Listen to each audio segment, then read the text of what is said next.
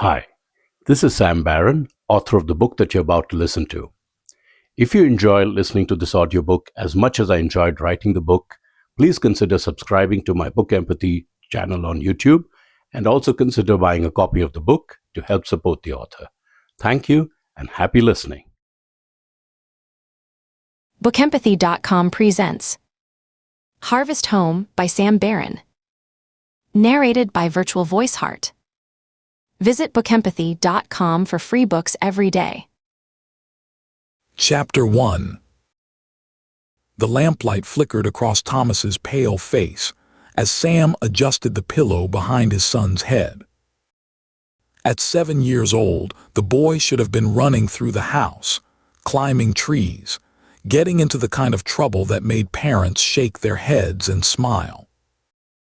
Instead, Thomas lay propped against the headboard, his thin legs motionless beneath the quilt Sam's grandmother had sewn decades ago, before the world outside Harvest Home had changed so drastically that coming home felt like stepping backward through time.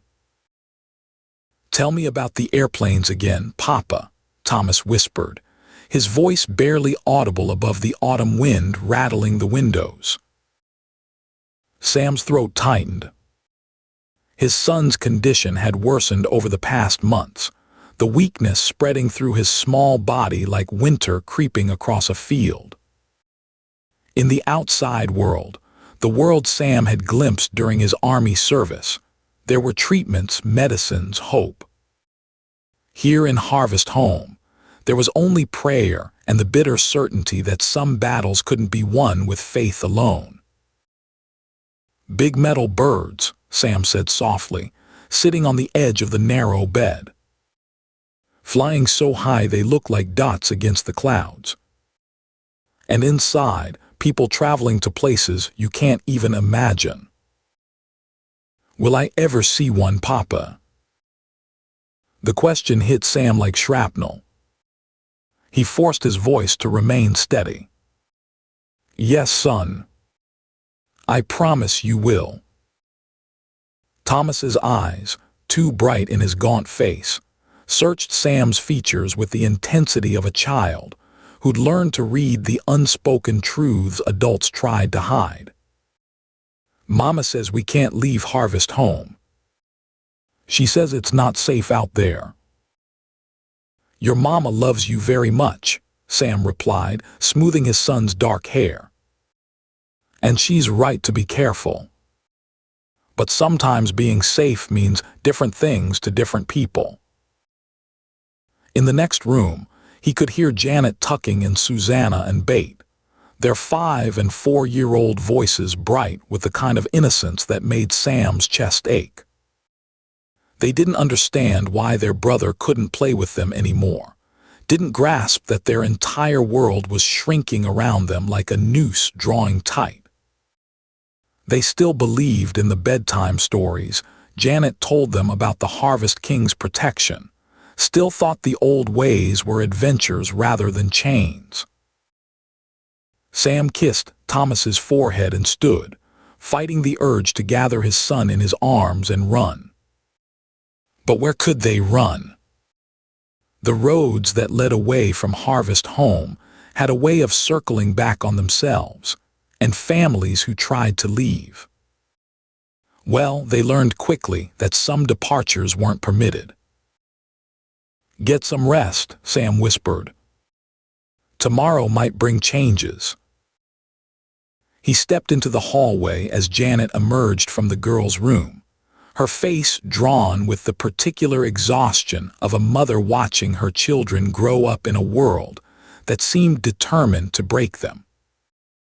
She'd been beautiful once, still was, when worry didn't shadow her features, but Harvest Home had a way of aging people before their time. "They're asking for you," she said quietly, nodding toward the girls' room. Sam spent the next few minutes with Susanna and Bate, listening to their chatter about the upcoming Harvest Festival, their excitement about the special roles they'd been chosen for. The festival that had once been a simple celebration of autumn had become something else entirely in recent years, something that made Sam's soldier instincts scream warnings he couldn't voice aloud. When the house finally settled into the familiar quiet of evening, Sam found Janet in their bedroom, brushing her long brown hair by candlelight. The simple domestic scene should have brought comfort, but instead it felt like watching something precious through prison bars. "Thomas looks worse," she said without turning around. "I know. Mrs.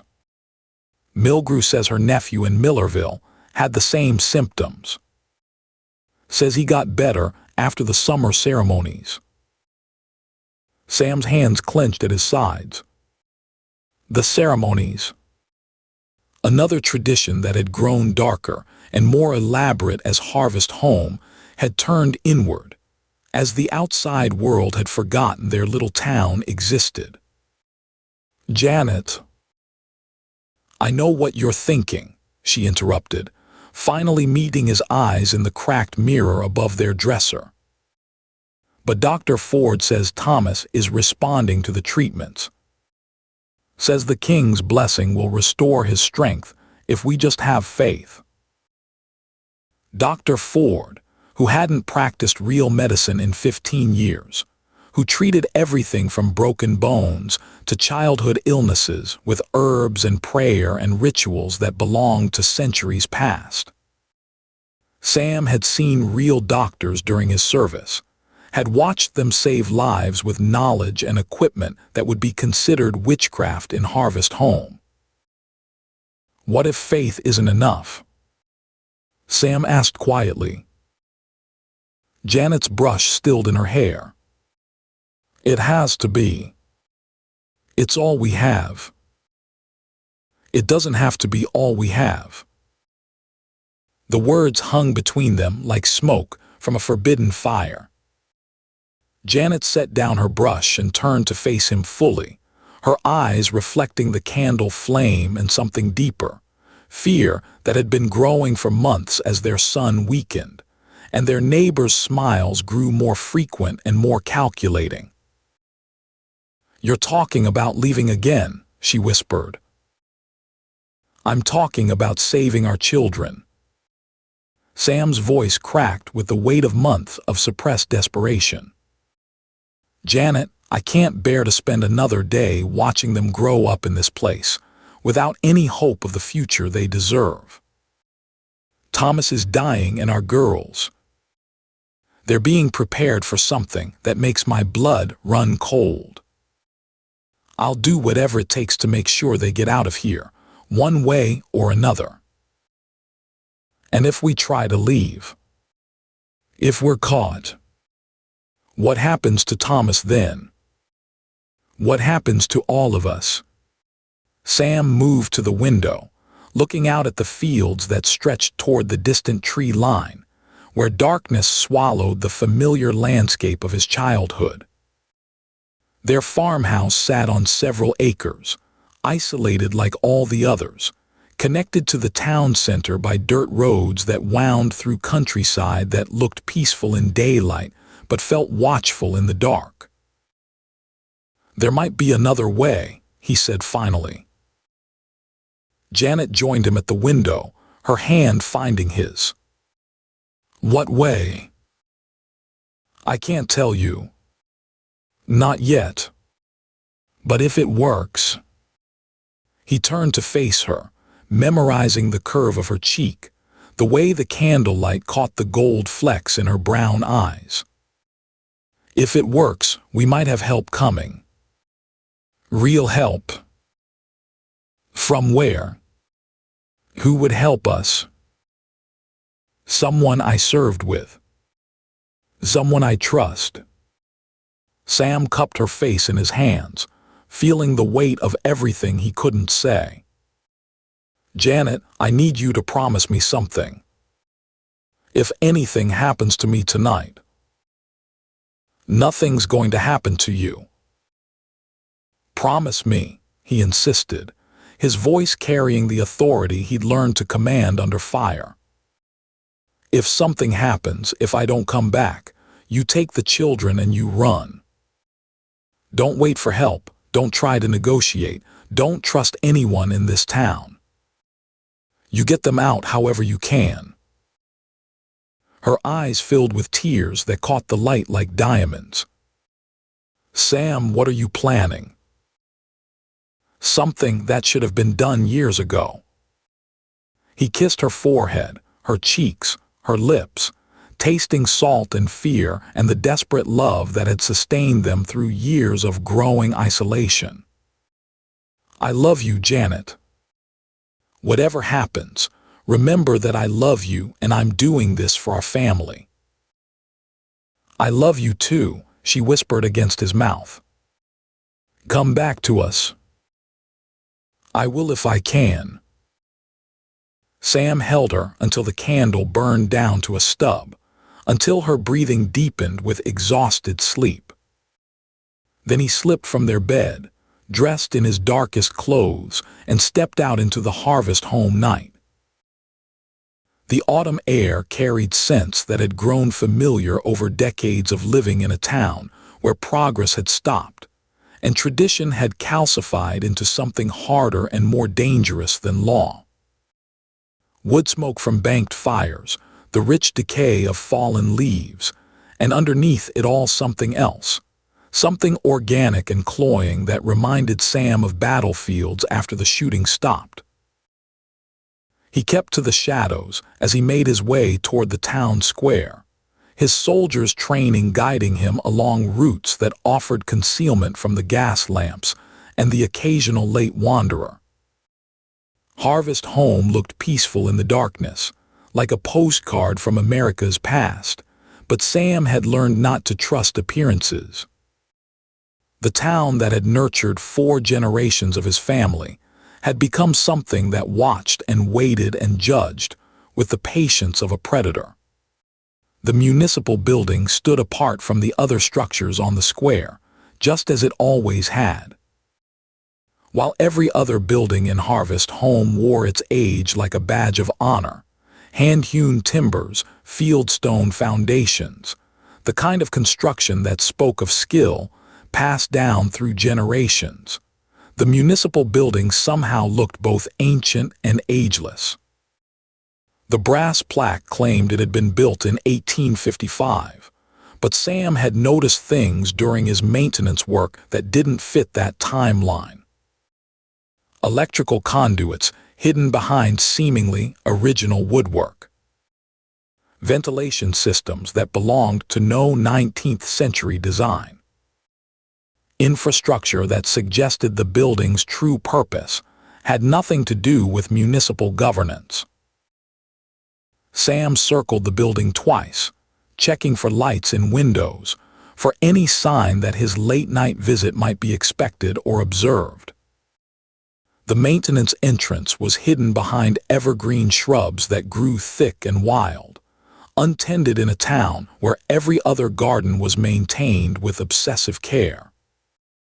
He slipped between the branches, feeling needles catch at his coat, and found the heavy wooden door he'd been given a key to during his brief employment with the town. A key he had copied, working by night in his own basement, telling no one, not even Janet, before returning the original to its place and praying nobody had noticed its overnight absence.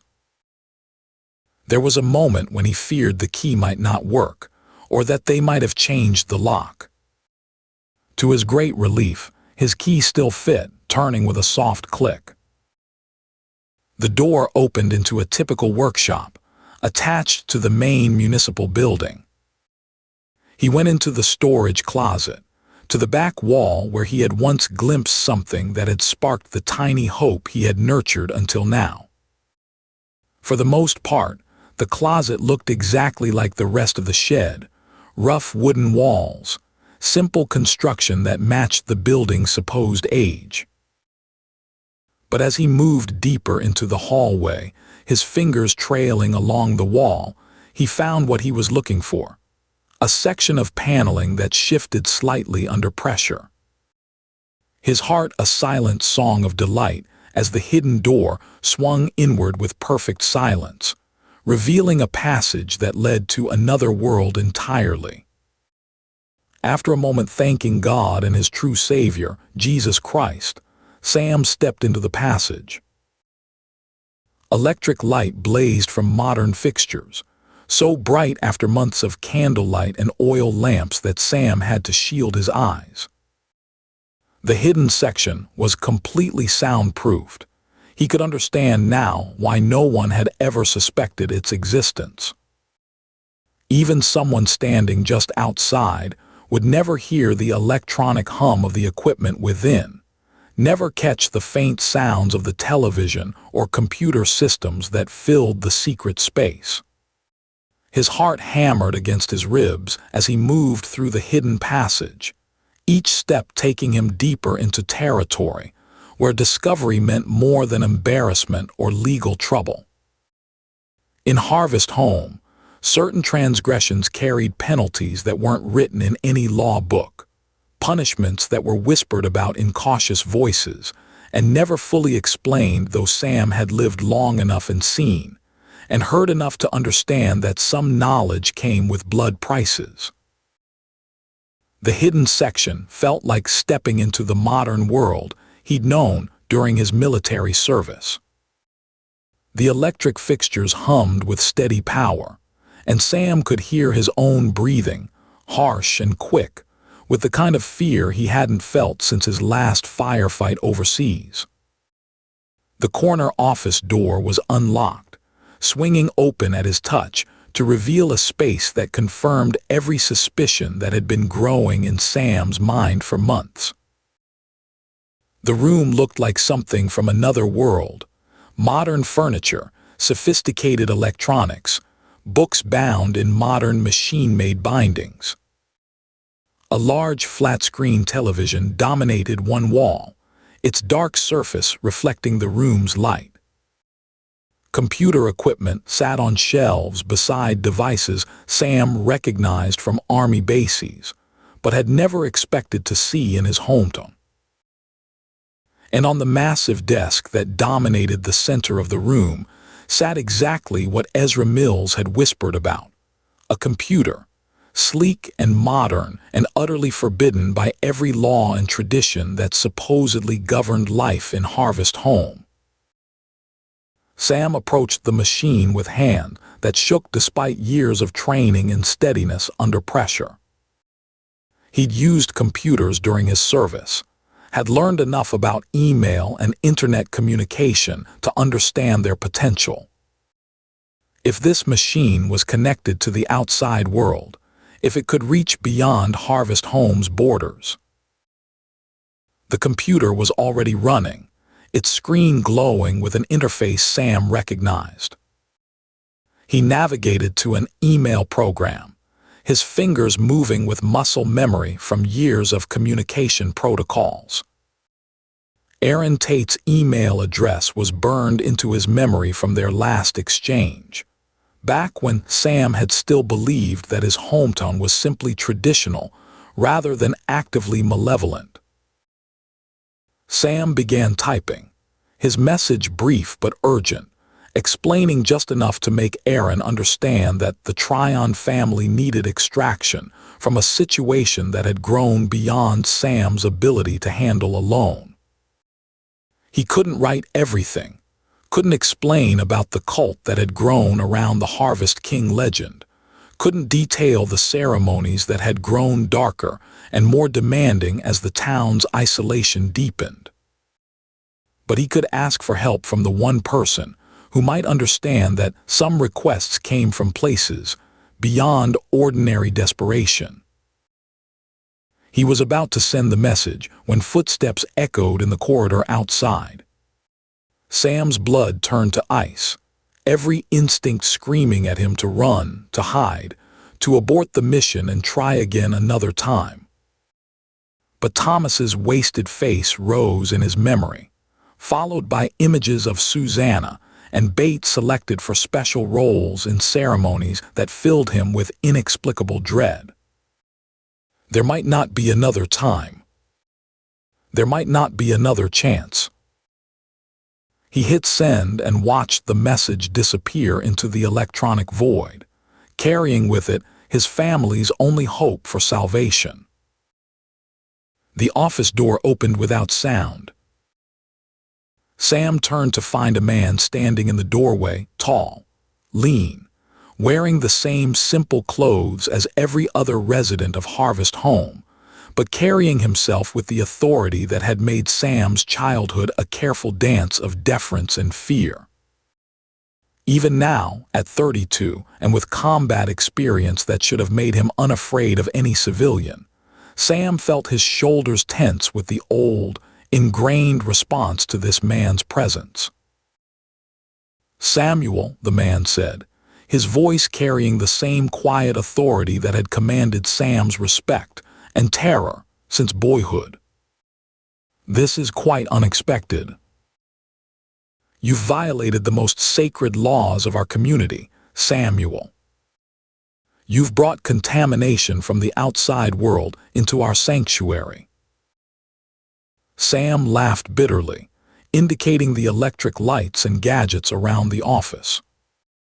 "Me? You're the one who's a hypocrite, preaching the old ways, while enjoying all the comforts and conveniences of modern living in secret," Sam said, angling toward the door. "It's time the people of Harvest Home knew the truth about you." The man smiled, unfazed. "And you think you will be the one to tell them this truth? Do you think you are the first one to question my authority here, Samuel? To challenge the old ways?" Sam shrugged. "Probably not the first one to try. But I intend to be the first one to succeed." The man's face changed then, and Sam saw the strike coming before the man actually moved. His combat experience had taught him that, always watch the eyes. They always telegraphed what the person was about to do. The man was fast, but Sam was faster.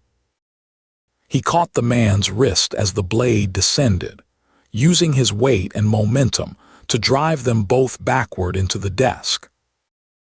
Computer equipment crashed to the floor as they struggled, the man's surprising strength matched against Sam's desperate fury. The blade sliced across Sam's forearm as they grappled, pain flaring hot and immediate.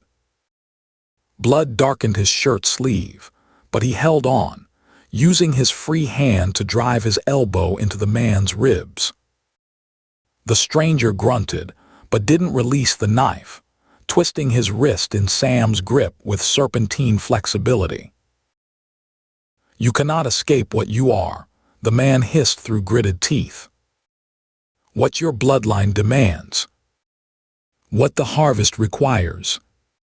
Sam drove his knee upward, aiming for the man's groin, but his opponent twisted aside, and the blow caught him in the thigh instead. The momentary distraction was enough for the knife to slip free, carving a deeper gash along Sam's shoulder as he threw himself sideways. The two men struggled, evenly matched in size and strength, but an object under Sam's right shoe caused him to stumble, and the man took advantage of the lapse to plunge the blade deep into Sam's back. The blade bit deep, sending fire into Sam's chest and across his back. He coughed, bringing up blood instantly, and stumbled. His vision grayed at the edges, but forced himself to ignore the pain and run.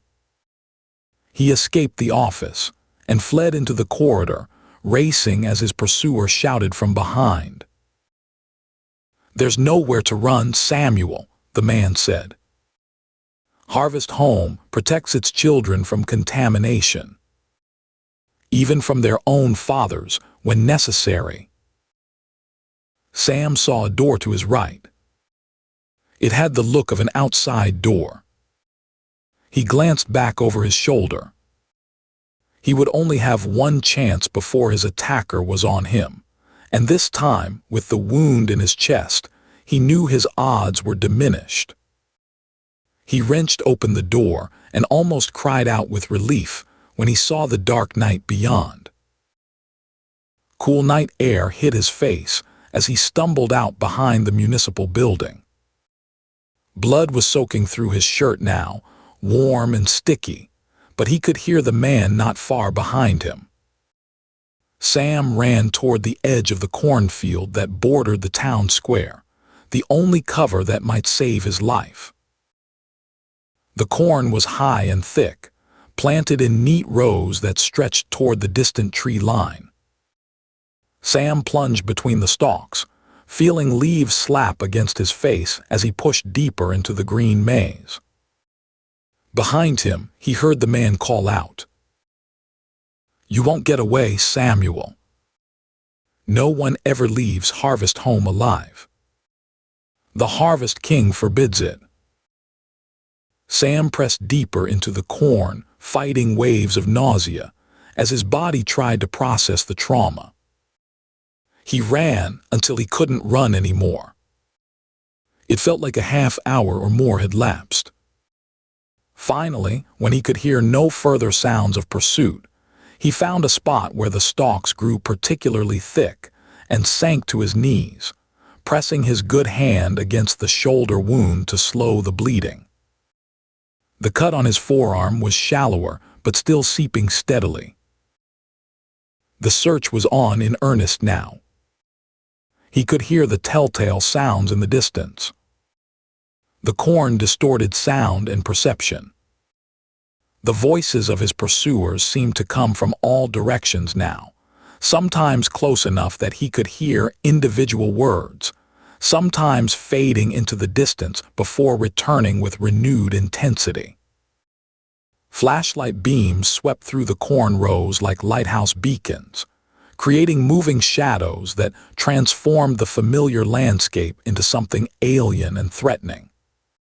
As the night deepened and the voices continued their search, Sam found himself thinking about Janet and his children sleeping peacefully in their beds, unaware that their world was about to change forever. He thought about Thomas's questions about airplanes, about freedom, about a world beyond Harvest Home's borders. The bleeding was slowing but hadn't stopped. Sam could feel his strength ebbing with each pulse of blood that soaked into the rich earth beneath the corn. His vision kept graying at the edges, and he had to fight to stay conscious as exhaustion and blood loss combined to drag him toward unconsciousness. "Aaron, old buddy," he prayed silently, his lips moving without sound in the darkness. "For heaven's sake, check your email. You're my only hope." Chapter 2. Ruth let her head fall back against the passenger seat's worn leather, watching the East Texas countryside roll past through the Ford's passenger window like frames from a slow-motion movie. Cotton fields stretched toward the horizon in neat rows, their white bowls ready for harvest under a sky so blue it looked like God had used fresh paint. Aaron's classic rock station played softly through the truck speakers, something she recognized but couldn't name, one of those songs from the 70s that all sounded vaguely familiar, while his steady hands guided them down Highway 271 toward Arkansas. She watched Aaron drive. 3 years of partnership and nearly 2 years of being together had taught her to read the subtle signs of his mood in the set of his shoulders, the rhythm of his breathing, the way his fingers drummed against the steering wheel when a particularly good guitar solo came on. Right now, he was relaxed but thoughtful, processing the phone call from his sister the way he processed everything, methodically, completely, with the quiet intensity that had first attracted her to him all those years ago. "You okay, babies?" she asked, reaching over to squeeze his thigh through his Wranglers. Aaron glanced at her with that slow smile that still made her stomach flutter like a teenager's. "Just thinking about Sarah." She sounded scared on the phone, you know. Really scared. And Sarah doesn't scare easy. Ruth nodded, remembering Aaron's younger sister from their last family gathering, a pediatric nurse with 3 kids of her own, the kind of woman who handled medical emergencies calmly and raised teenagers without breaking a sweat. If Sarah was scared about this pregnancy, there was good reason to be. 42 isn't that old for having a baby these days, Ruth said, though she knew the statistics as well as Aaron did. And that dual positive test doesn't mean anything definitive. Could be a false alarm.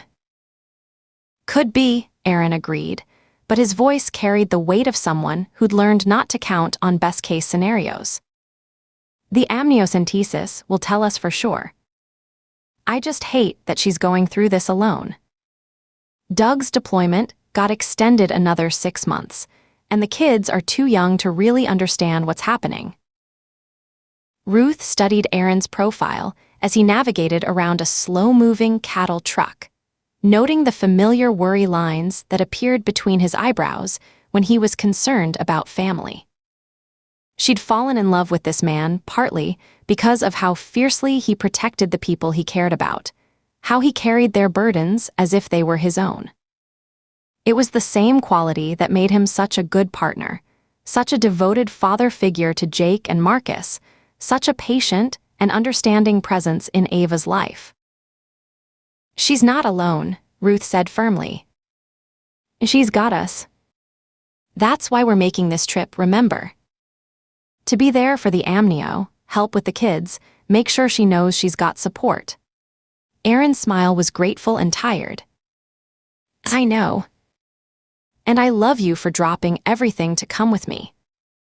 I know this wasn't how you planned to spend your vacation days. Ruth laughed, the sound mixing with the wind rushing through Aaron's partially open window. Honey, sitting in a hospital waiting room with you beats sitting home alone while you worry yourself sick from 3 states away. Besides, I like your family. Sarah's good people.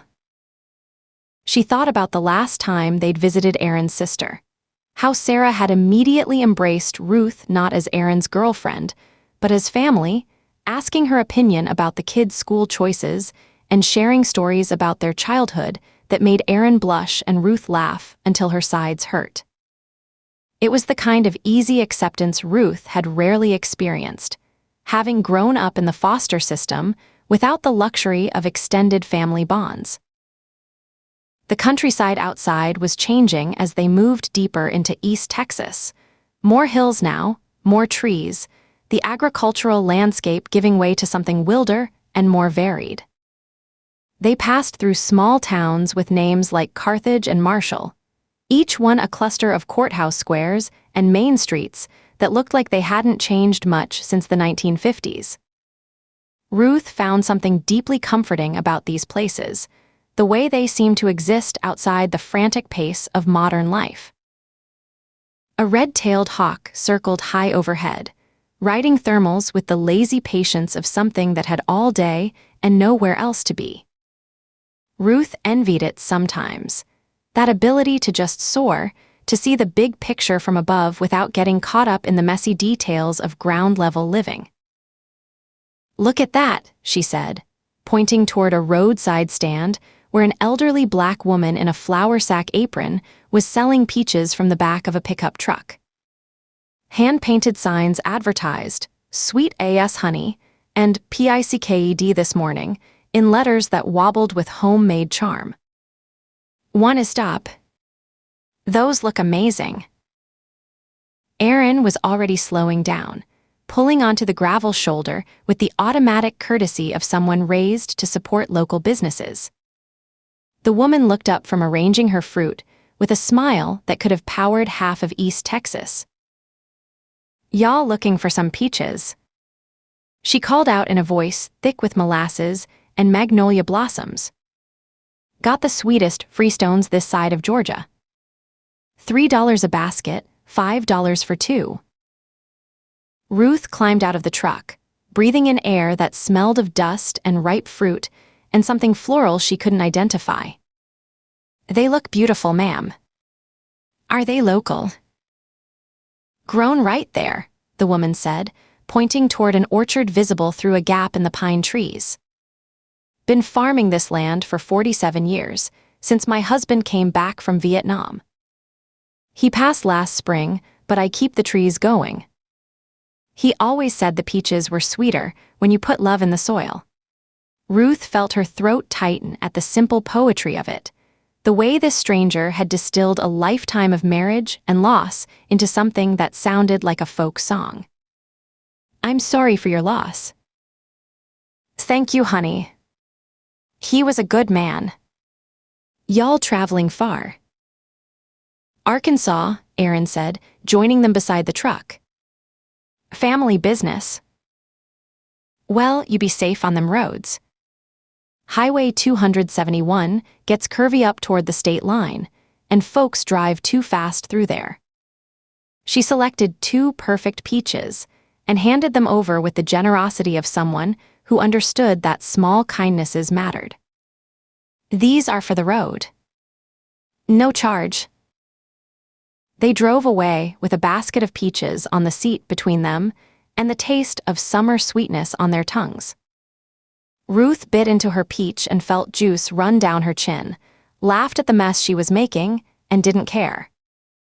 Aaron was grinning at her, one hand on the wheel, taking his own careful bites while trying not to drip on his shirt.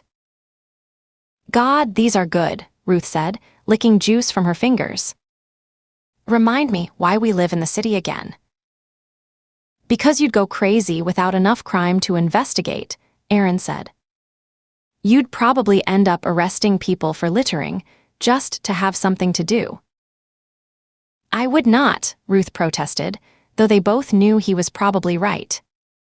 She needed the work, needed the puzzle of human behavior, and the satisfaction of putting broken pieces back together. It was who she was, as essential as breathing.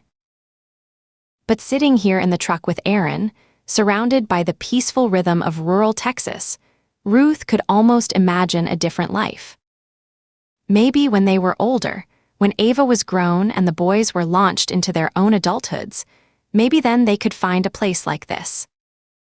Somewhere with enough space to breathe, to think, to remember that there was beauty in the world, alongside all the darkness she spent her days investigating.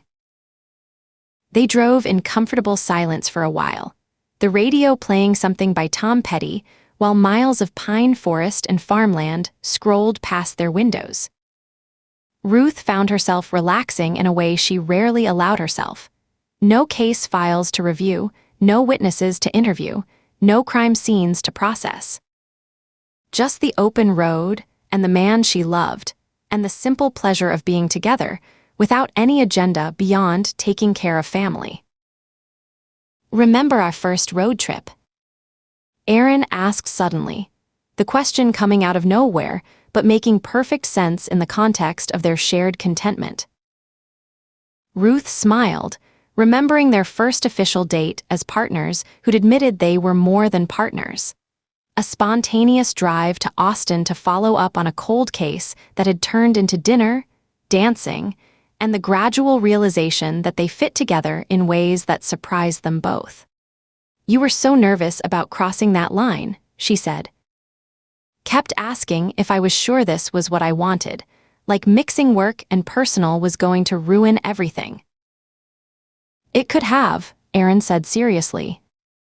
"If we'd gotten it wrong, we would have lost the partnership too. That mattered to me. It still does." Ruth considered this, realizing how much courage it had taken for both of them to risk what they'd built professionally for the chance at something deeper. But it had worked, not just the romance, but the way their personal connection had made them better at their jobs, more intuitive, more willing to trust each other's instincts, even when the evidence seemed to point elsewhere. "Best decision I ever made," Ruth said, reaching over to squeeze his hand. "Right up there with becoming a ranger in the first place. Even with all the complications. The kids, the schedules, trying to plan a wedding around our caseload." Ruth felt a familiar flutter of anxiety at the mention of the wedding. They'd been forced to postpone it twice already, Once for a serial killer case that had consumed 3 months, and now for Sarah's medical situation. Sometimes she wondered if the universe was trying to tell them something, if maybe they were pushing too hard to fit traditional expectations into lives that were anything but traditional. "Speaking of which," she said, "we need to talk about the new date. I know we said we'd wait until after Sarah's situation is resolved, but Mrs. Henderson is getting anxious about the catering. She's been calling twice a week to ask about menu changes." Aaron laughed, the sound warm and genuine. "Mrs. Henderson loves you more than her own grandchildren. She'd cater our wedding if we decided to have it at midnight on Christmas Eve." "That's not the point," Ruth said, though she was smiling too. Mrs. Henderson had been more of a mother figure to her in 2 years than most of her actual foster mothers had managed in decades. "The point is we've got vendors holding dates, family making travel plans, and Ava designing flower arrangements like it's her full-time job." "How is she handling the postponement?" Aaron asked, his voice carrying the gentle concern he always showed when discussing Ruth's daughter. Ruth felt that familiar swell of gratitude for this man who'd stepped into Ava's life with such careful grace, never trying to replace Jim, but making space for himself as someone who loved her unconditionally. "She's being very mature about it. Says family emergencies are more important than parties, and we can have the wedding anytime. But I can tell she's disappointed. She's been planning her maid of honor speech for months." "What's she planning to say?"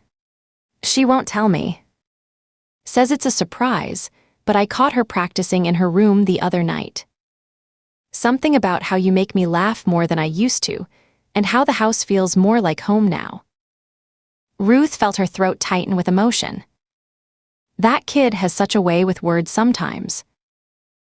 They drove through another small town, this one barely more than a crossroads with a gas station and a Baptist church. The church sign read, "God's love never runs out of gas," in black letters, and Ruth found herself smiling at the simple wisdom of it. "What about Jake and Marcus?" Aaron asked. "Are they okay with pushing the date back?" "You know those boys. As long as there's still going to be cake and dancing, they're happy." Marcus asked if we could add fireworks to the reception, and Jake wants to know if his girlfriend can be in the wedding party. Ruth rolled her eyes affectionately. 14 years old, and he's already planning his social calendar around us. "His girlfriend's sweet," Aaron said diplomatically, though Ruth could hear the amusement in his voice. "Very enthusiastic. That's one word for it. The girl giggles every time you walk into a room. I think she has a crush on her boyfriend's father." Aaron replied with a muttered comment that made it clear how uncomfortable he was with the idea of his teenage son's girlfriend having a crush on him. Ruth laughed, delighting in Aaron's discomfort with the idea. At 35, he was still young enough to be attractive to teenage girls, but old enough to be mortified by their attention. It was one of the many things she loved about him, the way he took his role in the kids' lives seriously, without ever trying to be something he wasn't. "You'll survive," she said. "Besides, once we're officially married, the novelty will wear off. She'll find some boy her own age to giggle at." "Speaking of officially married," Aaron said, "what are you thinking for the new date?" "Spring. Summer." Ruth considered the question, weighing practical concerns against personal desires.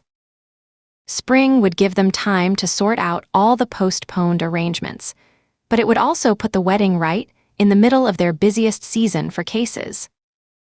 Summer meant better weather for an outdoor ceremony, but it also meant competing with everyone else's vacation plans. "What about fall?" she said suddenly. October, maybe. The weather's perfect, we'll be past the summer crime surge, and it would give us time to really do it right this time. Aaron nodded thoughtfully. October could work. Give Sarah time to get through this pregnancy situation. Let the boys settle into their school routine. And October in Texas is beautiful.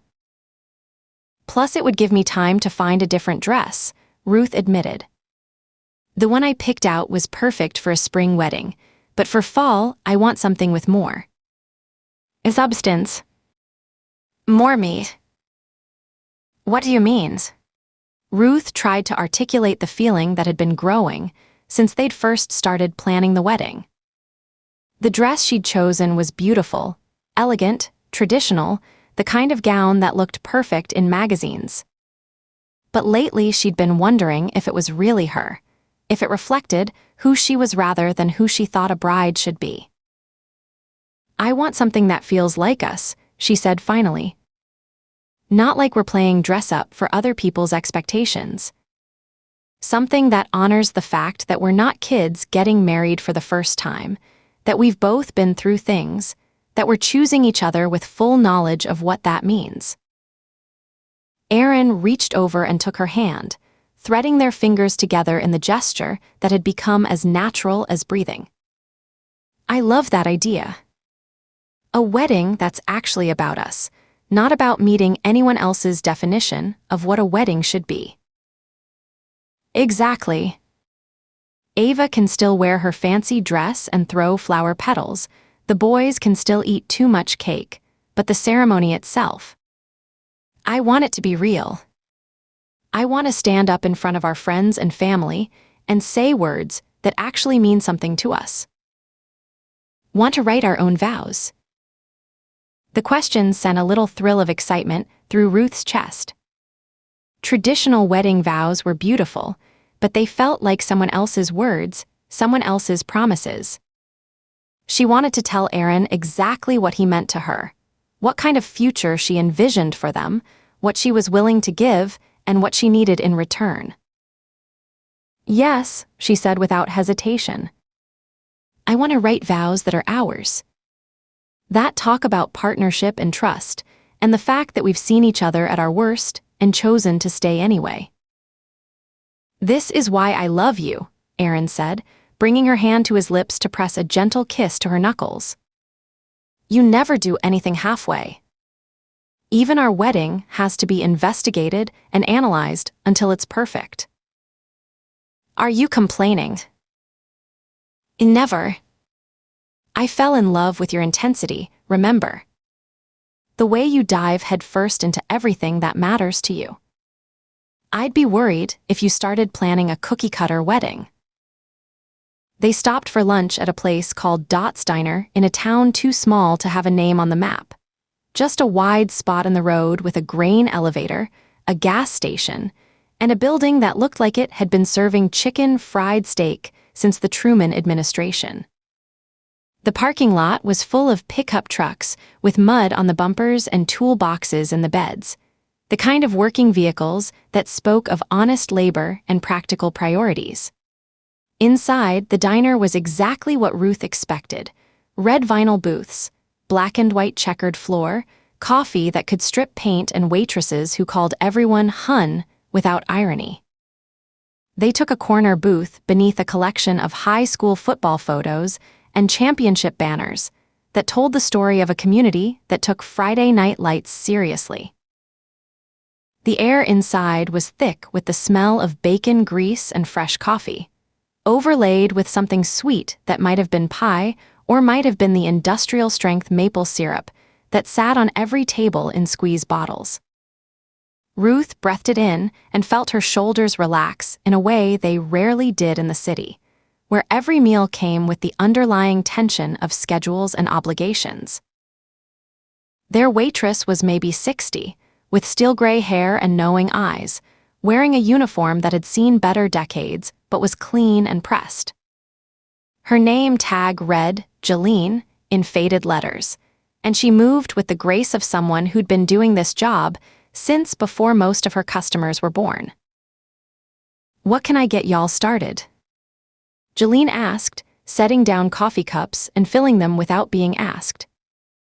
The coffee was strong enough to wake the dead, black as Texas crude oil, and exactly what Ruth needed after the morning's early start. "What's good here?" Ruth asked, though she already knew the answer from the way the other diners were attacking their plates with obvious satisfaction. "Honey, everything's good here, but if you want my recommendation, go with the chicken fried steak. It's what we're known for, and it's what keeps folks coming back." Jolene's smile was genuine, the pride of someone who'd been serving the same excellent food for decades. "Comes with your choice of 2 sides. I recommend the mashed potatoes and green beans, unless you're feeling adventurous enough for the fried okra." "Chicken fried steak it is," Aaron said without consulting the menu. "Mashed potatoes and green beans." "Make that too," Ruth added, realizing she was hungrier than she'd thought.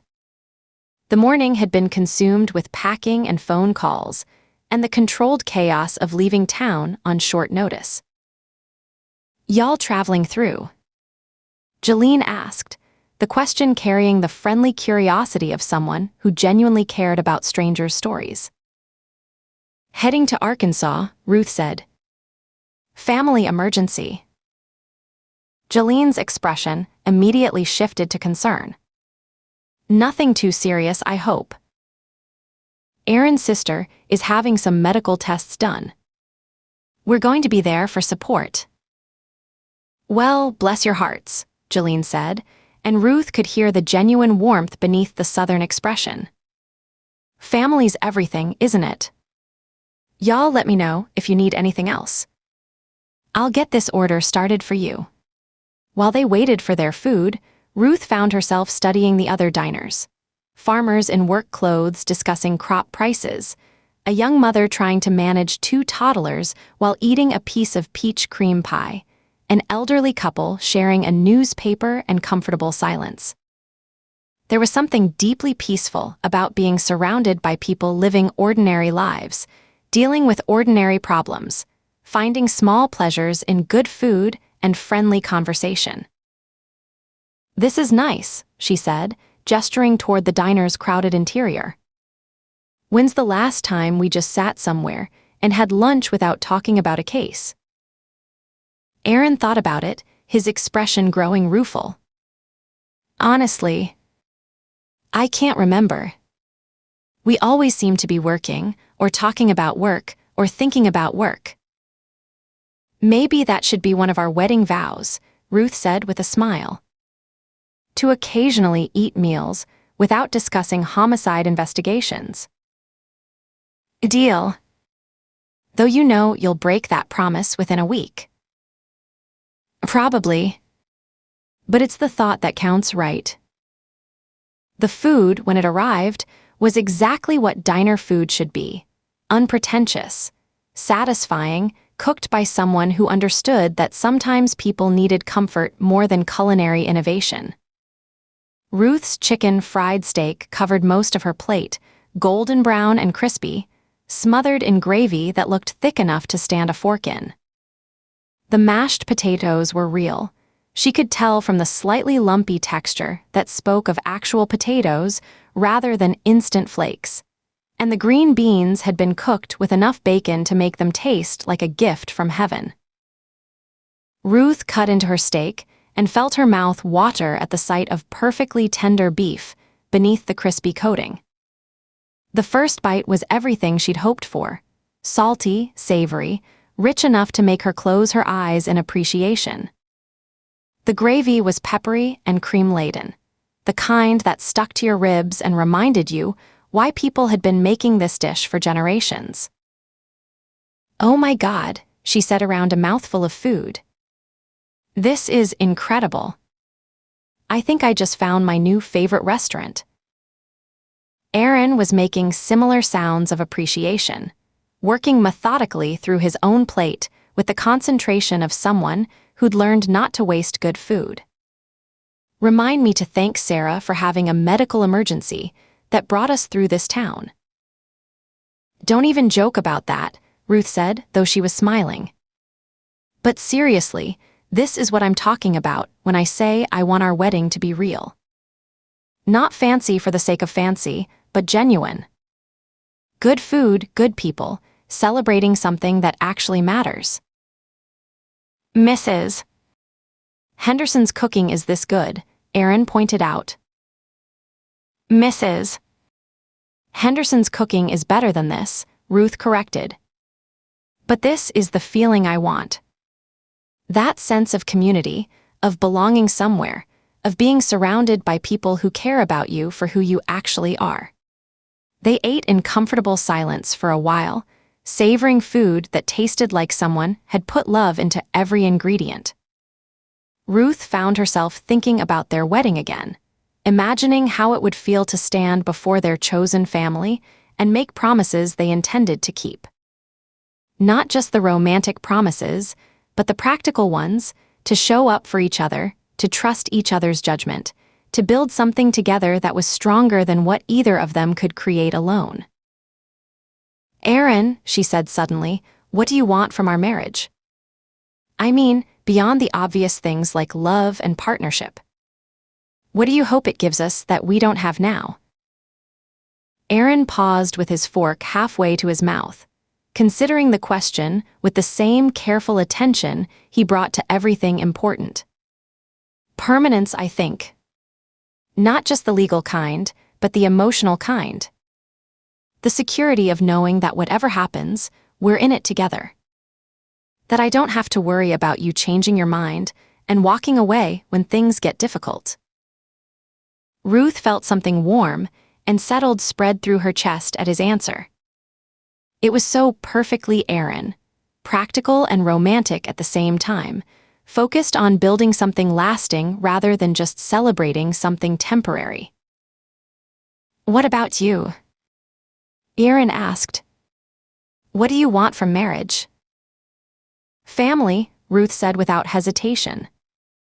Not just you and me, but all of us. The kids, your sisters, Mrs. Henderson, the whole complicated mess of people who have become important to us.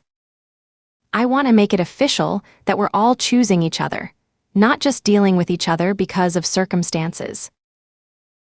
You know the kids are already yours, right?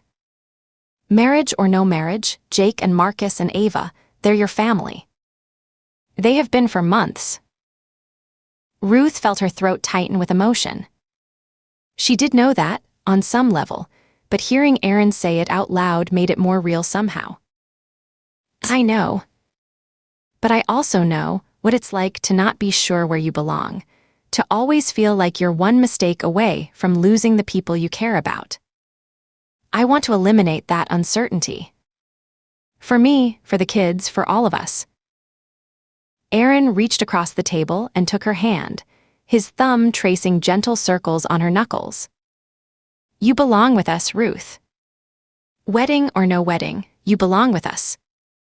Nothing's going to change that.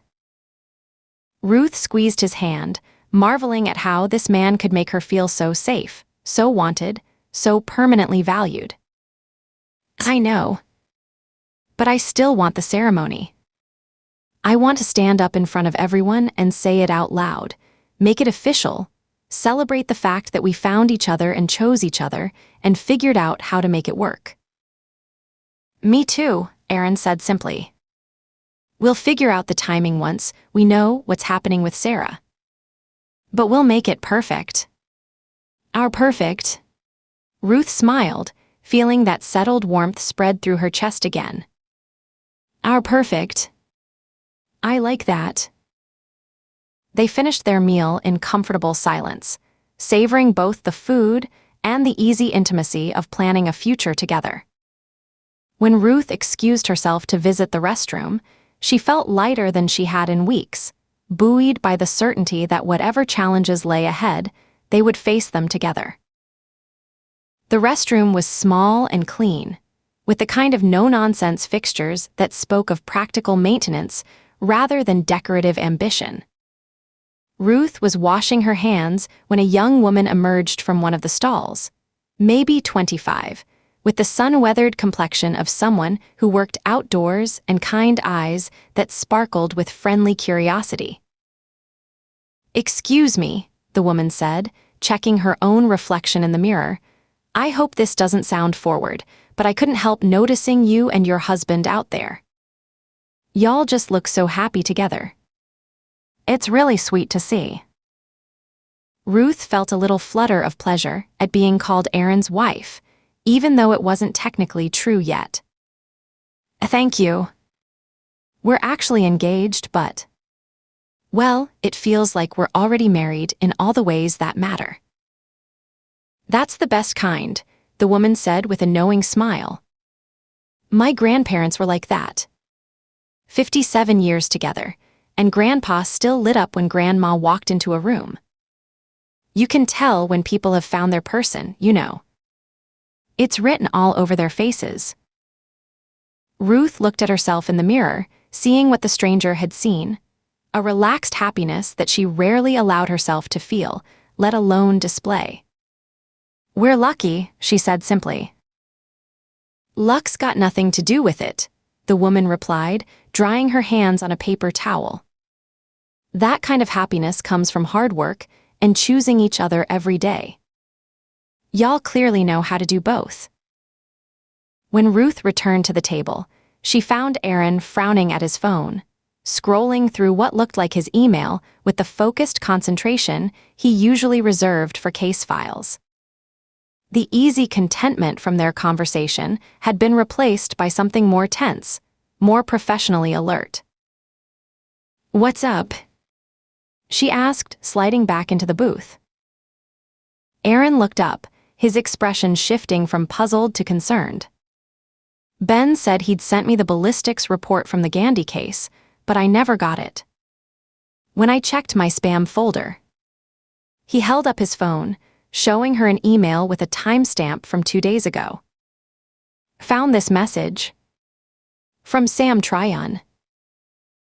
"Who's that?" she asked, watching him scroll through an email.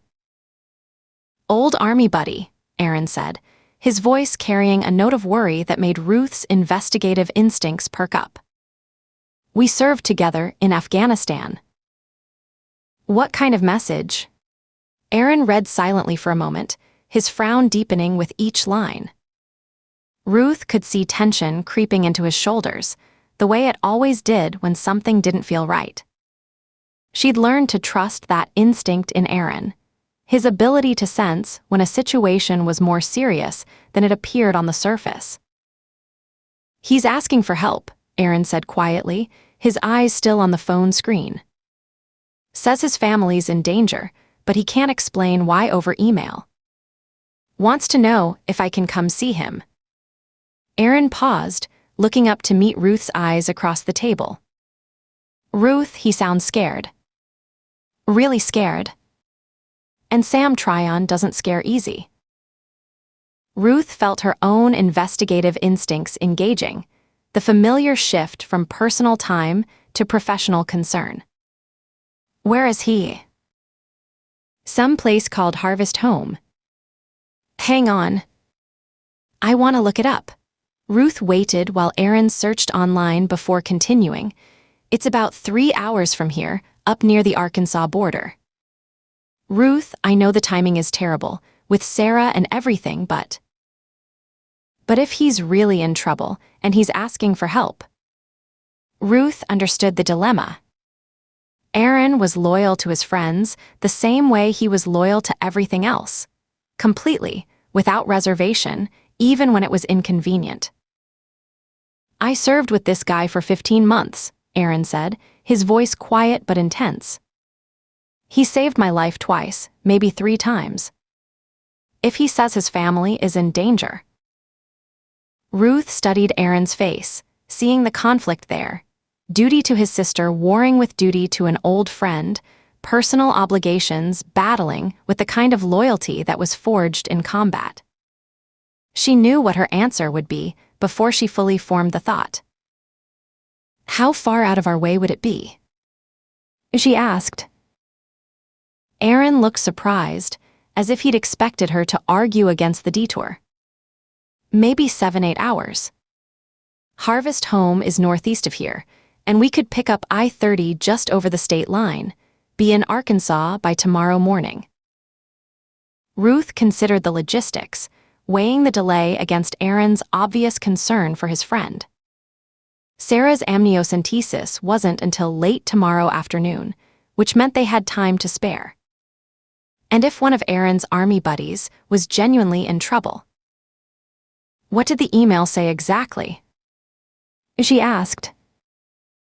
Aaron scrolled back through the message, reading sections aloud. Says his family's situation has become untenable. That's the word he used, untenable. Says he can't discuss details over email because he doesn't know who might be monitoring communications. Asks if I can come soon, says it's urgent. Aaron paused and put down his phone, his expression growing more troubled. Ruth, Sam was a sniper. Special operations. This isn't a guy who panics easily or asks for help unless he really needs it. Ruth felt her decision crystallizing. Aaron had been there for her through every difficult case, every personal crisis, every moment when she'd needed someone to trust completely. If his friend was in trouble, if Aaron felt obligated to help, then that was what they would do. Email him back, she said. Tell him we're coming. Aaron's expression shifted to something that might have been relief mixed with gratitude. Are you sure? I know this complicates everything, and Sarah's test isn't until tomorrow afternoon, Ruth interrupted. We have time. And besides, what kind of partner would I be if I didn't support you when your friends need help? Aaron reached for his phone, then paused, his thumb hovering over the screen. What if it's nothing? What if we drive hours out of our way for some domestic dispute or financial trouble that Sam could handle himself? Ruth considered this, then shrugged. Then we'll have spent an afternoon helping a friend work through his problems, and we'll still make it to Arkansas in time for Sarah's appointment. No harm done. And if it's something serious? Ruth felt her investigative instincts sharpening, the familiar electric feeling that came when a case was about to begin. Then we'll handle it. Together. Like we always do. Chapter 3.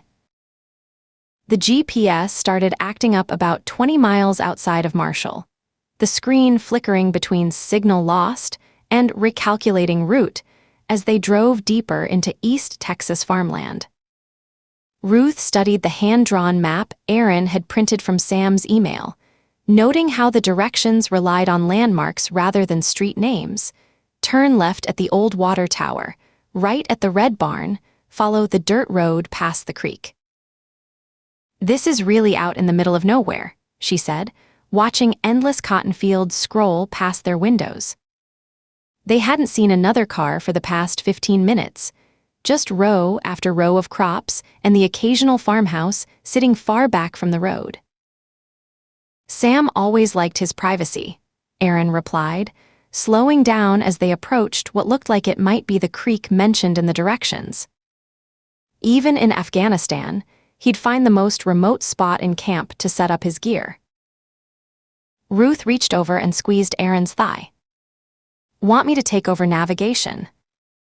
You know I'm better with paper maps anyway. Aaron shot her that sideways grin that still made her stomach flip. You just like being in control. And you love that about me, she countered, but she was studying his profile, noting the tension in his jaw. Sam's email had rattled him more than he was letting on. It had taken them the better part of 2 hours just to find what might have been the old water tower, a rusted hulk barely visible through overgrown trees that could have been anything. The red barn turned out to be more pink than red, its paint weathered to the color of dried blood, and the creek was little more than a muddy trickle that might dry up completely by summer's end. This can't be right, Ruth muttered, studying the map again as Aaron pulled over beside what looked like an abandoned cotton gin. The massive structure loomed against the sky like the skeleton of some prehistoric beast, its corrugated metal siding riddled with rust holes that let slivers of afternoon light shine through. Aaron killed the engine and got out to stretch his legs, his boots crunching on gravel that was more dust than stone. Ruth followed, feeling the late afternoon heat settle around them like a heavy blanket. The air smelled of dust and decay, with an underlying sweetness that might have been rotting vegetation or something less pleasant.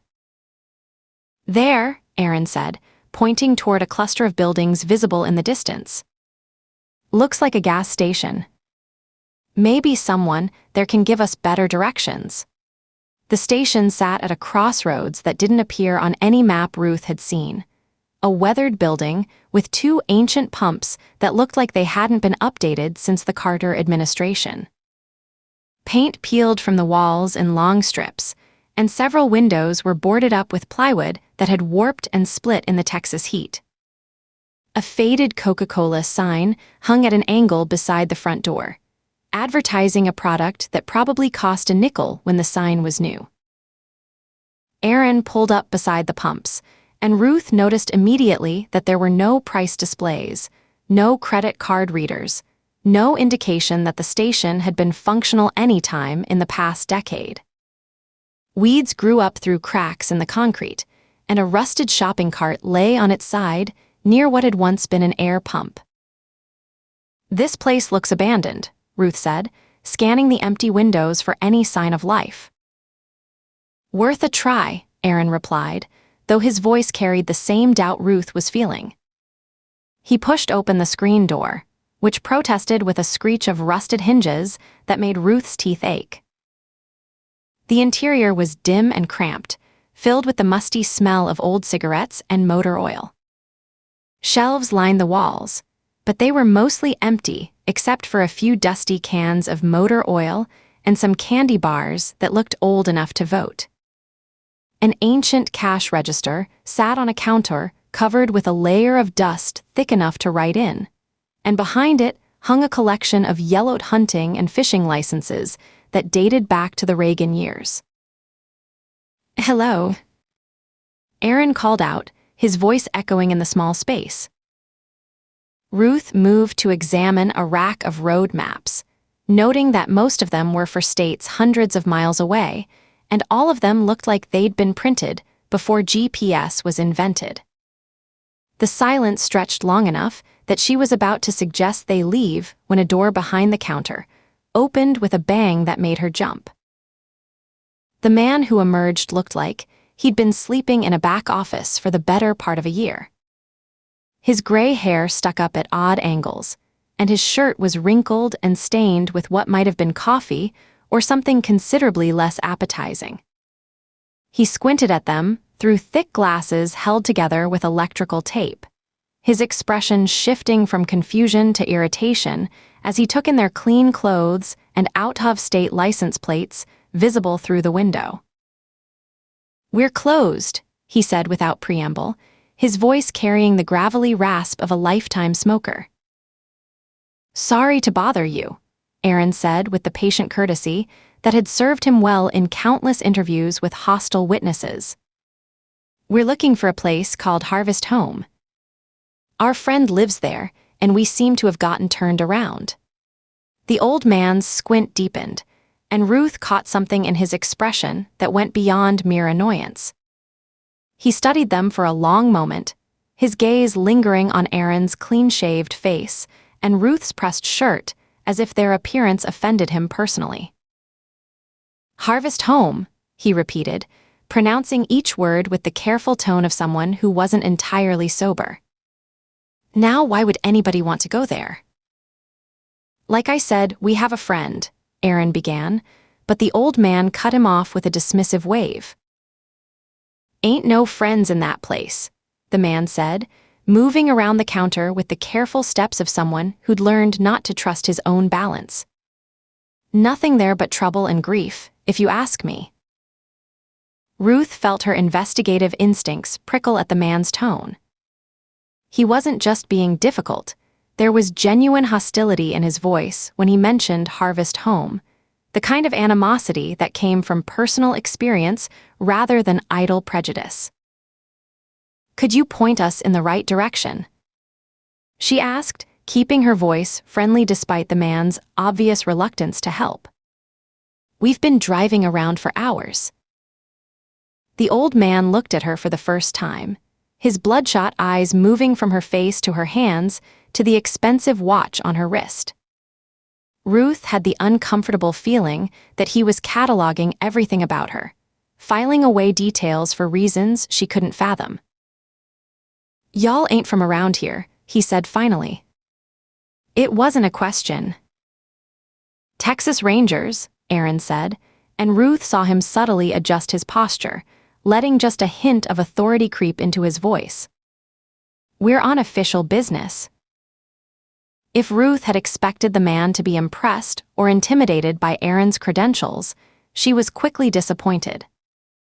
Instead, his expression grew even more hostile, and he took a step back toward the counter as if he expected them to arrest him on the spot. "Rangers," he repeated, and the way he said it made the word sound like a curse. "Well, ain't that just perfect? Come all the way out here to hassle folks who just want to be left alone." "We're not here to hassle anyone," Ruth said quickly, sensing that the conversation was about to go south in a hurry. "We just need directions to our friend's place." The old man stared at them for another long moment, then turned and spat into a coffee can beside the register. The sound was wet and unpleasant in the close confines of the store. "Head north on the county road till you see a burned-out barn," he said finally, his words coming in a rush as if he wanted to get rid of them as quickly as possible. "Turn left there, follow the dirt track for maybe 5 miles till you come to a bridge. Cross the bridge, take your first right, and keep going till you can't go no more." Ruth tried to follow the directions in her head, but they seemed deliberately vague, the kind of instructions designed to send someone in circles rather than to their actual destination. She caught Aaron's eye and saw her own skepticism reflected there. "A burned-out barn," Aaron repeated. "Is there anything else we should look for? Any other landmarks?" "Mister, I done told you how to get there," the old man said, his voice rising slightly. "I ain't your personal tour guide, and I ain't responsible if you can't follow simple directions." There was something in his tone that made Ruth take a step closer to Aaron, a hostility that went beyond mere rudeness. The old man's hands were shaking slightly, and she couldn't tell if it was from alcohol withdrawal or something that looked suspiciously like fear. "We appreciate your help," Aaron said diplomatically, though Ruth could hear the edge creeping into his voice. "Is there anything else we should know about the area?" The old man's laugh was harsh and bitter. "Yeah, there's something you should know. Y'all picked the wrong day to go visiting. Wrong decade, maybe." He moved back behind the counter, putting the cash register between himself and them like a barrier. "But I reckon some folks got to learn things the hard way." Ruth felt the hair on the back of her neck stand up at the man's words. There was a finality to them, as if he'd just pronounced a death sentence rather than given directions to a friend's house. "Thank you for your time," she said, taking Aaron's arm and steering him toward the door.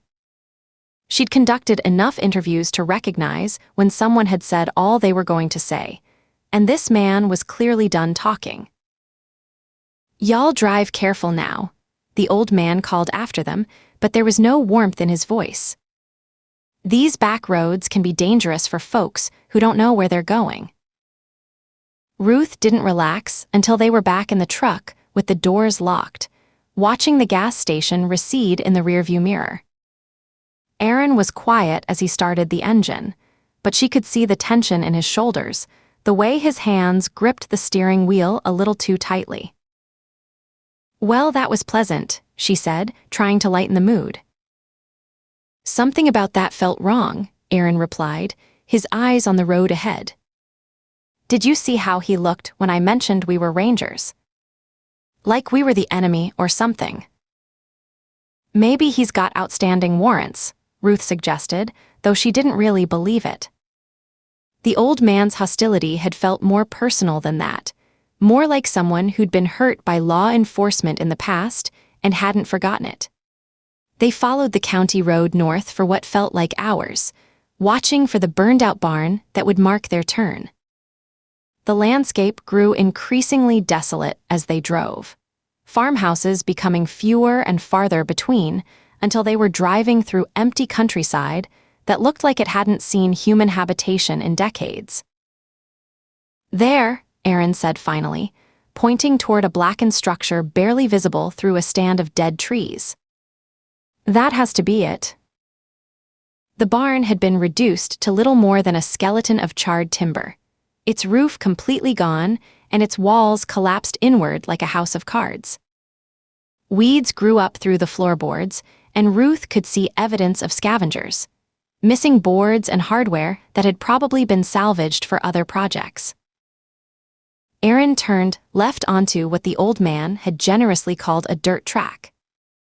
In reality, it was little more than 2 ruts separated by a strip of weeds, the kind of road that would become impassable after the first good rain. The truck bounced and lurched as they followed the track deeper into the woods, tree branches scraping against the windows with sounds like fingernails on chalkboard. "How far did he say?" Ruth asked, checking her watch. They'd been driving for more than an hour since leaving the gas station, and there was still no sign of the bridge the old man had mentioned. 5 miles, Aaron replied, but his voice carried the same doubt Ruth was feeling.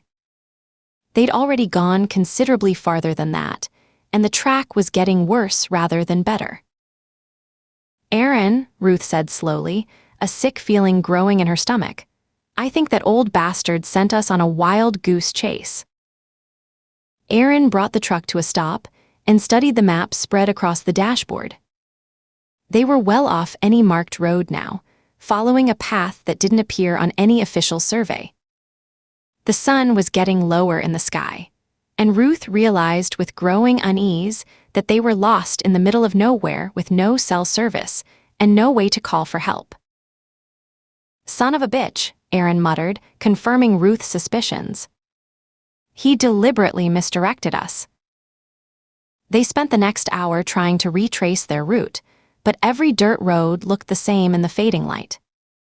Ruth found herself growing increasingly anxious as shadows lengthened, and the familiar landmarks disappeared behind them. They were trained law enforcement officers, but even rangers could get into serious trouble when they were this far from civilization. "There," Aaron said suddenly, pointing toward a structure visible through the trees. "That looks like a building." As they got closer, Ruth could see that it was indeed a building, a small white chapel with a simple cross mounted on its peaked roof. It looked well-maintained compared to everything else they'd seen, with fresh paint and a neat yard surrounded by a low fence. A hand-painted sign beside the front door read, "Mount Olive Baptist Church, all souls welcome." "Thank God," Ruth breathed, feeling some of her tension ease. "Maybe someone there can give us real directions." Aaron parked beside the chapel, and Ruth was relieved to see signs of recent activity, tire tracks in the dirt, flowers planted around the front steps, a notice board with what looked like recent announcements. This wasn't another abandoned relic. People actually used this place. They were halfway to the front door when a voice rang out from behind them, sharp with authority and completely unexpected. "Y'all just stop right there and turn around real slow." Ruth's blood turned to ice. She'd heard that tone before, the voice of someone with a weapon and the willingness to use it. She and Aaron froze, then turned slowly to face the source of the command. A black man in his 60s stood on the chapel steps, wearing a clerical collar and an expression of cold suspicion. But it was the double-barreled shotgun in his hands that commanded Ruth's immediate attention. Its twin muzzles pointed directly at her chest. "Hands where I can see them," the Reverend continued, his voice carrying the kind of authority that came from years of commanding respect. "And don't even think about reaching for anything that might be construed as a weapon." Ruth raised her hands slowly, her mind racing through their options. They were unarmed, outgunned, and miles from help. Their only chance was to talk their way out of this situation before it escalated further. "Reverend," Aaron said carefully, his own hands raised and visible, "we're not here to cause trouble. We're lost, and we were hoping someone could give us directions." "Lost, are you?" The Reverend's voice carried a bitter edge of disbelief. "Funny how many folks get lost out this way.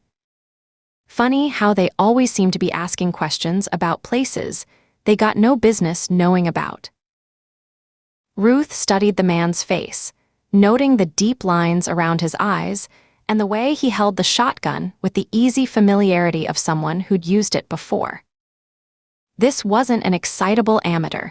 This was someone who'd learned to be dangerous out of necessity. "We're Texas Rangers," Ruth said, keeping her voice steady despite the fear clawing at her chest.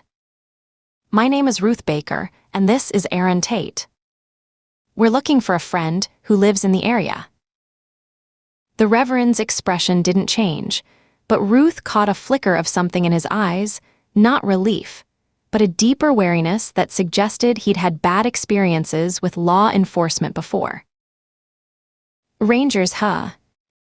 he said, the barrel of the shotgun never wavering. "Y'all got identification to prove that?" "In my back pocket," Aaron said carefully. "May I reach for it?" The Reverend nodded slightly, and Aaron moved with deliberate slowness to extract his badge and credentials. He held them up where the Reverend could see them, making no sudden movements that might be misinterpreted. "Aaron Tate," the Reverend read aloud. "Company F. Well, Mr. Tate, what brings a Texas Ranger to my little church?" "Like I said, we're looking for a friend," Aaron replied. "A man named Sam Tryon. He lives in a place called Harvest Home, and we seem to have gotten turned around trying to find it." The change in the Reverend's demeanor was immediate and dramatic. His face went from suspicious to outright hostile, and his grip on the shotgun tightened visibly. For a moment, Ruth thought he might actually pull the trigger. "Harvest Home," he repeated, his voice dropping to a deadly whisper. "You need to get back in that truck right now and drive away from here. And don't never come back." Ruth felt her mouth go dry at the vehemence in the man's voice. She'd heard fear before, had seen it in the faces of witnesses and victims, but this was something different. This was the kind of terror that came from knowing exactly what evil was capable of. "Reverend," she began, but he cut her off with a sharp gesture. "No," he said, his voice rising. "I don't want to hear nothing else about that place or anybody connected to it. Y'all need to leave. Now." Ruth became aware of movement in her peripheral vision. The sound of a vehicle approaching, the slam of doors, the crunch of footsteps on gravel. She turned slightly and felt her heart skip a beat at what she saw. A battered pickup truck had pulled up behind their rental, and 3 people were climbing out with the look of people who'd done this before. 2 teenage boys, both black and both carrying revolvers with the easy familiarity of people who knew how to use them. Between them walked a woman who might have been their mother. Mixed race, maybe 40, with the kind of hard-edged beauty that came from surviving things that would have broken weaker people. She carried a rifle with the casual competence of someone who'd grown up hunting for dinner rather than sport. "Everything all right, Reverend?" the woman asked, her voice carrying a slight accent that Ruth couldn't place. "These folks were just leaving," the Reverend replied without taking his eyes off Ruth and Aaron. They were asking about that place we don't talk about. Ruth caught more movement from the trees that surrounded the chapel, another couple emerging from what she thought was empty forest, both armed, both watching the confrontation with the alertness of people who'd learned to expect trouble. This wasn't a chance encounter. These people had been positioned as lookouts, ready to respond to any threat. "We don't mean any harm," Aaron said, his voice carrying the kind of calm authority he used to diffuse tense situations. "We're just trying to find our friend." "Any friend of that place ain't no friend of ours," the Reverend replied, and Ruth heard something in his voice that chilled her more than the weapons pointed in their direction. "That's the devil's own country, and we don't hold no truck with the devil." He turned his head slightly and spat into the dust beside the chapel steps, the gesture carrying more contempt than Ruth would have thought possible. "Amen to that," the woman with the rifle said quietly, her eyes never leaving Ruth's face. Ruth felt Aaron's hand brush against her arm, a subtle signal that it was time to go. They were outnumbered, outgunned, and clearly unwelcome here. Whatever had happened between this community and Harvest Home, it was serious enough that these people were willing to draw weapons on law enforcement officers to avoid any association with it. "We'll be going now," Ruth said carefully, taking a step toward their truck. "Thank you for your time." "Y'all drive careful," the Reverend said, but there was no courtesy in his words. "And remember what I told you. That place you're looking for, it ain't no place for decent people. It ain't no place for anybody who values their soul." Ruth and Aaron moved slowly back to their truck, hyper-aware of the weapons trained on them, of the hostile eyes watching their every move. Ruth's hands shook slightly as she reached for the door handle, adrenaline flooding her system with the knowledge of how close they'd come to a shooting. Aaron started the engine with deliberate calm, backing away from the chapel with the careful movements of someone who understood that one wrong gesture could turn this confrontation deadly. Ruth kept her eyes on the rearview mirror as they drove away, watching the armed figures grow smaller in the distance.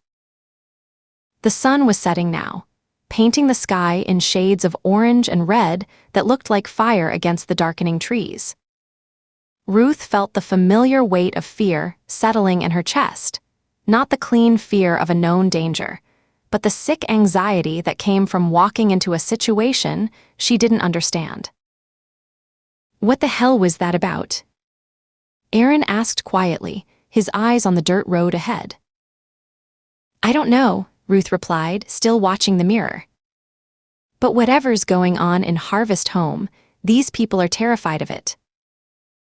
As they reached the main road, Ruth looked back one last time toward the chapel. In the fading light, she could see figures still standing in the yard, watching their departure. Their eyes caught the last rays of sunlight like animal eyes in the darkness, glinting with a mixture of suspicion and something that might have been pity. Chapter 4. Ruth woke to the sound of Aaron shifting uncomfortably in the driver's seat, his knees hitting the steering wheel as he tried to stretch in the cramped confines of their rental truck. Gray dawn light filtered through the windshield, revealing a landscape that looked even more desolate in daylight than it had the night before. Her neck ached from sleeping against the passenger window, and her mouth tasted like she'd been chewing on old cotton. "Morning," Aaron muttered, his voice rough with sleep and something that might have been embarrassment. His hair stuck up at odd angles, and there were deep creases on his cheek from where he'd been pressed against the seat. "Morning," Ruth replied, though there was nothing particularly good about it. They were lost, uncomfortable, running low on gas, and no closer to finding Sam Tryon than they'd been yesterday afternoon. Her bladder was full, her back was stiff, and she could feel the grit of dust and dried sweat on her skin. "How'd you sleep?" Aaron's laugh was bitter. "Like a baby. If babies slept in the fetal position, with a gearshift digging into their ribs." Ruth looked around at the empty countryside that surrounded them, trying to get her bearings in the flat light of early morning. They'd pulled off the dirt road sometime after midnight, too exhausted and disoriented to continue driving in circles. Aaron had insisted they could find their way back to the main highway, but after 4 hours of following increasingly primitive tracks through pine forest and abandoned farmland, they'd admitted defeat. "Any cell signal?" she asked, though she already knew the answer from Aaron's expression. "Nothing. GPS is still dead too." Aaron held up his phone, showing her the familiar "no service" message that had been taunting them since yesterday afternoon. "We're completely off the grid out here." Ruth felt a familiar knot of anxiety tight in her stomach. She'd been in dangerous situations before, had faced down armed suspects, and walked through crime scenes that would have given most people nightmares. But there was something uniquely unsettling about being lost in the middle of nowhere, cut off from all communication, dependent entirely on their own resources. She studied Aaron's profile as he stared out at the empty landscape, noting the tension in his jaw and the way his hands gripped the steering wheel even though the engine wasn't running. She could see the conflict playing out behind his eyes, loyalty to an old friend warring with practical concerns about their situation. "Aaron," she said quietly, "maybe we should cut our losses here. Head back toward civilization, try to find the highway, get back on track to see Sarah." Aaron was quiet for a long moment, and Ruth could see him wrestling with the decision. She knew how much this meant to him, knew that walking away from a friend's request for help went against every instinct he possessed. But they'd already lost a full day, were running dangerously low on gas, and had no guarantee they'd ever find Harvest home even if they kept looking. "You sure about that?" Aaron asked finally, his voice carefully neutral. Ruth felt a surge of love for this man who would put her opinion ahead of his own desires, who would trust her judgment even when it meant abandoning something important to him.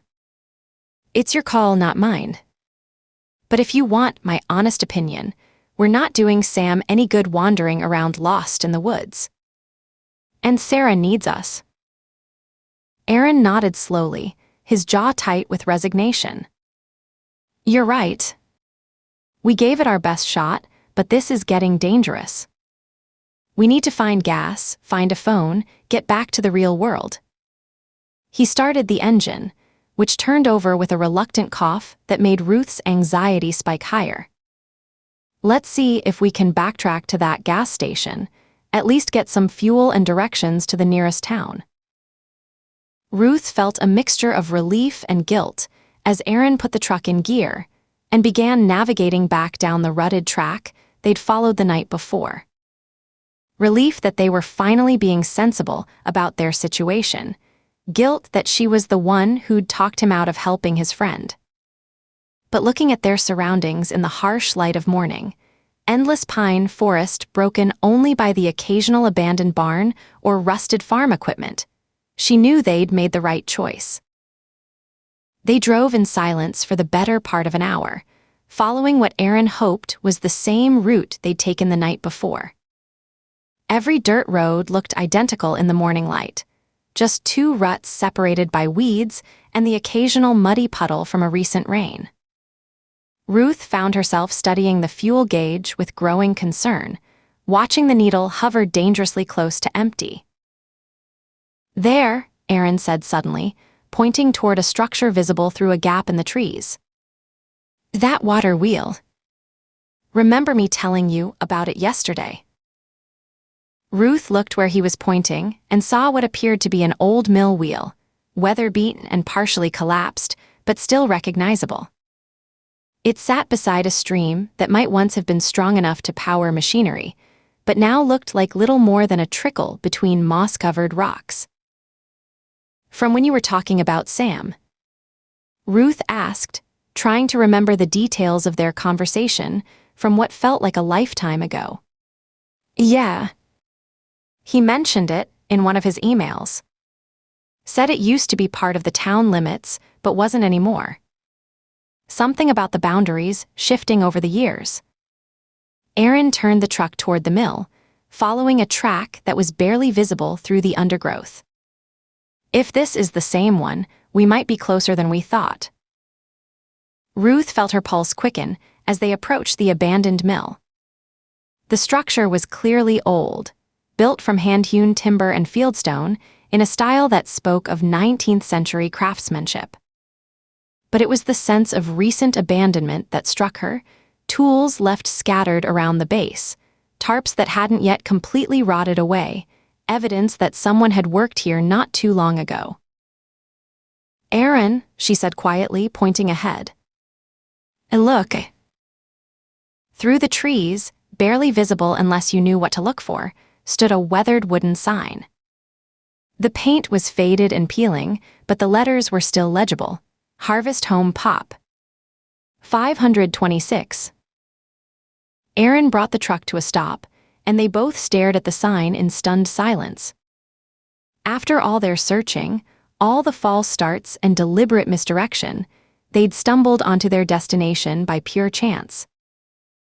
"Well, I'll be damned," Aaron said finally, his voice mixing relief with something that might have been apprehension.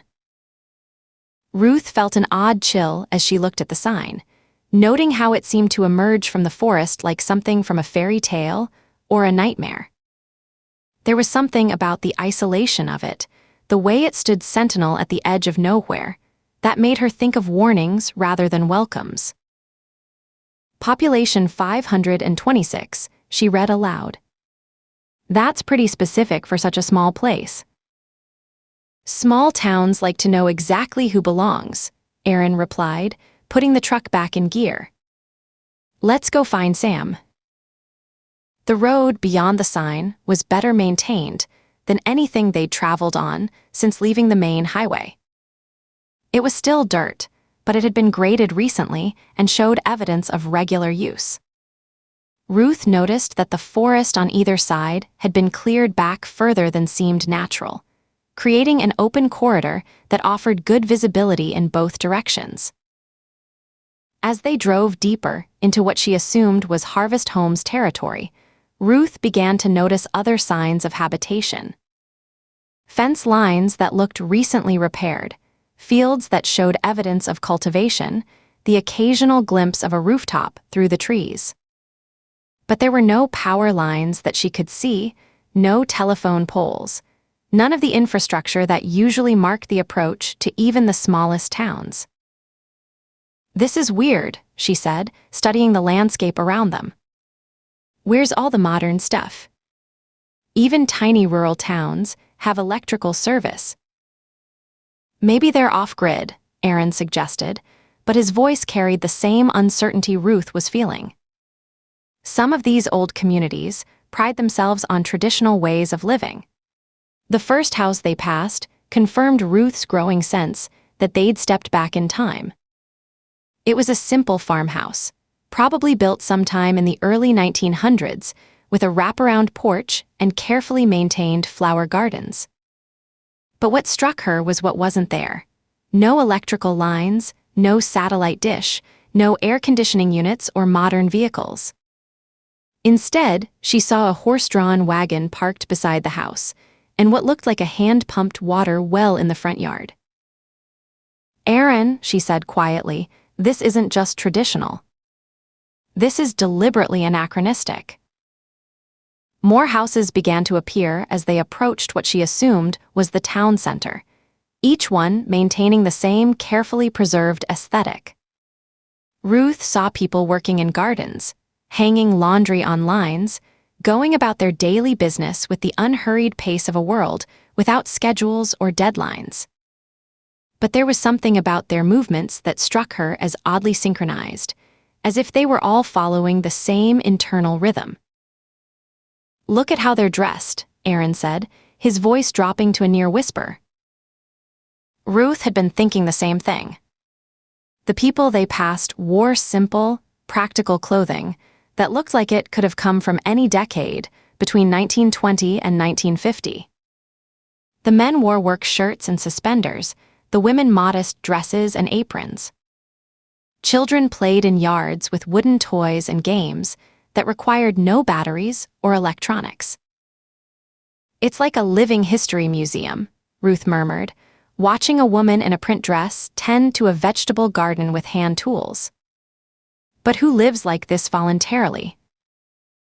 "Maybe people who want to get away from the modern world," Aaron suggested, but Ruth could hear the doubt in his voice. Back to basics, simpler times. As they entered what was clearly the town square, Ruth felt the full impact of Harvest Home's deliberate rejection of modernity. The buildings that surrounded the central green looked like they'd been transported directly from the 19th century. A general store with a covered porch, a blacksmith shop with an actual forge, a church with a simple wooden steeple. But unlike the historical recreations she'd visited on family trips, these buildings showed signs of active use. People moved through the square purposefully, carrying baskets and leading horses, conducting business that seemed to require no cash registers or credit cards. Ruth noticed that several of them glanced toward their truck with expressions of polite curiosity, mixed with something that might have been wariness. "There," Aaron said, pointing toward a building that stood slightly apart from the others. "That looks official." The structure he'd indicated was larger than most of the surrounding buildings, built from red brick rather than wood, with municipal building carved into a stone lintel above the front door. It was the kind of architecture that spoke of civic pride and governmental authority, even in a town that seemed to have rejected most trappings of the modern world. Aaron parked their truck in front of the building, and Ruth noticed immediately that their vehicle was drawing attention. Not hostile attention, exactly, but the kind of focused interest that comes when something completely foreign appears in a familiar environment. Several people had stopped their activities to watch them, their expressions carefully neutral but undeniably curious. "Ready for this?" Aaron asked, turning off the engine. Ruth nodded, though she felt far from ready. Everything about Harvest Home made her investigative instincts itch with questions she couldn't articulate. The town was too perfect, too deliberately quaint, too carefully isolated from the modern world. It felt less like a community than a stage set, designed to create a specific impression for reasons she couldn't fathom. They climbed out of the truck and walked toward the municipal building, their footsteps echoing loudly on the wooden steps. Ruth could feel eyes watching them from around the square, measuring their every move with the intensity of people who were accustomed to knowing everyone in their community. The interior of the building was as carefully preserved as everything else in Harvest Home.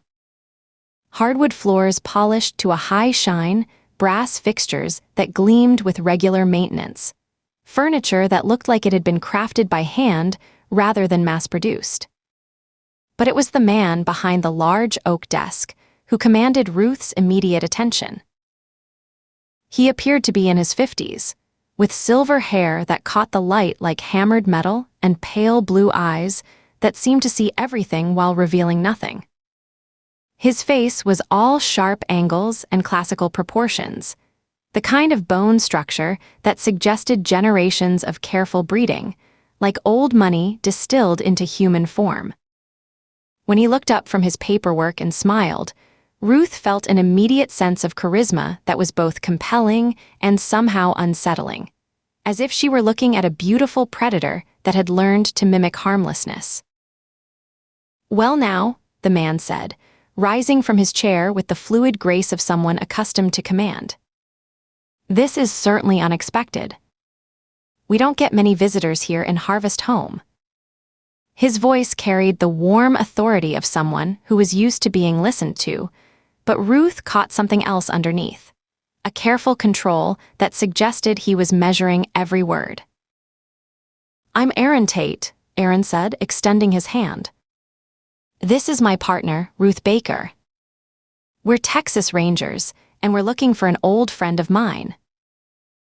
The man's smile never wavered as he shook Aaron's hand, but Ruth noticed the way his eyes moved over them both, cataloging details. "Constable Elias Winthrop," he replied. "I serve as the local authority here in Harvest Home." "Texas Rangers, you say? That's quite impressive. What brings you to our little community?" Ruth found herself studying Winthrop's face as Aaron explained about Sam Tryon and their service together in Afghanistan. The constable listened with apparent interest, nodding at appropriate moments and asking thoughtful questions about Aaron's military service. But there was something about his expression that reminded Ruth of a skilled poker player, engaged and attentive on the surface, but giving nothing away about what he was actually thinking. "Sam Tryon," Winthrop repeated when Aaron had finished his explanation. "You'll have to forgive my curiosity, but we don't get many visitors here, and when we do, well." He spread his hands in a gesture that was meant to seem apologetic, but somehow felt calculated. Small communities like ours tend to be cautious about strangers. "It's nothing personal, you understand, just our way of protecting what we've built here." "Of course," Aaron replied, though Ruth could hear the slight edge in his voice. "We're not here in any official capacity. This is purely personal." Winthrop's smile brightened, but Ruth noticed that it didn't reach his eyes. There was something hooded about his gaze, as if he were looking at them through a window that only he could see through clearly. "I appreciate your frankness, Ranger Tate. And I hope you'll appreciate mine." He paused, his expression growing almost regretful. "I'm afraid there's been some misunderstanding. No family named Tryon has ever lived here in Harvest Home. Not since the town's inception in 1781. Chapter 5. Ruth felt a familiar knot of frustration tighten in her stomach as they walked across the town square toward the boarding house. The afternoon sun cast long shadows between the weathered buildings, and she could still see Winthrop's face in her mind. That polite, regretful smile that had never wavered, not even when Aaron had pulled out his phone. "I still can't believe he wouldn't even look at the email," Aaron said, his voice tight. "Hell, he wouldn't even touch the phone when I offered it to him. Like it was contaminated or something." "Like you'd made the whole thing up," Ruth replied, scanning the faces of the people moving through the square. A woman in a flour sack dress paused in hanging laundry to watch them pass, her hands still gripping a wet sheet. Like showing him Sam's actual words wouldn't prove anything. "That's what gets me." He didn't even seem curious about what the email said. Just kept smiling and shaking his head like I was some confused tourist who'd gotten turned around. Ruth noticed how conversations seemed to pause as they walked by, how eyes followed their movement across the square before people resumed their activities. Not hostile exactly, but watchful. "Measuring." "There," Aaron pointed toward a hand-painted sign hanging from a 3-story Victorian structure. "Benson's boarding house." The building looked like something from a daguerreotype, all gingerbread trim and wraparound porches lined with wooden rocking chairs. Even the paint looked period-appropriate, not the glossy modern stuff, but something with a flat, chalky finish that suggested it had been mixed by hand. Ruth counted 6 chimneys rising from the slate roof, smoke curling from 3 of them despite the warm afternoon.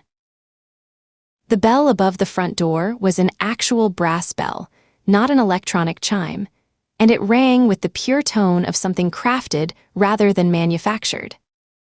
The lobby smelled of beeswax and bread baking somewhere in the back of the house. "Welcome to Benson's," the woman behind the registration desk said, rising from a straight-backed chair that looked hand-carved. She was maybe 55, with steel gray hair wound into a tight bun and secured with what looked like genuine tortoiseshell pins. Her dress was navy cotton with tiny white flowers, the kind of print Ruth associated with Depression-era photographs. "I'm Mrs. Benson. You folks must be the visitors Constable Winthrop mentioned." Ruth felt Aaron stiffen beside her. They'd left Winthrop's office less than 20 minutes ago. "Word travels fast," Aaron said, his tone carefully neutral. Mrs. Benson's smile was warm but practiced, the kind innkeepers perfected over years of dealing with strangers. "Small towns, you know. We like to keep track of who's coming and going. Will you be needing one room or two?" "One," Ruth said, automatically reaching into her purse for her wallet. Aaron was already pulling out his driver's license and credit card. "That'll be $40 for the night," Mrs. Benson said, reaching for a leather-bound ledger. "Breakfast is included, and supper's at 6 if you're interested." Aaron placed his license and credit card on the counter. "Here's my ID and—" "Oh, there's no need for all that," Mrs. Benson said with a dismissive wave, not even glancing at the documents. "You seem like nice folk." Ruth exchanged a glance with Aaron. "Actually, it's required by law for establishments to keep a record of guests' identification." Mrs. Benson's smile never wavered. "Well, we do things a bit differently here in Harvest Home. Small town trust, you might say." She dipped a fountain pen in a glass inkwell. An actual fountain pen with a steel nib, not a ballpoint in sight. "Cash will be just fine." "We don't have cash," Aaron said, still holding out his credit card.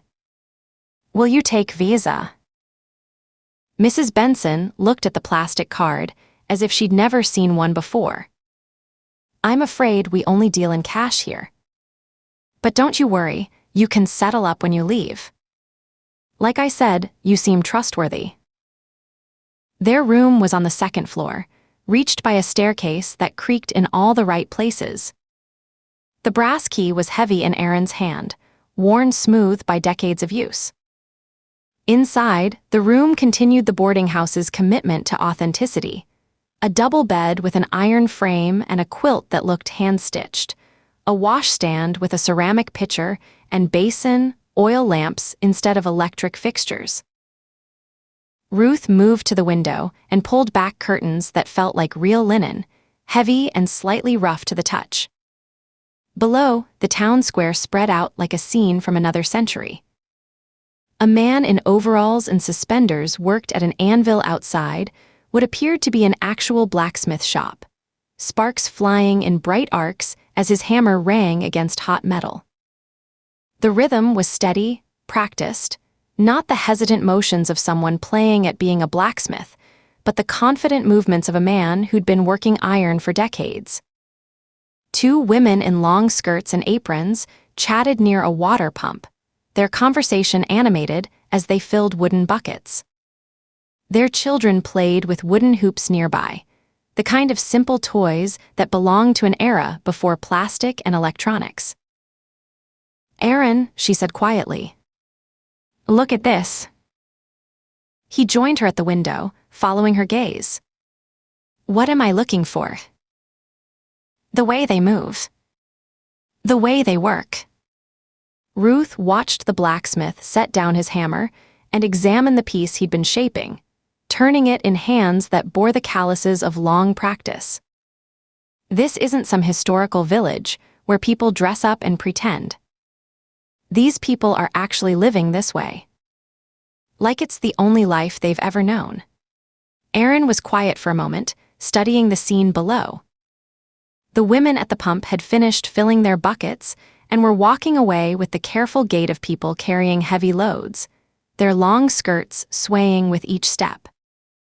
Everything about their movements spoke of habit, of lives lived within the rhythms of a world that had rejected the pace of modern life. "It's like they're stuck in time," he said finally. "Or like they chose to stay there." Ruth let the curtain fall back into place. But Sam sent you emails. From here. Which means they have internet access, computers, modern communication. So how do they maintain this?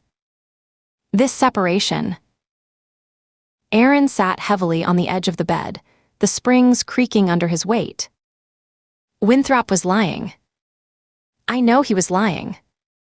But about what? Let's find out.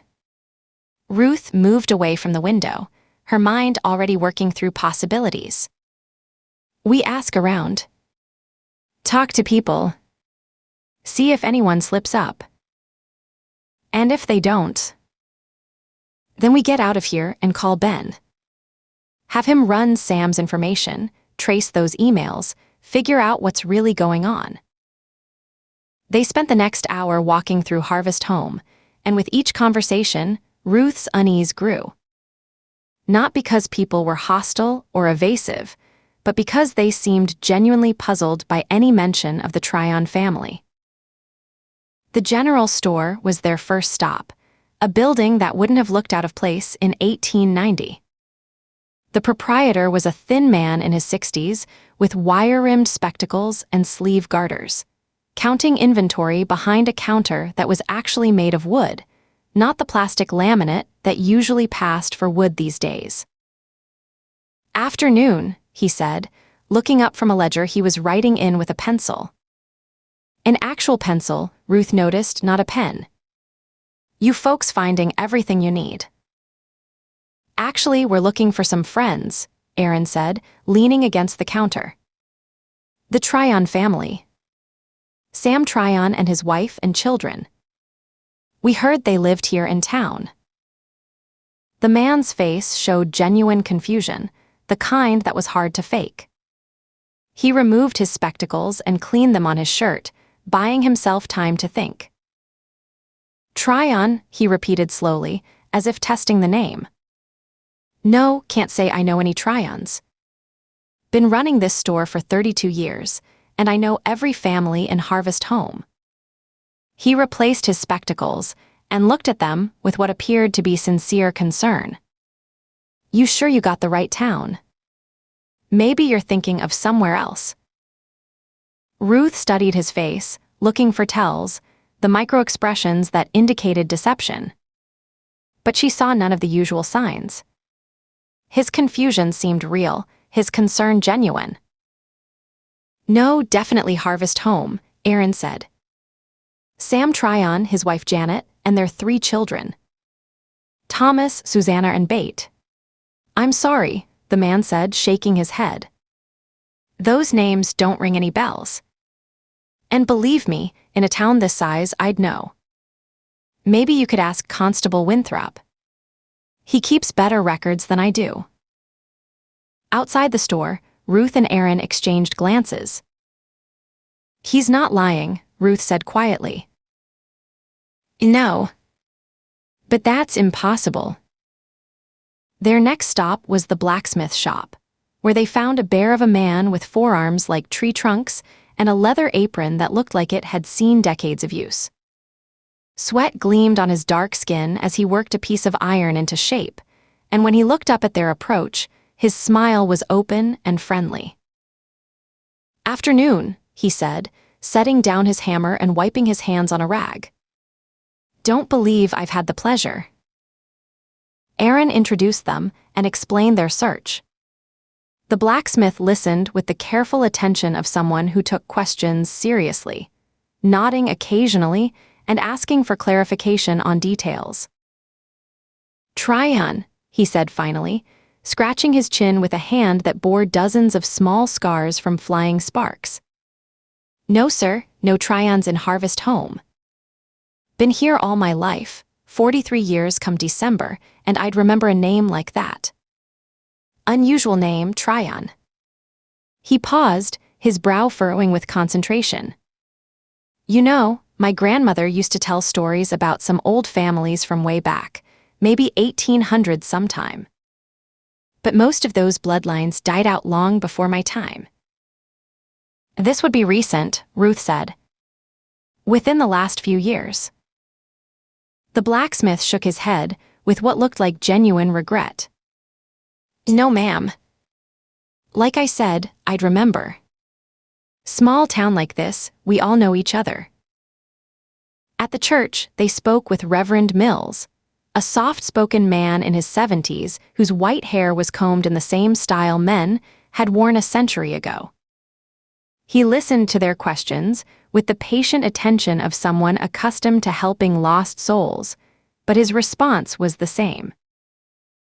"I've been ministering to this community for 26 years, he said, his voice carrying the gentle authority of long practice. "I've baptized their children, married their young people, buried their dead. There has never been a Tryon family in my congregation, and I know every soul in Harvest Home."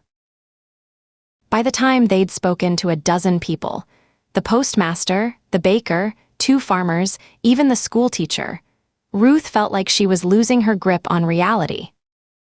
Each person they talked to seemed genuinely mystified by their questions. No one showed the telltale signs of deception. No one seemed to be following a script or sticking to a prepared story. "This doesn't make sense," Aaron said as they walked back toward the boarding house. The afternoon was fading, and oil lamps were beginning to flicker to life in windows around the square. "Sam sent me emails from this town." "Recent emails?" "I have them on my phone." "I know." Ruth felt a headache building behind her eyes. But unless every person in this town is an accomplished liar, they can't all be lying. Can they? Aaron's voice carried a note of uncertainty. "I mean, the shopkeeper, the blacksmith, even that old reverend. What are the odds that a whole town would be in on some kind of conspiracy?" Ruth thought about Reverend Mills, his gentle manner and patient attention to their questions. In her experience, clergy were among the hardest people to read when they were lying. They were trained to project sincerity and compassion. But even so, his confusion had seemed genuine. "Even the Reverend," she said quietly. "I can't imagine a man of God lying so convincingly about something like this."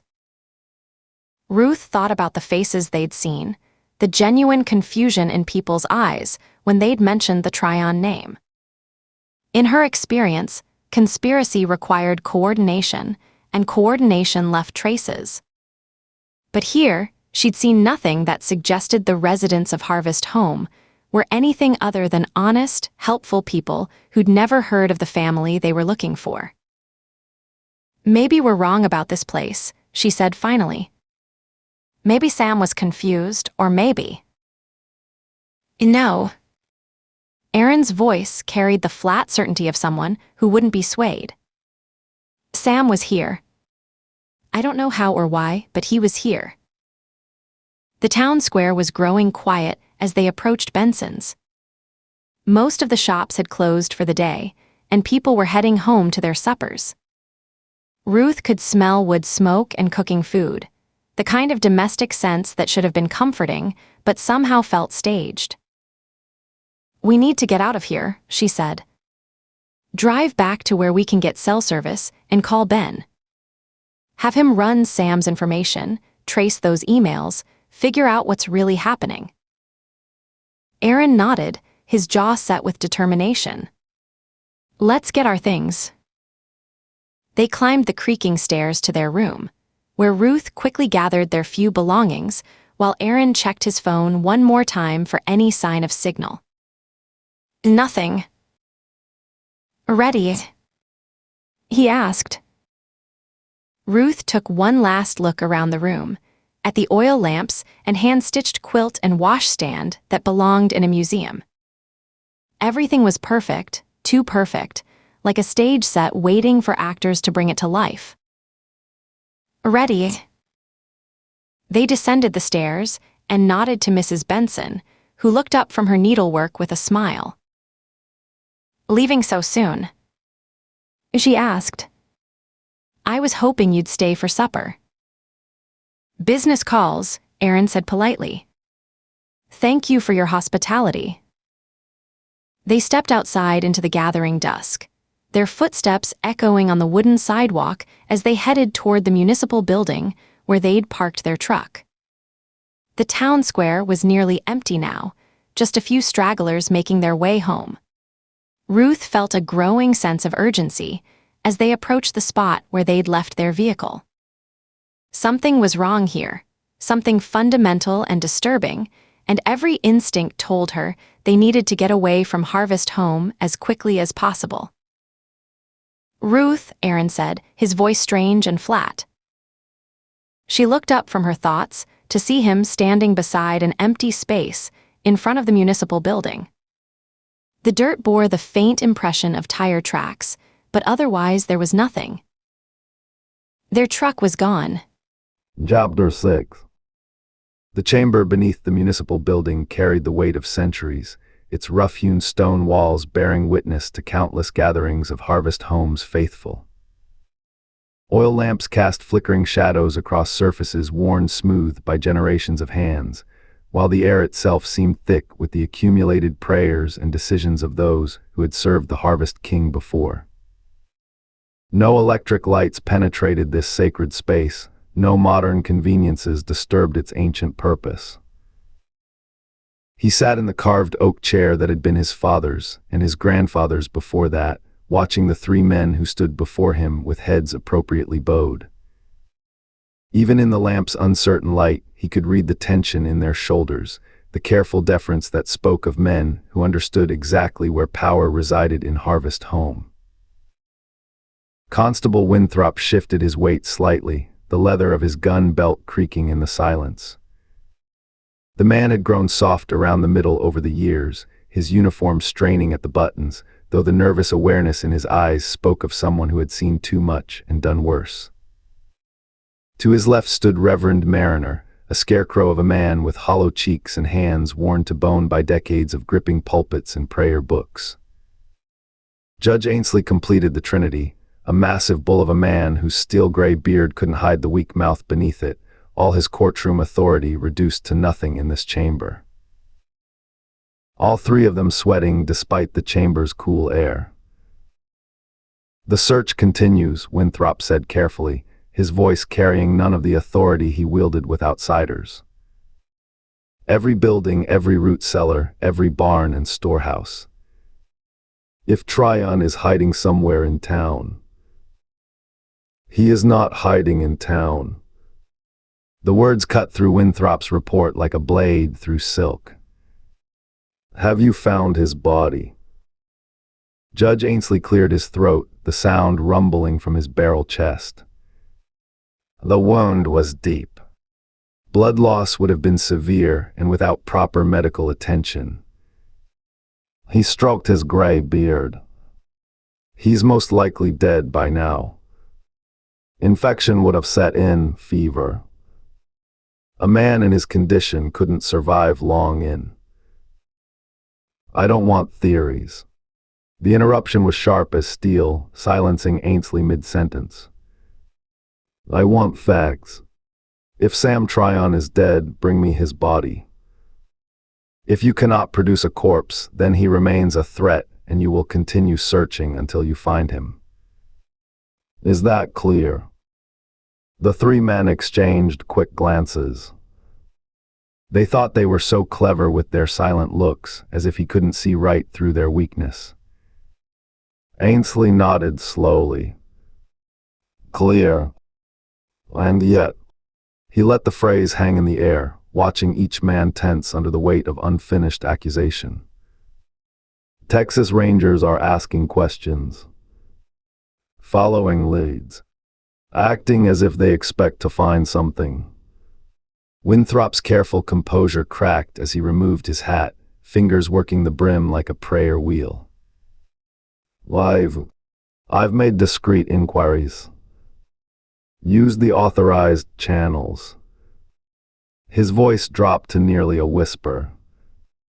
"These particular Rangers have a reputation. Baker and Tate. They're known for persistence, for solving cases others abandon."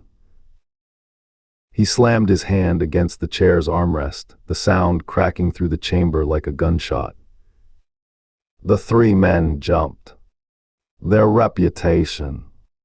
His voice was deadly quiet now, more dangerous than any shout. You think their reputation matters here? In my domain. Reverend Mariner's hollow cheeks went pale. We only meant. You meant to waste my time with concerns about outsiders who know nothing of our power. He rose slowly from his chair, and all three men stepped back involuntarily. An elderly couple from Austin came through here last spring, looking for their missing son and his fiancée. They had reputations, too. They had determination. They had hope. His smile was winter cold. The earth welcomed them as it welcomes all offerings. But these Rangers. Winthrop's careful composure slipped slightly. You've heard of them. Baker and Tate. The names carried weight in his mouth, tasting of complications and unwelcome attention. They have a reputation. Persistent. Success rates that exceed the norm. They are not men who abandon investigations easily. Judge Ainsley straightened, trying to project authority that no longer belonged to him. They're still just men, subject to the same influences as any outsider who lingers in Harvest Home. The town has its ways. The silence that followed was absolute. He stared at Ainsley until the big man's eyes dropped, until his shoulders sagged with the weight of his own stupidity. Subject to influence, yes, but trained to recognize it. Trained to question what they see. His voice carried the absolute certainty of a man who had crushed better opposition than this. Which is why they must be dealt with quickly. No outsider may witness the sacred rites. You know this. The three men stood frozen, understanding finally settling into their bones. He could smell their fear now, sharp and acrid in the chamber's still air. Silence settled over the chamber like dust, broken only by the soft hiss of lamp flames consuming their wicks. He could see the understanding dawn in their faces, the recognition of complications they had not previously considered. The time of sacrifice approaches, he said, his voice cutting through their silence like a blade. The Harvest King stirs. Soon he will require the traditional offerings, the proper ceremonies. He stopped pacing, fixing each man with his stare. No outsider may witness what must be witnessed. It is forbidden. Reverend Mariner nodded frantically. Of course. We understand the sacred requirements. Then they will be dealt with before the time of sacrifice begins. His voice brooked no argument. The Rangers, the Tryon family, all loose ends will be severed before the sacred rites commence. Winthrop's hat trembled in his white-knuckled grip. We're doing everything we can. The search continues day and night. But the Rangers' disappearance will be noticed. Their department will send others. Federal authorities. He stopped pacing. The sudden stillness was more terrifying than any movement. We'll find nothing. His voice carried the finality of a judge pronouncing sentence. As they always find nothing. Harvest Home has weathered outside attention before and will do so again. Your concern should be with serving the Harvest King's will, not with hypothetical federal investigations. Winthrop went pale. No, we understand the gravity. The Rangers will be handled according to protocol. Will they? He moved toward Winthrop like a predator stalking wounded prey. The constable backed against the wall, nowhere left to retreat. "Because I sense reluctance in you, Ilias. A curious hesitancy when discussing what must be done." "They're Rangers," Winthrop whispered. "My concern is for the town's safety. For protecting our secrets. If we act too hastily..." The blow came without warning, his open palm cracking across Winthrop's face with enough force to spin the man's head sideways. The sound echoed off stone walls like a thunderclap. He flexed his fingers, feeling the heat of contact, watching blood trickle from Winthrop's split lip. "Your concern should be with your own family's safety." His voice was silk over steel, more dangerous than any shout. "Your hesitation stems not from wisdom, but from fear. Fear of what you have already done in service to the Harvest King.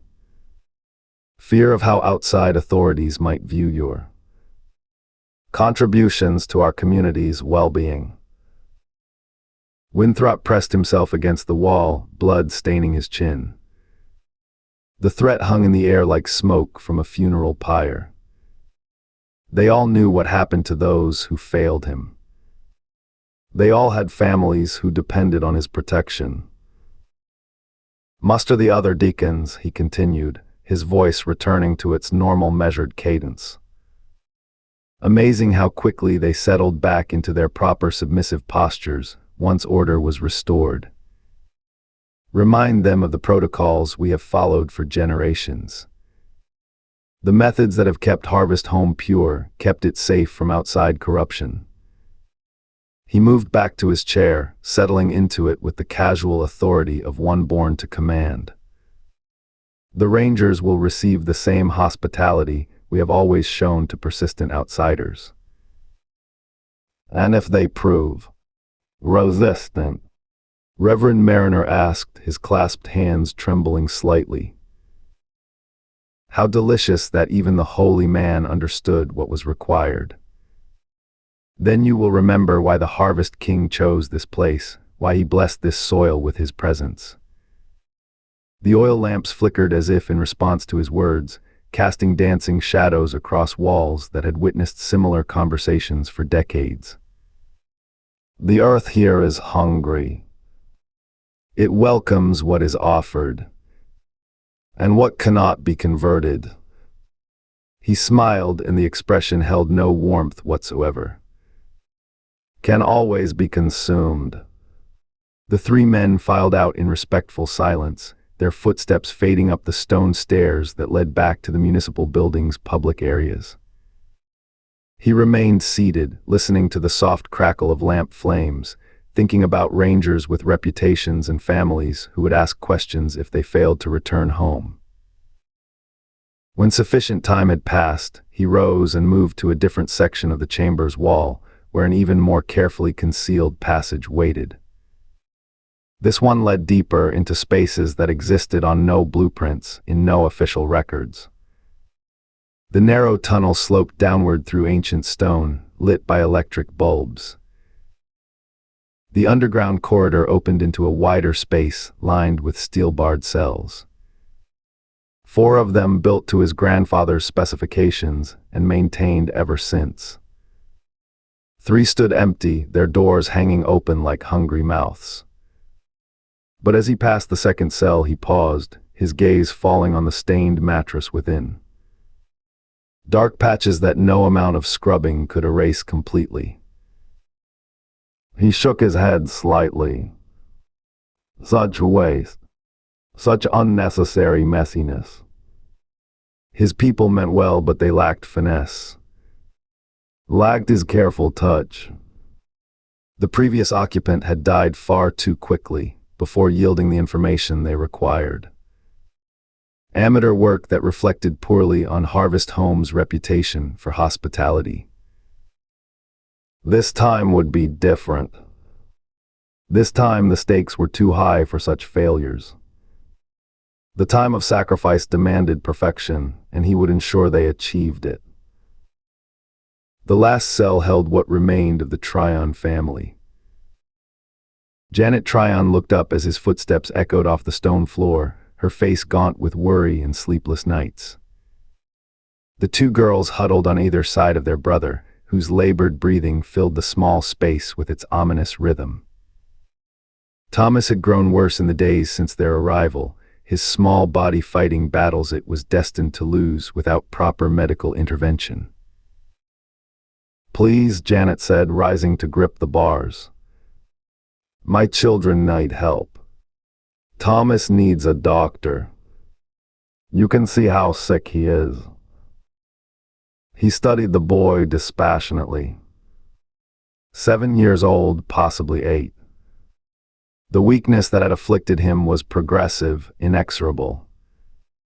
Even with proper medical care, the child's prospects were limited.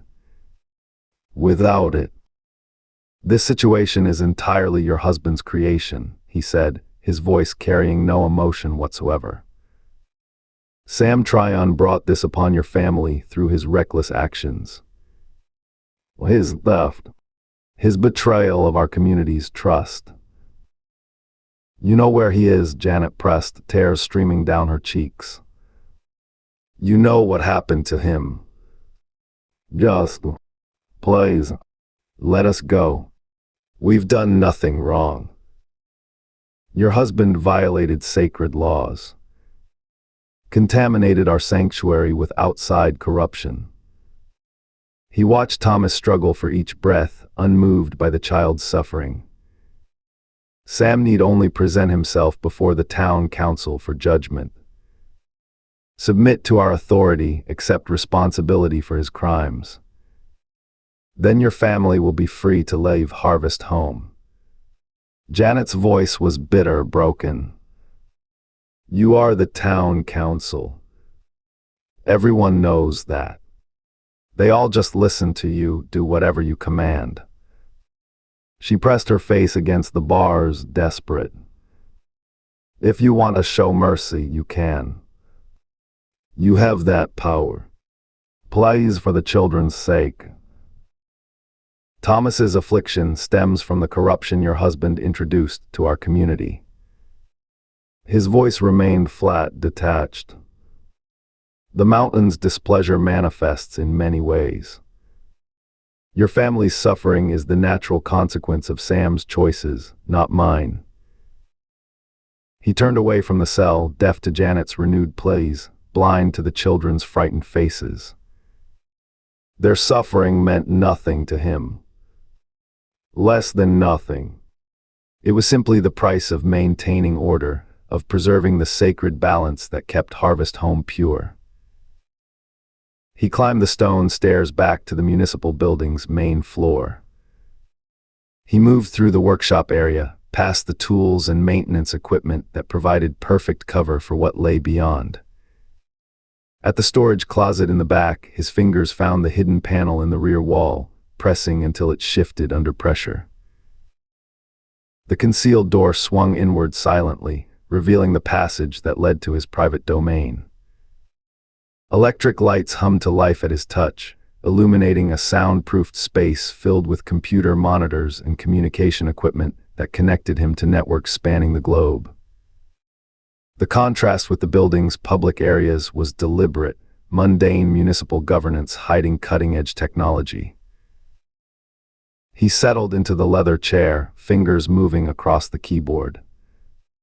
He typed in the names of the Rangers in the online search engine, watching as search results cascaded across his screen. News articles, commendations, case summaries, the public record of 2 careers built on competence and integrity. He read methodically, noting patterns in their successes, weaknesses in their methods. He clicked on a photograph that showed Baker and Tate at some official ceremony, flanked by 3 children. A daughter with her mother's dark hair and bright eyes. 2 boys with their father's steady gaze and easy smiles. He studied the image, memorizing details, considering possibilities. The children looked happy, secure, protected by law and badge and institutional authority. He leaned back in his chair, thinking about leverage and motivation. About the lengths parents would go to protect their young. A smile spread across his features. He chuckled softly to himself in the silence of his air-conditioned office as he looked at the picture of Ruth, Aaron, and their 3 kids on his computer screen. He knew how to deal with these Rangers now. Chapter 7. Ruth watched Constable Winthrop approach through the municipal building's glass doors, noting how his stride carried none of the casual authority most small-town lawmen projected. His uniform was pressed, his badge polished, but something in his posture suggested a man who'd rather be anywhere else. When he caught sight of them waiting in the lobby, a flash of irritation crossed his features. There, and gone so quickly she might have imagined it. Except for the mark on his face. The left side was noticeably redder than the right, as if someone had slapped him hard enough to leave a lasting impression. Ruth filed the detail away, her investigative instincts automatically cataloging potential signs of conflict or confrontation. "Rangers," Winthrop said, his tone carrying the kind of forced politeness that barely concealed annoyance. "I trust you found everything you needed." "Actually, we need to report a felony," Ruth said, rising from the uncomfortable wooden chair. Beside her, Aaron stood with the fluid motion of someone ready for trouble. Winthrop checked his watch. "I've got a busy afternoon ahead, Rangers. Perhaps this could wait until..." "We're Texas Rangers, Constable." Ruth kept her voice level and professional. "We have statewide jurisdiction, and we're informing you as a courtesy. We intend to investigate this crime. The only question is whether or not you're willing to cooperate with us." Winthrop's jaw tightened, and for a moment Ruth thought he might actually refuse. His hand moved toward his service weapon in what could have been a nervous gesture or something more deliberate. Then he seemed to think better of whatever he'd been about to say. "Of course," he said, pulling out a ring of keys. "Let's discuss this in my office." The office was exactly what Ruth expected from a small-town police department. Filing cabinets that had seen better decades, a desk scarred by years of coffee cups and paperwork, framed certificates on walls that needed painting. What surprised her was how clean everything was, how carefully organized. Not the comfortable clutter of a working cop. "Our vehicle's been stolen," Aaron said without preamble, as Winthrop settled behind his desk. "Range Rover, white Texas plates." Winthrop made no move to reach for a pad or turn on his computer. He simply leaned back in his chair, fingers steepled, waiting. 2021 model, Ruth continued, watching his face for any reaction. "We left it parked in front of the municipal building approximately 2 hours ago. When we returned, it was gone." "Do you have proof of ownership?" Winthrop asked. Ruth blinked. Of all the questions she'd expected, that wasn't one of them. "Of course we do."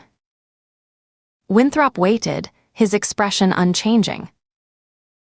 "The registration and insurance documentation are in the vehicle's glove compartment," Aaron said, his voice carrying the first edge of impatience. "Standard procedure." "So you have no proof of ownership," Winthrop said, settling back in his chair with what might have been satisfaction. "You can verify the details with the DMV if you don't believe us," Aaron replied, putting enough emphasis on the last part to make his growing irritation clear. "We don't use that newfangled technology here in Harvest Home," Winthrop said. "We do things the old-fashioned way." Ruth felt her own patience beginning to fray. What exactly does that mean? No computers. No internet connections. No electronic databases. Winthrop spread his hands as if this were the most natural thing in the world. "We maintain our records by hand, the way law enforcement worked for generations before people got dependent on machines. That's ridiculous, Aaron said flatly. Every police department in Texas has access to state databases. It's required by law. Not here, Winthrop replied with the kind of stubborn certainty that suggested this argument wasn't new. We've managed just fine without outside interference. Then find it the old-fashioned way, Aaron snapped, his control finally slipping. But find it fast, because we need that truck to drive the 20 or 30 miles back to the nearest point of civilization. I'm sorry, Rangers, but without proof of ownership, I don't have probable cause to investigate. Winthrop's tone carried the smugness of a man who thought he'd found an unassailable position. For all I know, you're trying to report a stolen vehicle that doesn't belong to you. Aaron stood so abruptly, his chair scraped against the floor. Are you calling us liars? Aaron, Ruth said quietly, recognizing the warning signs. Her partner's temper was legendary within the Rangers, and right now, it was building toward something that could get them both in serious trouble. No, Ruth. Aaron's voice was deadly calm, which was somehow worse than if he'd been shouting. This son of a bitch is sitting there implying that 2 Texas Rangers are filing a false police report. I want to hear him say it. Winthrop's hand drifted toward his weapon again, a nervous gesture that Ruth noted with professional interest.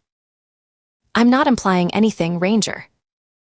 I'm simply following proper procedure. Aaron walked out without another word, leaving Ruth alone with a constable whose helpful facade had finally slipped to reveal something uglier underneath.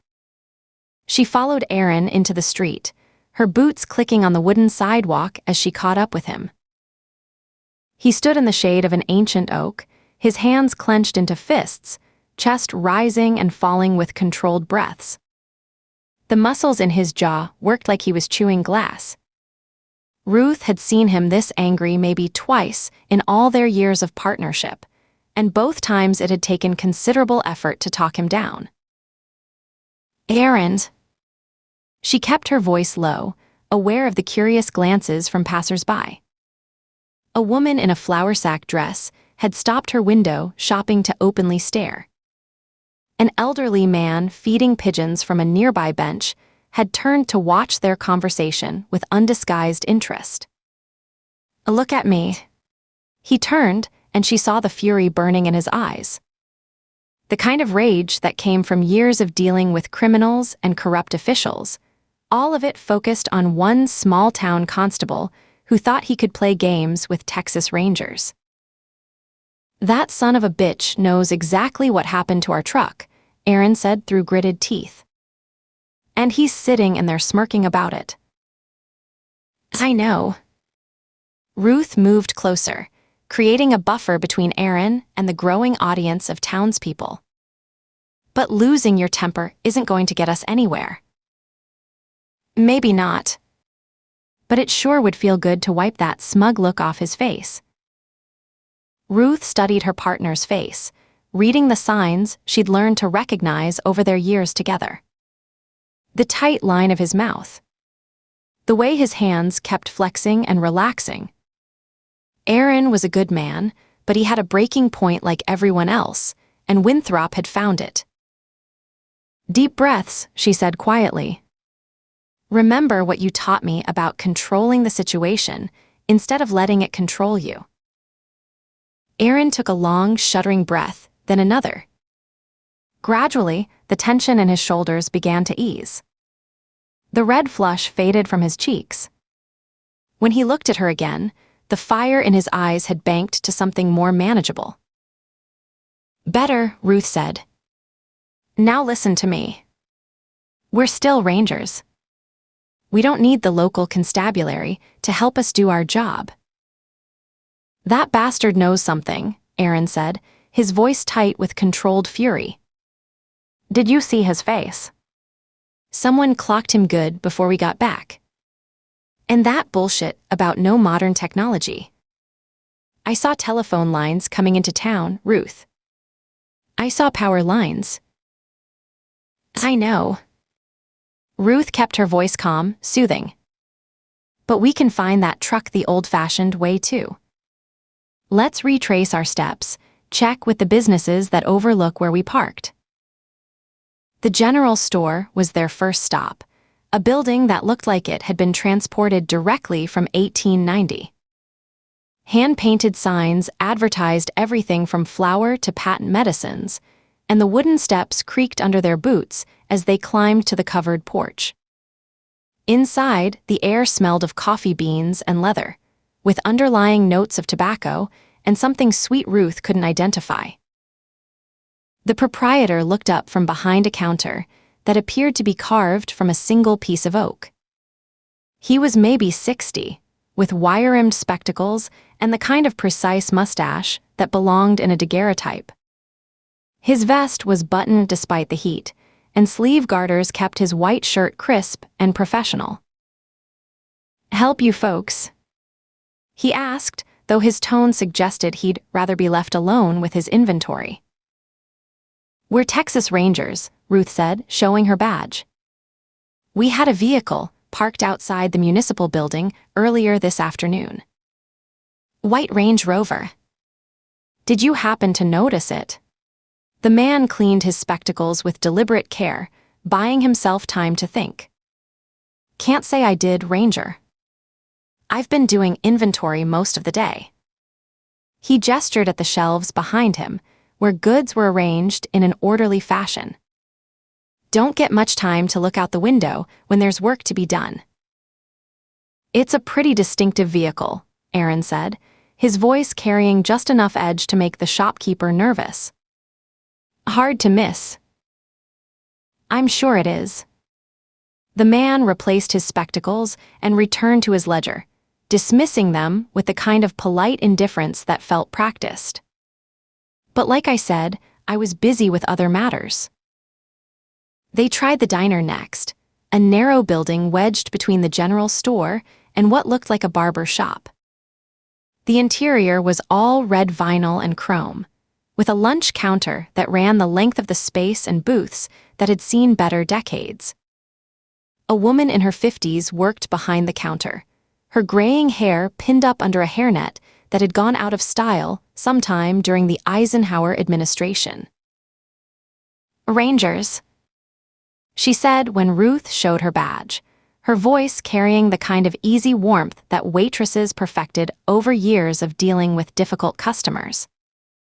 "Well, aren't you important? What brings you to our little town?" "We're looking for information about a stolen vehicle," Ruth said. "White Range Rover, parked outside the municipal building around noon." The woman wiped down the counter with a dish rag that had seen too many wash cycles. "Honey, I wish I could help you, but lunch rush keeps me hopping. Can barely keep track of who orders what, let alone what's happening out on the street." "You didn't notice a large white SUV?" Aaron pressed. "The only motorized vehicle in town." Something flickered in the woman's eyes, surprise maybe, or fear. She set down her dish rag and looked directly at them for the first time. "Motorized vehicle? Honey, we don't have those kinds of things here in Harvest Home. Wouldn't know what to look for." "But we drove one into town," Ruth said carefully, watching the woman's face. "Parked it right outside the municipal building." "Oh my." The woman's expression shifted to one of polite confusion. "Well, I certainly didn't see anything like that." "Are you sure you parked it where you think you did? Sometimes folks get turned around in an unfamiliar place." They visited 6 more establishments, each encounter following the same pattern. Polite helpfulness that yielded nothing useful. Concerned expressions that suggested deep sympathy for their plight, coupled with complete ignorance about anything that might actually help them.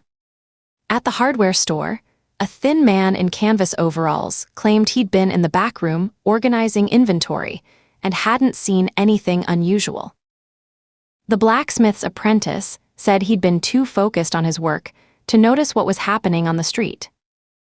An elderly woman sweeping her porch insisted she'd been inside all afternoon, tending to her sick husband. Ruth began to feel like they were performing in some elaborate theater piece, with everyone in town reading from the same script. By the time they emerged from the last shop, a feed store where the elderly proprietor had given them the same vacant stare and helpful ignorance, Ruth could see Aaron's control fraying at the edges. His movements had become sharp, economical. His jaw worked constantly now, and she caught him flexing his hands into fists and forcing them to relax. He stopped in the middle of Main Street, forcing a woman with a baby carriage to step around them. The woman's curious glance took in their badges, their official bearing, but her expression remained carefully neutral. Just another example of the town's collective indifference to their presence. "This is bullshit," Aaron said, his voice carrying enough edge to make a passing man in overalls quicken his step. Nobody saw anything. Nobody heard anything. A bright white Range Rover just vanished into thin air, and not one person in this entire town noticed. Ruth felt the weight of watching eyes, the sensation of being observed by unseen watchers. Windows reflected sunlight in ways that made it impossible to tell if someone was looking out. Conversations seemed to pause as they passed, then resume in lower tones. The feeling reminded her of walking through hostile territory, where every civilian might be an enemy combatant. "I've had it up to here with this town, and these people and their goddamn act," Aaron continued, his voice rising enough to echo off the storefronts. "Let's just get the hell out of Dodge and come back with reinforcements. Search the whole town for Sam and his family. There's something very wrong here, Ruth, and we need to get to the bottom of it." Ruth watched a group of children playing with wooden hoops pause their game to stare at them. The kids whispered among themselves, pointing at Aaron with the kind of fascination reserved for exotic animals. Their mothers appeared quickly, gathering them up with gentle but firm hands, herding them away from the strange rangers who were making such a spectacle of themselves. "Okay," Ruth said reasonably, her mind already working through the logistics. "How do you propose we do that?" "Okay," Ruth said reasonably. "How do you propose we do that?" Aaron gestured toward the road that led out of town. "The way we came. Meandering and looping and switching back and turning around." Ruth shook her head.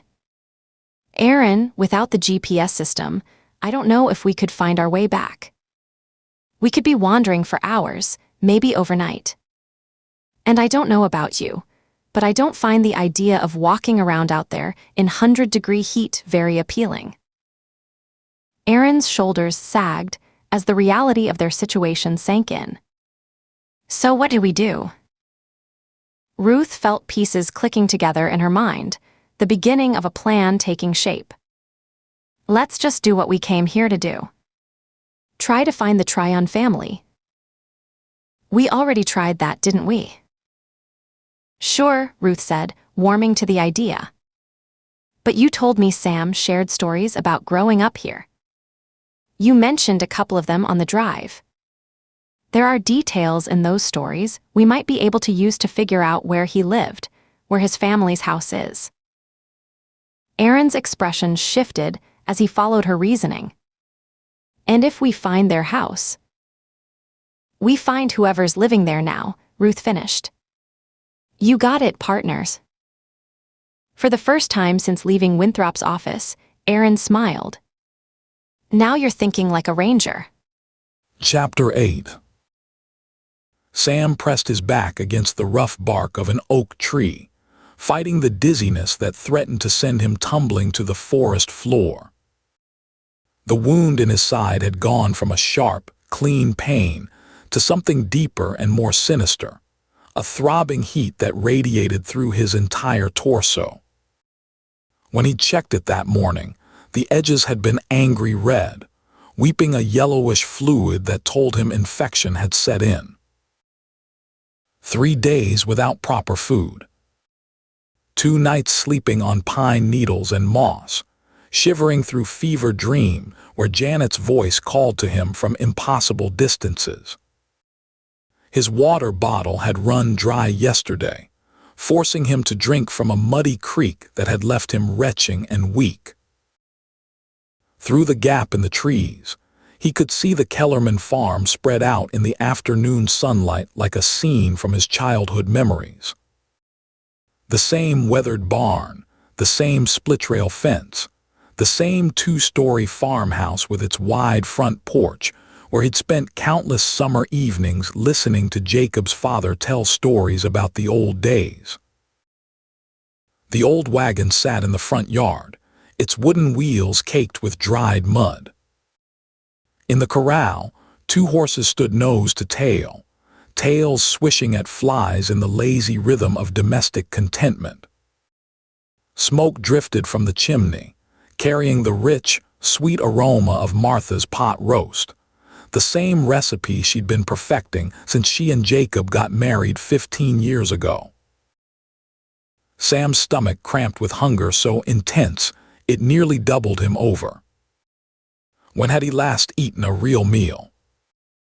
Before the nightmare began, before he'd tried to send that email, before everything went to hell.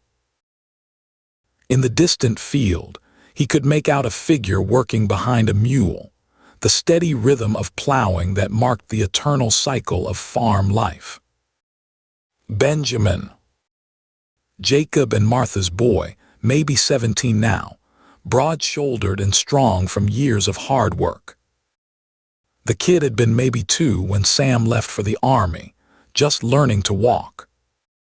Now he was nearly a man. Sam scanned the property carefully, looking for any sign of the council's watchers. No horses tied behind the barn. No glint of sunlight off rifle barrels.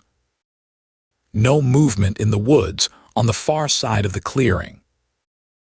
If they were watching the Kellerman place, they were being more subtle about it than usual. His legs trembled as he stood, the fever making his head swim. He had to try. Jacob had been his closest friend growing up, closer than a brother. If anyone would help him, it would be Jacob. He worked his way around the edge of the property, staying in the tree line until he reached the back of the house. The kitchen door was the same faded red it had been when they were boys, though the paint was peeling now, and the steps sagged under the weight of years. Sam approached the door slowly, every nerve alert for signs of danger. He knocked softly, 3 quick raps that echoed the signal he and Jacob had used as children when they wanted to sneak out for late-night adventures. Footsteps inside, the soft shuffle of house shoes on wooden floors. A shadow passed by the window, then Martha's face appeared in the glass pane, her hands still wet from washing dishes, drying them absently on her apron. She saw him and went absolutely still. The color drained from her face like water from a broken dam. For a moment that stretched like eternity, they stared at each other through the glass.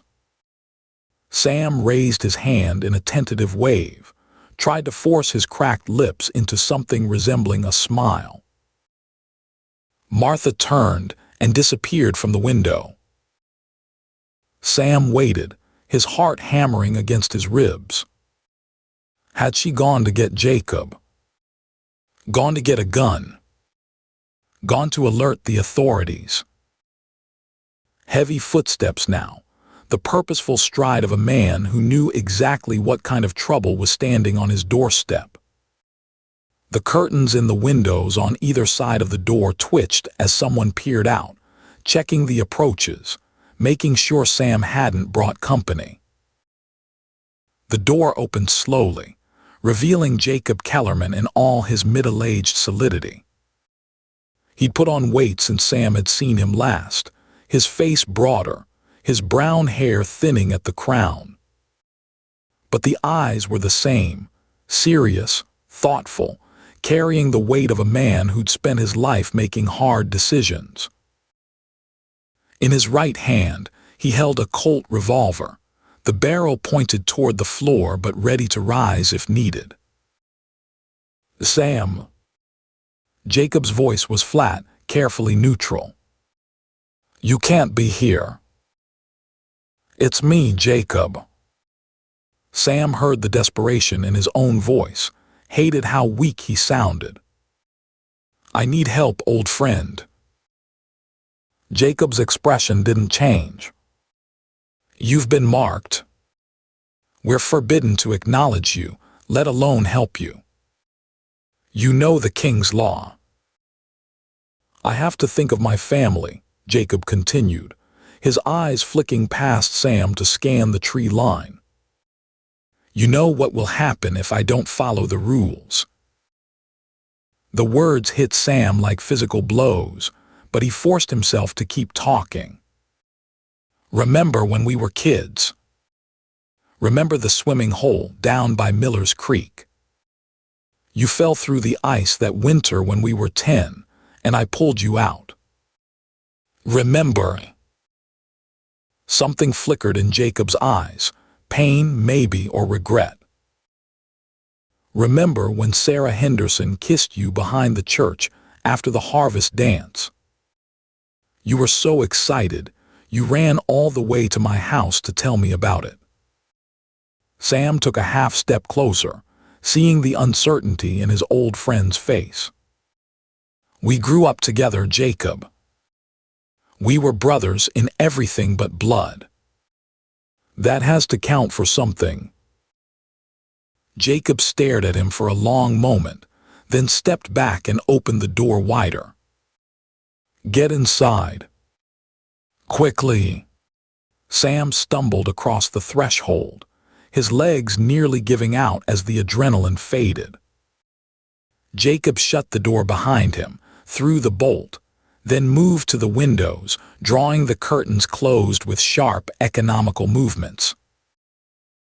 Martha stood in the kitchen doorway, her face pale but determined. Without a word, she went to the pump and began filling a basin with water, adding soap and gathering clean rags from a drawer. "Sit," Jacob said, pointing to a chair at the kitchen table. "Let us look at that wound." Sam lowered himself carefully into the chair, hissing as the movement pulled at his injured side. Martha appeared beside him, rolling up her sleeves with the no-nonsense attitude of a woman who tended her share of injuries over the years. "This is infected," she said after examining the wound, her voice carrying the authority of experience. "You should have come sooner." They worked in silence, Martha cleaning the wound with gentle but thorough strokes while Jacob kept watch at the windows. The pain was excruciating, but Sam bit down on a wooden spoon and endured it, knowing this might be his only chance at proper medical attention. When Martha finished bandaging the wound, Jacob brought him a thick slice of bread and a bowl of the pot roast that had been tormenting him with its aroma. Sam wolfed it down, barely tasting it, feeling strength flow back into his body with each bite. "You need to go now," Martha said softly but not unkindly. "We've done what we can, but—" The front door slammed open, making all three of them jump. Benjamin Kellerman stood in the doorway, his work clothes dusty from the field, his young face flushed with exertion and something that might have been anger. His eyes locked on Sam, and Sam saw recognition followed immediately by disgust. "Pa, what is this?" Benjamin's voice cracked slightly, the way young men's voices did when emotion overwhelmed them. "You let him in. You let a heretic into our house." Benjamin, Jacob started, but his son cut him off. He's been marked. Benjamin's voice rose, taking on the fervent tone of true believer. He's a fugitive and a heretic. It's against the king's law to aid and abet him. Sam pushed himself to his feet, wincing as the movement pulled at his side. Son, I'm just trying to save my family. My boy Thomas is sick. He needs medical help that he can't get here. I'm trying to get them out of Harvest Home, so. Don't call me son. Benjamin's face was red now, his fists clenched at his sides. You're a criminal. You violated the sacred laws. You brought corruption into our holy place. It was like arguing with a wall, Sam realized. The boy had been raised on the council's doctrine, fed their interpretation of right and wrong until it became as much a part of him as his own heartbeat. There was no reasoning with that kind of indoctrination. Benjamin, please, Jacob tried again, but his son was already backing toward the door. I won't be part of this, Benjamin said, his voice shaking with righteous fury. I won't let my family be corrupted by helping a heretic. He turned and slammed out of the house, the sound echoing through the kitchen like a gunshot. Sam looked at Jacob and Martha, seeing the pain in their faces, the terrible understanding of what had just happened. I'm sorry, Sam said quietly. I never meant to cause trouble between you and your son. Jacob's shoulders sagged as if he'd been carrying a great weight and had finally set it down. He's young. He doesn't understand. He trailed off, then looked directly at Sam. I wanted to do more. God help me. I wanted to hide you in the barn, give you supplies, help you get your family out. But I have to think of Martha. Of Benjamin. You understand that, don't you? I get it, Sam said, and he meant it. You have your family to protect. Thank you for your help. Sam moved toward the back door, but Jacob caught his arm. Take this, Jacob said, pressing something into Sam's hand. It was a small cloth bag that jingled softly. It's not much, but it might help. Sam looked down at the bag, feeling the weight of coins inside. Jacob, I can't. Take it, Jacob said firmly. And Sam, be careful. There are people in this town who would kill you without a second thought if they found you. Sam pocketed the coins and slipped out the back door, making his way quickly toward the tree line. Behind him, he heard the front door of the house open, then the sound of hoofbeats as Benjamin rode off toward town at a full gallop. His heart sank as he watched the boy disappear down the dirt road, dust rising behind the horse's hooves. Benjamin was going to sound the alarm. Within the hour, this entire area would be crawling with the council's men, armed and angry and eager to prove their loyalty. Sam forced himself to move faster, even though every step sent fresh waves of pain through his infected wound. The pot roast sat heavy in his stomach, but he didn't dare stop to rest. Survival would require every ounce of strength he had left. As he disappeared into the woods, he tried to focus on the faces of his family, Janet's worried smile, Thomas's bright eyes, the girls' laughter. They were still alive. They had to be. And somehow, someway, he was going to find a way to save them. He had to save them. He was their only hope. But who is my hope? He thought miserably. Who do I turn to when my time of reaping comes? Who will hear my cry for help and come to my aid? Chapter 9. The heat pressed against Ruth's skin like a damp blanket as they trudged through the tall grass beyond the last weathered farmhouse. Aaron paused beside a gnarled oak tree, its branches casting precious shade across the parched earth. Sweat darkened his shirt between his shoulder blades. Sam always talked about the old swimming hole, he said, squinting toward a cluster of willows in the distance. Said it was maybe a quarter-mile from their place. Ruth wiped her forehead with the back of her hand, tasting salt on her lips. The sun had climbed high overhead, turning the afternoon air thick and oppressive. Her boots crunched through dried leaves and brittle twigs as she followed Aaron's lead toward the trees. Every step seemed to sink into the soft earth near the water. The creek was little more than a trickle now, exposing smooth stones and muddy banks.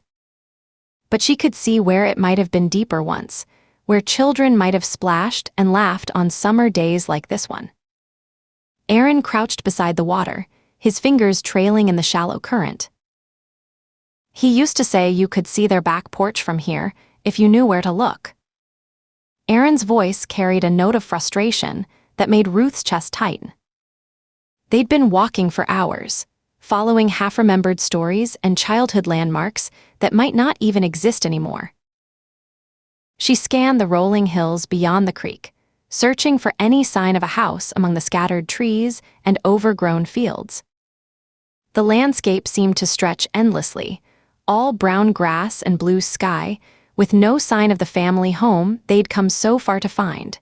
She was starting to wonder if this had been a good idea. There, Aaron said suddenly, pointing toward a hill about half a mile east. That stand of pine trees. Sam mentioned those in one of his letters, said his dad planted them as a windbreak when he was a kid. Ruth shielded her eyes against the sun, following his gaze. She could make out the dark cluster of evergreens, their tops swaying slightly in the afternoon breeze. You sure?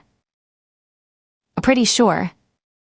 He said you could see them from the swimming hole, and they marked the eastern boundary of their property. Aaron stood, brushing dirt from his knees. It's worth checking out. They climbed steadily upward, through scrub brush and wild grass that came up to Ruth's knees. Grasshoppers clicked and buzzed around them, and she caught glimpses of small lizards darting between the rocks. The pine trees grew larger as they approached, their trunks thick and straight, clearly planted rather than naturally occurring. Look, Ruth said, pointing beyond the trees. A house sat in the distance, partially hidden by the pines, but clearly visible once you knew where to look. It was a simple two-story farmhouse, white with green trim, surrounded by a few outbuildings and what might once have been a garden. Even from this distance, Ruth could see it was well-maintained, with fresh paint and a neat yard. That has to be it, Aaron said, his voice carrying a note of relief. The description matches everything Sam told me. They approached the house carefully. The property was immaculate. Too immaculate. The grass was perfectly trimmed, the flower beds weeded, the porch swept clean. But there were no toys scattered in the yard, no tire swing hanging from the tree, no children's bicycles dropped when the riders ran home for supper, no evidence that a family with 3 young children lived here. You said he has 3 kids. Ruth asked. Doesn't look like a house with 3 kids. Maybe they keep things tidy, Aaron suggested, but his voice lacked conviction. Ruth studied the windows of the house, looking for any sign of life. No curtains moved, no faces appeared in the glass. The whole place had the sterile quality of a model home, beautiful but somehow lifeless. They climbed the front steps together, their boots echoing on the wooden planks. Aaron knocked firmly on the front door, the sound sharp in the afternoon silence. Footsteps inside, approaching slowly. The door opened to reveal a woman in her 50s, with dark hair pulled back in a severe bun. She wore a simple gray dress that looked homemade, and her pale blue eyes studied them with polite curiosity. "Good afternoon," she said, her voice carrying a slight accent Ruth couldn't place. "May I help you?" "We're looking for the Tryon family," Aaron said. "Sam Tryon, his wife Janet, and their 3 children. We were told they lived at this address." The woman's expression didn't change. "I'm sorry, but there's been some mistake. My family and I live here. You must have the wrong house." 8 years. Ruth stepped closer, studying the woman's face. "What are your names?" "Elizabeth Hartwell. My husband is James." The woman's answers came quickly, too quickly. There have always been Hartwells on this property, since the town was founded. Aaron pointed to the stand of pines in the distance, and beyond that to the watering hole, barely visible. "Sam told me his daddy planted those pines, and that's the watering hole he used to swim in as a boy." Elizabeth Hartwell shrugged. "I don't know what to tell you. I've never heard of anyone named Sam Tryon, and I've lived in Harvest Home all my life." Ruth felt her patience beginning to wear thin. The woman was lying. Everything about her body language screamed deception. The way she held herself too rigidly, the way her eyes kept darting past them to scan the horizon, the way her hands trembled slightly despite her outwardly calm demeanor. "Mrs. Hartwell," Ruth said, keeping her voice level but authoritative, "we're Texas Rangers investigating a missing family. If you have any information about the Tryons—" "I've told you everything I know," Elizabeth interrupted, already starting to close the door. "I'm sorry I can't be more helpful." The door shut with a soft click, followed immediately by the sound of a deadbolt sliding into place. Ruth and Aaron stood on the porch for a moment, staring at the closed door. "She's lying," Ruth said quietly. "Yeah. Question is why?" Ruth moved to one of the front windows, cupping her hands around her eyes to peer inside. The interior was as sterile as the yard, neat furniture arranged in museum-like order, no personal photographs, no children's drawings stuck to the refrigerator, no evidence that a family actually lived in this space. "Aaron, look at this." He joined her at the window, following her gaze. "It looks like a showroom." "Exactly. Like someone set it up to look lived in, but didn't quite get the details right." Ruth pointed toward the kitchen, visible through an archway. "See the counters? Completely clear. No coffee maker, no toaster, no mail, no dirty dishes. No signs of actual daily life." They walked around the house, checking each window. The pattern continued throughout, rooms that looked like magazine spreads, lacking the comfortable clutter of a real home. In what should have been a child's bedroom, Ruth saw a bed with hospital corners and not a single toy or book in sight. "This is all wrong," Aaron muttered, his frustration evident. "Sam's family lived here." "I know they did. So where are they?" Ruth stepped back from the window, her mind already working through their limited options. "Remember that other house we saw during our search? About half a mile northwest of here." Aaron nodded slowly. "The one with the blue shutters.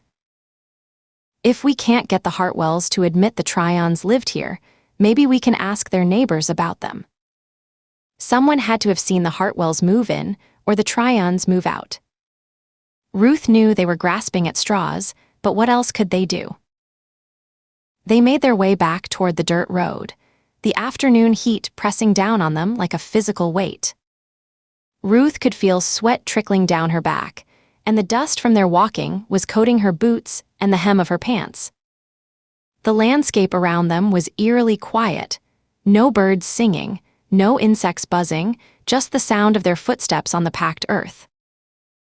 They'd been walking for maybe 10 minutes when Ruth heard it, a rhythmic thundering that made her turn to look back down the road they'd just traveled. "Aaron," she said, pointing. A cloud of dust was approaching fast, resolving into a horse and rider moving at a full gallop. The rider was bent low over the horse's neck, pushing the animal hard, and as they drew closer, Ruth could see it was a young man, maybe 16 or 17, with dark hair flying behind him and a look of urgent determination on his face. The boy slowed as he spotted them, pulling hard on the reins and bringing his horse to a nervous, prancing halt about 20 feet away. His eyes were wide with suspicion as he took in their modern clothes, their badges, their obvious outsider status. "Afternoon," Aaron called out, raising his hand in a friendly gesture. "Hot day for riding." The boy said nothing, his gaze darting between them like a trapped animal looking for escape routes. His horse sensed his nervousness and shifted restlessly beneath him, foam flecking its neck from the hard ride. "We're Texas Rangers," Ruth said, keeping her voice calm and non-threatening. "We're just looking for some information about." The boy didn't wait to hear what they were looking for. He jammed his heels into the horse's flanks and took off like a shot, leaving them standing in a fresh cloud of dust as he thundered toward town at breakneck speed. Ruth and Aaron watched him disappear around a bend in the road, his horse's hoofbeats fading into the distance. "Well, that was friendly," Aaron said dryly. "He was scared," Ruth observed, brushing dust from her shirt. "Question is, of what?"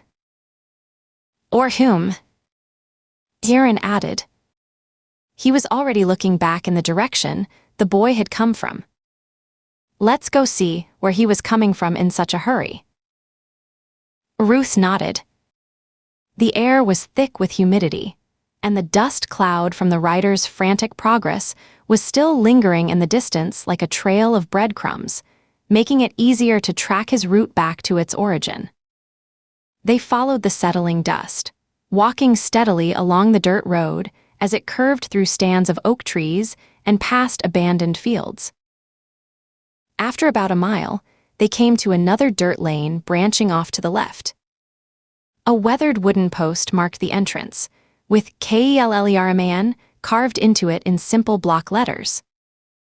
The lane led up a gentle rise toward a farmhouse that looked more lived in than the sterile Hartwell place. Laundry hanging on a line, a vegetable garden with actual vegetables growing in it, farm equipment that showed signs of regular use. "This looks more promising," Ruth said as they approached the house. The front porch was wide and welcoming, with rocking chairs that had seen years of use and flower pots that held actual flowers rather than decorative arrangements. But as they climbed the front steps, Ruth caught a flicker of movement at one of the windows, a curtain twitching, someone peering out at them. Chapter 10. Aaron knocked on the front door, the sound echoing across the quiet yard. They waited, listening to the sound of footsteps inside and what might have been hushed conversation. After what felt like several minutes, the door opened to reveal a man in his 40s with work-calloused hands and wary eyes. He held a shotgun across his chest, not quite pointing it at them, but making its presence unmistakably clear. "Who are you?" he asked, his voice carrying the careful neutrality of someone who'd learned to be suspicious of strangers. "What do you want?" "We're Texas Rangers," Aaron said, showing his badge. "I'm Aaron Tate, and this is my partner Ruth Baker. We're looking for information about." The man blinked, his expression shifting from suspicion to surprise. "Aaron Tate." The same Aaron Tate who deployed with Sam. Ruth felt a surge of hope, so strong it made her dizzy. Finally, someone who knew Sam. "You know Sam Tryon?" The man looked at her without answering, his gaze moving between her and Aaron as if he were trying to solve some complex equation. His knuckles were white where he gripped the shotgun. "We're friends of his," Ruth pressed, sensing an opportunity. "He wrote to my partner.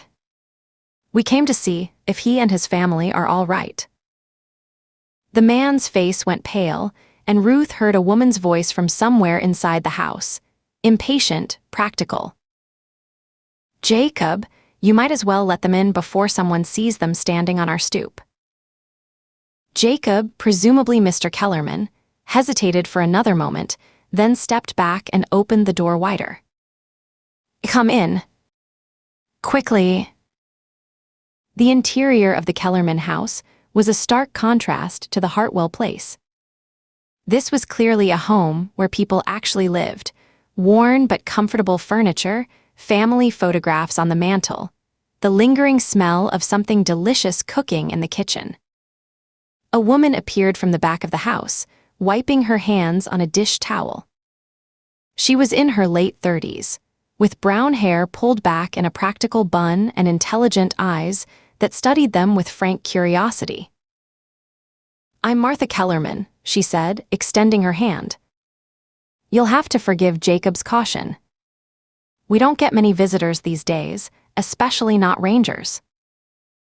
They settled into the living room, where Martha disappeared briefly before returning with a pitcher of lemonade and glasses that were cold to the touch. Ruth took a sip and nearly gasped at how delicious it was, tart and sweet, and so cold it made her teeth ache. "This is incredible," she said, taking another grateful sip. "How do you keep it so cold? Do you have a refrigerator?" Martha smiled, the first genuinely warm expression they'd encountered since arriving in Harvest Home. "We don't. We keep it in a skin bag hung by a rope, immersed in the well water. The water's cold enough to keep things chilled even on days like this." "That's very clever," Ruth said, taking an instant liking to Martha, who was clearly an intelligent, resourceful woman. The kind of person who could make a life work under any circumstances through sheer determination and practical wisdom. Jacob set his shotgun aside, but kept it within easy reach as he settled into a worn leather chair across from them. The tension in his shoulders was visible, and Ruth noticed how his eyes kept darting to the windows, as if he expected unwelcome visitors at any moment. "You said Sam sent you a letter," Martha said, taking a seat beside her husband. "When was this?" "2 days ago," Aaron replied, pulling out his phone. "He said his family's situation had become untenable and asked for my help urgently." Jacob and Martha exchanged a look that spoke volumes, fear mixed with something that might have been relief. "May we see this letter?" Martha asked quietly. Aaron hesitated for just a moment, then held out his phone. But like everyone else in Harvest Home, neither Jacob nor Martha made any move to touch the device. After an awkward moment, Aaron turned the phone back around and read the message aloud. When he finished, silence settled over the room like dust. Jacob stared at his hands, while Martha's eyes filled with tears she was trying hard not to shed. "He must have sent that the night he disappeared," she said to her husband, who nodded. Ruth leaned forward. "Please, if you know anything, you need to tell us. We're here to help." Husband and wife exchanged glances, and she saw something pass between them that was partly fear and partly defiance. Finally, Martha inclined her head, and Jacob nodded in response. He took another moment to gather his thoughts, or his courage, before looking up at the Rangers. "They took them 2 nights ago," Jacob said finally, his voice barely above a whisper. "Sam, Janet, and the children came in the middle of the night." Ruth felt her blood turn cold. "Who took them?" "The town authorities." "The council," Martha said, wiping her eyes with the corner of her dish towel. led by the constable and his men. They said Sam had committed crimes against the community. What kind of crimes? Aaron asked, though Ruth could see he already suspected the answer. Using forbidden technology. Communicating with the outside world.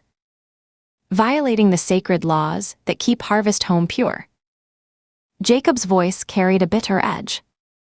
Of course, as everyone knows, the council itself uses that same technology when it suits their purposes. Ruth leaned forward, her investigative instincts fully engaged. Where did they take the family? Jacob and Martha exchanged another look, this one filled with genuine uncertainty and fear. No one knows, Martha said quietly. When the council takes someone, they just disappear. Some say there are places beneath the town, hidden spaces, but no one knows for certain. We've never seen them since that night, Jacob added, his voice heavy with sorrow. For all we know, they could be anywhere. Or... He couldn't finish the thought. Ruth studied their faces, seeing genuine anguish and confusion there. Whatever had happened to Sam's family, the Kellermans truly had no idea where they were being held. Ruth couldn't help the note of outrage that crept into her tone. That's a violation of their rights. They can't do that, Aaron nodded grimly. Sounds like this town council has overstepped its bounds. Why don't you folks just vote them out? Jacob and Martha both looked at him as if he didn't know what he was talking about. You don't understand, Martha said with a hint of bitterness.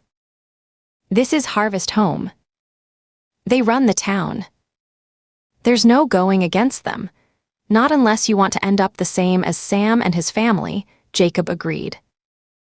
Only reason we're even talking to you folks is because Sam and I go back a ways. I know his son Thomas is in a bad way. He's just a father trying to take care of his own. I can relate. When our son Benjamin was stricken with the new flu, the one that was killing people left and right, I wanted to take him to the county hospital. It was Martha here talked me out of it. It's only by God's grace that he survived. Sam's only doing what any father would. Ruth looked at Martha. She sensed something deeper in the woman, something more than just defiance at the town's authoritarianism. Something happened to you, didn't it, Martha? Something that changed your attitude towards Harvest Home. Martha sucked in a deep breath and exhaled slowly. She looked down at her hands, resting in her lap. My dad was a preacher when I was a little girl. That was before the present council took over, with Nathaniel Marston as the alderman. He was loved and revered and looked up to by the community. Then Marston took charge, and the first thing he did was ban the good book. Ruth blinked. You're saying he banned the Bible? Aaron leaned forward. How'd he do that? They confiscated every copy they could find, even my ma's little pocket book of Psalms, which she got from her great-grammy and always kept by her bedside. Passed a law that forbade anyone from possessing a copy. Ruth and Aaron exchanged a stunned look.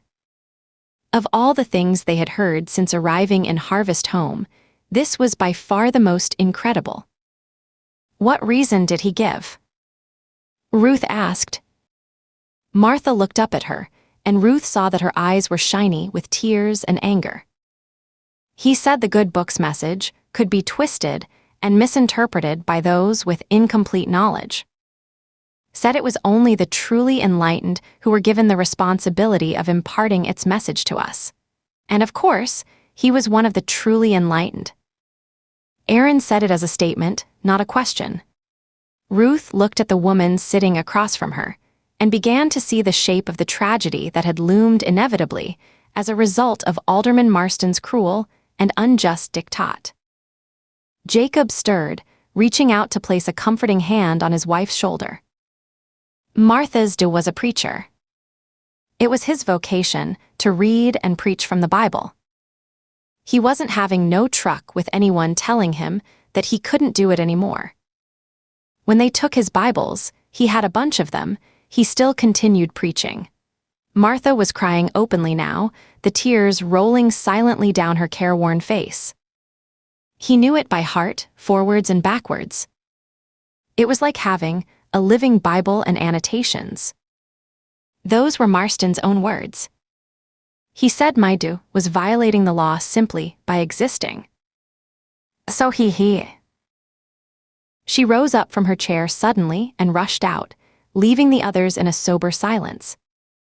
They strung him up in the town square, Jacob said softly, barely audible.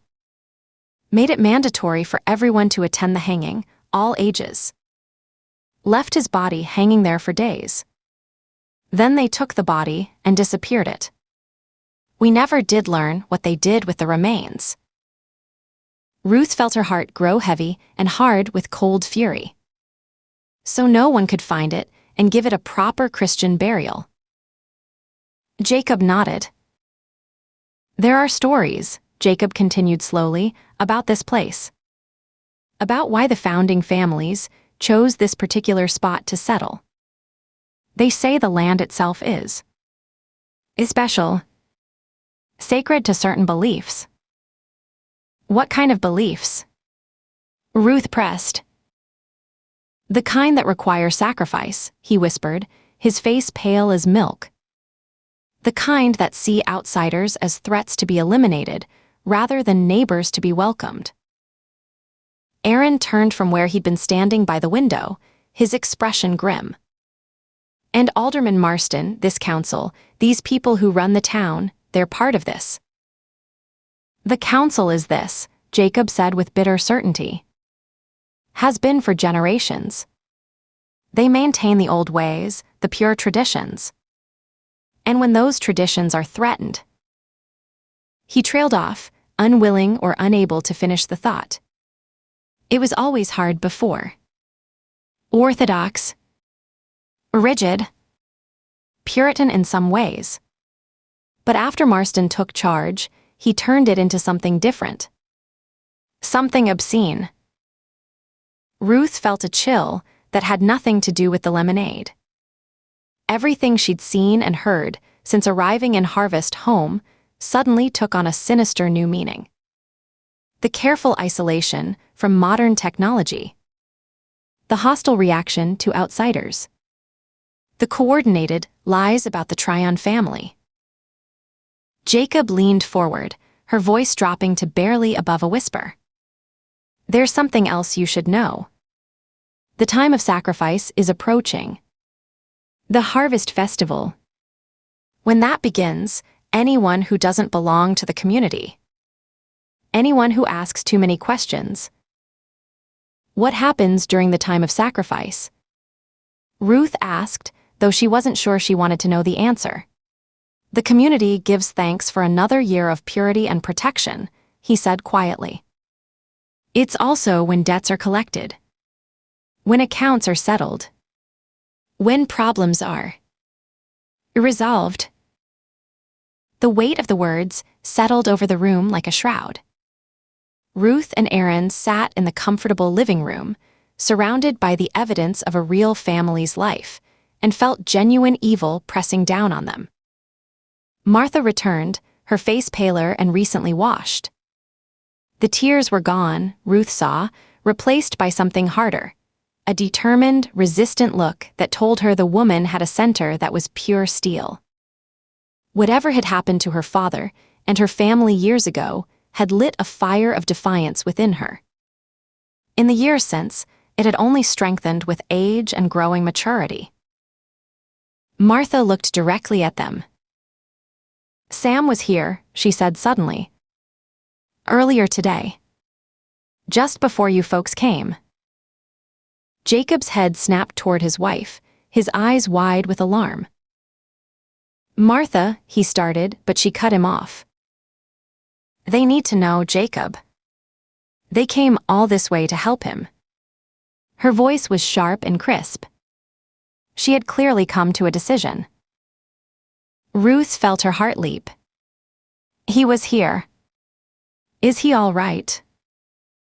"He's wounded," Martha said, her hands twisting the dish towel in her lap. "Badly. We cleaned the wound and gave him food, but he's been hiding in the woods since he escaped. The infection is getting worse." "Where is he now?" Aaron demanded, already rising from his chair. "He had to run," Jacob said heavily. "Our son Benjamin saw him. Rode off to town to alert the authorities before we could stop him. Sam barely had time to get back into the woods." Martha's face was pale with tension now that she had committed herself. "They'll be coming soon. The constable and his men. They know Sam was here." Ruth and Aaron exchanged a glance, both thinking the same thing. Without a word, they moved toward the front door and stepped out onto the porch to speak privately. "We have two choices," Ruth said quietly to her partner, keeping her voice low. "We can go into those woods and try to find Sam, or we can stay here and confront the authorities when they arrive. Now we have proof, witnesses who can testify that Sam Tryon is real, that he's been a resident of this town, despite their claims that no such family has ever lived in Harvest Home." Aaron nodded slowly. "Finally, we'd have something concrete to work with." "Excuse me," Martha's voice came from behind them, and they turned to see her standing in the doorway, wringing her hands. "I'm sorry for eavesdropping, but voices carry from the porch into the kitchen."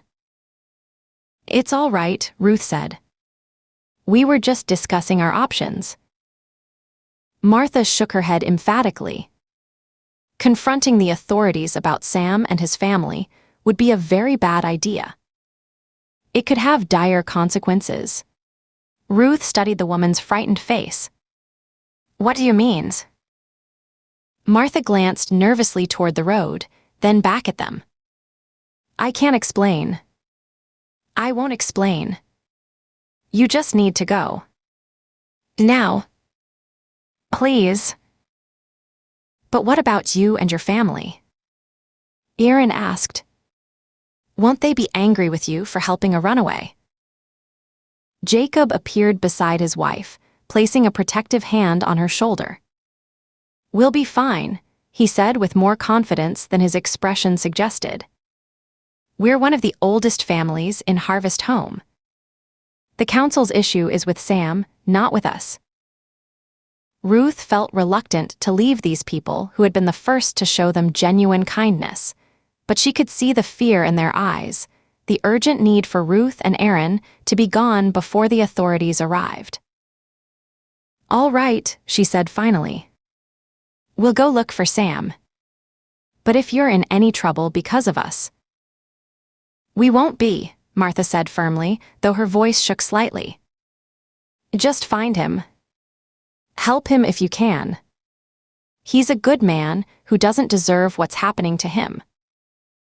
Ruth and Aaron descended the porch steps and headed toward the tree line that bordered the Kellerman property. As they walked away from the house, Ruth couldn't shake the feeling that they were making a terrible mistake. Everything about this situation felt wrong. The Kellermans' obvious terror, their urgent need to get rid of 2 Texas Rangers before the local authorities arrived, the sense that there were layers of danger they didn't yet understand. Chapter 11. Ruth's boots had barely touched the dry grass beyond the Kellermans' front porch when the weight of what they were doing hit her like a punch to the gut. 20 yards out, walking toward the tree line where Sam Tryon was supposedly bleeding to death in the wilderness, and she couldn't shake the image of Martha Kellerman's face when she'd talked about her father, how the council had made him disappear for asking too many questions. She stopped walking. Aaron took another few steps before he realized she wasn't beside him anymore. When he turned back, Ruth was standing frozen in the afternoon sun, staring at the farmhouse. "Ruth." She didn't answer immediately. Her mind was churning through possibilities, none of them good. Jacob and Martha had fed Sam, bandaged his wounds, given him shelter when he was desperate and bleeding. In Harvest Home, that apparently constituted a capital offense. "We can't do this," she said finally. Aaron walked back to her, his face creased with concern and growing urgency. "Can't do what?" "Leave them." Ruth gestured toward the house, where the Kellermans were presumably preparing for whatever Constable Winthrop had planned. "We're walking away from two people who helped Sam, and we both know what's coming for them." "Ruth, we need to find Sam," Aaron said, his voice tight with urgency. "He's wounded, possibly dying, and his family is imprisoned somewhere. Every minute we waste here is another minute they're in danger. We can't save everyone. These people took in a wounded man, fed him, bandaged him up, and now they're about to pay the price for basic human decency." Ruth turned to face Aaron fully, letting him see the conflict tearing at her. "Martha told us what happened to her father. Made him disappear for asking questions. What do you think they'll do to people they consider traitors?" Aaron looked back toward the woods, then at the house, and Ruth could see him weighing their options. "Sam sent us that email for a reason, Ruth. His son Thomas is dying. Janet and the girls are locked up somewhere. They're counting on us. And what about the Kellermans? They helped Sam, and now they're going to face whatever passes for justice in this place. Maybe Winthrop just asks some questions and leaves. Maybe this is all bluster and intimidation. We can't be everywhere at once. We came here to help Sam and his family, not to protect every person in this town who's made the mistake of showing basic human kindness. So we just abandon them." "We prioritize," Aaron said. "Sam specifically asked for our help. His family is in immediate danger. The Kellermans..." He spread his hands helplessly. "Maybe they'll be fine. Maybe Winthrop really is just coming to ask questions." Ruth could hear the doubt in his voice even as he said it. They both knew what kind of man Winthrop was, what kind of organization this council represented. The Kellermans were in serious danger, and walking away felt like abandoning them to their fate. "I can't do it," Ruth said finally. "I can't walk away without knowing what's about to happen to them." "Then what do you suggest?" Aaron asked. The sound reached them then. Distant at first, but unmistakable, the rhythmic thunder of multiple horses moving fast across hard ground. The sound grew steadily louder, and Ruth felt her pulse quicken in response. "Shit," Aaron breathed. "Here they come." Ruth's stomach dropped. Their argument was suddenly academic. They were committed now, whatever happened. "We need cover. Now." They moved quickly toward a cluster of old oak trees that stood about 40 yards from the house, close enough to intervene, but far enough to avoid being spotted immediately. The largest oak had a trunk thick enough to provide cover for both of them, and gaps between the leaves that would give them a clear view of the front yard. The hoofbeats were closer now, maybe a quarter-mile away and approaching fast. She counted at least 4 distinct sets, possibly 5. The riders appeared around a bend in the dirt road like something out of a fever dream, 5 men on horseback, all heavily armed. Constable Winthrop rode at the front, his uniform now complemented by a rifle slung across his back and a grim expression that made Ruth's blood run cold. Behind him came 4 other men. The first was lean and wiry, with a scraggly beard and pale, flat eyes. The second was built like a bull, thick-necked and heavy through the shoulders, with massive hands. The third was younger, maybe mid-20s, with sharp features and restless movements. The fourth was older, gray-haired, sitting his horse with rigid posture. How many men does Winthrop need to arrest 2 farmers? Aaron asked. Ruth didn't answer, but she was thinking the same thing. The horses slowed as they approached the Kellerman property, Winthrop raising his hand to signal a halt about 50 yards from the house. Ruth watched through the gaps in the leaves as he turned in his saddle to address his men, his voice carrying clearly in the still air. "You know what to do," Winthrop said to the lean man with the dead eyes. "The back door. Make sure nobody goes out that way." Ruth watched the man immediately spur his horse toward the rear of the house.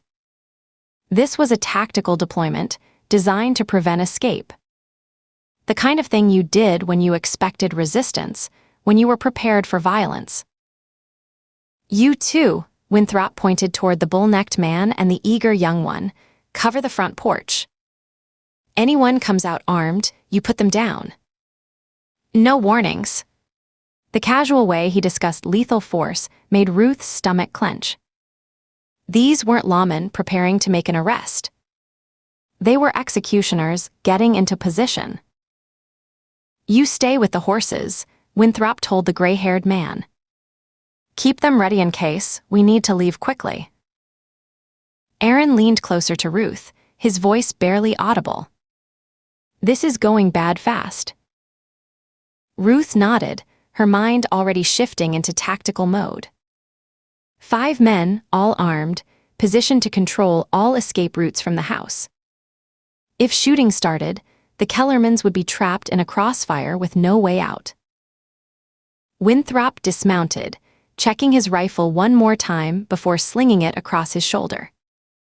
Even from this distance, Ruth could see the cold determination in his movements. This was a man who'd done this kind of work before. "Remember," Winthrop called out to his men, "we're looking for information about Sam Tryon's whereabouts. These people helped him, which makes them accessories to his crimes against the community. The council wants answers, but if they resist..." He let the sentence hang unfinished, but the implication was clear enough. Ruth watched Winthrop approach the front porch with the confident stride of a man who held all the power. Behind him, his men took up their assigned positions, creating a perimeter that would prevent any escape from the house. The constable's boots echoed on the wooden porch steps as he climbed toward the front door. Each footstep seemed to Ruth like a countdown toward disaster. When he reached the door, Winthrop paused for a moment, straightening his uniform, then knocked twice, sharp, authoritative raps that carried an undertone of threat. The door opened to reveal Jacob Kellerman, and even from 40 yards away, Ruth could see the tension in his shoulders, the way he held himself ready for trouble. The old farmer might not understand the full scope of what he was facing, but he knew enough to be afraid. "Constable," Jacob said, his voice carefully neutral. "What brings you out our way this afternoon?" Winthrop stepped closer to the door, invading Jacob's personal space in a way that was clearly designed to intimidate. "I think you know exactly why I'm here, Jacob. We had a report that Sam Tryon was seen on your property earlier today. That you gave aid and comfort to a known fugitive from justice." Ruth could see Jacob's face pale slightly, but his voice remained steady. "I don't know what you're talking about, Constable." "Don't lie to me." Winthrop's voice carried across the yard with deadly clarity. "Your son Benjamin told us everything. How you fed Tryon, bandaged his wounds, helped him escape the justice he deserves. That makes you and your wife accessories to his crimes against this community." The mention of Benjamin made Jacob stiffen visibly. Ruth saw his hands clench into fists at his sides, saw the flash of fear that crossed his face before he could suppress it. "Benjamin's just a boy," Jacob said. "He doesn't understand." "He understands loyalty," Winthrop interrupted.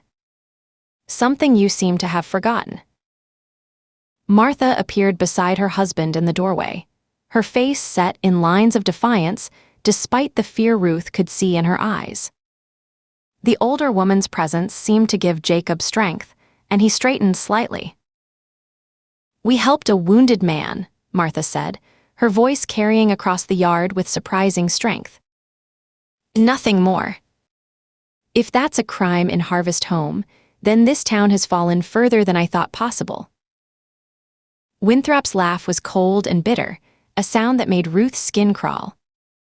"This town maintains its purity through the faithful observance of sacred laws, woman. Laws that you've violated by helping a heretic and a traitor to our way of life." "Sacred laws?" Martha's voice rose slightly. "What's sacred about letting a man bleed to death in the wilderness?" "What's sacred," Winthrop snarled, "is loyalty to the community that shelters you. Loyalty to the council that protects you. Loyalty to the traditions that have kept this place pure for over 2 centuries." Jacob stepped protectively in front of his wife, his fear momentarily overcome by anger.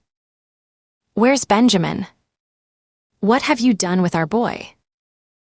Winthrop ignored the question entirely, pulling out a pair of handcuffs that gleamed dully in the afternoon sun.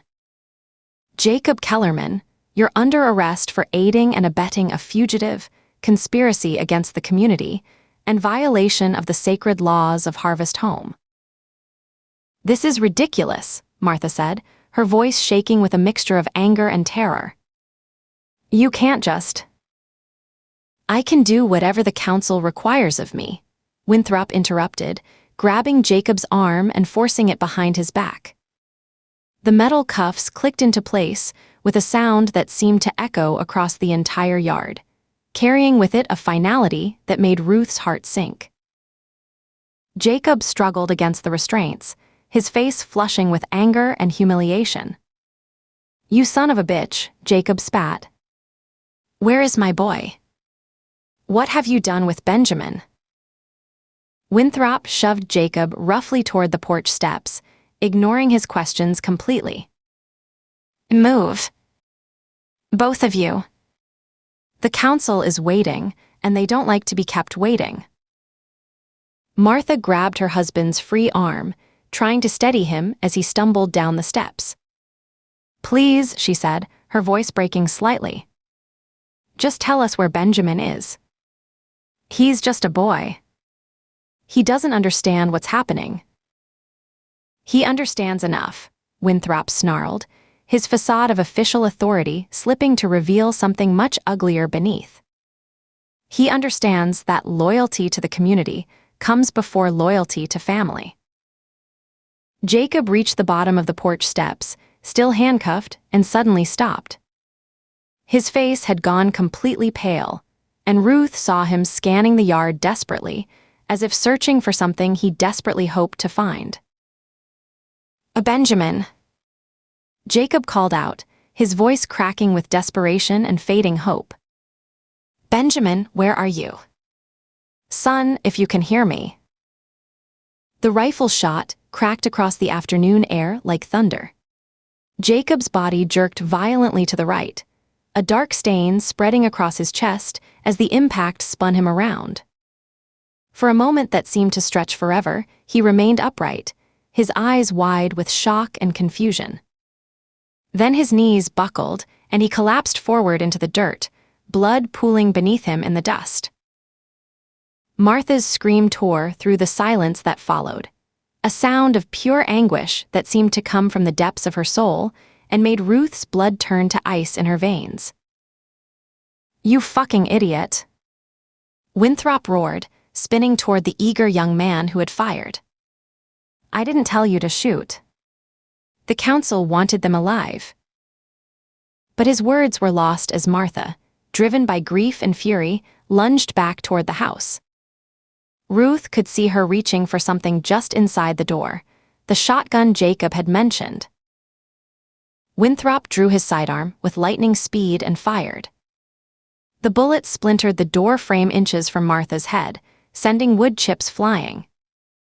But the older woman didn't stop. She grabbed the shotgun and spun around, her face streaked with tears and twisted with a fury that was terrible to behold. You murdered him. Martha screamed, her voice raw with grief and rage. You murdered my husband, you bastard.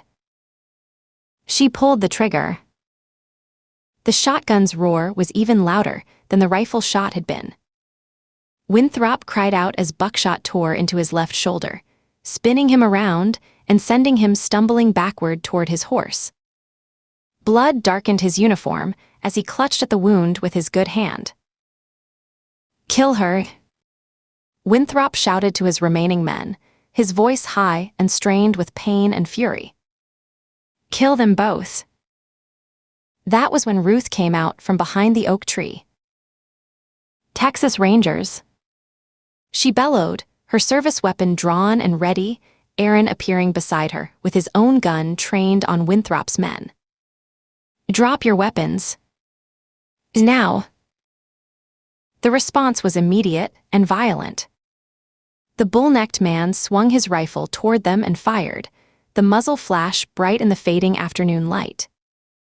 Ruth felt the bullet whistle past her ear, close enough that she could feel the heat of its passage. The sharp crack of the shot made her ears ring, and the acrid smell of gunpowder filled her nostrils.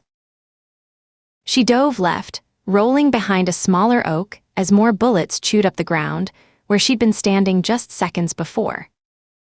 Bark exploded from the trees around her position, showering her with splinters. Aaron went right, using a fallen log for cover as he returned fire. The gunfight erupted in earnest now, the afternoon air filled with the sharp crack of rifles and the deadly whine of ricochets. Ruth could taste copper in her mouth, feel her heart hammering against her ribs. But underneath, the adrenaline was that familiar cold clarity, the tunnel vision that came when violence erupted and training took over. She popped up from behind her cover and fired twice at the bull-necked man who was crouched behind the porch. Her first shot splintered the wooden post beside his head, sending him diving for better cover. Her second went wide as he moved, punching into the porch railing and sending wood chips flying. A bullet smacked into the tree trunk inches from her face, and Ruth ducked back down, feeling her pulse spike with the nearness of death. She could hear Aaron's rifle speaking steadily from her right, the careful rhythm of aimed fire. But there were too many of them, and they had better positions. The eager young killer had taken cover behind the water trough, his rifle barrel glinting in the sunlight as he worked the bolt between shots. Ruth watched him fire at Aaron's position, saw her partner duck as the bullet sparked off the log he was using for cover. Ruth felt that familiar surge of protective fury that came whenever Aaron was in danger. They'd been through situations like this before, but it never got easier watching someone try to kill the man she loved. She lined up her sights on the young man behind the water trough and squeezed the trigger. Her shot took him high in the chest, spinning him around. But he didn't go down. Instead, he stumbled backward, still clutching his rifle, blood staining his shirt, but his eyes still bright with killing rage. He brought his weapon up again, aiming for Aaron. Aaron's next shot caught him square in the forehead, dropping him instantly. The bull-necked man was still firing from behind the porch, and Ruth could hear the lean one with the dead eyes shooting from somewhere behind the house. Bullets whined overhead, smacked into trees, gouged earth around their positions. The smell of cordite was thick in the air now, mixed with the copper scent of blood and the dust kicked up by ricochets. Ruth risked another look around her tree and saw the bull-necked man exposing himself as he tried to get a better angle on Aaron. She fired 3 times in rapid succession, the recoil jarring her arms. Her first shot went wide, her second caught him in the shoulder and spun him around, and her third took him center mass, dropping him to the wooden planks where he lay still. Ruth! Aaron called out, his voice tight with urgency. Behind the house. She spun just in time to see the lean man with the dead eyes emerging from behind the building, his rifle raised and aimed directly at her position. Time seemed to slow as she brought her own weapon up, knowing with crystal clarity that she was a fraction of a second too slow, that the muzzle flash she could see beginning to bloom would be the last thing she ever saw. The man's rifle cracked, and Ruth felt the bullet tear through the air where her head had been a split second before. She'd thrown herself sideways at the last instant, landing hard on her shoulder and rolling behind another tree as a second shot gouged earth where she'd been lying. Aaron's rifle answered from across the yard, but the lean man had already ducked back behind the house. Ruth could hear him moving, trying to flank their position, and she knew they were running out of time and options. She caught movement in her peripheral vision and saw Winthrop finally managing to haul himself onto his horse, one arm hanging useless at his side. Blood had soaked through his uniform, but he was still conscious, still dangerous. The lean man appeared again, this time from a different angle, his rifle swinging toward Aaron's position. Ruth didn't hesitate. She came up from behind her cover and fired twice, both shots taking him center mass and dropping him to the ground where he twitched once and lay still. In the sudden, ringing silence that followed, Ruth could hear the sound of hoofbeats growing fainter as Winthrop's horse carried the wounded constable away from the carnage he'd created. She rose from cover slowly, her ears still ringing from the gunfire, her hands shaking slightly from the adrenaline coursing through her system. Chapter 12. The phone's electronic chime cut through the silence of Alderman Marston's private office like a blade through silk. He glanced at the caller ID, and his stomach tightened with familiar dread. That number. Always that number, calling at the worst possible moments with questions he preferred not to answer. He let it ring twice more before picking up, using the time to compose his voice into the properly deferential tone his caller expected. "Sir," he said, settling back into his leather chair and forcing his shoulders to relax. "Nathaniel." The voice on the other end was crisp, authoritative, carrying the kind of power that had been honed over decades of commanding absolute obedience. "I'm calling for an update on your situation there." Marston's jaw tightened involuntarily, but he kept his voice steady. "Everything is under control, sir. We've had a minor development today, but nothing that requires your direct attention." "Define development." The single word carried enough menace to make lesser men break into a cold sweat. Marston had learned long ago that this particular superior had little patience for evasion or euphemism. "2 Texas Rangers arrived in town this afternoon," Marston said, keeping his tone level and professional. "They're asking questions about Sam Tryon, claiming he's an old Army friend. But I can assure you there'll be no trouble. I'm handling the situation personally." The silence that followed stretched long enough to make Marston uncomfortable. He could hear his own heartbeat in his ears, feel sweat beginning to bead on his forehead despite the air conditioning. "Texas Rangers are trouble, Nathaniel," the voice said finally, each word precise and cutting. "They have resources, training, institutional backing. They ask questions that lead to other questions. They have supervisors who notice when they disappear. I understand your concerns, sir, but I don't like trouble, Nathaniel. You know this about me. I've made it very clear over the years that your primary responsibility is to ensure that our arrangement continues without complications." Marston felt his temper flare at the condescending tone, the implicit threat beneath the carefully professional words. 23 years he'd been building this operation, 23 years of careful planning and meticulous execution, and this man still spoke to him like he was some bumbling amateur who couldn't handle a simple containment issue. "Sir, with all due respect," Marston said, fighting to keep the irritation out of his voice, I've been managing situations like this for over 2 decades.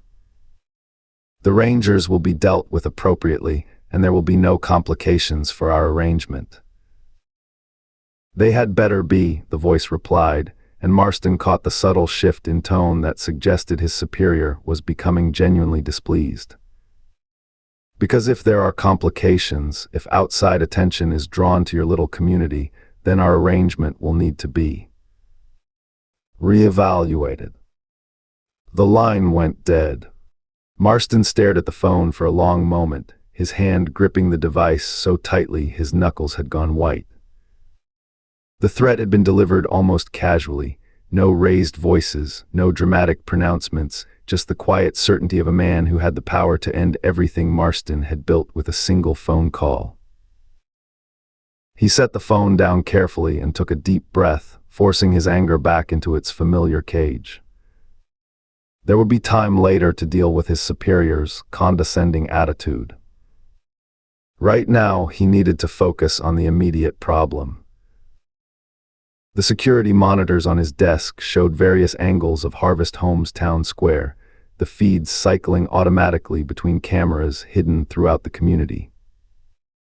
Most showed the usual pastoral scenes, people going about their evening routines, children playing in yards, the kind of wholesome Americana that would have made Norman Rockwell weep with nostalgia.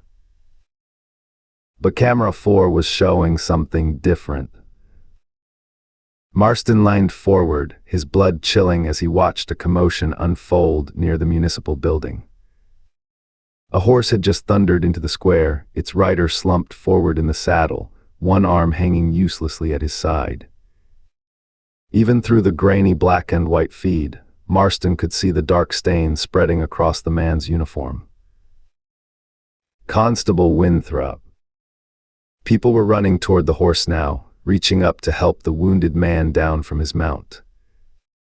Marston could see their faces in the monitor, confusion, fear, the beginning of panic as they realized that their local law enforcement had been shot.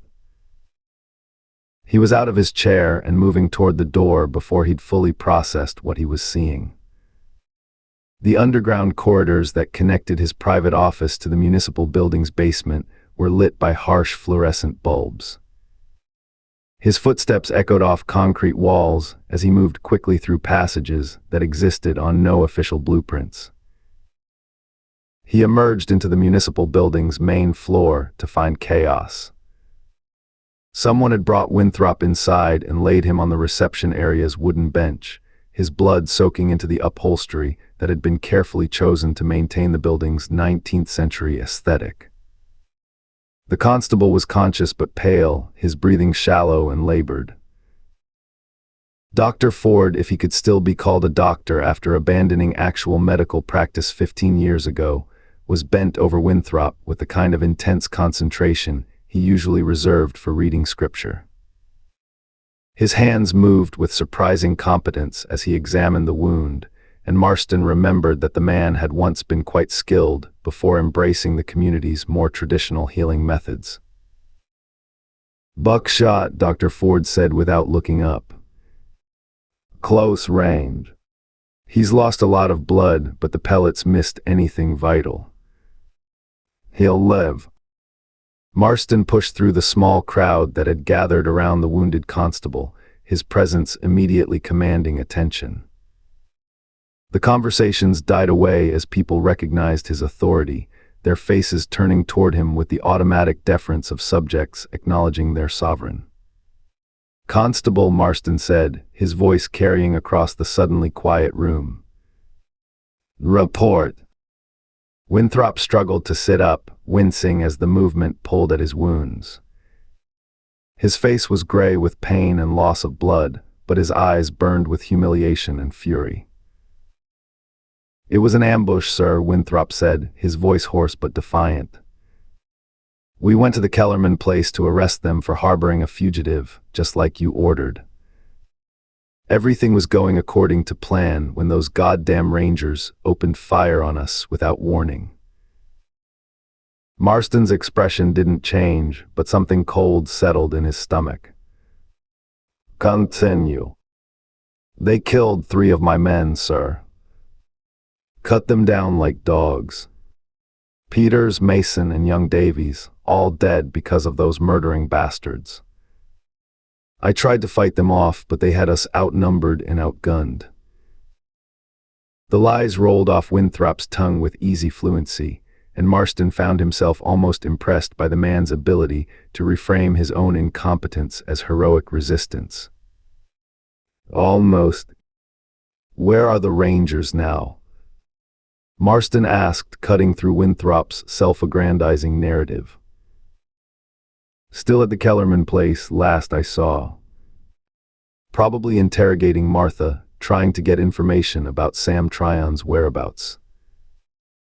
Marston felt his carefully controlled temper begin to slip. So you left them there. Alive. In possession of potential witnesses who could compromise our entire operation. Winthrop's face flushed red despite his blood loss. Sir, I was wounded, my men were dead. You were incompetent, Marston said, his voice dropping to the deadly quiet tone that made even hardened killers nervous. I gave you a simple task: eliminate 2 Rangers quietly, make them disappear without a trace. Instead, you've created a war zone that will draw attention from every law enforcement agency in 3 states. The room had gone completely silent now, everyone present recognizing the shift in atmosphere, the sudden crackle of real danger in the air. Dr. Ford continued working on Winthrop's wounds, but his hands moved more quickly now, as if he wanted to finish his task and escape before the situation escalated further. Marston turned away from the wounded constable, his gaze finding Reverend Mariner and Judge Ainsley in the crowd.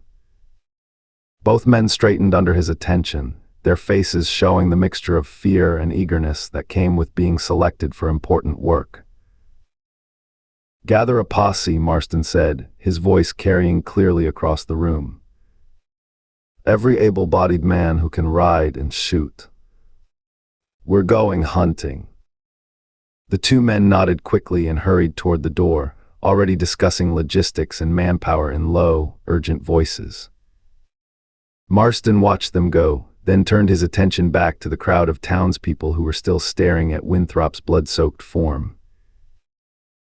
The rest of you go home, he said, his voice carrying absolute authority. Lock your doors, keep your families safe. We'll deal with this threat. The crowd began to disperse at once. These were people who'd learned not to question his orders. Within minutes, the reception area was empty except for Marston, Winthrop, and Dr. Ford, who was finishing his ministrations to the wounded constable. Marston waited until the doctor had finished and left before moving to a different part of the building. The small conference room on the 2nd floor had been serving as a makeshift holding cell, and he found Benjamin Kellerman sitting at the wooden table with his hands folded in his lap, his young face tight with anxiety and confusion. The boy looked up as Marston entered, his eyes bright with the kind of desperate hope that came from someone who still believed authority figures would make everything right.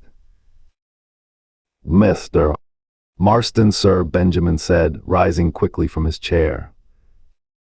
Is my family okay? I heard gunshots and...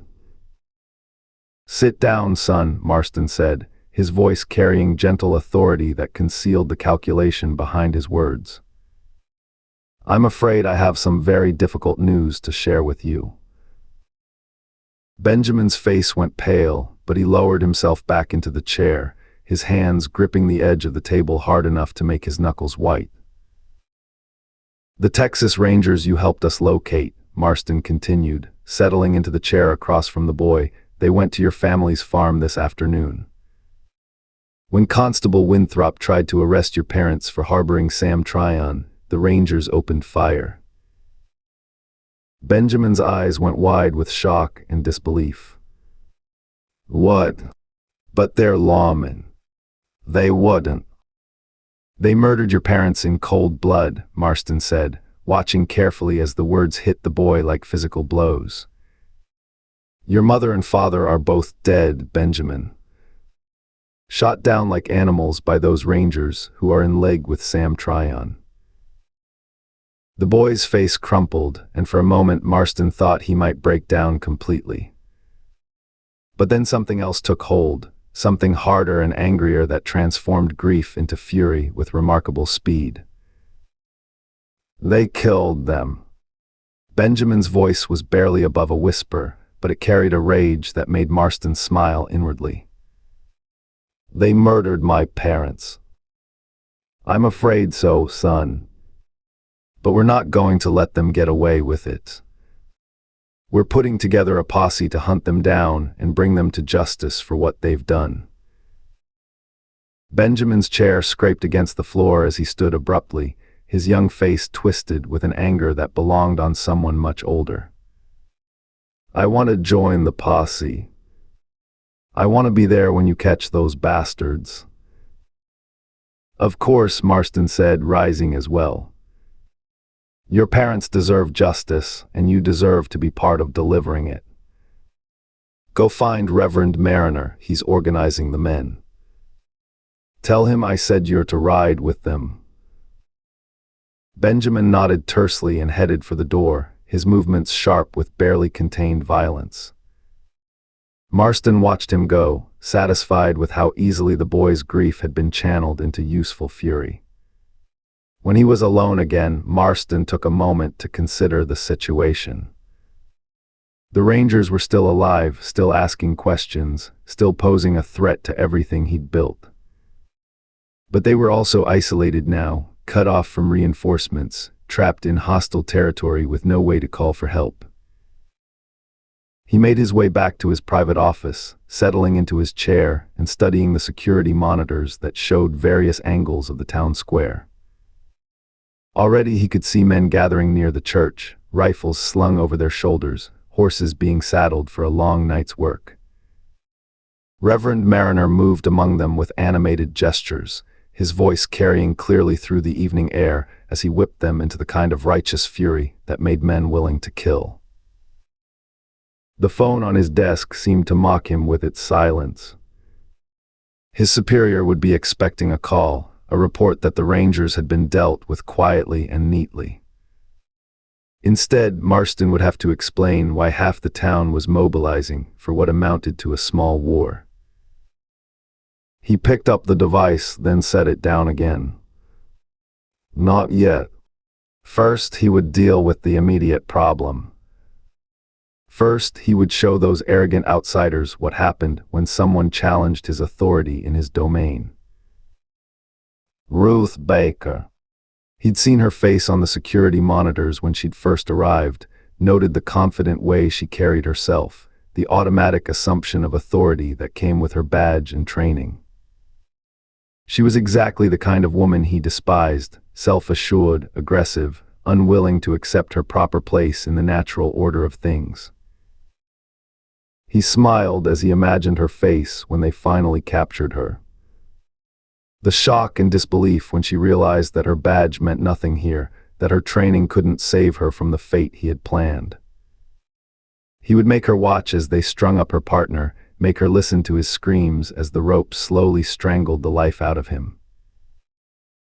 And then, when she was broken and helpless, he would remind her about the children waiting at home, the daughter and 2 sons who would now grow up as orphans because their mother had been too arrogant to know when she was beaten.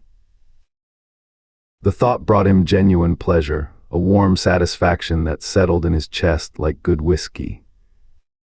He'd seen it all before, in the dreams that came to him in the hours before dawn, in the visions that had guided every important decision he'd made over the past 2 decades.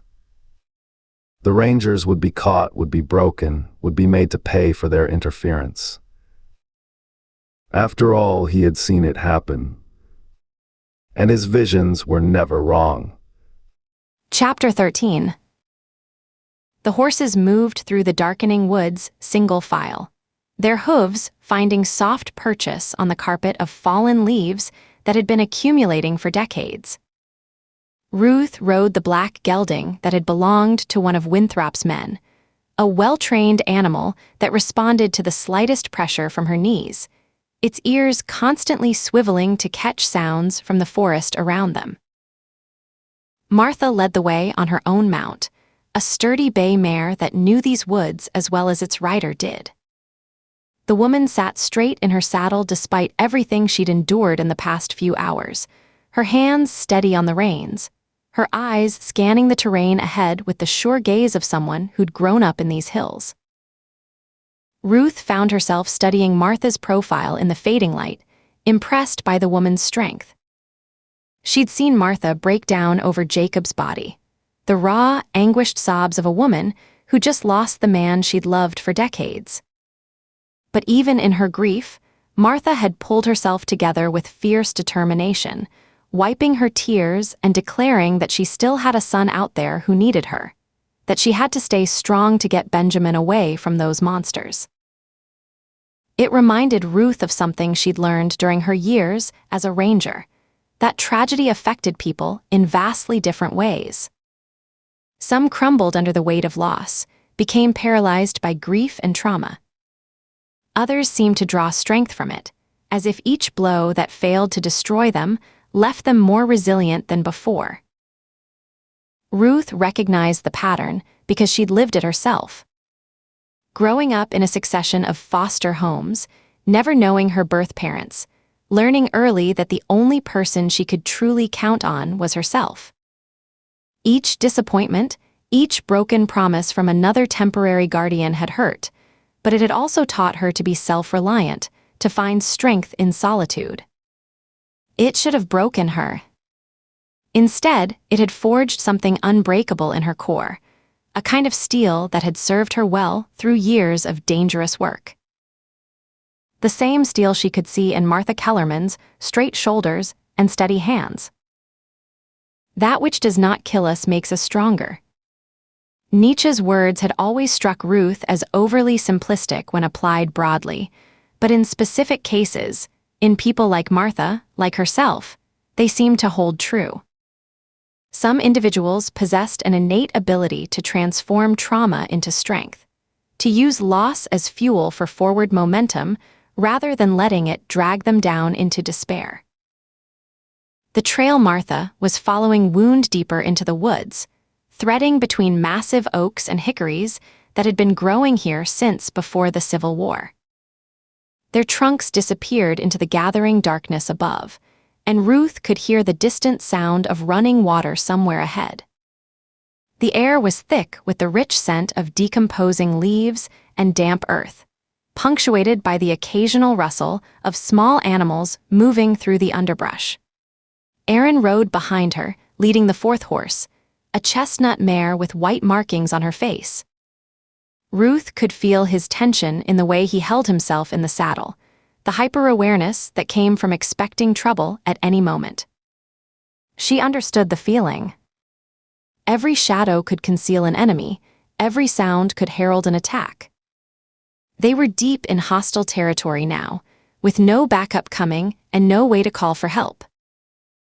The trail began to descend, following the natural contours of the hillside as it curved toward the sound of water. Martha guided them down a steep embankment where loose stones shifted under the horses' hooves, requiring careful navigation to avoid a dangerous fall. The path switchbacked twice before leveling out near a small creek that chattered over smooth rocks worn pale by centuries of flowing water. "We follow this upstream," Martha said quietly, breaking the silence for the first time since they'd left her farm. Her voice was steady, matter-of-fact, carrying no trace of the grief she had to be feeling. "About half a mile. There's a place where the limestone has been carved out by erosion, creates a natural shelter." She urged her horse forward along the creek bank, and Ruth fell in behind her. The water was clear and shallow here, maybe 2 feet deep at its center, and she could see the smooth stones on the bottom even in the dim light. Occasionally, their mounts would splash through shallow pools where the creek had spread beyond its normal boundaries, the sound of displaced water seeming unnaturally loud in the hushed forest. The woods grew denser as they followed the watercourse upstream. The trees here were older, more massive, their trunks disappearing into shadows that seemed to swallow what little daylight remained. Thick vines draped from branch to branch, creating natural curtains that blocked their view of the hillsides beyond. Ruth found herself checking her weapon frequently, her right hand hovering near the grip of her service pistol. They rode in contemplative silence for what felt like much longer than half a mile, the only sounds the soft clop of hooves on damp earth and the constant murmur of the creek beside them. Ruth used the time to think about what they were walking into. According to Martha, the town's leadership, this council that seemed to run everything, would be mobilizing against them now. They'd killed 3 of Winthrop's men in what could only be described as a gun battle, and there was no way to spin that as anything other than armed resistance, which meant they were now fugitives in a place where everyone was potentially an enemy, where normal rules didn't apply, and where their badges meant nothing. It was a position Ruth had found herself in before, during some of her more dangerous cases as a Texas Ranger. But the isolation here was more complete than anything she'd previously experienced. The feeling was unsettling, in a way that even the most violent cartel confrontations had never been. Martha suddenly held up her hand and dismounted near a spot where the creek curved sharply to the left. Ruth could see what the woman had been describing. The hillside rose steeply above them, and centuries of water erosion had carved a natural alcove into the limestone face. Thick vines hung down like a curtain, partially concealing what appeared to be a shallow cave behind them. "Sam," Martha called softly, her voice pitched to carry just far enough to reach the grotto without alerting anyone who might be listening from a distance. "It's Martha Kellerman. I've brought help." Ruth dismounted as well, her hand automatically moving to her weapon as she scanned the surrounding forest. The alcove would provide good concealment, but it would also be a trap if they were discovered here.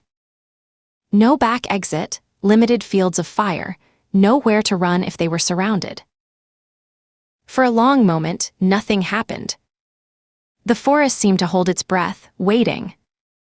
Then the hanging vines shifted slightly, and a figure emerged from the shadows, tall, lean, moving with the careful walk of someone who was injured but still fully functional.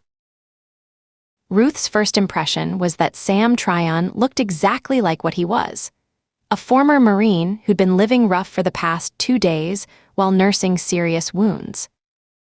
His clothes were torn and stained, his left arm held slightly away from his body in a way that suggested damaged ribs or a shoulder injury. But his eyes were alert and focused, scanning their small group. This wasn't a broken man hiding in the woods. This was a soldier who'd found defensible terrain and was making the best of a bad situation. When Sam's gaze found Martha, those alert eyes immediately filled with concern and confusion. He could see her mud-stained clothes, Jacob's shotgun slung across her shoulder, the grim set of her features as she stood beside 2 armed strangers. "Martha," he said, his voice rough with exhaustion but carrying genuine concern. "What's wrong? Where's Jacob? What are you doing out here?" Martha's composure wavered for just a moment, and Ruth could see the fresh grief threatening to overwhelm her again. But the woman straightened her shoulders and met Sam's eyes directly. "They killed him, Sam," she said, her voice steady despite the pain Ruth could hear beneath it. "Winthrop came to the farm with 3 men. All Jacob did was ask about Benjamin, and they shot him down in cold blood." "They have Benjamin?" Sam asked, his face tightening with anger and fear. Martha nodded silently, unable to trust her voice. Sam's hands clenched into fists, and Ruth could see the fury building in his expression. "That bastard Marston," he said, his voice carrying the kind of cold rage that came from helplessness in the face of injustice. "He's holding the boy hostage, just like he's holding Janet and my kids." It's what he does, takes what matters most to you, and uses it as leverage. Sam's face twisted with guilt and pain, the kind of expression Ruth had seen on soldiers who'd lost squad mates to enemy fire. Before he could respond, his attention shifted to Aaron, who was still mounted but leaning forward in his saddle, studying Sam's face in the dim light. For a moment, the two men simply stared at each other across the small clearing. Ruth could see recognition dawning on Sam's features, followed immediately by disbelief and something that might have been hope. "Aaron." Sam's voice carried a note of wonder, as if he couldn't quite believe what he was seeing. "Aaron Tate. What the hell, how did you?" "Got your message, brother," Aaron said, dismounting quickly and moving toward his old friend. Ruth watched her partner's face break into the first genuine smile she'd seen from him since they'd arrived in Harvest Home. "Figured you might need some backup." The reunion hit Sam like a physical blow. Ruth watched as Aaron embraced his old army buddy, both men gripping each other with the fierce intensity of soldiers who'd shared foxholes and firefights, who'd learned to trust each other in places where trust meant the difference between life and death. Sam's composure finally cracked. His shoulders shook slightly as the reality of the situation hit him, that his desperate email had actually reached its target, that Aaron had not only received it but had dropped everything to come help, that he wasn't alone anymore in this nightmare. "I can't believe you actually came," Sam said, his voice muffled against Aaron's shoulder. "When I sent that email, I didn't even know if it would get through. I thought maybe—" "Of course I came," Aaron interrupted, pulling back but keeping his hands on Sam's shoulders, his grip firm and reassuring. "You saved my ass in Fallujah, remember? About time I returned the favor." Sam managed a weak laugh, wiping at his eyes with the back of his good hand. "That was 12 years ago, man. You didn't owe me anything." "Brothers in arms don't keep score," Aaron said simply. He gestured toward Ruth. "Sam Tryon, meet Ruth Baker. She's my partner, Texas Rangers.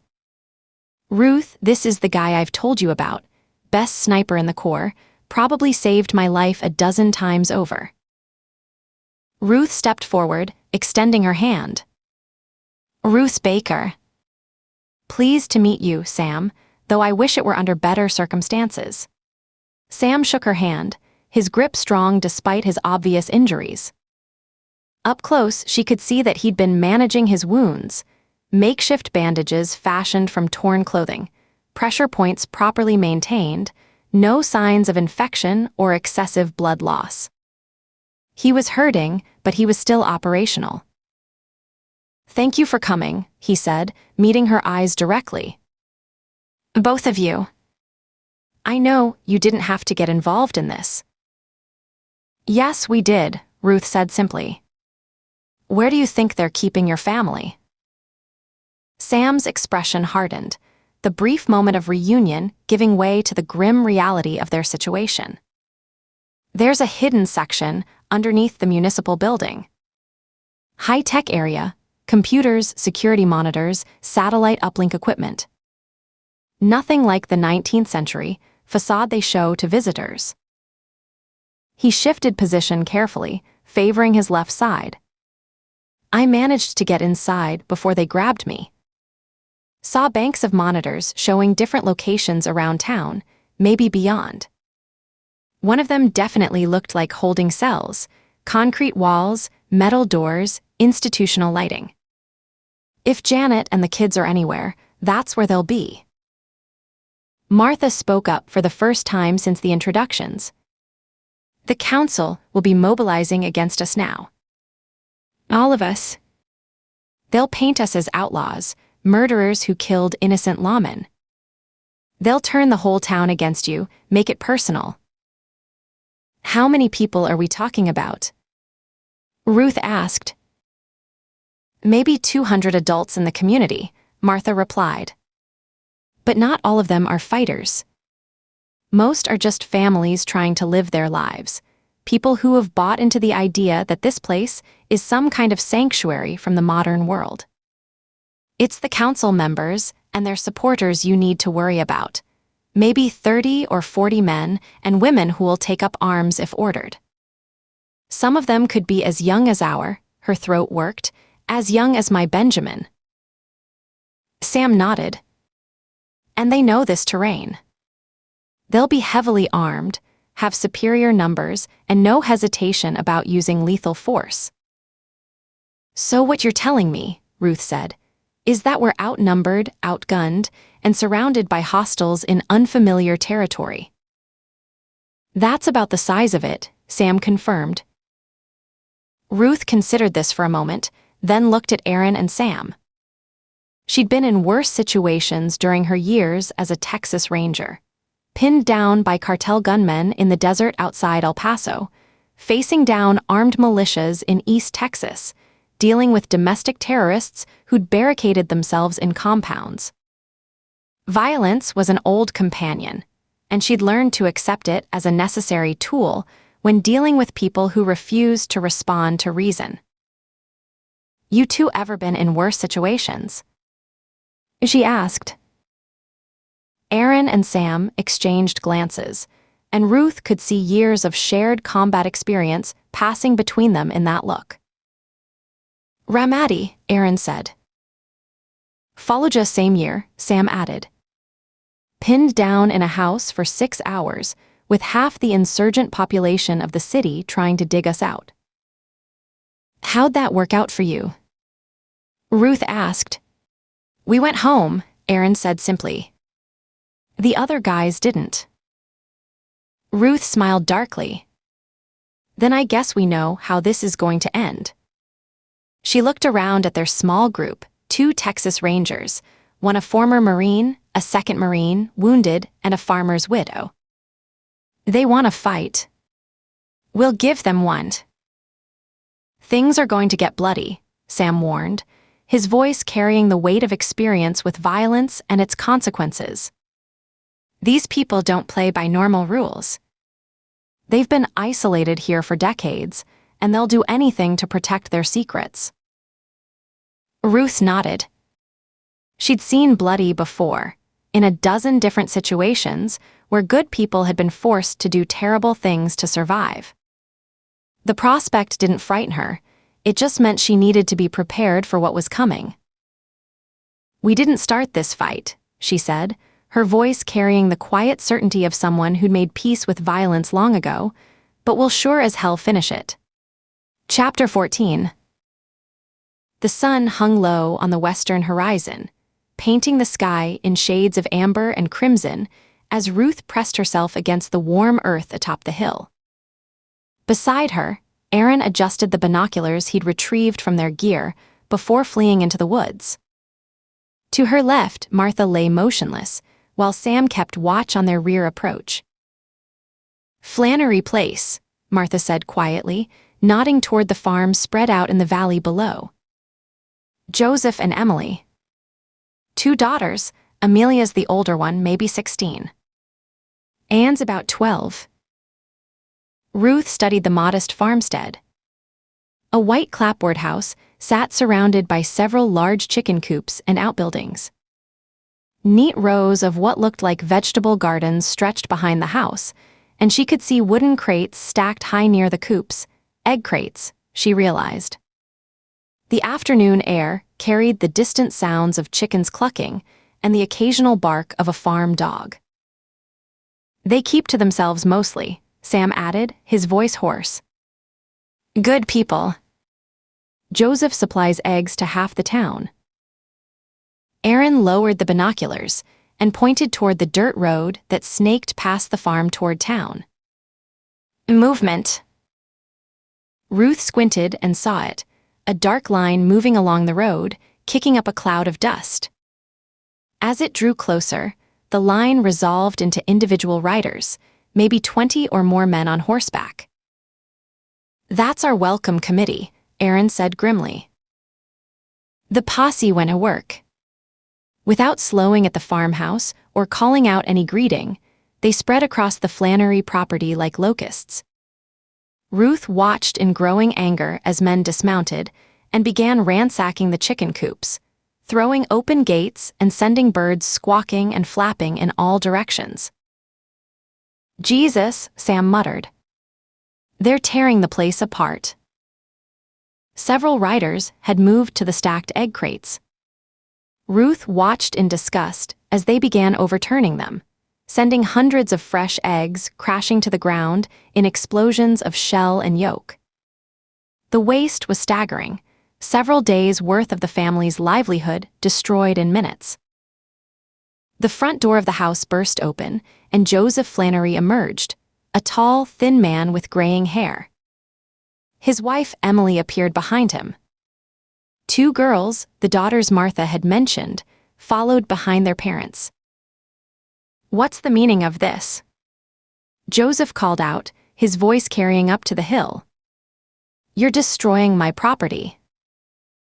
One of the mounted men, Ruth couldn't make out his face at this distance, rode closer to the house.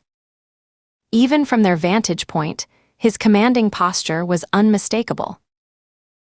"Council business, Flannery," the writer shouted back. "Fugitives on the loose. Dangerous criminals who have already killed one of our own." "I don't know anything about." "You'll know if we find them here," the man cut him off. "Stand aside." Ruth's jaw clenched as she watched several men push past the family and storm into the house. Through the open windows, she could hear the sounds of their search: furniture being overturned, dishes crashing to the floor, belongings scattered and destroyed. The younger daughter, Anne, began to cry, her small shoulders shaking. Amelia, the older girl, wrapped her arms around her sister and pulled her close, shooting frightened glances at the mounted men surrounding their home. "This is what they do," Martha whispered, her voice thick with bitter understanding. "This is how they keep everyone in line. Fear. Always fear." The searchers emerged from the house empty-handed, their leader barking orders that sent them ranging across the farmyard and outbuildings. They kicked over feed buckets, scattered hay, and generally left destruction in their wake. After what felt like an eternity, the posse regrouped near the house. The leader walked his horse right up to where Joseph stood protectively in front of his family. "You see anything, hear anything, you report it immediately," he commanded. "These people are killers, Flannery. They won't hesitate to murder you and your family if you give them aid or comfort." Joseph nodded stiffly, his arm around Emily's waist. "And if we find out you've been helping them?" The leader let the threat hang in the air. "There will be consequences." With that, he wheeled his horse around and led the posse back toward the road. Ruth watched them disappear in another cloud of dust, leaving the Flannery family standing amid the wreckage of their farm. "Now," Aaron said, rising to a crouch. "While they're still rattled." They made their way down the hillside, leading their horses carefully through the scrub brush and rocks. As they approached the farmyard, Ruth could see the full extent of the damage: broken fence rails, scattered feed, the ground carpeted with smashed eggshells that gleamed wetly in the fading sunlight. Joseph Flannery looked up at their approach, his hand moving instinctively toward what looked like a rifle leaning against the porch rail. His wife gathered both daughters closer to her side. "That's close enough," Joseph called out when they were still 50 yards from the house. Martha raised her hands, showing they were empty. "Joseph, it's Martha Kellerman. These are Texas Rangers, Ruth Baker and Aaron Tate. You know Sam." Joseph's expression shifted slightly, but he didn't relax. "Martha, I'm sorry, but we can't get involved in this." "We don't want any trouble," Emily added, her voice strained. "You saw what they just did here." We can't afford to get mixed up in whatever's happening. Please, Martha said, taking a step forward. We just need to talk. Somewhere private. 5 minutes. Joseph shook his head. I've got my own family to think about. If they come back and find you here. They shot Jacob in cold blood, Martha said bluntly, her words cutting through the evening air like a blade. Murdered him. The effect was immediate. Emily's hand flew to her mouth, and even Joseph seemed to stagger slightly. The two girls pressed closer to their mother, Amelia's eyes wide with shock. Jacob's dead. Joseph repeated, his voice barely above a whisper. Martha nodded grimly. Shot him down like a dog. Joseph looked at his wife, at his daughters, then back at the 4 fugitives standing in his ruined farmyard. When he spoke again, his voice was heavy with resignation and growing anger. Come inside, he said. But make it quick. Inside the farmhouse, the damage was even worse than Ruth had imagined. Chairs were overturned, dishes lay shattered on the floor, and books had been swept from shelves and scattered across the room. A family portrait hung askew on the wall, its glass cracked down the middle. Without being asked, Ruth, Aaron, Martha, and Sam began helping the family set things right. They righted furniture, swept up broken crockery, and gathered the scattered belongings. Amelia and Anne worked quietly alongside them, their young faces still etched with fear from the afternoon's violence. When they'd done what they could, the 8 of them gathered around the dining table, a sturdy oak piece that had somehow survived the searchers' rampage with only a few new scratches. Martha folded her hands on the table and looked directly at Joseph and Emily. Your family was part of my father's congregation, she said quietly. You remember him. You remember what they did to him. Joseph's jaw tightened. Emily reached for his hand. We remember, Emily said softly. Pastor Kellerman was a good man. What they did. She glanced at her daughters and lowered her voice. What they did was wrong. Wrong, Martha repeated, her voice gaining strength. Immoral and illegal, but also just plain wrong. You know that. Joseph nodded slowly. Of course we know that. But what could we do about it? We were just children then, and then we grew up and had children of our own, and then we didn't do anything because we didn't want anything to happen to them. His voice cracked slightly. And so it's been for the past 20 years. But look at Sam, Martha continued, gesturing toward their friend. They took away his family because he was trying to get Thomas the help he needs. Medical help that could save his life. Sam's face was stone, but Ruth could see the pain flickering in his eyes. And they shot my Jacob and took my Benjamin because we showed Christian charity to our hurt neighbor. Martha's voice grew fierce. Those are wrong too. We've stood by and kept silent for too long, while too many wrong things have been done to too many good people. It's time to stop it. We can't fight them, Joseph said, shaking his head. Not fight them and win. Sure, Martha said, leaning forward. Even if you join us, we'll be just 6 people against maybe 7 or 8 times that number. But if you join us, maybe we can find others who will join us too. We know there are more of us, people who know that many of the things the council does are wrong and need to be stopped. And if we all stand strong together, they can't beat us all. Joseph and Emily exchanged a long look, both glancing at their daughters. Amelia was listening intently, while young Anne seemed to be fighting back tears. We understand, Emily said finally. They took your children. But we still have our daughters, and we need to protect them. Ruth had been quiet through the exchange, but now she leaned forward. And what happens when they take your daughters too? The Flannerys stared at her. They wouldn't do that, Joseph said, but his voice lacked conviction. Why not? Ruth pressed. They took the Tryon kids, including Thomas, who may be dying without proper medical treatment. And they took Benjamin too. Don't you see the pattern? They know that with the children in their control, they can control the parents too. Aaron nodded grimly. It's the oldest trick in the book for maintaining power. Create fear, then offer protection, but only if you comply completely. Ruth's voice grew urgent. You need to step up and act now, before it's too late. Because I promise you, if you don't, the next time there's trouble, it could be you sitting on this side of the table, begging someone else for help while your daughters are locked away somewhere underground. The silence stretched taut. Anne had begun crying quietly, and Amelia put her arm around her sister's shoulders. Finally, Joseph spoke, his voice barely above a whisper.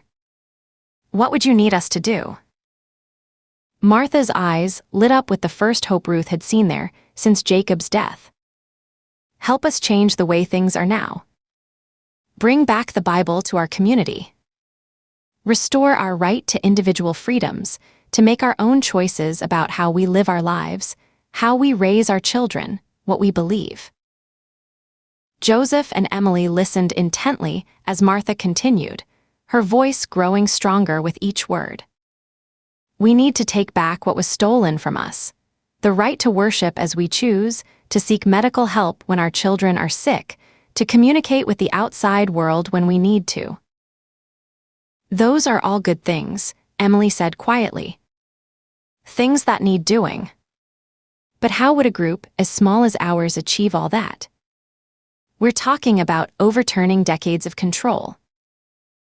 Martha looked toward Ruth, and Ruth could see the question in her eyes, the hope that maybe these Rangers had more than just good intentions to offer. Ruth leaned forward, her voice carrying the quiet confidence of someone who'd thought this through. She began explaining her plan, speaking in low, measured tones as she outlined her strategy for taking on the council and restoring freedom to Harvest Home.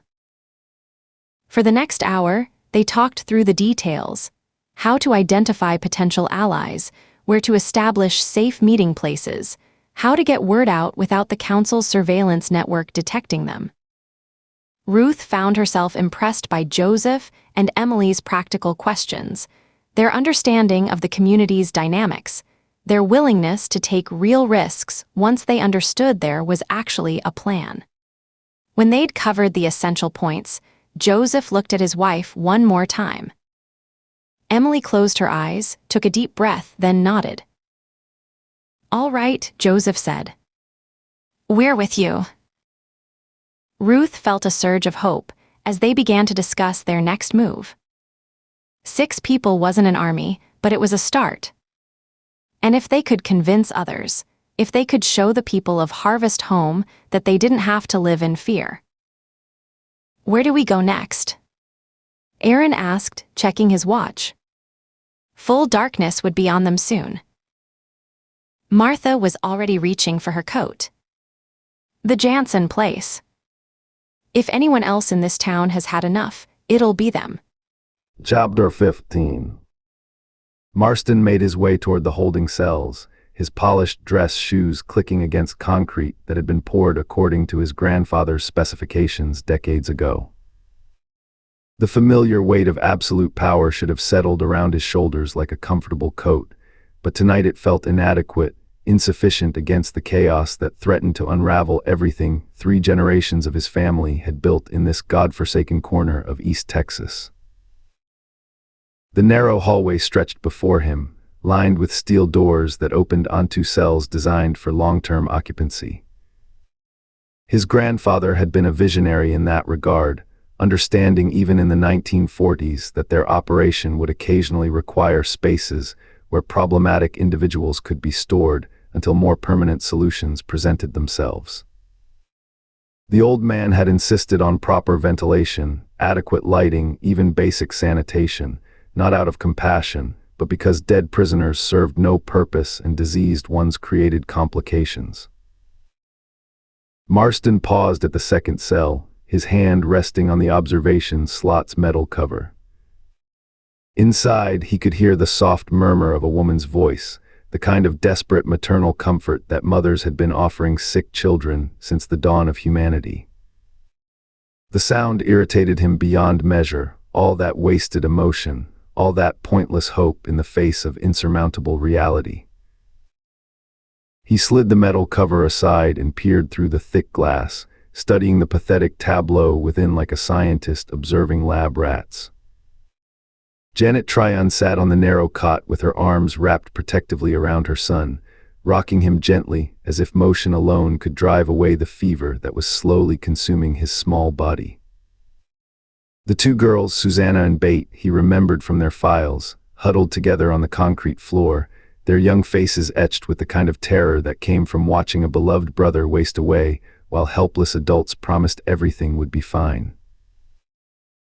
Thomas looked worse than he had even yesterday. The boy's breathing was labored, each inhalation a visible struggle that made his narrow chest rise and fall with disturbing irregularity. His skin had taken on a waxy pallor that spoke of systems shutting down, of a small body losing its battle against forces too powerful for childhood resilience to overcome. Even in the harsh fluorescent light, Marston could see the fever flush painting the child's cheeks in unnatural shades of red. The sight should have moved him to some form of action, some acknowledgement of shared humanity. Instead, he felt only the cold satisfaction of watching his leverage work exactly as intended. Sam Tryon's love for this dying boy was a weapon Marston could wield, applying pressure whenever the man's resolve showed signs of weakening. He opened the cell door with deliberate slowness, letting the heavy steel swing wide on hinges that had been oiled just that morning. The sound echoed through the underground space like a death knell, and he watched with amusement as Janet's head snapped up, her eyes wide with a mixture of hope and terror that never failed to entertain him. "Mrs. Tryon," he said, his voice carrying the cold courtesy he'd perfected over decades of dealing with troublesome residents. Each word was measured, calculated to convey authority without betraying the slightest hint of human warmth. "I trust you're finding your accommodations adequate for your families. Extended stay." Janet looked up at him with eyes that blazed with a fury so pure it was almost beautiful. The woman had spirit, he'd give her that, even after days of captivity, even watching her son deteriorate by the hour, she still possessed enough fight to glare at him with undisguised hatred. Such resilience was rare and, in its way, admirable. It would make breaking her all the more satisfying when the time came. "My son needs a doctor," she said, her voice steady despite the tears that had carved tracks through the grime on her cheeks. "He's getting worse every hour. Please, I'm begging you, whatever you want from Sam, whatever you think he's done, Thomas is innocent. He's just a child." Marston stepped into the cell proper, his presence immediately dominating the small space. He could smell the fierce sweat on all of them, could hear the way their breathing changed when he moved closer. Power had its own distinctive aroma, and he'd learned to savor it like a fine wine. "Your son's condition," he said, clasping his hands behind his back and assuming the posture that had served him well during countless council meetings, "is the direct and inevitable result of your husband's criminal actions against our community. Sam brought this suffering upon your family through his reckless disregard for the sacred laws that have kept Harvest Home pure for over 2 centuries. He moved closer to the cot, forcing Janet to crane her neck to meet his eyes. The power dynamic was crucial in moments like these, the standing figure looking down upon the seated supplicant, the healthy adult examining the dying child, the captor generous enough to visit his prisoners personally. "He's just a baby," Janet pleaded, her voice beginning to crack under the weight of desperation and exhaustion. Whatever you think Sam did, whatever laws you believe he broke, Thomas had nothing to do with any of it. He's 7 years old. He doesn't even understand what's happening to him. Marston studied the boy's wan face with the cold detachment of someone examining a broken piece of machinery. Thomas was indeed deteriorating rapidly. The progressive weakness that had been slowly consuming him was now accelerating, driven by stress and inadequate nutrition and the kind of despair that could kill as surely as any disease. Even with immediate medical intervention, even with the best doctors money could buy, the child's long-term prospects were questionable at best. But that wasn't the point. It had never been about saving Thomas Tryon. The boy was simply a tool, a means of applying pressure to a father who had dared to challenge the natural order of things. If Thomas lived, it would be because his father had learned proper submission.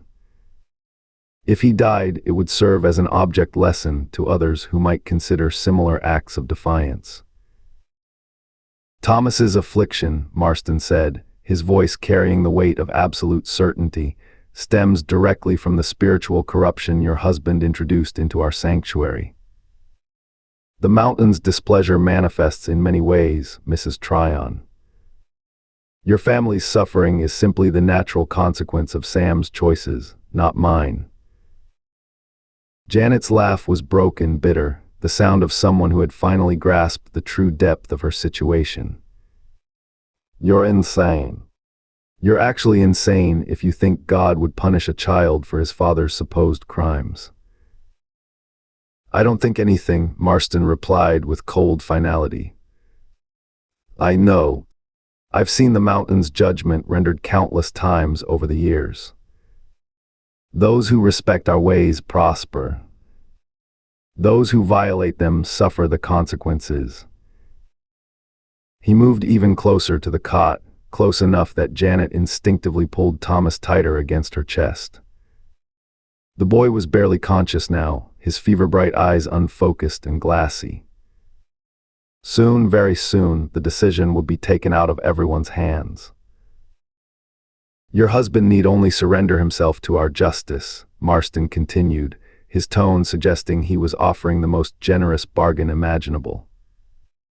Submit completely to the council's authority, accept full responsibility for his crimes against our community, undergo the prescribed punishment for his transgressions. Do this, and your family will receive all the medical care they require. You're holding us hostage, Janet said, her voice barely above a whisper. You're threatening to let a child die to force his father to give himself up for execution. I'm offering mercy where none is deserved, Marston corrected, though his voice carried all the warmth of winter granite. Far more mercy than your husband showed when he violated the sacred trust that has protected this community for generations. Sam chose his path, Mrs. Tryon. The consequences were inevitable from the moment he decided that his personal desires mattered more than our collective survival. He turned away from the cell, deaf to Janet's renewed pleas, blind to the children's frightened faces pressed against their mother's side. Their suffering was meaningless to him, less than meaningless. It was simply the price of maintaining order, of preserving the delicate balance that had allowed his operation to flourish for nearly 3 decades. The heavy steel door clanged shut behind him with the finality of a coffin lid. He slid the observation slot closed and made his way back through the corridor, his footsteps echoing off walls that had witnessed countless similar scenes over the decades. His grandfather would have been proud of how well he'd handled the situation. No wasted emotion, no unnecessary cruelty, just the cold application of leverage to achieve the desired result. The phone in his private office was ringing when he reached the upper level, its electronic chime cutting through the air with an urgency that made his stomach clench with familiar dread. The sound seemed to follow him as he moved through the hidden passage that connected the underground complex to his legitimate workspace, pursuing him like an angry wasp through corridors lined with the electronic infrastructure that kept his operation running smoothly. He glanced at the caller ID display and felt his mouth go dry despite the office's climate control. That number. Always that number, calling at the worst possible moments with questions he preferred not to answer and demands he dared not refuse. Marston settled into his leather chair and forced his voice into the properly deferential tone his caller expected, the verbal equivalent of bowing before a superior whose power was absolute and whose patience was legendary for its absence. "Sir," he said, keeping his spine straight and his words crisp despite the growing knot of anxiety in his chest.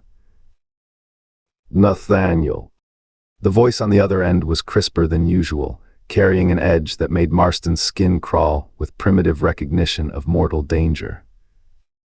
This was the tone his superior used when someone had disappointed him beyond the boundaries of forgiveness, when explanations had become irrelevant and only results mattered. "I'm calling for a status update on your situation there," the voice continued, each word precisely enunciated and weighted with implications that made Marston's throat constrict involuntarily.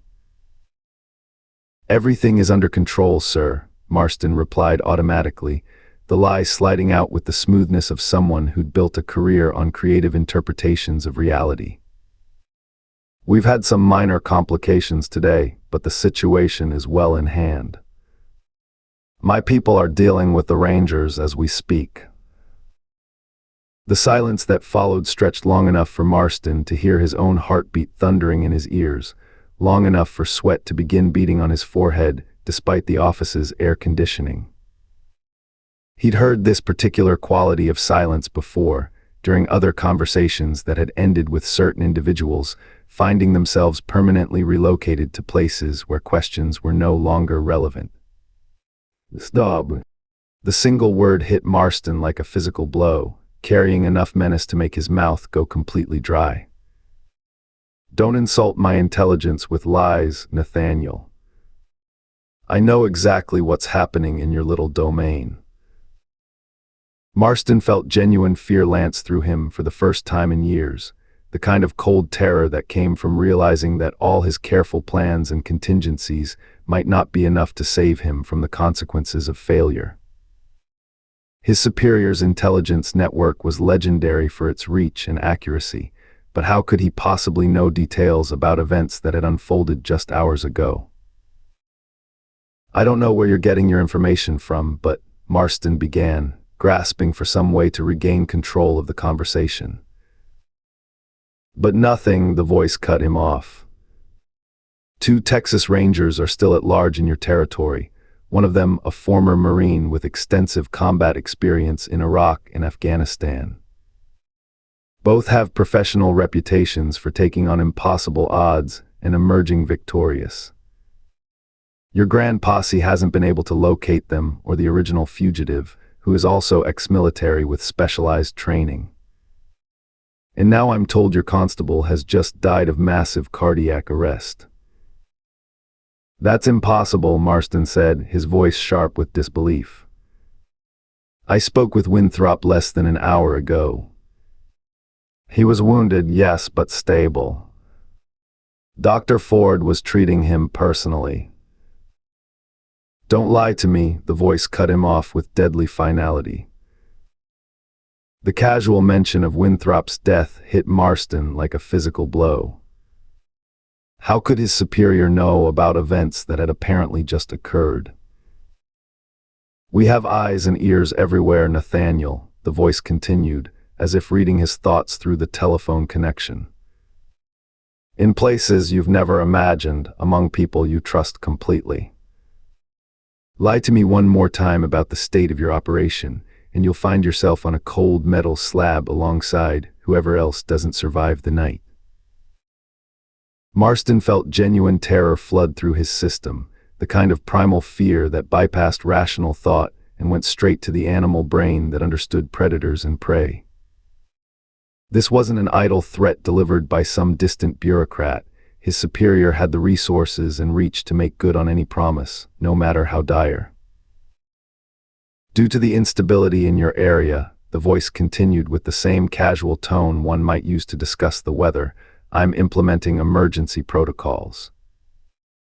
The entire stock is being moved out tonight. Every unit, every asset, every piece of evidence that connects our operation to your little community.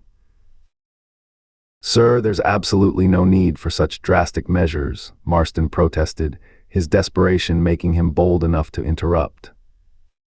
Nobody knows anything about the stock. The Rangers are focused entirely on the missing family, nothing more. They have no idea about our real agenda here.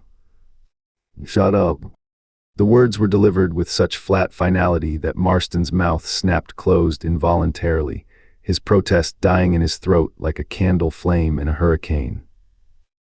We have Texas Rangers operating in your territory, and if they get even the smallest hint of our real agenda in Harvest Home, they'll mobilize federal resources that will shut down our entire pipeline within 48 hours.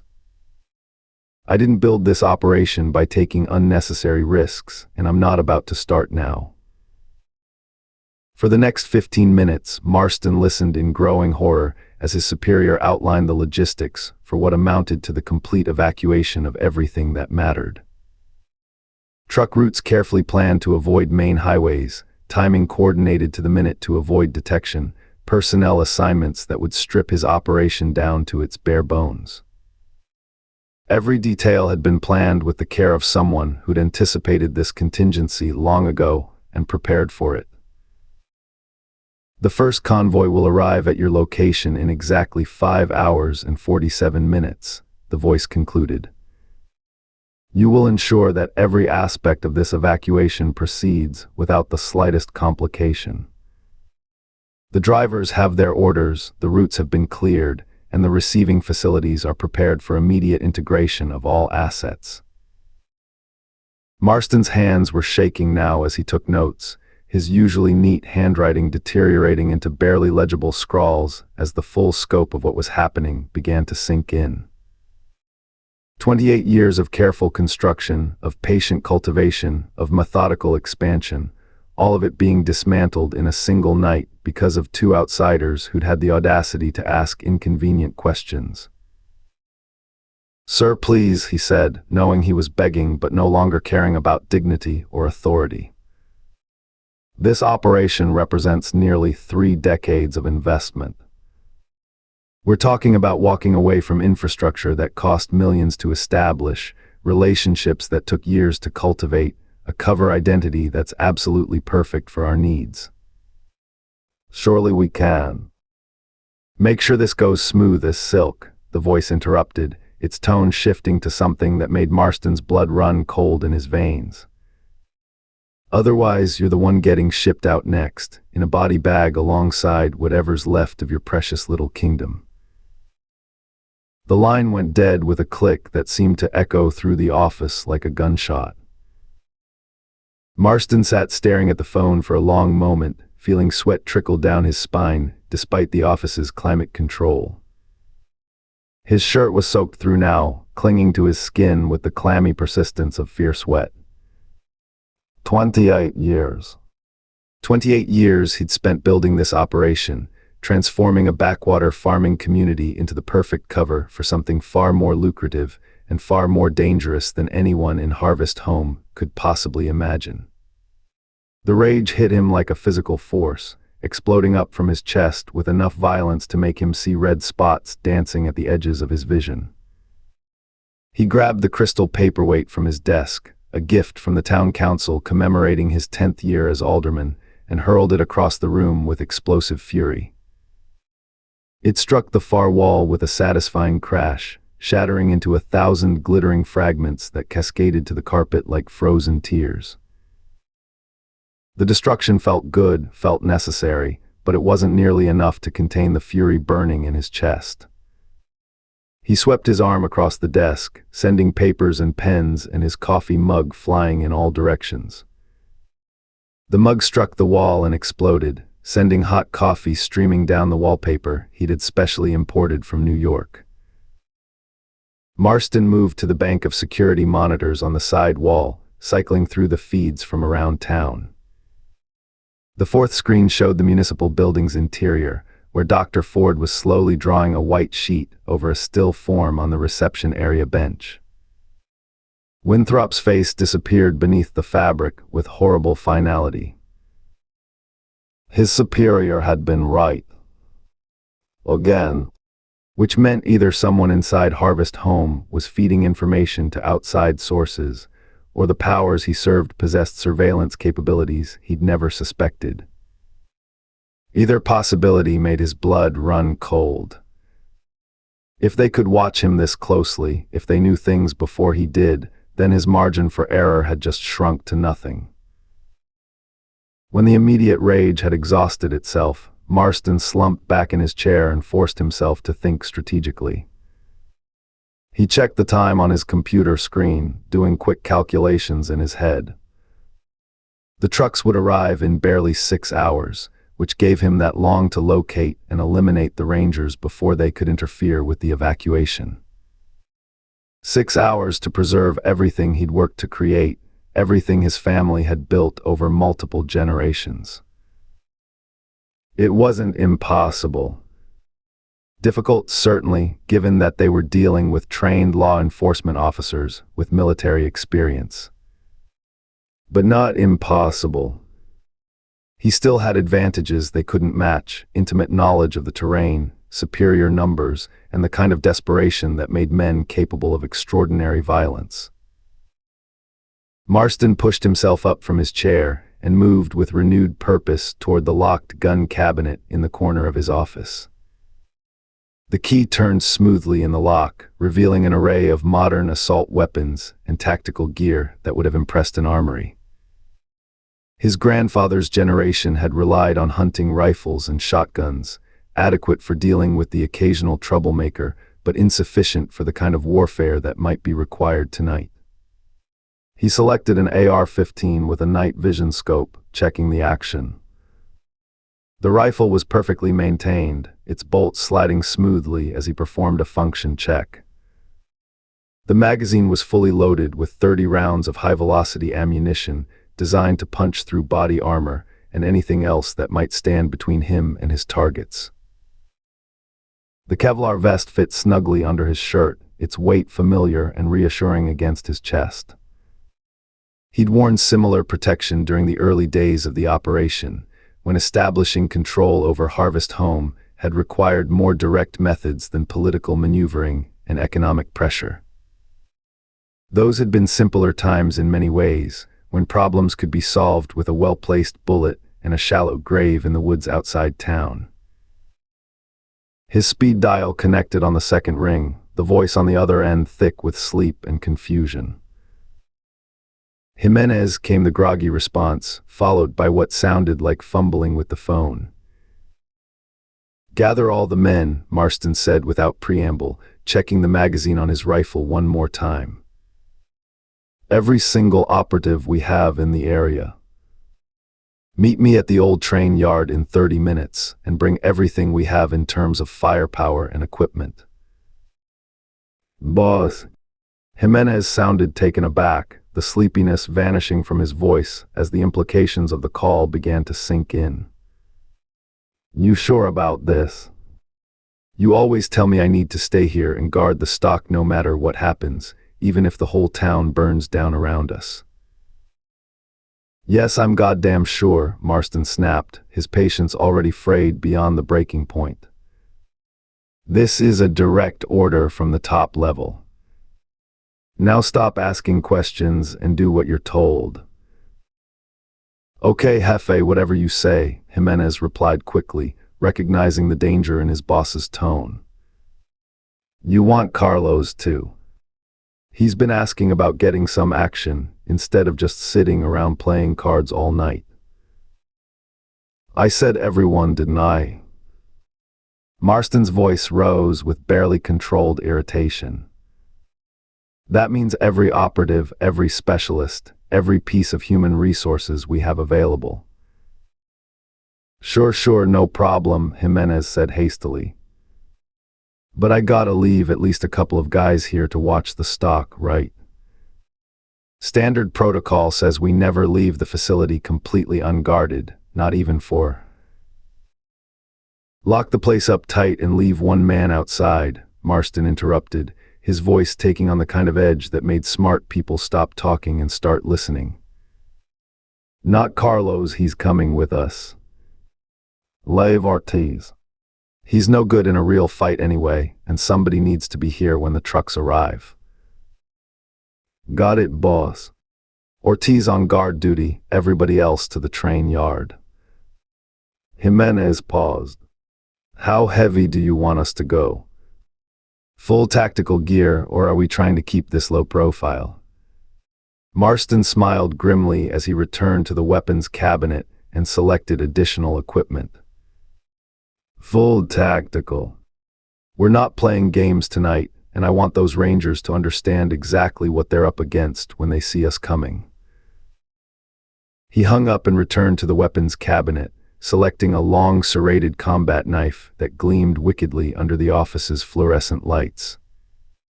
The blade was perfectly balanced, honed to razor sharpness, and designed for close quarters work when subtlety was no longer required. He'd used similar knives during his early career, back when his superior had required more hands-on approaches to problem solving.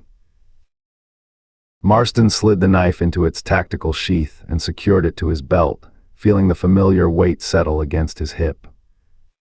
He was very much looking forward to introducing Ruth Baker to this particular piece of equipment. The Ranger thought her badge and training made her untouchable, but she was about to learn what happened when outsiders interfered with forces beyond their comprehension.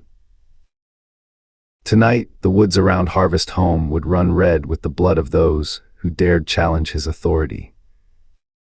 And when the sun rose tomorrow, his operation would continue exactly as it had for nearly 3 decades, quietly, efficiently, and without any further interference from misguided law enforcement officers who didn't understand the true nature of the world they'd stumbled into.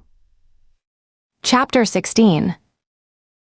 Ruth crouched behind the weathered water trough across from the municipal building, her muscles aching from an hour of motionless surveillance. The sparse gas lamps cast feeble pools of amber light along the empty street, leaving most of the town square shrouded in darkness that worked to their advantage. Beside her, Aaron adjusted his position carefully to avoid the creak of leather that might give them away, while Sam pressed a hand to his wounded side, his breathing shallow but controlled. The night air carried the scents of wood smoke and horses, punctuated by the distant sound of cattle settling for the evening. Ruth found herself thinking about how normal everything seemed on the surface, just another peaceful night in rural Texas, the kind of scene that belonged on a postcard advertising small-town America. But she'd learned not to trust appearances in Harvest Home, where wholesome facades concealed layers of deception and control. The municipal building sat like a sleeping giant across the square, its windows dark except for a single light glowing in what Ruth assumed was the main office. The structure looked innocent enough in the lamplight, weathered brick and timber, the kind of honest architecture that spoke of civic pride and democratic values. But Ruth knew better now. Behind those walls lay corridors that didn't appear on any public blueprint, holding cells that had never been approved by any county inspector, and technology that had no business existing in a town that claimed to reject modernity. For the past hour, they'd seen no movement, heard no sounds beyond the distant lowing of cattle and the rustle of night wind through the oak trees that ringed the square. The waiting was getting to all of them, Ruth could tell. Sam kept shifting his weight, favoring his wounded side, while Aaron's eyes never stopped moving, scanning for threats with the hyper-awareness of someone who'd learned to expect trouble in quiet moments. Ruth understood the feeling. In her experience, the calm before the storm was often more nerve-wracking than the storm itself. At least when violence erupted, you knew what you were dealing with. This suspended anticipation, this sense of watching and waiting for something terrible to begin, ate at your nerves in ways that direct confrontation never could. The town square remained empty, almost eerily so. During their earlier reconnaissance, they'd seen people going about their evening routines, families gathering for supper, children playing in yards, the kind of domestic normalcy that made Harvest Home look like a Norman Rockwell painting come to life. But now, as the night deepened, the streets had emptied completely, as if some unspoken curfew had sent everyone indoors. Then the front door of the municipal building opened with a soft groan of hinges that seemed unnaturally loud in the stillness. Dr. Ford emerged first, his medical bag clutched in one hand as he looked back over his shoulder with the careful attention of someone completing an unpleasant but necessary task. His face was grim in the lamplight, showing none of the professional satisfaction that usually accompanied successful medical intervention. Instead, he wore the expression of someone who just presided over a failure, or perhaps a mercy. 2 men followed him, struggling with a wheeled stretcher that bore a still form covered by a white sheet. The body was clearly that of an adult, the outline visible even in the dim light, and Ruth could see the way the attendants handled their burden, with the careful reverence reserved for the dead. Sam jerked forward instinctively, his breath catching in his throat as his body betrayed the fear that had been gnawing at him for days. Jesus, what if? Aaron's hand clamped down on his friend's shoulder with the firm grip of someone who'd learned to read panic before it could spread. Easy, brother, he said quietly, his voice carrying the calm authority that had served him well during their service. Look at the size of it. Sam's eyes never left the covered form as the attendants maneuvered the stretcher down the front steps with careful, drilled hands. The wheels caught slightly on the wooden planks, causing the body to shift beneath the sheet, and Ruth could see Sam flinch at the movement. You sure it's not? It's too big, Aaron said with absolute certainty, his voice cutting through his friend's rising panic. Too big to be Janet, too big to be any of the kids. That's a full-grown man under that sheet, Sam. A big man. Ruth studied the covered form, noting the breadth of the shoulders, the length of the legs. Aaron was right. Whatever tragedies had unfolded inside the municipal building tonight, they hadn't claimed Sam's family. At least not yet. As if to confirm their assessment, Dr. Ford called out to the attendants in a voice that carried clearly across the still air, his words precise and professional despite the late hour. Take Winthrop's body straight to the funeral parlor. Drucker's expecting the body. Tell him I'll have the death certificate ready first thing in the morning. The confirmation brought no joy, despite everything the constable had done. Ruth had seen enough death during her years as a ranger to understand that every corpse represented someone's son, someone's husband, someone's father. But she also understood that some people chose paths that made violence inevitable, and Winthrop had made his choice a long time ago. It didn't make it easier, just easier to accept. Dr. Ford climbed into his horse-drawn buggy with the stiff movements of a man who'd seen too much death for one evening. The leather creaked under his weight as he settled into the driver's seat, and Ruth could see his shoulders sagging with exhaustion or perhaps relief.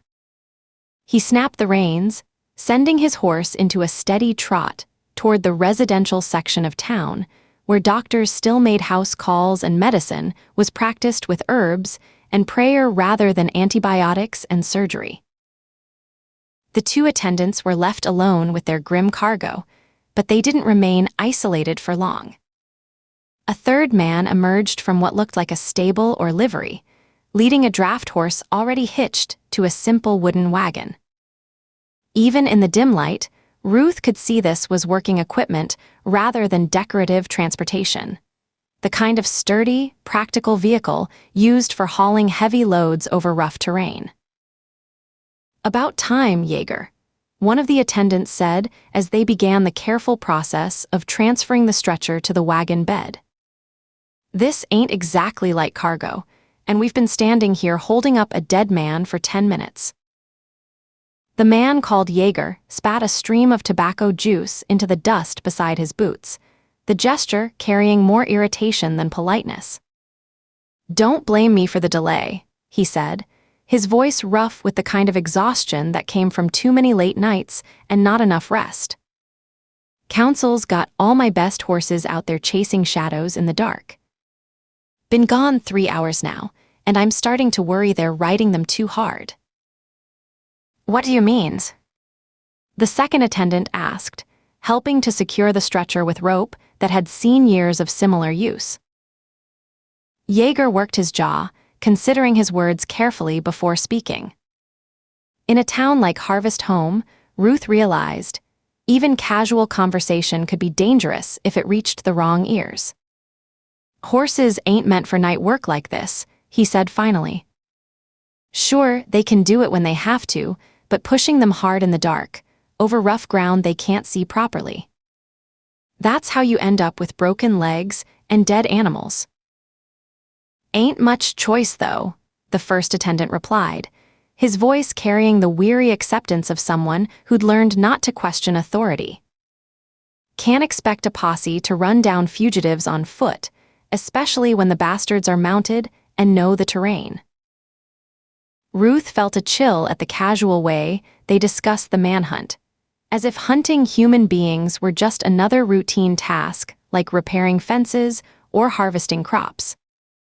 But she supposed that in Harvest Home, where the council's word was law and dissent was punishable by death, perhaps it had become routine. Jaeger's laugh was bitter, the sound carrying no humor whatsoever. "If Winthrop had done his job proper like in the first place, those rangers would be the ones lying on that stretcher right now, and my horses would be back safe in their stalls where they belong." The comment hung in the air like smoke from a funeral pyre, and Ruth could see both attendants glancing nervously toward the municipal building. Even in death, it seemed, Winthrop's reputation for violence and incompetence preceded him. "Speaking of which," the first attendant said, lowering his voice to little more than a whisper, "where's the alderman?" Thought he'd want to oversee this personally, make sure everything was handled according to his specifications. It was a good question, Ruth thought. In her experience, control freaks like Marston rarely delegated important tasks, especially when those tasks involved covering up evidence of their failures. The fact that he was nowhere to be seen suggested either supreme confidence in his subordinates or pressing business elsewhere. Before Jaeger could answer, Marston's voice cut through the night air like a whip crack, making all three men jump as if they'd been caught discussing sedition rather than simple logistics. "Good question," Marston snarled, striding out of the municipal building with the rigid posture of someone barely containing explosive anger. "Why are you three standing around gossiping instead of completing your assigned tasks?" Even from across the square, Ruth could see the tension in his movements, the way his hands stayed close to his sides as if ready to reach for a weapon. This wasn't the composed politician she'd encountered earlier. This was a man whose carefully constructed world was crumbling around him, and who was looking for someone to blame for his mounting failures. "Sorry, Alderman," Jaeger said quickly, his previous complaints about horses and night work forgotten in the face of immediate danger. "Just coordinating the transfer, making sure we handle everything properly. We'll get moving right away." "See that you do," Marston replied, his voice dropping to the deadly quiet tone that made smart people stop talking and start listening. "And remember, what happened here tonight stays here. Anyone who talks out of turn about council business will find themselves joining Winthrop on his final journey." The threat was delivered with the casual authority of someone who'd made similar promises before and followed through on them. Ruth watched the three men's faces change as the implications sank in, saw them nod with the quick, fearful agreement of people who understood exactly what they were being told. The three men loaded into the wagon with obvious haste. Yeager snapping the reins to send his horse into a quick trot that spoke more of fear than urgency. Ruth watched Marston's silhouette until the wagon disappeared around a corner, noting how he remained standing in the doorway, his attention focused not on the departing vehicle but on the darkened streets around the square. He was looking for them, she realized, scanning the shadows for any sign of movement, any indication that his conversation had been overheard by unfriendly ears.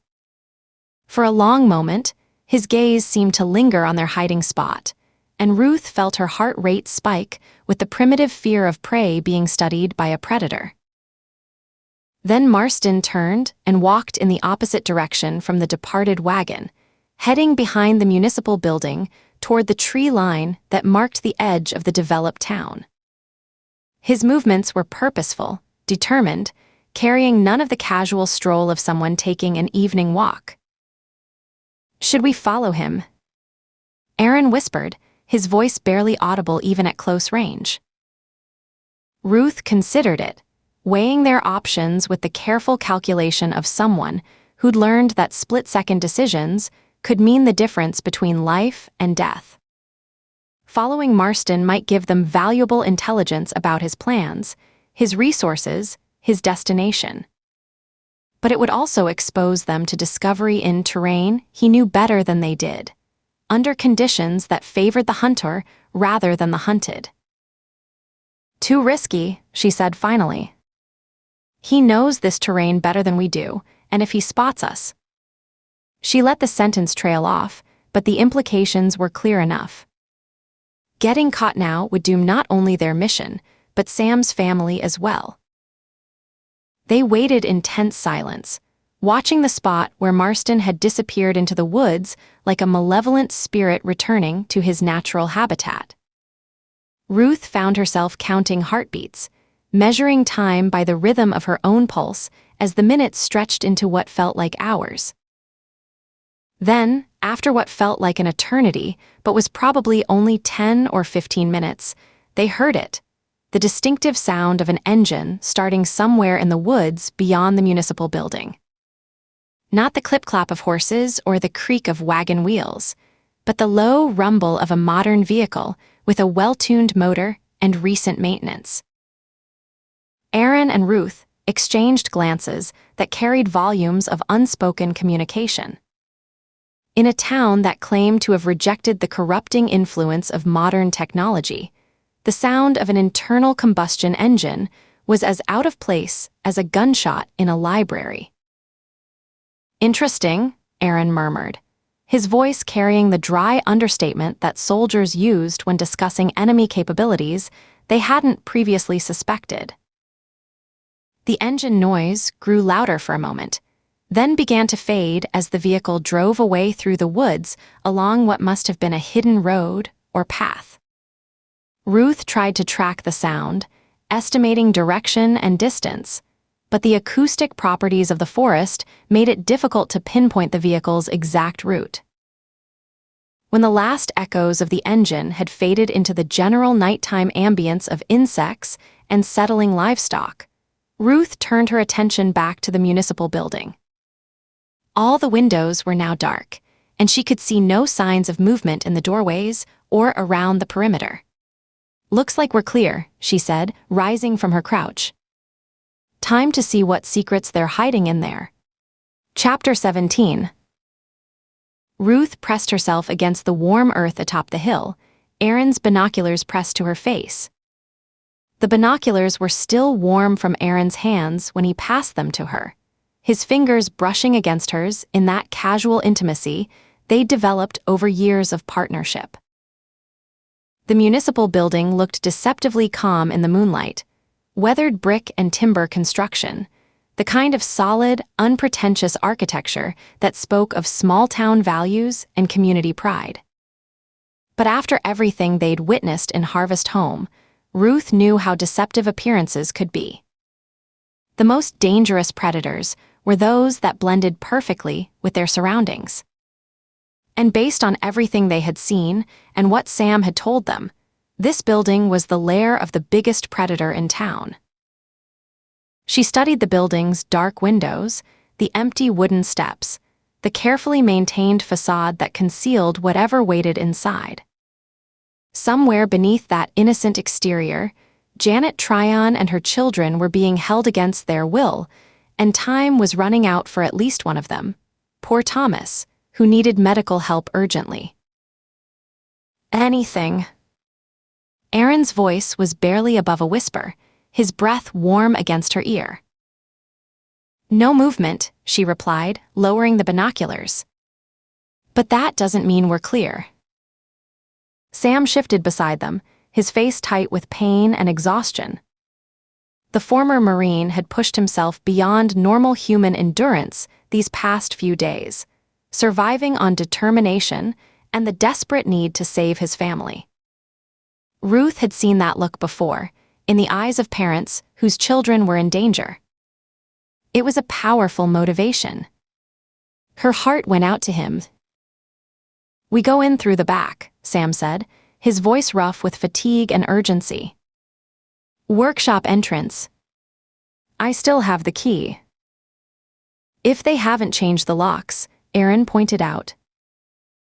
Sam shook his head. "Marston's too arrogant to consider me a threat. Besides, if I know him, he'll have left at least a few flunkies in there, armed and ready to shoot on sight."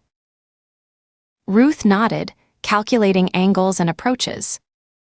The town square lay exposed in the silver moonlight, the scattered buildings offering minimal cover for their approach. Any direct route would leave them vulnerable to observation from a dozen different vantage points.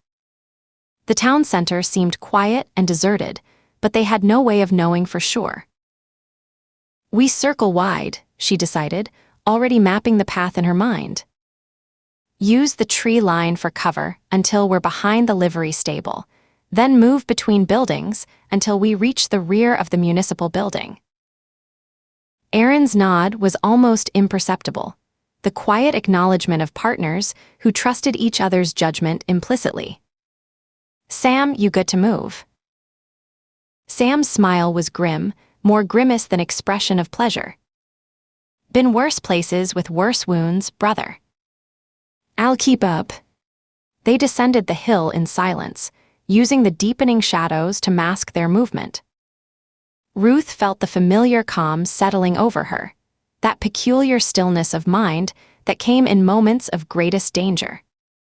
Her senses sharpened, cataloging every sound, every movement, every shift in the evening air. The distant lowing of cattle. The soft whisper of wind through dry grass. The typical night sounds of the Texas countryside. Aaron moved like a shadow beside her, his footsteps nearly silent despite his size. Years of working together had attuned them to each other's rhythms, creating a synchronicity that made words unnecessary. Ruth could read his intentions in the angle of his shoulders, the tilt of his head, the subtle shifts in his breathing. He'd taken point without being asked, naturally assuming the most exposed position as they navigated the treacherous terrain between safety and their objective. Sam followed, his movements careful but deliberate. Ruth could see the pain in every step, the careful way he favored his wounded side, but his eyes remained alert, scanning their surroundings with the habitual vigilance of someone trained to detect threats before they materialized. Despite his injuries, despite days without proper rest or medical care, the former Marine remained dangerous, a predator pushed into a corner, but no less lethal for being wounded. They reached the tree line without incident, the dense foliage providing welcome concealment as they made their way toward the rear of town. The buildings of Harvest Home cast long shadows in the fading light. Creating corridors of darkness, they used to move undetected past weathered barns and silent workshops. No dogs barked at their passing, no curious faces appeared at windows. The town seemed to be holding its breath, waiting. When they reached the rear of the livery stable, Ruth paused, assessing the open ground they would need to cross to reach the municipal building. Perhaps 30 yards of exposed terrain, illuminated by the gas lamps. Not impossible, but risky. They crossed the open ground in stages, moving from shadow to shadow, freezing at the slightest sound. Ruth felt exposed, vulnerable in a way she rarely experienced during operations. In normal circumstances, there would be backup, communication, the knowledge that reinforcements were only a radio call away. Here, they were utterly isolated, surrounded by hostile territory with no extraction plan beyond their own resourcefulness. The rear of the municipal building loomed before them, its weathered clapboard siding silvered by moonlight. Ruth studied the structure with professional interest, noting the meticulously maintained exterior, the careful attention to period-appropriate details. Everything designed to reinforce the illusion of simple, old-fashioned living, while concealing the sophisticated technology that actually ran Harvest Home. Sam raised his hand in warning, his body suddenly tense with recognition. Ruth froze, her hand moving instinctively toward her weapon as her eyes scanned for the threat Sam had detected. "Camera," he whispered, his voice tight with urgency and pain. "There's surveillance covering the rear approach." Ruth's blood turned to ice in her veins. If they were being watched, they were walking into a kill zone, offering themselves as targets to unseen observers who could coordinate an ambush from multiple angles. "You sure?" she asked, though she already knew the answer. Sam wasn't the kind of man who raised false alarms. "Positive." Sam pressed his good hand to his wounded side, his breathing harsh in the stillness. "I saw it on the monitor screens in Marston's office when I broke in. Multiple camera angles covering every approach to the building. One was definitely the rear workshop entrance." Ruth scanned the building's exterior with renewed attention, looking for anything that seemed out of place, any detail that didn't belong. "There," Aaron said suddenly, pointing at a section of the decorative molding near the roof's edge. "See how that piece doesn't quite match the others?" Ruth followed his gaze and spotted it, a subtle difference in the wood grain, a shadow that didn't fall quite right, a piece that seemed slightly newer than its weathered companions. The kind of detail that would escape casual observation, but stood out once you knew what to look for. "Yup," she said, studying the suspicious molding with narrowed eyes. "Question is, how do we take it out without making noise?" Aaron was already moving, scanning the ground beside the building. He selected several stones, testing their weight and balance in his palm before settling on one that met his unspoken criteria. "You're about to see something special," Ruth said to Sam, a small smile tugging at the corner of her mouth despite their circumstances. "Aaron's got a hell of an arm on him." Back in high school, they called his fastball the Crusher.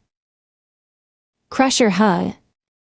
Sam's eyebrows rose slightly, a brief moment of normalcy in their abnormal situation.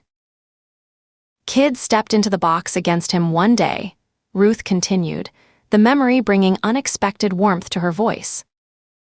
"Aaron let one fly and broke the kid's wrist so bad he never pitched again."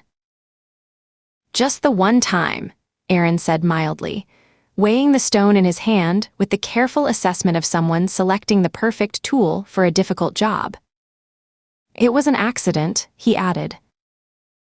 Sam's lips quirked in what might have been the ghost of a smile. "Sounds like you were training for sniper school even back then, buddy." Aaron just smiled that unguarded, aw shucks smile that still made Ruth's heart skip a beat after all these years. His first throw was slightly wide, striking the wall perhaps a foot from the target. The impact was nearly silent, just a soft thunk that barely disturbed the evening stillness. His second throw was perfect. The stone struck the suspicious, molding dead center with enough force to shatter whatever was hidden behind it. Something small and dark fell to the ground, followed by splintered wood and the tinkling sound of broken electronics. Sam let out a soft whistle of appreciation despite his wounds, nodding at Ruth with newfound respect. She grinned and patted Aaron on the shoulder, feeling that familiar surge of pride in her partner's abilities that never seemed to diminish no matter how many times she witnessed them.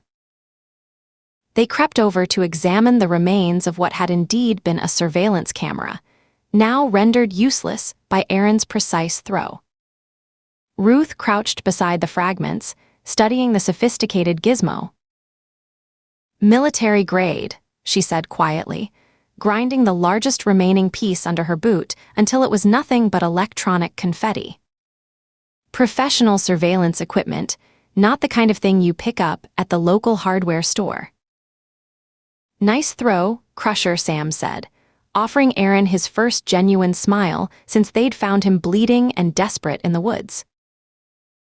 Aaron grunted. Ruth felt a moment of unexpected warmth despite their circumstances. Even in the middle of this nightmare, surrounded by enemies in hostile territory, Aaron's quiet competence provided a foundation she could rely on absolutely. It was what had drawn her to him initially as a partner, and what had eventually transformed their professional relationship into something deeper and more profound. They found the rear entrance exactly where Sam remembered, a wooden door marked "Maintenance" in simple block letters, painted in the same muted colors as the surrounding building. The copied key turned smoothly in the lock when Sam inserted it. The door swung open, revealing a simple workshop area beyond, tools hanging on walls, workbenches, shelving, and tools. For a moment, Ruth allowed herself to hope that their infiltration would proceed smoothly, that they might reach the hidden sections of the building without encountering resistance. Then she heard it, the soft scrape of a boot against concrete, the unmistakable sound of someone trying very hard to remain undetected. Aaron's hand moved to his weapon, his body shifting automatically to place himself between Ruth and the potential threat. "Contact," he whispered. The workshop exploded into violence. "Hold it right there," a voice shouted from inside the building, abandoning stealth now that their presence had been detected. "Who's there? Identify yourselves." Ruth raised her hands, though her weapon remained accessible and her body balanced for immediate action. "Texas Rangers," she called out, her voice carrying the calm authority that had diffused countless confrontations throughout her career. "I'm Ruth Baker, and this is Aaron Tate. We have Sam Tryon with us. We're looking for his family." "Sam," another voice called out, uncertainty mixed with recognition. "Sam Tryon. That you?" "It's me, Bill," Sam replied, stepping forward into the dim light cast by the single bulb hanging from the workshop ceiling. "I've come back for my family." "Jesus, Sam, you can't be here," the first voice replied, gruff with what sounded like genuine concern rather than hostility. "Council's got a kill order out on you. Shoot on sight, no questions asked." "I know, Frank," Sam said, his voice heavy with resignation and determination. "But I need to see Janet and the kids. Thomas will die without proper medical care." "Can't let you do that, Sam," Frank said, his voice carrying the weight of impossible choices and reluctant duty. "You know I can't." Ruth's eyes had adjusted to the dim light now, and she could see them clearly. Two men positioned strategically in the workshop, both armed, both wearing expressions that mixed recognition, fear, and grim determination. Sam quickly identified both men to his ranger companions, as Ruth tried to get a fix on their locations. Frank Cartwright crouched behind a storage cabinet, mid-50s with a gray beard that reached his chest, weathered face lined with years of outdoor work, holding a hunting rifle that looked as old and reliable as he did. Bill Seals was taking cover behind a support pillar, thin and nervous, maybe 25, with the twitchy movements of someone operating on too much coffee and too little sleep. "Frank, you know me," Sam said, taking another careful step forward, his hands raised to show he meant no immediate harm. "I've got Texas Rangers with me. They can protect you, both of you." "From who, Sam?" Frank replied, his voice bitter with the wisdom of hard experience. "From Marston. From the council. From the Harvest King." He shook his head slowly, his grip tightening on his rifle. "You know better than to go up against them. You know what happens to people who defy the corn law. You've seen it happen." Sam glanced at Ruth and Aaron, his expression regretful. "They're good men, the both of them, but they're not gonna budge. We're gonna have to take them down, but I'd appreciate it if we didn't have to kill them. They're not all-out fanatics like some of the others." "Shoot to wound," Ruth acknowledged. "No-kill shots." "Check. But let me give it one more try." She called out, "Texas Rangers, you men need to lay down your weapons and cooperate with our investigation, or you will be shot." In response, she got a bullet. The shot echoed in the enclosed space like a thunderclap. It went wide, splintering wood above Ruth's head. Fine dust and wood fragments drifted down, coating her hair. She called out, "Last chance, fellas. One way or another, we're coming in." Frank's rifle spoke next, the bullet chewing up concrete near Aaron's position. "Damn it, Sam." The older man shouted, his voice raw with conflicting loyalties. "Why'd you have to come back? Why couldn't you just stay gone?" Ruth lined up her sights on Frank's shoulder, breathing out slowly as she squeezed the trigger. The shot echoed in the confined space, and Frank spun with the impact, crying out as the bullet tore through muscle and sinew. His rifle clattered to the floor as he clutched his wounded arm, his face pale with shock and pain. "Frank!" Sam called out, genuine concern in his voice despite the circumstances. "Stay down and you'll be fine. We don't want to have to hurt you anymore." Bill Seals was firing rapidly now, panic making his shots wild and unpredictable. Bullets ricocheted off concrete and metal, filling the air with deadly fragments and the acrid smell of gunpowder. Ruth could see tears streaming down his face as he fired, a young man caught in a situation he hadn't chosen, forced into violence by circumstances beyond his control. Aaron said quietly, "I have a shot." "Take it," she said, keeping her head down as another bullet whined past her position. Aaron's shot was on the butt, catching Bill in the thigh where the damage would be painful but not life-threatening. The impact spun the young man back behind the pillar he'd been using for cover, his rifle clattering across the concrete floor as nerveless fingers failed to maintain their grip. "It's over, guys," Ruth shouted, keeping her weapon trained on his position. "Stay down and don't make this any worse than it already is." For a moment, the only sounds in the workshop were Bill's pained gasps and Frank's labored breathing. Then, slowly, Frank raised his uninjured hand, palm open in the universal gesture of surrender. "All right," the older man said, his voice rough with pain and resignation. "All right. You win." Bill followed suit, raising his hands from where he sat slumped against the pillar, blood darkening his pants leg. "Don't kill me," he pleaded, his young face pale with shock and fear. "Please." Ruth moved forward cautiously, her weapon still ready but her finger outside the trigger guard now. "Nobody's going to kill you if you cooperate," she said, her voice firm but not unkind.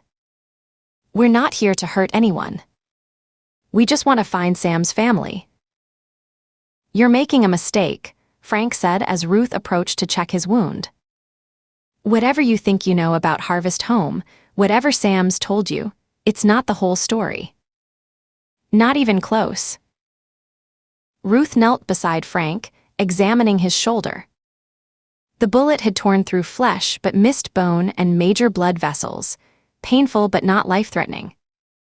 Maybe not, she acknowledged, applying pressure to slow the bleeding.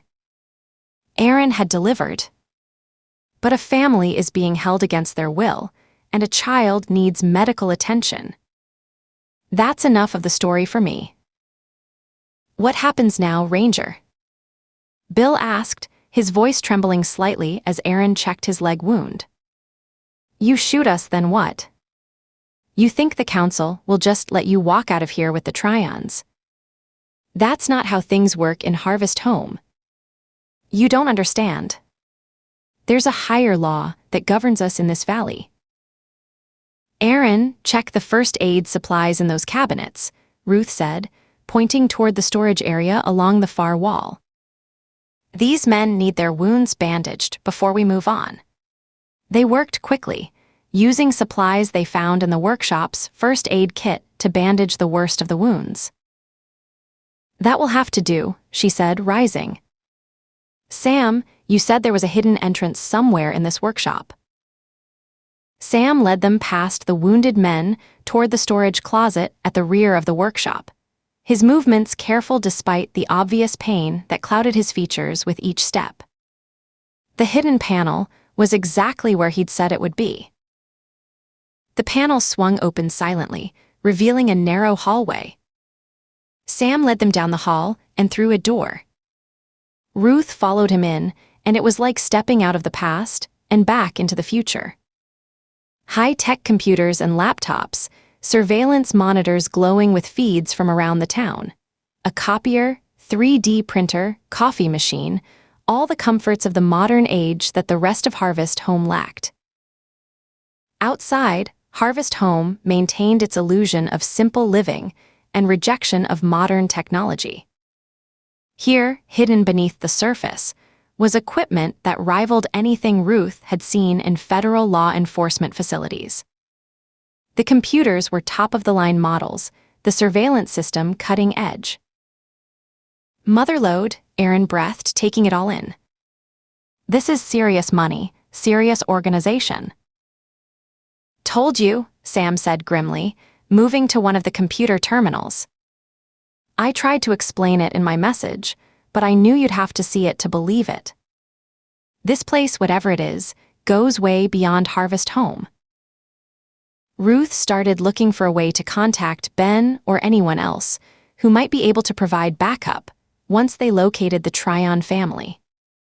She focused on what appeared to be a satellite uplink system, her fingers hovering over controls that were both familiar and alien, standard communication protocols housed in equipment several generations beyond what most law enforcement agencies could access.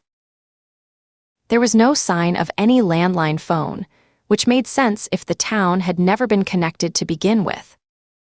And any cell phone or satellite phone Marston might have been carrying had probably gone with him. She was about to ask Sam which of the computers he had used to email Aaron when a sharp intake of breath from across the room caught her attention. Ruth turned to see Aaron standing frozen before a bank of surveillance monitors, his back to her, but his posture rigid with alarm. Ruth. Sam. His voice had lost its laid-back drawl. You need to see this. Chapter 18. Ruth moved quickly to where Aaron stood transfixed before the bank of surveillance monitors, Sam limping behind her. The screens cast their pale electronic glow across Aaron's face, highlighting the tension in his jaw and the way his hands had unconsciously balled into fists at his sides. What is it? She asked, though the answer became clear the moment she saw the central monitor. The image was crisp despite the nighttime conditions, night vision cameras capturing every detail in ghostly green clarity. The exterior of a massive warehouse complex sprawled across the screen, its corrugated metal siding and loading docks clearly visible. Marston stood near one of the open bay doors, but it was the men surrounding him that made Ruth's stomach clench with recognition. She'd seen their type too many times during her years working the border regions of Texas, knew them the way a hunter knows predators in the wild. The facial tattoos told their own story, elaborate scripts and symbols that marked cartel affiliation as surely as any uniform. She counted the men methodically, her trained eye cataloging weapons and positions. 30 at least, possibly more outside the camera's range. They held their weapons with the casual familiarity of men who used them as naturally as other people used phones or pens. But it was their eyes that confirmed what she already knew, flat, emotionless, the eyes of men who'd crossed so many moral lines they could no longer see them. "Jesus," she breathed. "Those are sicarios." Aaron nodded grimly, his finger tracing the screen where several men were loading heavy blue barrels onto trucks parked at the loading docks.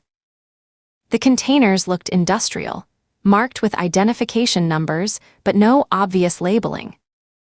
Los Cuervos cartel, if I'm reading those tats right. They run product through East Texas, have for years. He paused, his voice dropping. But what the hell are they doing in Harvest Home? Ruth watched the loading process, noting how coordinated it all was.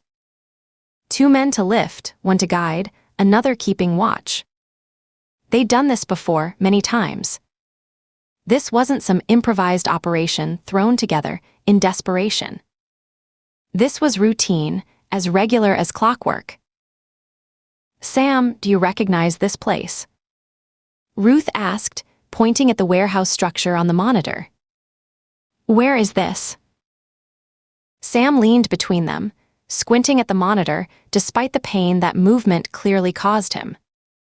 His sharp intake of breath told Ruth he recognized the location. "That's the old railway depot," he said. "About 3 miles northwest of town. Used to be where we shipped out our corn syrup back when the trains still ran through here." Corn syrup? Ruth turned to look at him, her mind already working through the implications. In her experience, cartels didn't show up at legitimate agricultural operations with this kind of manpower unless something else was going on. Harvest Home makes corn syrup. For generations, Sam confirmed, pressing his hand against his wounded side as he straightened. His face had gone pale, but Ruth couldn't tell if it was from pain or realization. "It's been our main source of income since before I was born. Every family in town has a stake in the operation somehow, growing the corn, processing it, packaging, shipping." He paused, swallowing hard. "It's what's kept us going all these years. What we thought was keeping us going." Ruth turned back to the monitor, studying the scene with fresh eyes. The depot itself looked old but well-maintained, the kind of structure that had been continuously used and updated over decades. She could see modern loading equipment alongside older machinery, creating a timeline of the operation's evolution. How long had this been going on? How many generations of Harvest Home residents had unknowingly provided cover for whatever this really was? "Those barrels," Aaron said slowly, and Ruth could hear him working through the same calculations she was. "Wrong shape for corn syrup. Wrong handling protocols too." "What do you mean?" Sam asked, though Ruth suspected he already knew the answer. "Look at how they're moving them." Aaron pointed to the screen where 2 sicarios were carefully positioning another barrel on the truck bed. "See the way they're checking the seals? The spacing between containers. You don't need that kind of care for agricultural products. That's how you handle volatile chemicals. Or product worth more than gold per ounce." Ruth felt the pieces starting to come together, but she needed more information before jumping to conclusions. "When I broke in here before," Sam said suddenly, his voice cutting through her thoughts. He moved toward one of the computer terminals, his movements stiff but determined. "When I was trying to send you that email, I noticed something. Didn't have time to investigate then, but there was a folder on the desktop, seemed out of place with all the other files." Ruth watched as his fingers moved across the keyboard, with surprising dexterity for someone who claimed to reject modern technology. The screen flickered to life, revealing a desktop cluttered with folders and files. Most were labeled with innocuous names like municipal records and census data, the kind of boring administrative files you'd expect to find on any small-town government computer. But there, sitting prominently in the upper left corner like someone had wanted it to be easily found, was a folder simply labeled CS Logistics. "That one," Sam said, his finger hovering over the mouse. "I remember thinking it was odd. Why abbreviate corn syrup? We always write it out in full on official documents." "Wait," Ruth said, placing her hand over his before he could click. Her instincts were firing now, the same feeling she got when approaching a door in a raid, not knowing what waited on the other side. This could be trapped somehow. Clicking it might trigger an alert. If it was going to alert anyone, Aaron said, they'd already know we're here. "We shot 2 guards, remember?"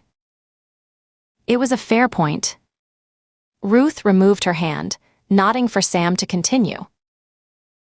The folder opened to reveal dozens of spreadsheets, each one meticulously organized with dates, quantities, and shipping information. Ruth leaned closer, her eyes scanning the columns of data. The level of detail was staggering, every shipment logged, every destination recorded, every batch number carefully tracked. This wasn't the work of someone trying to maintain a cover story. This was real operational data, the kind that could only come from an actual, functioning enterprise.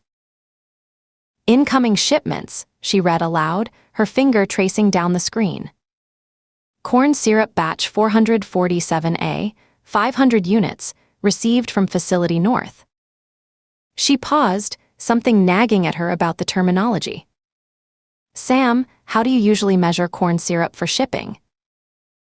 Sam's answer came slowly, as if he was working through the implications even as he spoke. "Gallons, usually. Sometimes by the barrel for large orders, but that would be maybe 55 gallons per barrel. Industrial standard." "These quantities don't make sense then," Aaron said, pulling up another spreadsheet. The screen filled with more data, endless rows of numbers that told a story Ruth was beginning to understand. "Look at this, single shipments of 500, 1,000 units. If those were barrels of actual corn syrup, we're talking about massive volumes." "More than a small town could produce in months," Sam agreed, his voice hollow. "More than we've ever produced, even in our best years." Ruth opened another file, this one containing what appeared to be quality control reports. The language was technical, full of measurements and chemical formulas that meant nothing to her on the surface, but carried weight in their specificity. She'd seen similar reports during drug busts, the careful documentation that serious operations maintained to ensure product consistency. "Purity levels," she murmured, reading through the data. "Molecular weights. Processing temperatures. pH balances." She looked at Sam. "Do you need this level of detail for corn syrup?" Sam shook his head slowly. "We test sugar content, viscosity, maybe check for contamination.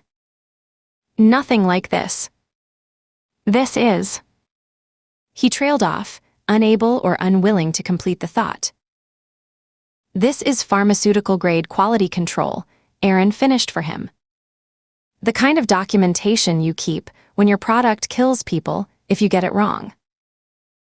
Ruth felt the pieces clicking together in her mind, the full scope of what they'd discovered spreading out before her like a map of corruption. She thought about Marston's arrogance, his absolute confidence that no one could touch him. It made sense now. He wasn't just running a town. He was running a major component of a cartel operation, had been for years, possibly decades. "Son of a bitch," she said quietly. "It's not corn syrup at all." "It's a cover," Aaron confirmed, his voice grim with understanding. "Perfect cover, actually.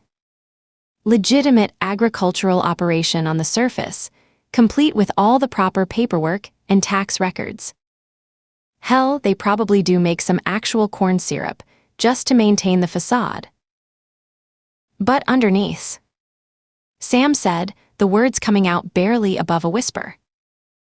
"Drugs. They're using our town to move drugs." The silence that followed was heavy with the weight of revelation. Ruth watched Sam's face as the full implications sank in, his entire life. His community, everything he'd believed about Harvest Home had been built on a foundation of lies and criminal enterprise. On the monitor, Marston was gesturing animatedly at one of the sicarios, a thick-set man whose neck tattoos crawled up toward his jaw like malevolent vines.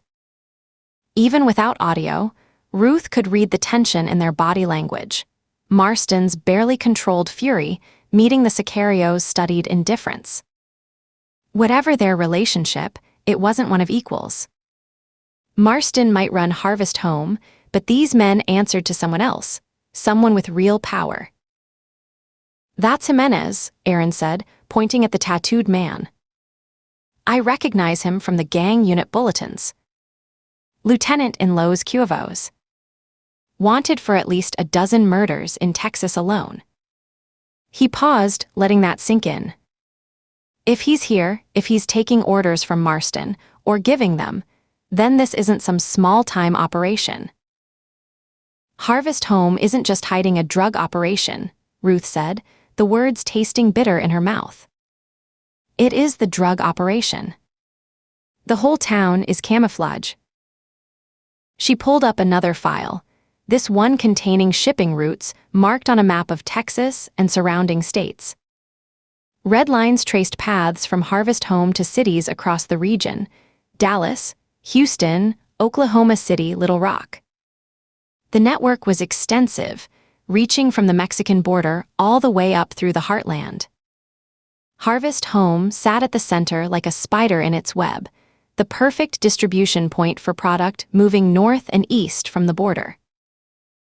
"Look at this," she said, zooming in on the map. "They're using the old farm roads, the ones that don't appear on modern GPS systems. Routes that only locals would know about." Sam stared at the screen, his face a mask of betrayal and rage.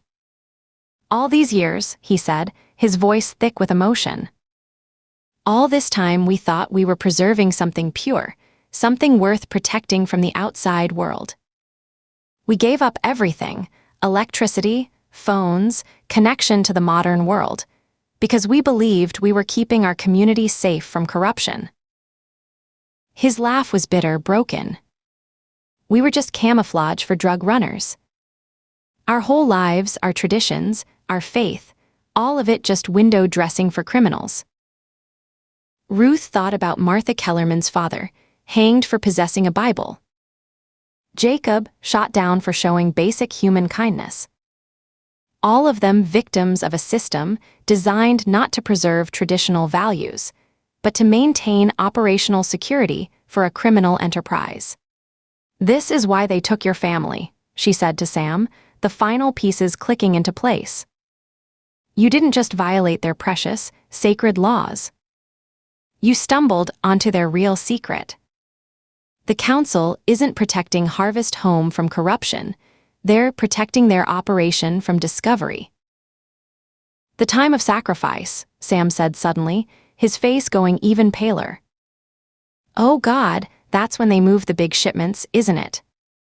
When the whole town is focused on the festival, when strangers would be most unwelcome, when anyone who asks questions can be dealt with under cover of tradition. On the monitor, the loading continued steadily. Ruth counted 6 trucks now, each one capable of carrying tons of product. Whatever was in those blue barrels, there was enough of it to supply half of Texas. She thought about the street value of that much product, millions of dollars, maybe tens of millions, all flowing through this tiny town that didn't even appear on most maps. "We need to stop them," Sam said, his voice carrying a desperate edge that bordered on panic. "We can't let them get away with this. My family, the Kellermans, everyone in this town, they're all victims of these bastards. They've been using us, all of us, for God knows how long." Ruth's mind was already working through the tactical situation. They had evidence now, proof of the operation, but they were still trapped in hostile territory with no backup and no way to call for help. The convoy would arrive in a few hours to evacuate everything, and once that happened, the evidence would disappear along with any chance of shutting this down. "First things first," she said, forcing her voice to remain calm and professional despite the magnitude of what they'd discovered. "We need to get your family out of here before that convoy arrives." Ruth moved to the bank of monitors, studying the controls beneath each screen. The setup was sophisticated but intuitive, toggle switches and dials that allowed cycling through different camera feeds. She began systematically working through them, watching as images flickered from one location to another. The town square at night. Empty streets. The interior of what looked like a church. More empty buildings. "There," Sam said suddenly, his voice cracking with emotion. "That's them." Ruth froze, her hand still on the dial. The monitor showed a concrete cell, harsh fluorescent lighting revealing every detail in unforgiving clarity. Janet Tryon sat on a narrow cot, her arms wrapped around a small boy whose labored breathing was visible even through the grainy feed. 2 girls huddled together on the floor beside them, their faces drawn with exhaustion and fear. "Thomas," Sam whispered, pressing his hand against the monitor as if he could reach through the glass to touch his son. "He looks worse. God, he looks so much worse." Ruth studied the image, noting the institutional quality of the space. Concrete walls, metal door, the kind of utilitarian construction that suggested this wasn't some improvised holding area but purpose-built detention. The angle of the camera, mounted high in a corner, showed the entire cell but gave no indication of where it might be located. "Underground," Aaron said, pointing to details in the image. "Look at the walls, no windows, concrete construction, that kind of fluorescent lighting. This is basement level or deeper." "Which means they're somewhere beneath us," Ruth said, her mind already working through the layout of the building. "Sam, when you were here before, did you see any stairs leading down?" Before Sam could answer, a loud crash echoed through the building, followed by the sound of multiple voices. Ruth's head snapped toward the doorway, her hand moving instinctively to her weapon. "Check the monitors," Aaron said urgently. Ruth cycled quickly through the feeds until she found the workshop area. Her stomach tightened at what she saw. Frank and Bill were still there, slumped against the wall where they'd left them, makeshift bandages dark with blood. But they were no longer alone. 5 men had entered the workshop, all armed, all wearing the grim expressions of hunters who'd lost their quarry. She recognized one from earlier. He'd been part of the group searching the Flannery farm. "That's part of the posse," Ruth said quietly. "They must have come back to report to Marston." On the monitor, one of the men was kneeling beside Frank, checking his wounds. Another was speaking rapidly, gesturing toward the hidden panel that led to their current location. They knew about the secret entrance. It was only a matter of time before they came through. Ruth made a quick decision. "Sam, Aaron, you two go find Sam's family. Get them out."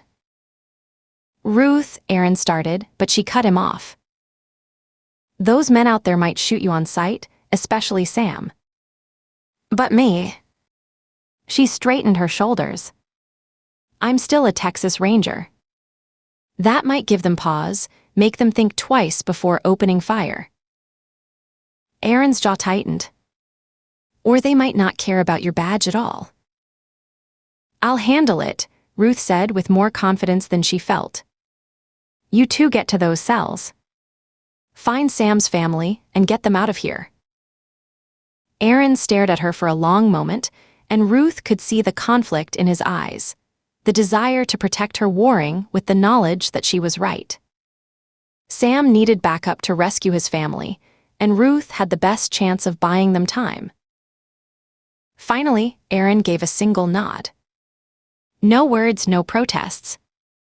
Just that simple acknowledgement of trust that had defined their partnership from the beginning.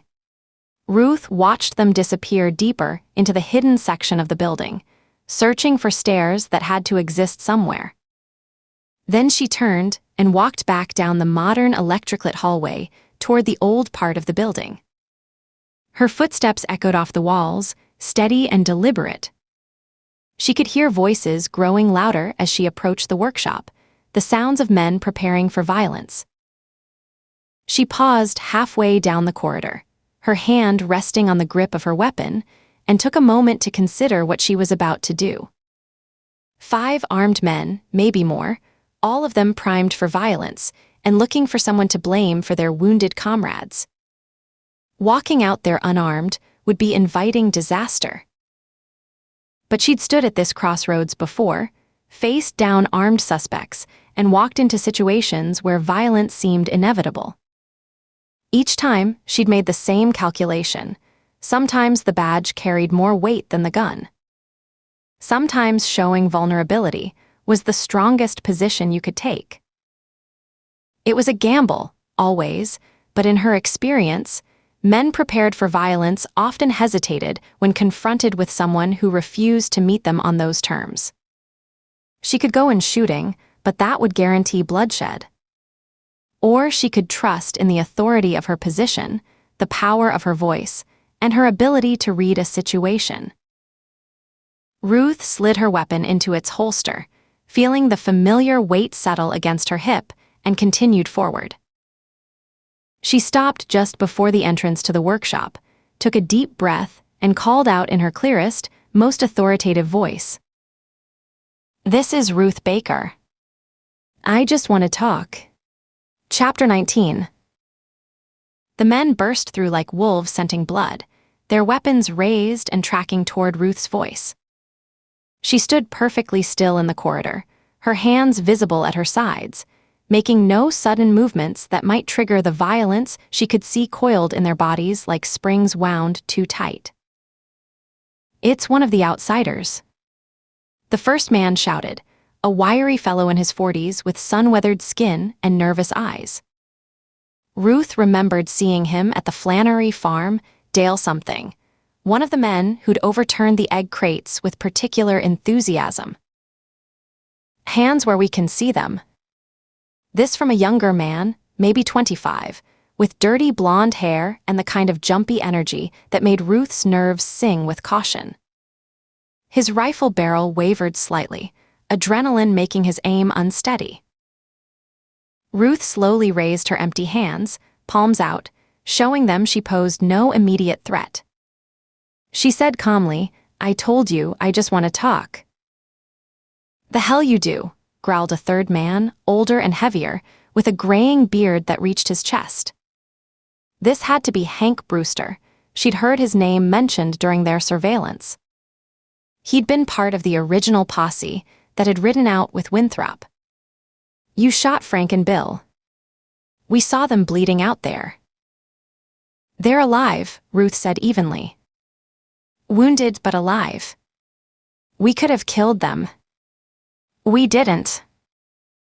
The men exchanged glances, uncertainty creeping into their aggressive postures. Dale's rifle dipped slightly before he caught himself and raised it again. "She's lying," the jumpy blonde one said. Tom Garrett, Ruth remembered now. Joseph Flannery had mentioned him as one of the more eager participants in the council's enforcement actions. "It's a trick. She's trying to distract us while the others escape." "Shut up, Tom," a new voice commanded, and Ruth's attention shifted to a man who'd been hanging back slightly from the others. Oliver Bradshaw. She recognized him from Martha's description of the town's inner circle. Mid-50s, lean and hard, with intelligent eyes that studied her with more calculation than rage. He carried his rifle with the easy competence of someone who'd used it for more than hunting deer. "Bill did say they bandaged them up," the fifth man murmured, a stocky redhead Ruth hadn't gotten a clear look at before. "Pete," she thought she'd heard someone call him. Bradshaw stepped forward, assuming command with the natural authority of someone accustomed to being obeyed. "Now," Bradshaw said, his rifle still trained on Ruth's chest, "what exactly do you want?" "I don't want anything," Ruth said, keeping her voice steady and reasonable. "But there's something you ought to see." "Bullshit," Tom Garrett spat, his finger tightening on his trigger. "This is another one of her lies. Her and that other ranger, they're trying to." "Tom," Bradshaw said sharply, and the younger man fell silent, though his face flushed red with suppressed anger. Bradshaw's eyes never left Ruth's face. "What is it you think we ought to see?" Ruth took a measured breath, choosing her words carefully. "Isn't it true that the people of Harvest Home believe the old ways are best? That modern technology and conveniences are the devil's work?" Bradshaw's expression hardened. "That's right. The corruption of the modern world, its devices and contraptions, they poison the soul. Turn people away from honest living and true faith." His voice dropped, carrying an edge of contempt. "Outsiders like you, you've been corrupted by all that technology. You don't understand what it means to live pure." "I see," Ruth said, nodding slowly. "And what about your alderman?" "Marston." Bradshaw's rifle rose slightly, suspicion flaring in his eyes. "Don't you dare say anything against the alderman," Tom Garrett interrupted, taking a step forward with his weapon raised. "He's kept this town safe, kept us pure while the rest of the world goes to hell." This time, Bradshaw didn't tell him to be quiet. Instead, all four men seemed to draw closer together, their weapons trained on her with renewed intensity. "All right," Ruth said, raising her hands slightly higher in a placating gesture.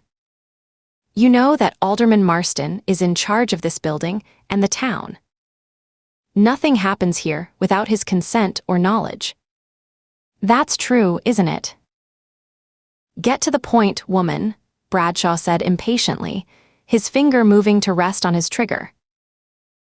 Instead of answering, Ruth simply turned her back on them and began walking away. The eruption of voices behind her was immediate and violent. "Hey! Stop right there. Where the hell do you think you're going? Shoot her, Oliver. She's trying to escape." But Ruth kept walking, her steps measured and deliberate, never looking back even as their shouts grew more urgent. She could hear their boots on the floor behind her, following but not shooting, yet. The hidden panel was just ahead, and she passed through it into the modern hallway beyond. The change was immediate and jarring, from weathered wood and the smell of age to smooth walls and the antiseptic tang of climate control. Electric lights hummed overhead, bright and steady in a way that oil lamps could never achieve. She continued forward into the high-tech office, then turned and waited. They came through the doorway with their weapons raised, ready to fire at the slightest provocation. Bradshaw entered first, his rifle sweeping the room for threats, followed immediately by Dale and Tom. Hank Brewster brought up the rear, his bulk filling the doorway. And then they stopped. Their mouths fell open almost in unison, weapons drooping as their brains struggled to process what their eyes were seeing. Tom Garrett's rifle slipped from nerveless fingers, clattering on the floor as he stared at the bank of computers, the surveillance monitors, the modern office equipment that filled the space. What in the name of? Dale breathed, unable to finish the thought. Hank Brewster took a stumbling step forward, his face pale beneath his gray beard. This can't. This isn't. Even Bradshaw, for all his authority and composure, stood frozen in the doorway, his expression cycling through disbelief, confusion, and the first stirrings of a terrible understanding. Before any of them could speak, before they could even begin to process what they were seeing, footsteps echoed from the corridor behind them. The men spun toward the sound, weapons rising instinctively, just as Aaron and Sam emerged through the doorway. They were carrying a makeshift stretcher between them, nothing more than a canvas tarp with wooden poles threaded through the sides, but it served its purpose. Thomas lay on it, his small body nearly lost in the folds of fabric, his breathing so shallow Ruth had to watch carefully to see his chest rise and fall. The boy's face had taken on a waxy quality, the kind of pallor that spoke of systems shutting down, of a body losing its fight against whatever disease was consuming him. Behind them came Janet Tryon, and Ruth felt her heart clench at the woman's appearance. Days of captivity had left their mark. Her hair hung limp and unwashed, her clothes were stained with dirt and what might have been blood, and her eyes carried the hollow exhaustion of someone who'd been pushed beyond normal endurance. But it was the way she held her daughters that struck Ruth most forcefully. Susanna and Bate pressed against their mother's sides, and Janet's arms encircled them with the fierce protectiveness of someone who'd already lost too much and refused to lose anything more. Sam. Dale's voice cracked like a teenager's, his rifle wavering between pointing at the newcomers and dropping entirely. Sam Tryon. But that's not. Marston said. The confusion in his voice was genuine, and Ruth could see him trying to reconcile what he was seeing with what he'd been told. The cognitive dissonance was written across his weather-beaten face in lines of bewilderment and growing anger. What did Marston say? Sam asked, his voice rough with exhaustion and barely controlled rage. He and Aaron carefully lowered the stretcher to the floor, and Sam immediately knelt beside his son, checking the boy's pulse with fingers that trembled slightly. He said you'd fled, Hank Brewster said slowly, as if speaking the words might help them make sense. Said you'd taken your family and abandoned Harvest Home in the middle of the night. Said you were a coward who'd rather run than face justice for your crimes. Janet's laugh was bitter and sharp, the sound of something breaking. Is that what he told you? While he had us locked in concrete cells beneath this very building. While he denied my dying son medical care. Cells. Pete's voice carried genuine shock. What cells? There ain't no cells in the municipal building. There are, Janet said, and Ruth could hear years of accumulated rage finally finding voice. Underground. Concrete walls, metal doors, fluorescent lights that never turn off. He kept us there like animals, told us we'd stay there until Sam surrendered himself for execution. That's not possible, Tom Garrett protested, but his voice had lost its earlier certainty. He was looking around the high-tech office, at the Tryon family clearly traumatized and exhausted, at the evidence mounting before his eyes. The alderman wouldn't. He's always protected us, kept us safe from. From what? Janet's voice rose, and Ruth could see her daughters flinch at their mother's intensity. From the outside world. From corruption. Look around you. Look at this place. Your precious alderman has been lying to you for years. Ruth watched the men's faces as they struggled to process this information. They kept looking between the Tryons and the modern office, their worldview fracturing in real time. Dale had backed against a wall, his rifle hanging loose in his hands. Pete was staring at the computers with the expression of someone watching reality dissolve. The monitors, Ruth said, seizing the moment of their confusion. You need to see what's on the monitors. No, Dale said immediately, taking another step back. Those are the devil's devices. We're not supposed to look at them, not supposed to touch them. The corruption spreads through the eyes, Marston always said. Marston says a lot of things, Aaron cut in, his voice carrying the flat authority of someone who'd seen too much to be impressed by superstition. Question is, why would he have all this equipment if it's so corrupting? Why would he spend hours in here if these are the devil's devices? Bradshaw hadn't spoken since entering the office, but Ruth could see him processing everything with those intelligent eyes. He was older than the others, had probably seen more, understood more about how the world really worked. When he finally moved toward the monitors, it was with the reluctant determination of someone who needed to see the truth, no matter how much it might hurt. Show me, he said simply. Ruth moved to the controls, her fingers finding the dials and switches she'd used earlier. The screens flickered as she cycled through feeds, empty streets, the church, the town square. Then she found what she was looking for. The railway depot filled the central monitor, the image crystal clear despite the darkness. The loading was nearly complete now, the blue barrels secured in the trucks with heavy straps and covered with tarps. But it was the men standing near the vehicles that drew gasps from the watching townspeople. Who are those people? Dale asked, his voice barely above a whisper. Those aren't folks from Harvest Home. Sicarios, Aaron said bluntly. Cartel soldiers. Los Cuervos specifically. Drug runners who control distribution through half of Texas. That's impossible, Tom Garrett said, but he'd moved closer to the screen despite himself, drawn by the horror of what he was seeing. What would cartel members be doing in Harvest Home? On the monitor, Marston appeared, walking into frame with the confidence of someone completely in charge.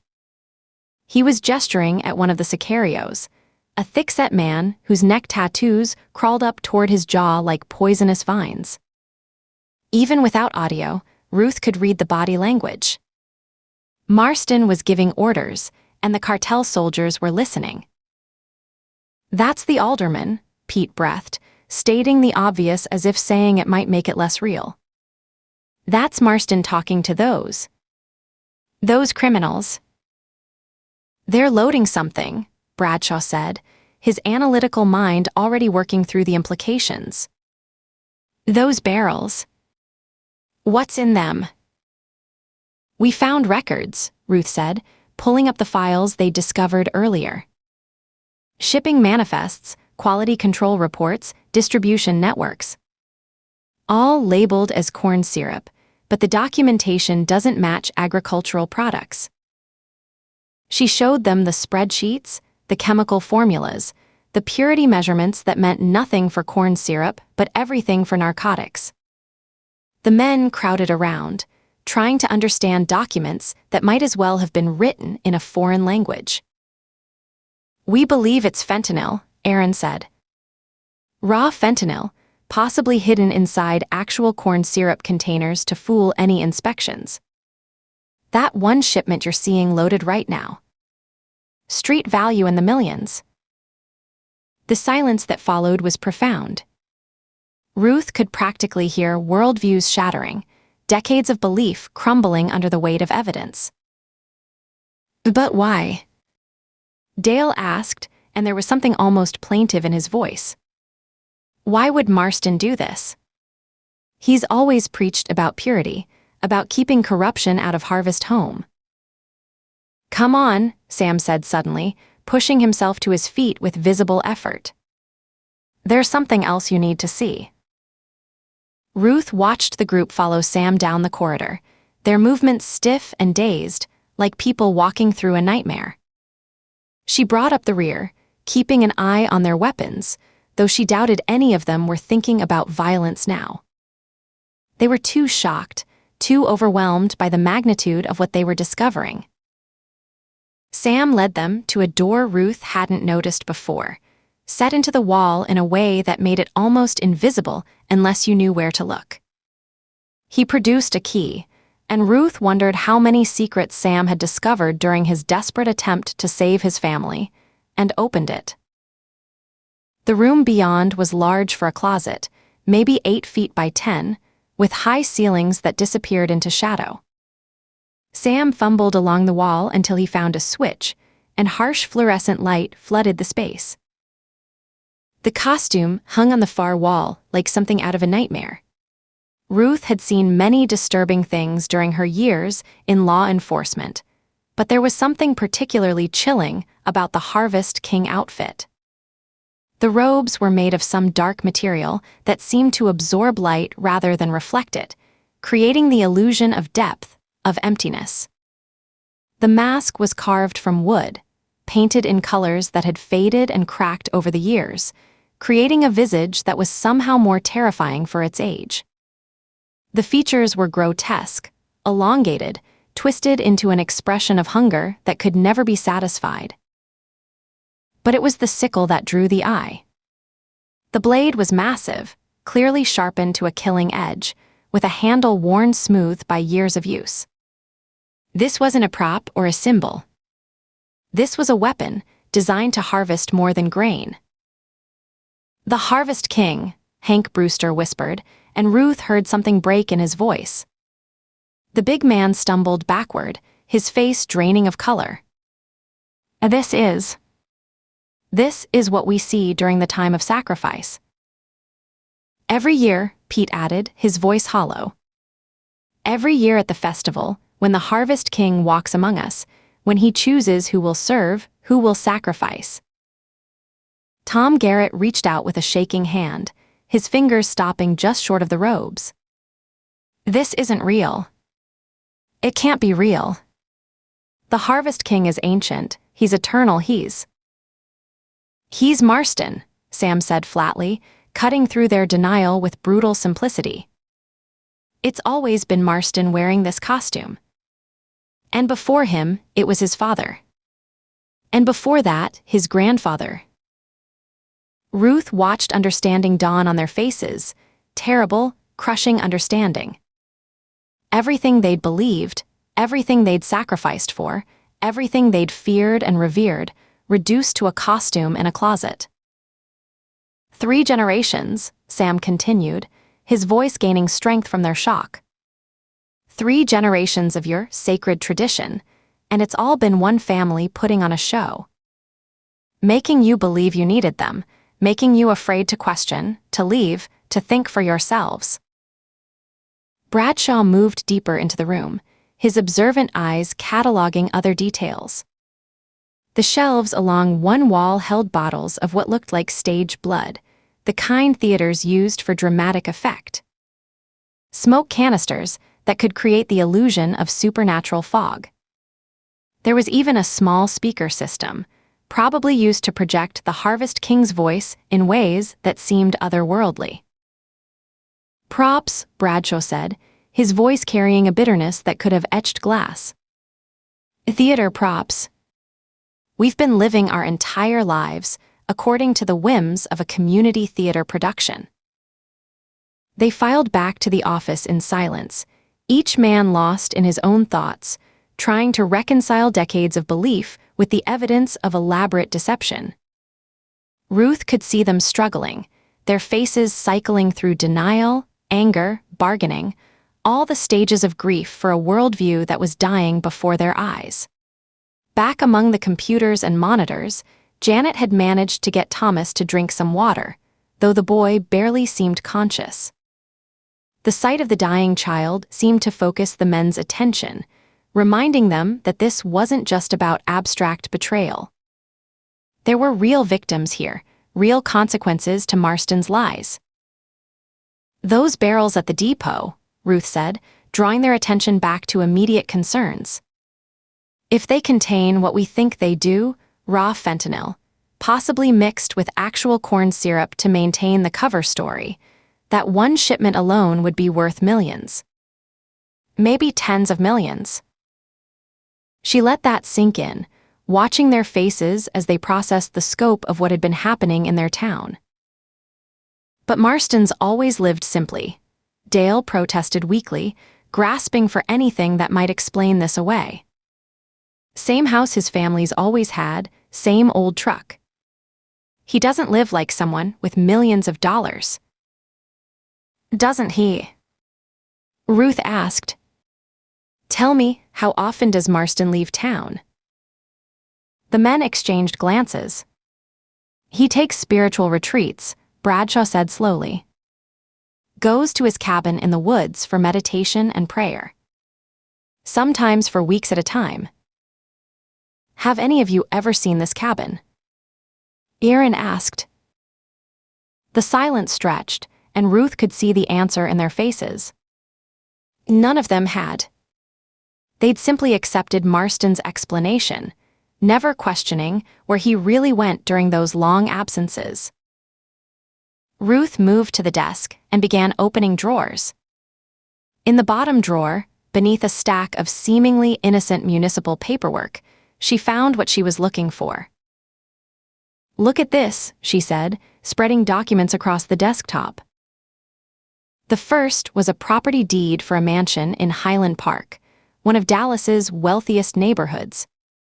The name on the deed was Nathan Marshall, but it was accompanied by ID with a picture of none other than Marston. $5.2 million, Bradshaw read, his voice hollow. That house cost $5.2 million. Ruth pulled out more papers. A yacht registration for a 60-foot Sunseeker berthed in Galveston. Title for a Lamborghini registered to yet another alias. Bank statements from accounts in Nevada, Florida, the Cayman Islands, each one showing balances that made the men's eyes widen in disbelief. "Here," Aaron said, having found another cache in a filing cabinet. He held up a collection of driver's licenses and passports, all with Marston's photo, but different names. Nathan Marshall. Nicholas Marston. Nate Marsh. He's got at least 6 different identities that we can see here. Ruth found a leather portfolio tucked behind the computer monitor. Inside were credit cards, platinum, black, the kind with no spending limits, all in the various names. There were membership cards for country clubs in Houston and Miami, a pilot's license, even documentation for a private jet fractional ownership. Jesus Christ, Dale breathed, picking up a photo that had fallen from the portfolio. It showed Marston on what looked like a Mediterranean yacht, surrounded by young women in bikinis, champagne glasses raised in a toast. He looked nothing like the stern, simple alderman they knew, designer sunglasses, gold watch, silk shirt open to show a tan chest. Is this really him? There's more, Ruth said, opening another folder on the computer. Investment accounts, real estate holdings, shell companies. He's worth. She paused, calculating quickly, at least $50 million. Probably more. These records only go back 5 years. What's probably happening, Ruth explained, gesturing at the evidence spread before them, is that Marston has an entire life outside of Harvest Home. Properties in other states, bank accounts in other names, investments built on drug money. The simple alderman you think you know. That's just another costume he wears, like that Harvest King outfit. The real Marston is someone you've never met. All these years, Pete said, his voice cracking. All the things we gave up, electricity, phones, connections to our families outside town. We thought we were preserving something pure, something worth protecting. We were fools, Bradshaw said, and there was something dangerous in his voice now, a fury building beneath the shock. We've been dancing to a puppet master's strings our entire lives. They continued arguing among themselves, voices rising and falling as they grappled with the implications. Ruth heard them questioning everything now, every rule they'd followed, every sacrifice they'd made, every person who disappeared over the years for violating the sacred laws. She left them to their discussion and moved back to the monitors, needing to track Marston's movements. Aaron joined her, and together they watched as the convoy prepared to leave the railway depot. The trucks were starting their engines now, headlights cutting through the darkness. In the lead vehicle, visible through the windshield, sat Marston. Even in the grainy surveillance footage, Ruth could see his satisfied expression, the look of a man who thought he'd won. "They're leaving," she said, urgency creeping into her voice. Aaron muttered a curse as he watched the convoy begin to roll toward the depot's exit. He's getting away with it. After everything, Jacob Kellerman's murder, imprisoning the Tryons, decades of lies and manipulation, he's just driving away with millions in drug money. "No, he's not," Ruth said, her jaw tight. "Because we're going to stop him." Chapter 20. Marston settled into the leather passenger seat of the light SUV, the buttery soft upholstery conforming to his body like a lover's embrace. The familiar satisfaction of a well-executed operation settled over him like expensive cologne, mixing with the actual Clive Christian he dabbed on his pulse points before leaving, a small indulgence at $2,000 an ounce, but he was worth it. The convoy was rolling smoothly through the darkness, 6 trucks loaded with product worth more than most people would see in 10 lifetimes, their headlights cutting through the East Texas night like knives through black velvet. Beside him, Jimenez drove with the focused intensity of a professional, his tattooed hands steady on the wheel, the skulls and serpents inked on his knuckles seeming to writhe in the dashboard's green glow. In the back seat, Carlos and Miguel sat in watchful silence, their automatic weapons resting across their laps with the casual familiarity of men who'd learned to treat guns like extensions of their own bodies. The SUV smelled of leather, gun oil, and the faint metallic scent of violence that seemed to cling to Sicarios like cologne. They were already 5 miles out of Harvest Home, with no sign of pursuit. Through the tinted windows, Marston watched the familiar countryside roll past, cotton fields that looked like sheets of black glass in the moonlight, the occasional farmhouse squatting in the darkness like tombstones, the endless fence lines that carved up this land into neat parcels of ownership and obligation. The Rangers were probably still stumbling around in the dark back in town, trying to figure out which end was up in a place that had kept its secrets for 3 generations. He pulled out his satellite phone, one of several devices the good people of Harvest Home would have been horrified to know he possessed, and speed-dialed a number in Dallas. Behind them, the other SUVs maintained perfect spacing, their drivers trained in convoy operations by men who'd learned their craft running drugs through the killing fields of Juarez and Sinaloa. It rang twice before Amber picked up, her voice carrying that sultry purr she'd perfected during her brief stint as a cocktail waitress at his favorite gentleman's club. "Hey baby," she said, and he could hear music thumping in the background, probably that overpriced club in Uptown where she liked to hold court with her equally decorative friends. "Wasn't expecting to hear from you tonight." At the sound of her voice, images exploded in Marston's mind like fireworks. Amber's 23-year-old body, all honey gold skin and dangerous curves, rising from crystal blue water in a white bikini that flattered her curves. Her bleached blonde hair cascading down her back as she laughed, throwing her head back to expose that perfect throat he loved to mark with his teeth. The way she moved when she danced, all hip swivel and promises, her body a weapon she wielded to her advantage. "Pack a bag," Marston said, watching the headlights of the convoy behind them in the side mirror, his mind already racing ahead to what awaited him. Something nice for the beach, something nicer for dinner, and something that barely exists for the bedroom. "Oh, someone's feeling frisky." Her laugh was like champagne bubbles, light and intoxicating, and he could picture her now, probably wearing that little black dress he'd bought her, the one that barely covered anything worth covering, her lips glossed to a wet shine that made promises her body always kept. "But Nate, honey, I've got plans this weekend.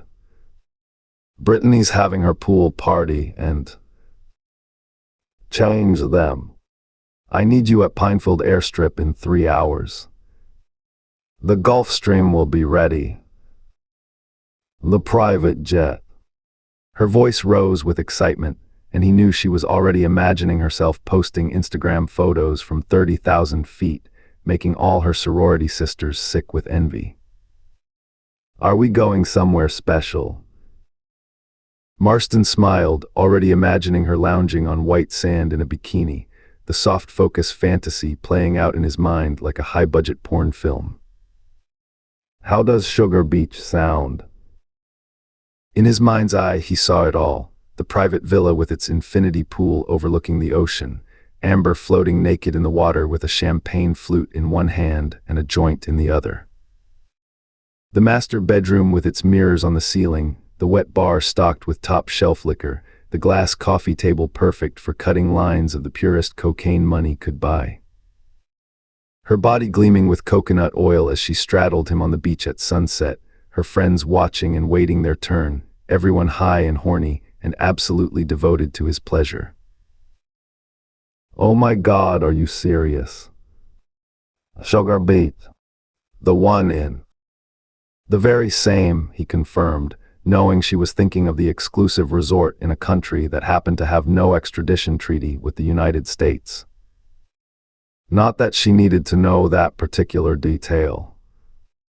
Mimosas on the beach all day, champagne and dancing all night. The fantasy expanded. Amber and her friends in the VIP section of the beachfront club, their bodies grinding against his as bass thumped through the floor, sweat and perfume, and the chemical taste of ecstasy on everyone's tongues.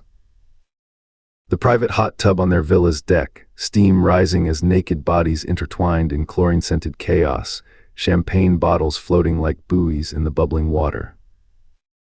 Lines of coke on perfect asses, his hands and hair on throats, claiming and commanding while the Caribbean moon watched like a voyeur. Amber squealed so loudly, he had to hold the phone away from his ear. "Can I bring Destiny and Jade? Please. They've been dying to meet you properly, and they're so much fun. You'd love them." Destiny, the redhead with the butterfly tattoo on her lower back, and a mouth that could suck the chrome off a trailer hitch. Jade, the Asian girl with the gymnast's flexibility and the daddy issues that made her desperate to please older men. He'd seen their photos on Amber's phone, watched their stories on social media, knew exactly what kind of fun they specialized in. "Are they going to be friendly?" Marston asked, letting his meaning color the words. "Honey," Amber purred, and he could practically feel her breath on his ear. "After my girls and I are done with you, you won't be able to walk straight for weeks." The images in his mind turned X-rated, 4 bodies tangled in Egyptian cotton sheets, mouths and hands everywhere, the sweet ache of exhaustion and excess. Room service trays covered in exotic fruits and pharmaceutical supplements, days blending into nights in a haze of pleasure and powder. His own private harem, bought and paid for with blood money from Harvest Home's suffering. Marston laughed, feeling his tension ease slightly. "Then bring them along. The more the merrier. I love you, baby. See you soon." He ended the call and leaned back in his seat, watching the Texas countryside roll past in the darkness. The fields gave way to patches of scrub forest, twisted mesquite trees, reaching toward the stars like arthritic fingers. 3 more hours and he'd be on a plane to a country where his money could buy him a new identity, a new life, and immunity from whatever charges the Rangers might try to fabricate. Let them have Harvest Home. He'd squeezed everything useful from that backwards little town anyway. The satellite phone buzzed again, displaying a number that made his stomach tighten like a fist. The fantasy of amber and tropical beaches evaporated, replaced by the cold reality of his actual situation. He considered not answering, but he knew better. When El Consejero called, you answered, or you ended up in pieces in a barrel of acid. Nathaniel. The voice was cultured, educated, carrying the kind of quiet authority that came from having the power to end lives with a single word. Even Jimenez tensed slightly at the sound, recognizing the voice of their mutual master. I trust the shipment is proceeding as scheduled. Everything's under control, Marston said, hating how his voice automatically shifted to a more deferential tone, like a dog showing its belly to the alpha. We're 15 minutes out from the first checkpoint. Outside, a barn burned in the distance, probably kids playing with matches or a meth lab explosion, the orange glow painting the night sky like a wound. The sight felt prophetic somehow, like watching his old life burn while he drove toward his new one. Under control. El Consejero repeated the words slowly, as if tasting them for truth. This is not what my sources tell me. They say Texas Rangers have been operating in your territory. They say there has been shooting, casualties. In the back seat, Carlos shifted slightly, and Marston could feel the Sicario's attention sharpening. They all knew what happened to people who disappointed El Consejero. The stories were legendary, whispered in cantinas and safe houses from Brownsville to El Paso, men skinned alive, families burned in their homes, entire bloodlines erased for a single mistake. Minor complications, Marston said quickly, his mouth suddenly dry as old bones. Already resolved. The Rangers have no idea about the shipment. You assured us you could handle this transfer, Nathaniel. This particular shipment is worth a lot of money on the street. A lot. Do you understand what that means? Marston's jaw clenched hard enough to make his teeth ache. Outside, they passed the abandoned Whitman farm, its broken windows staring like dead eyes, a monument to what happened to people who couldn't adapt to changing times. I understand perfectly. Do you? Because from where I sit, it seems you've allowed your operation to be compromised by 2 Rangers and a handful of locals. Perhaps we've been placing too much faith in your abilities. Everything is proceeding exactly as planned. It's worth more than you are worth to us, Nathaniel. El Consejero cut him off, his voice dropping to barely above a whisper. Remember that. The shipment is irreplaceable. You, on the other hand. The threat hung in the air like a blade suspended by a hair. Marston felt rage boiling in his chest, the familiar fury at being treated like hired help, like some expendable middle manager, instead of the man who'd built this entire distribution network from nothing. 3 generations of his family had bled for this operation, had twisted Harvest Home into the perfect cover, and some cartel lawyer sitting in an air-conditioned office in Juarez thought he could. I understand, Marston forced out through gritted teeth, tasting copper where he'd bitten his tongue. Good. I expect confirmation when the handoff is complete. The line went dead. Marston stared at the phone for a moment, imagining what he'd like to do to El Consejero given half a chance and a rusty blade. The fantasy was almost as vivid as his dreams of Amber, El Consejero screaming, begging, bleeding out slow, while Marston explained exactly how much his family's legacy was worth. Then he dialed another number, this one connecting him to Sheriff Roy Hutchins of the neighboring county. "This better be important," Hutchins answered on the fifth ring, country music and crowd noise in the background, probably the high school football game, pride of every small Texas town. "I'm at the game."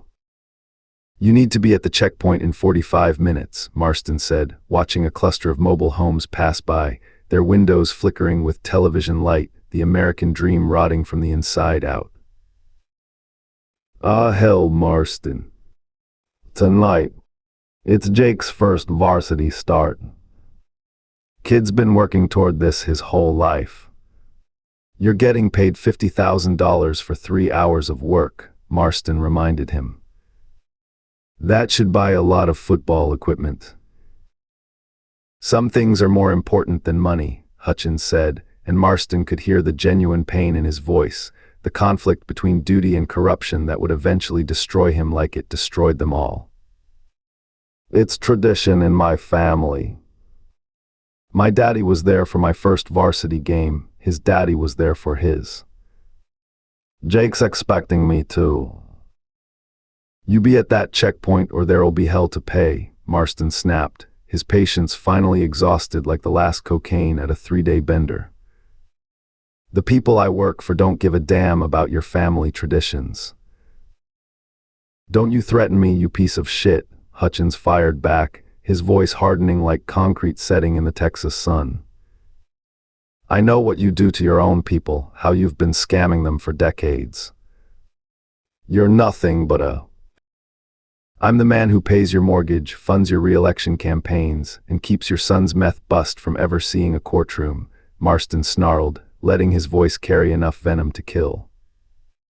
"You'll be at that checkpoint, or by tomorrow morning you'll be explaining to Internal Affairs why there's $300,000 in cash hidden in your garage and a kilo of cocaine in your patrol car. Are we clear?" Silence stretched for a moment, the kind that preceded either violence or surrender, then Hutchins said quietly, "I'll be there." "Good boy." Marston ended the call, feeling marginally better for having someone to unleash his fury on, like bleeding a wound to release the poison. They were approaching the edge of Harvest Home's territory now, passing the old water tower that marked the unofficial boundary, its rusted skeleton standing against the stars like a gallows. The road ahead stretched straight and empty, leading toward freedom and fortune and Amber's waiting flesh. Another 10 minutes and they'd be in the clear, heading toward the county line where Hutchins would provide escort through his jurisdiction. After that, it was someone else's problem. Marston's obligation ended at the state line, and then he was free to disappear into his new life with Amber and her friends. Behind them, the lights of Harvest Home had vanished completely, swallowed by distance and darkness. The town that had been his kingdom and his prison for so long was now just another spot on the map, soon to be a memory he'd wash away with champagne and cocaine and the sweat of beautiful women who didn't care where his money came from. The satellite phone rang again, showing an unknown number. Marston almost ignored it, then noticed it seemed to be coming through some kind of internet connection. Curious despite himself, he answered. "Hello, Marston," Ruth Baker's voice came through clear as crystal, and he felt his good mood evaporate like spit on a hot skillet. "Isn't technology amazing? What do you want, Ranger?" He couldn't keep the sneer out of his voice. In the driver's seat, Jimenez's hand moved subtly toward his weapon, reading the tension in Marston's tone. "Oh, it's not what I want," she said, and he could hear something in her tone that made him sit up straighter, his predator's instincts recognizing another predator. "It's what you want. You do want all those funds you've socked away in your offshore accounts, don't you?" Marston laughed, but it sounded forced even to his own ears. "You can't touch them. Those accounts are encrypted with the highest level of security, protected by banks that don't even acknowledge the U.S. exists. You'd be surprised what we Rangers can do, Ruth said conversationally, like they were discussing the weather instead of his life's accumulated wealth. We don't just ride horses and chase bad guys like you down. We also do forensic digital investigations, and we're pretty darn good at it.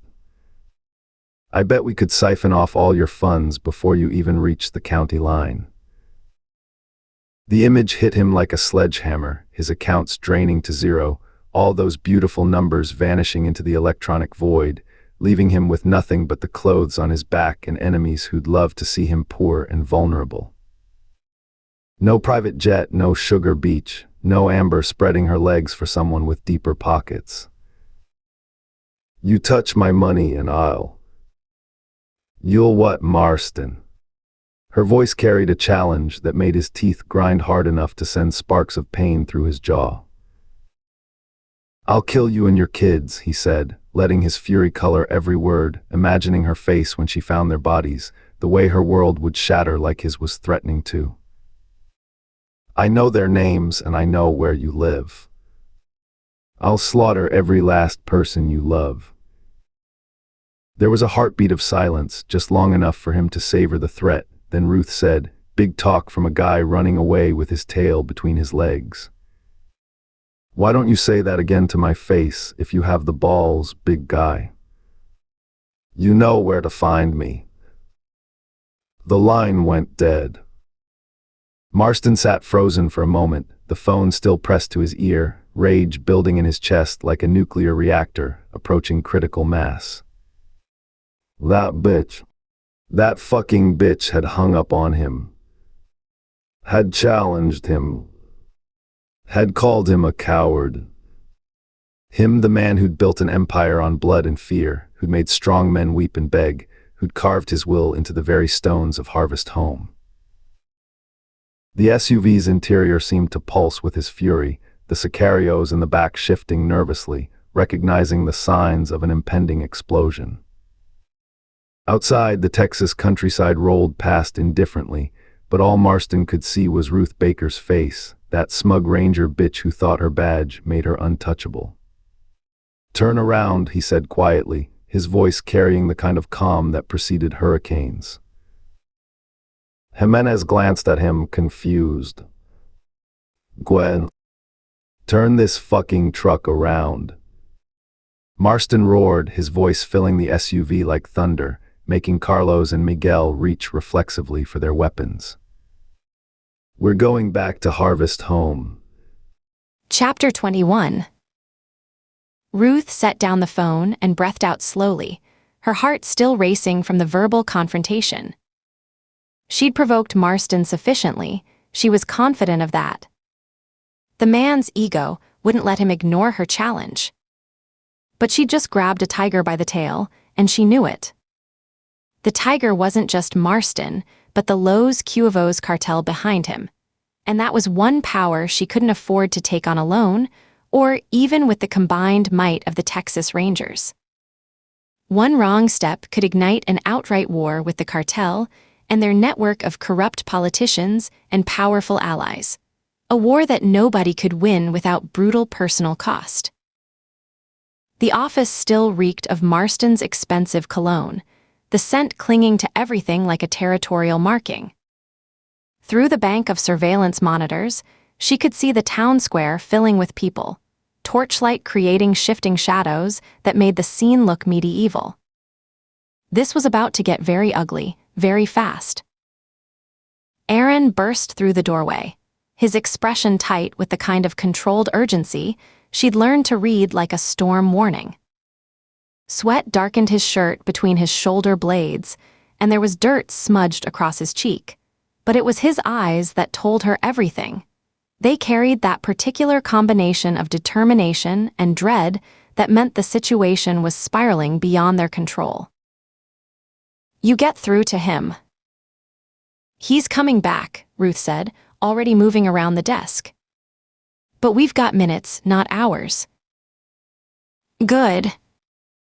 Aaron's jaw was set, his body coiled with the tension of impending combat.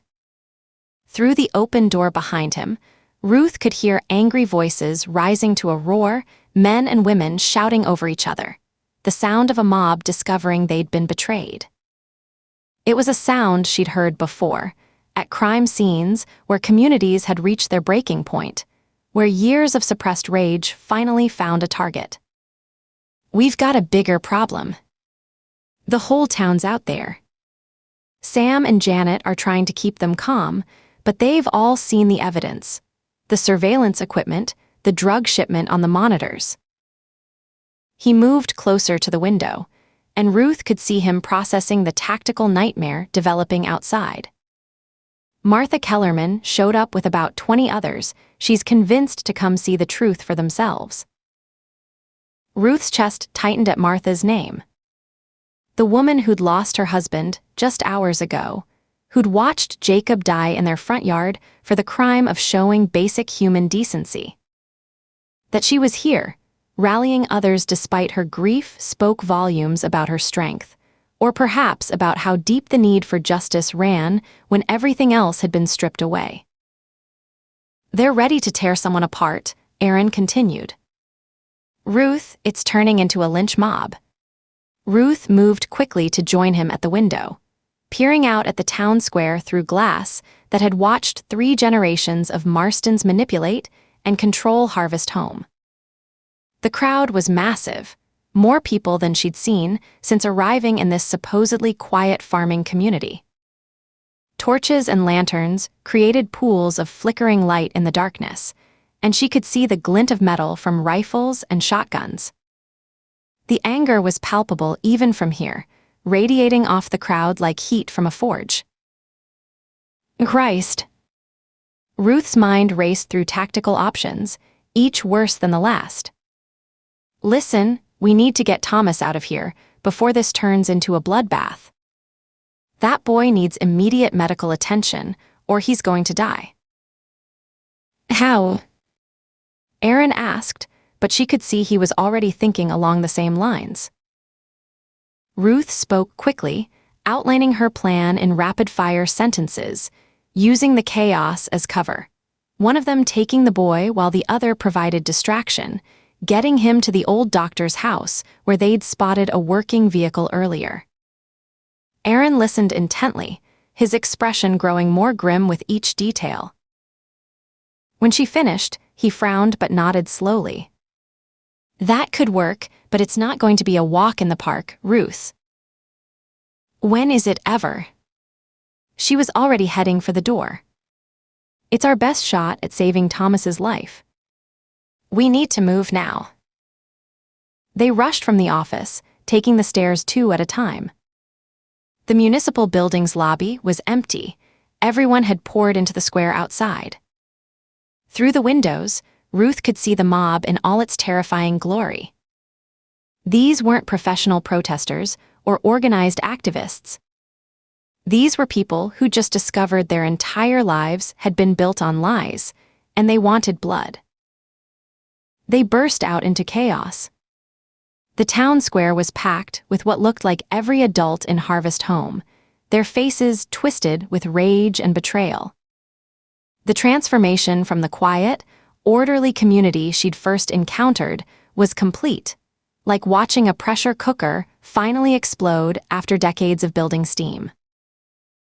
Men and women who'd spent their entire lives following strict rules about technology and modern corruption were now grappling with the reality that their leader had been the biggest hypocrite of all. Ruth could see the stages of grief playing out in real time across dozens of faces. Some were crying, tears cutting tracks through dust and grime as they mourned not just the lies, but the loss of their entire worldview. Others were shouting, their voices raw with the kind of anger that came from realizing you'd been played for a fool. Many simply stood in shocked silence, their expressions vacant as their minds tried to process a betrayal too large to fully comprehend. She recognized faces from their investigation. The shopkeeper who'd claimed ignorance about the try-ons, the blacksmith who'd sworn no such family existed, the reverend who'd spoken of ministering to every soul in Harvest Home while somehow missing an entire family's existence. Now they all knew they'd been pawns in Marston's game, their ignorance carefully cultivated to maintain his operation's security. At the center of it all stood Sam Tryon, Janet beside him with Martha Kellerman at their flank. Sam looked like death warmed over, his face gray with exhaustion and pain from his wounds, his shirt dark with blood that had seeped through the makeshift bandages. But his eyes blazed with desperate determination. Janet held herself with the rigid control of someone one shock away from complete collapse. Her children weren't visible. Ruth hoped someone had taken them somewhere safe, especially Thomas. Aaron pushed through the crowd like a swimmer fighting against a riptide, reaching Sam and leaning in close.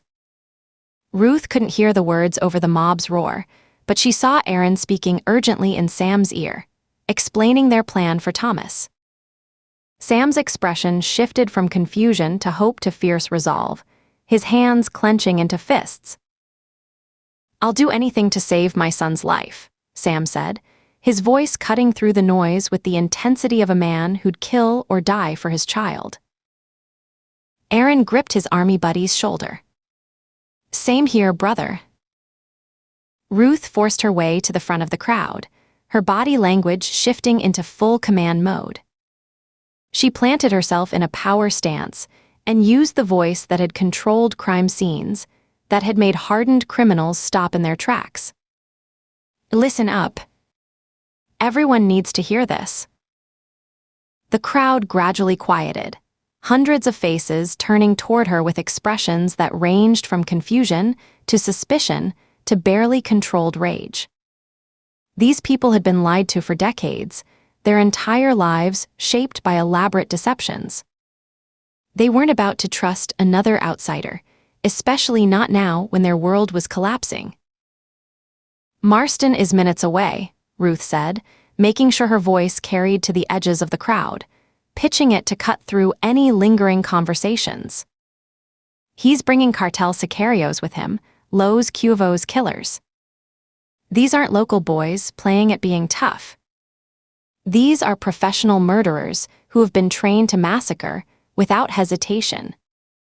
They're armed with automatic weapons, and they won't distinguish between combatants and civilians. You need to take cover now." "She's right," Sam shouted, stepping forward with visible effort, his hand pressed to his wounded side. "I've seen combat. I know what trained killers look like. These aren't men you can face with hunting rifles and righteous anger. They'll gun down children without blinking." Martha Kellerman's voice rose above the growing murmur, carrying the authority of someone who'd lost everything and had nothing left to fear. "Listen to them. They're trying to save our lives. My Jacob is dead because we didn't listen before. Don't make the same mistake. We've seen what Marston's capable of," Janet added desperately, her voice cracking with emotion. "He kept my dying son in a concrete cell. He'll slaughter everyone here to protect his operation."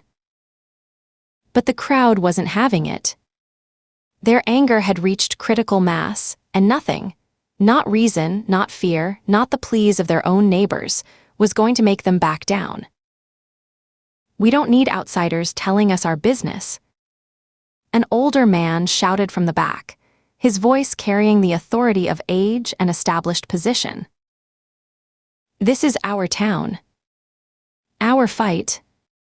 A younger voice, angrier, more aggressive.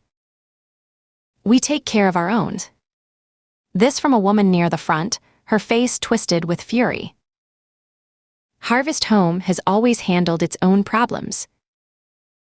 You Rangers brought this trouble here." The last accusation stung because it carried a grain of truth. If she and Aaron hadn't come looking for Sam, if they hadn't pushed and prodded and refused to accept the town's lies, would Marston have continued his operation undisturbed? Would Jacob Kellerman still be alive? The voices rose to a deafening roar, drowning out Sam, Martha, and Janet's attempts to support Ruth's warning. She watched helplessly as the crowd turned away from them, organizing themselves with the stubborn independence that had kept Harvest Home isolated for so long. Ruth could see rifles being checked. Ammunition was being distributed.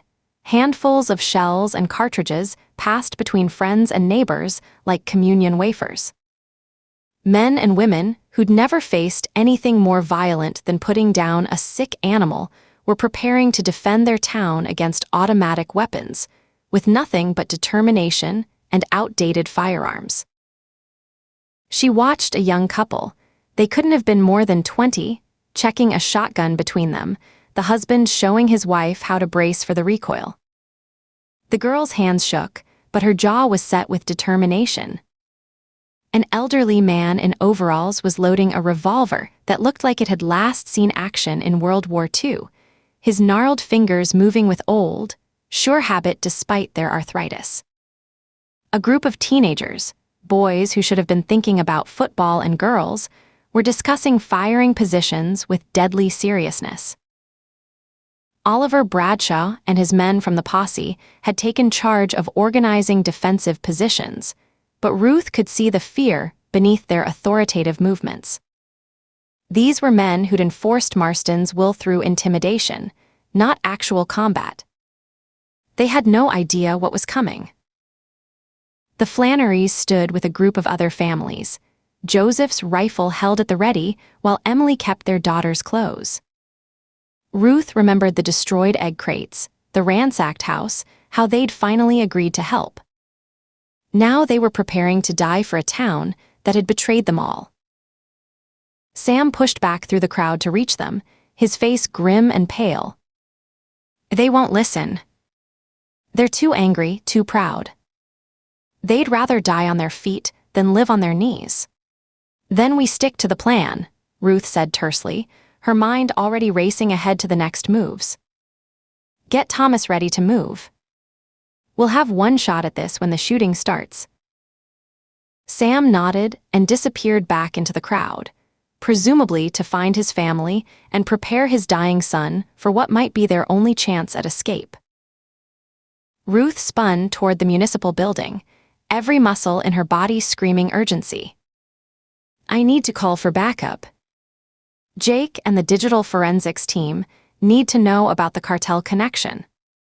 Ben needs to understand this isn't just a missing persons case anymore. Aaron was already scanning the square with his soldier's eye, cataloging the tactical nightmare. Too much open ground, too many angles of attack, nowhere near enough cover for this many people. I'll try to get some kind of defensive positions organized. Maybe save a few lives. Ruth could see him mentally marking locations. The water trough that might stop a few bullets, the stone foundation of the church that could provide actual cover, the wagons that could be overturned as barriers. It wouldn't be enough, not nearly enough, but he'd try anyway because that's who Aaron was. She sprinted back toward the building, her boots pounding on the wooden steps. The sound seemed to echo like a countdown, each footfall marking another second closer to catastrophe. She needed to reach Jake and the digital forensics team at Ranger headquarters, needed to make them understand the scope of what was happening. Not just a corrupt, small-town operation, but a major cartel distribution hub about to explode into warfare.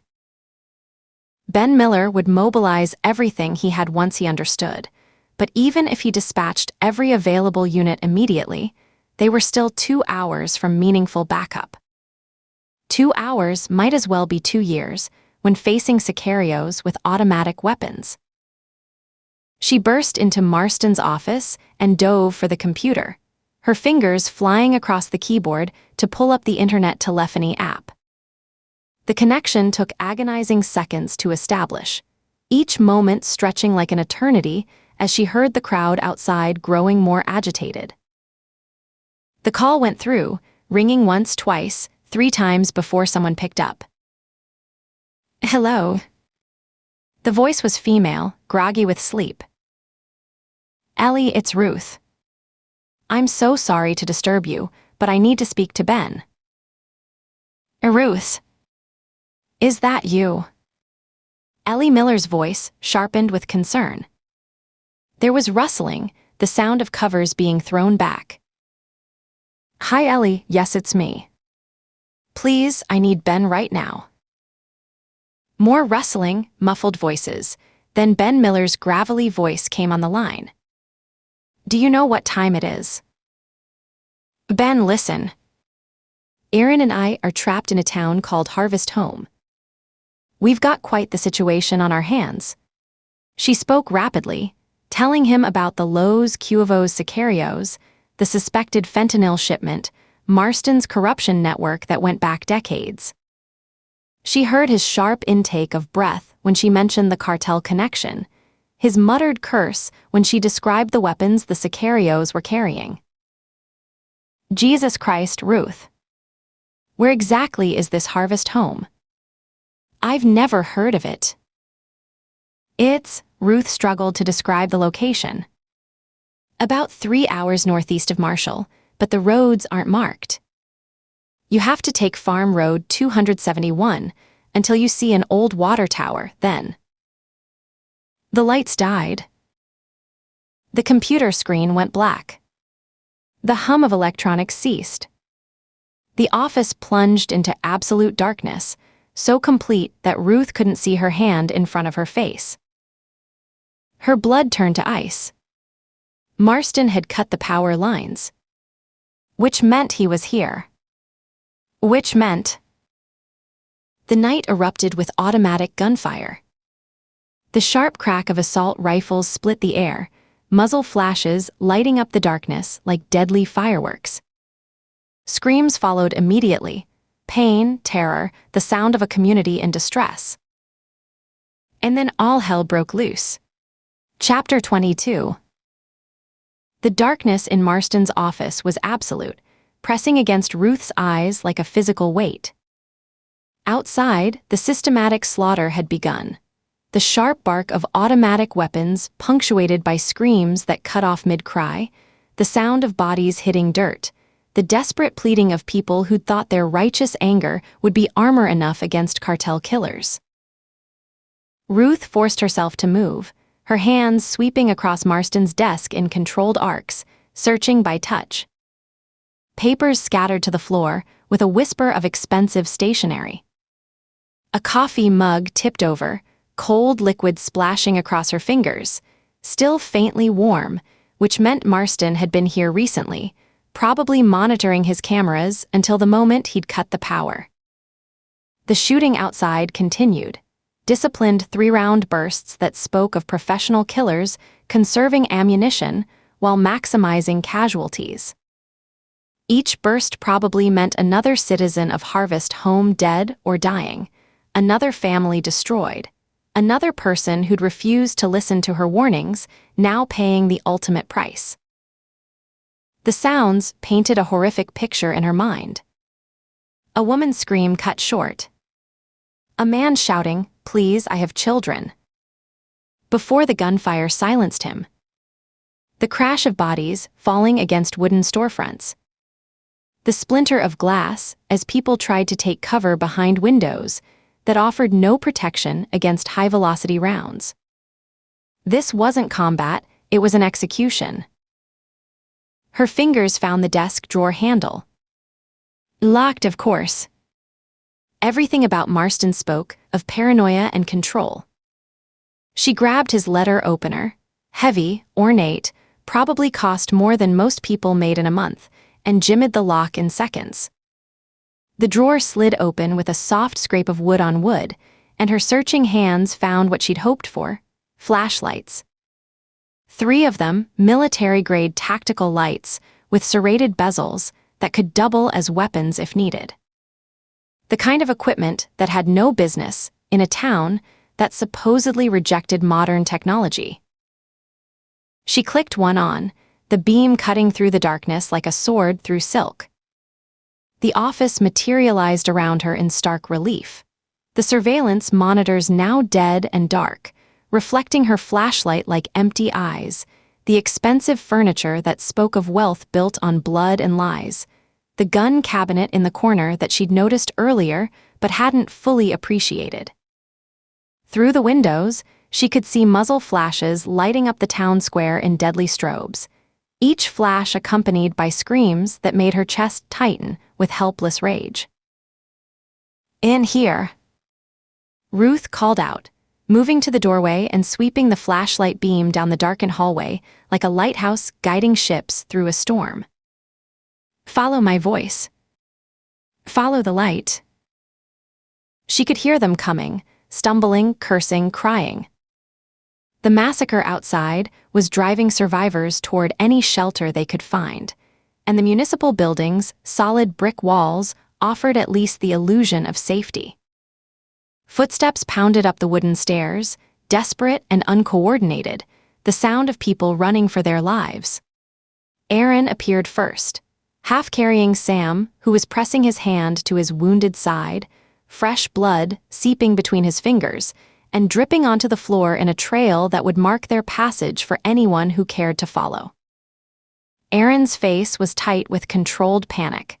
Not for himself, Ruth knew, but for the civilians he couldn't save, for his friend who was bleeding out, for the situation that had spiraled so completely beyond their control. Behind them came Janet Tryon, Thomas limp in her arms like a broken doll, the boys breathing so shallow Ruth had to watch carefully to see his chest rise at all. His face had taken on that waxy, translucent quality that spoke of a body shutting down, systems failing one by one. The two girls, Susanna and Bate, clung to their mother's skirts with white-knuckled grips, their faces pale with the kind of terror that would leave permanent scars on their young psyches. Martha Kellerman stumbled through next, her clothes torn and dirty, a gash across her forehead dripping blood into her eyes that she kept wiping away with the back of her hand. She was supporting Oliver Bradshaw, who was clutching his shoulder where a bullet had torn through muscle and sinew, his shirt dark with spreading blood.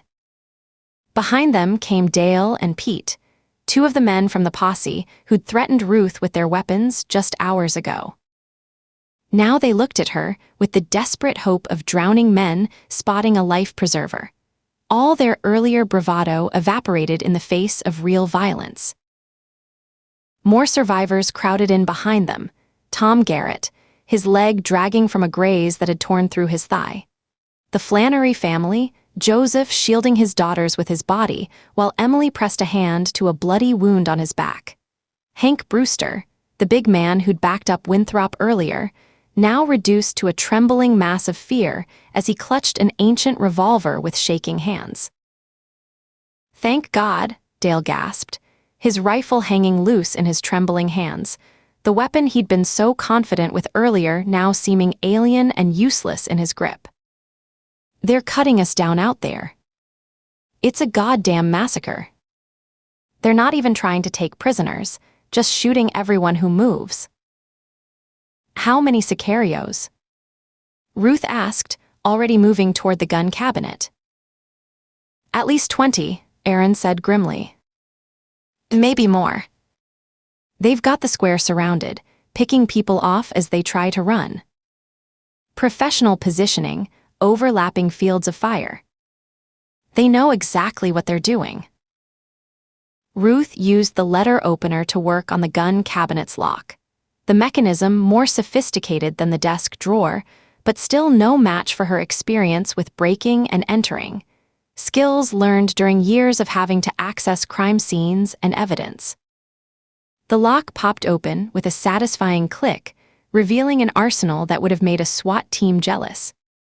The cabinet's interior was a testament to Marston's paranoia and preparation. AR-15s with night vision scopes that probably cost $10,000 each. Tactical shotguns with drum magazines.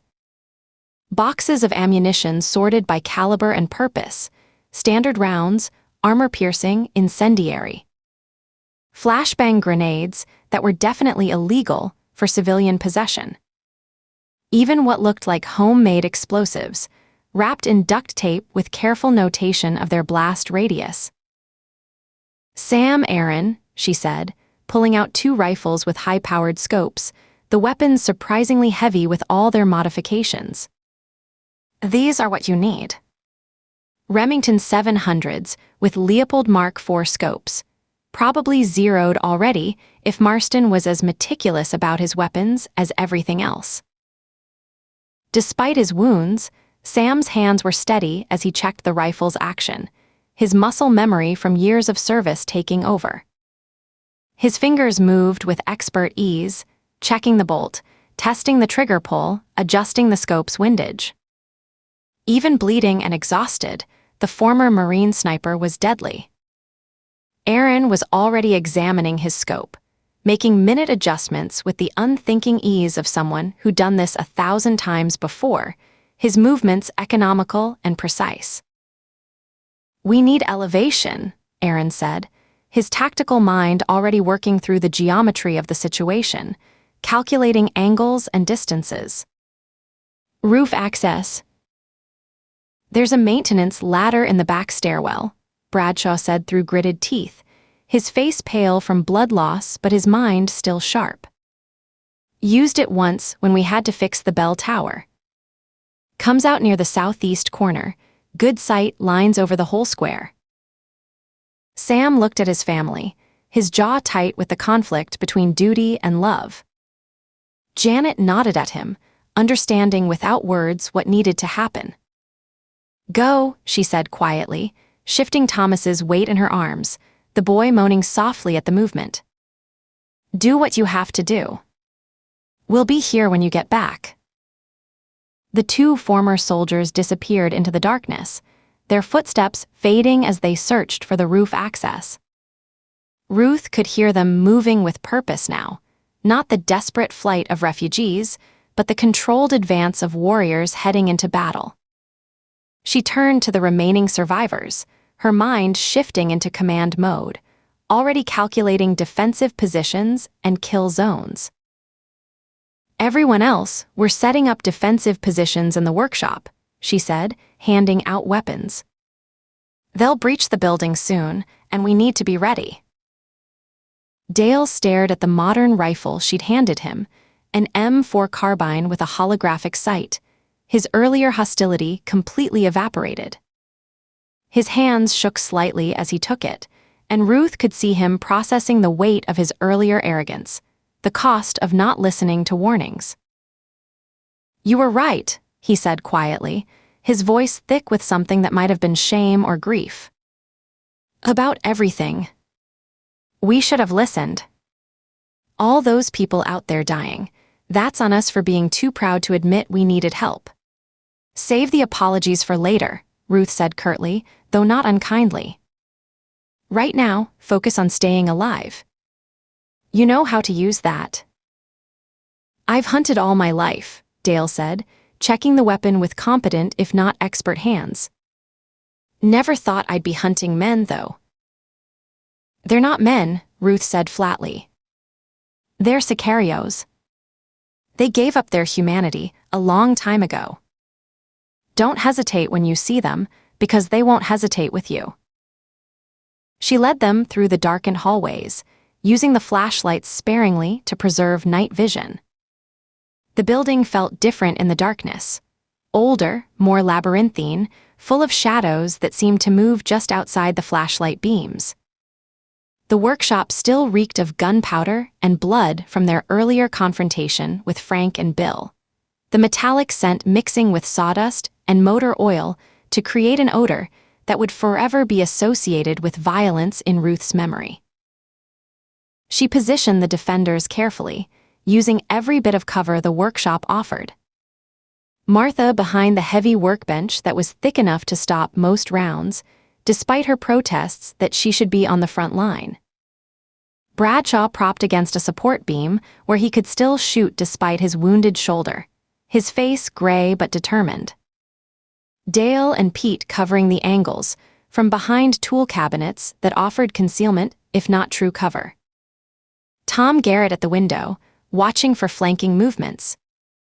The Flannerys huddled with their daughters in the corner furthest from the door, Joseph's rifle ready, but his primary focus on shielding his children. "Short, controlled bursts," Ruth instructed, moving between positions to check sight lines. "Conserve ammunition. we don't have unlimited supplies. Don't shoot at shadows or sounds, wait for clear targets. And whatever you do, don't freeze when they come through that door. Hesitation will get you killed. How do you know they'll come through here? Pete asked, his voice higher than normal with fear. Because it's what I do, Ruth said simply. Main entrance is too obvious, too easy to defend.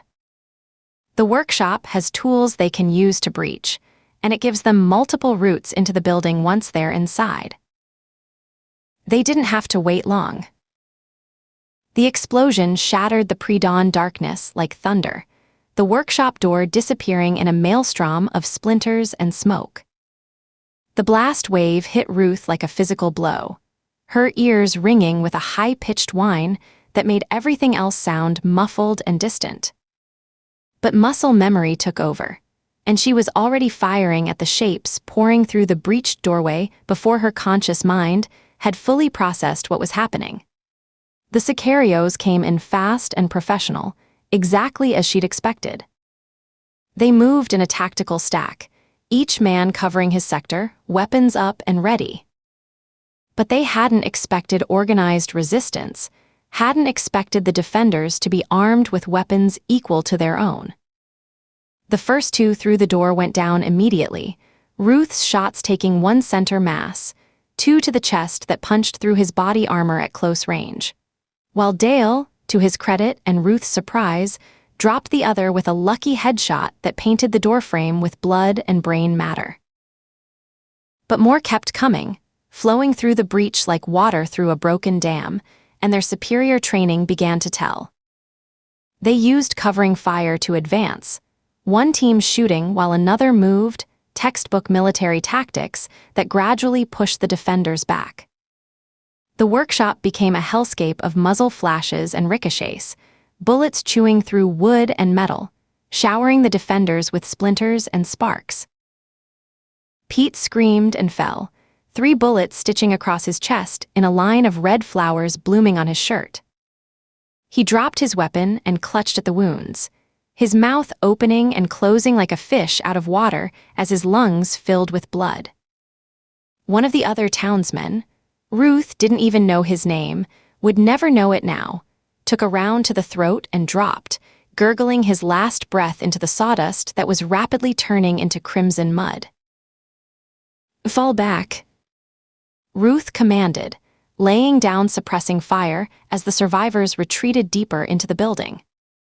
Her rifle bucked against her shoulder with each shot, the heat from the barrel starting to burn her support hand through her shirt.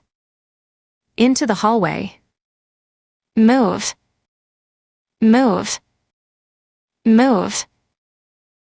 Martha dragged Bradshaw backward, the wounded man trying to provide covering fire even as blood loss made his aim waver. The Flannerys scrambled past, Joseph carrying his youngest daughter while Emily pulled the older one by the hand, all of them staying low as bullets cracked overhead. Tom Garrett limped after them, using his rifle as a crutch, leaving a trail of blood from his wounded leg. The darkness became their ally now. Ruth killed the flashlights, plunging them into absolute blackness that was somehow more terrifying than the gunfire. She could hear the sicarios advancing cautiously, their boots crunching on debris, their voices calling to each other in rapid Spanish. They had night vision equipment, she was sure, probably military surplus or stolen from Mexican army units, but even that had limitations in complete darkness, especially with dust and smoke obscuring their vision. Ruth positioned herself at a corner, listening to their approach with the intense focus of prey tracking predators. She could hear their breathing, the soft rustle of tactical gear, the metallic click of weapons being adjusted. When she judged they were close enough, she suddenly triggered the flashlight on full beam, right into the lead sicario's face. Even through night vision goggles, the sudden explosion of light would be blinding, like staring into the sun. The man screamed, hands flying to his face, and Ruth fired twice before he could recover. Both shots found their mark, one through the throat and one through the forehead, dropping him instantly. His weapon clattered across the floor, still firing as dying nerves clenched the trigger, bullets stitching a line across the ceiling. She moved immediately, knowing return fire would saturate her previous position. The wall where she'd been standing exploded in a hail of bullets, drywall dust filling the air like fog. Ruth was already setting up the same trick from a different angle, using the building's layout to her advantage. Another Sicario rounded the corner, and she caught him with the flashlight beam. This one managed to get a burst off, bullets whining past her ear close enough that she felt the heat of their passage, close enough that one tugged at her hair. But her return fire was more accurate, 2 to the chest, 1 to the head, the classic Mozambique drill that had been drilled into her at the academy. Behind her, she could hear Martha and the others engaging more Sicarios, who'd found another route through the building. The sharp crack of rifles, the screams of pain, the crash of furniture being overturned for cover. They were fighting well for civilians, better than she'd expected, but Ruth knew they couldn't last. The Sicarios had them outnumbered and outgunned, and worse, they had experience with this kind of close-quarters combat. A third Sicario nearly got her, firing blind down the hallway with a spray-and-pray technique that filled the air with lead. Ruth dove into an office as bullets sparked off the walls, rolling behind a desk as rounds punched through the wooden door. She could hear him advancing, confident now that he had her pinned. She waited, counting his footsteps, judging distance. When he was close enough, she popped up and fired through the wall, 3 shots in a tight group where she estimated his center mass would be. A grunt, a curse in Spanish, then the sound of a body hitting the floor. She moved to check, found him writhing on the ground with 2 bullets in his stomach and 1 in his chest. His body armor had stopped the chest shot, but not the others. He was trying to reach for a backup pistol, his movements sluggish with shock and blood loss. Ruth kicked the weapon away and put a final round through his skull, ending his suffering and ensuring he wouldn't be a threat. It was brutal but necessary. Wounded Sicarios had been known to play dead, then shoot rescuers in the back. But they kept coming, and the defenders were being pushed back, compressed into a smaller and smaller space. More of the townspeople fell. Hank Brewster took a bullet to the hip and went down screaming. Tom Garrett caught one in the shoulder that spun him around before a second shot to the chest put him down for good. Ruth found herself in Marston's office again, Martha beside her with blood streaming from a graze on her arm that had torn a groove through the flesh, Bradshaw barely conscious and propped against the wall, Dale the only other defender still standing and fighting. "This is it," Dale said, his voice remarkably calm for someone facing death. He was checking his ammunition, counting rounds. "Guess we should have built better lives, huh? Made better choices. Listened to people who knew better than us." Ruth looked at the man who'd been ready to shoot her just hours ago, seeing him clearly for the first time. Just another person who'd been manipulated, controlled, turned into a weapon by someone else's agenda. "You're making the right choice now," she said. "That counts for something." Through the shot-out windows, Ruth could hear Marston's voice, amplified somehow, probably using a bullhorn taken from the municipal building. "The Ranger bitch is trapped in there. Finish them. $50,000 bonus to whoever brings me her head." The Sicarios were massing for a final assault. Ruth could hear them coordinating through their throat mics, the electronic chatter of modern warfare mixing with shouted commands in Spanish. She checked her ammunition, 1 magazine left, 30 rounds. Not enough. Not nearly enough to hold off what was coming. She looked at the survivors huddled in the office. Martha clutching a pistol with grim determination, ready to die fighting rather than surrender. Bradshaw barely conscious, but still trying to aim his rifle despite the blood loss making his hands shake. Dale standing at the window, prepared to take as many with him as he could. The Flannerys in the corner, Joseph's body shielding his family, even though he had to know it wouldn't be enough. Then everything changed. The crack of a high-powered rifle split the night, distinctly different from the automatic weapons. It was followed immediately by a scream outside, the voice cut short mid-cry. Another shot, another scream. Then another.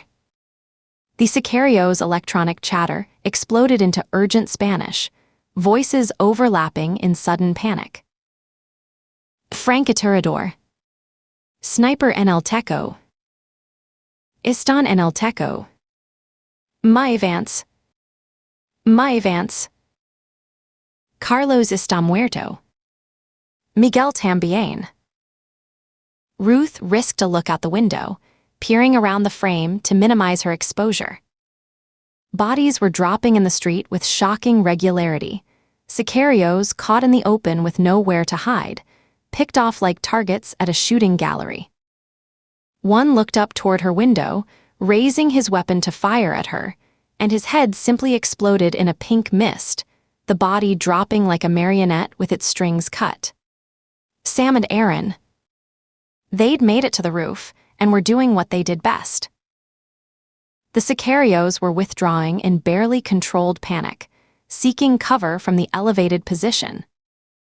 Their tactical advantage had evaporated in seconds. They were the ones exposed now, picked off by two former military snipers who knew their business. Ruth watched them scrambling for cover, some diving behind overturned wagons, others trying to make it to the buildings across the square. But Sam and Aaron were merciless, their shots measured and precise. No wasted ammunition, no spray and pray. Just clean kills, one after another. Ruth saw her chance. "Stay here," she told Martha and the others, checking her rifle one more time. "Keep pressure on them from the windows, but stay in cover. Don't expose yourselves, let Sam and Aaron do the heavy lifting." "Where are you going?"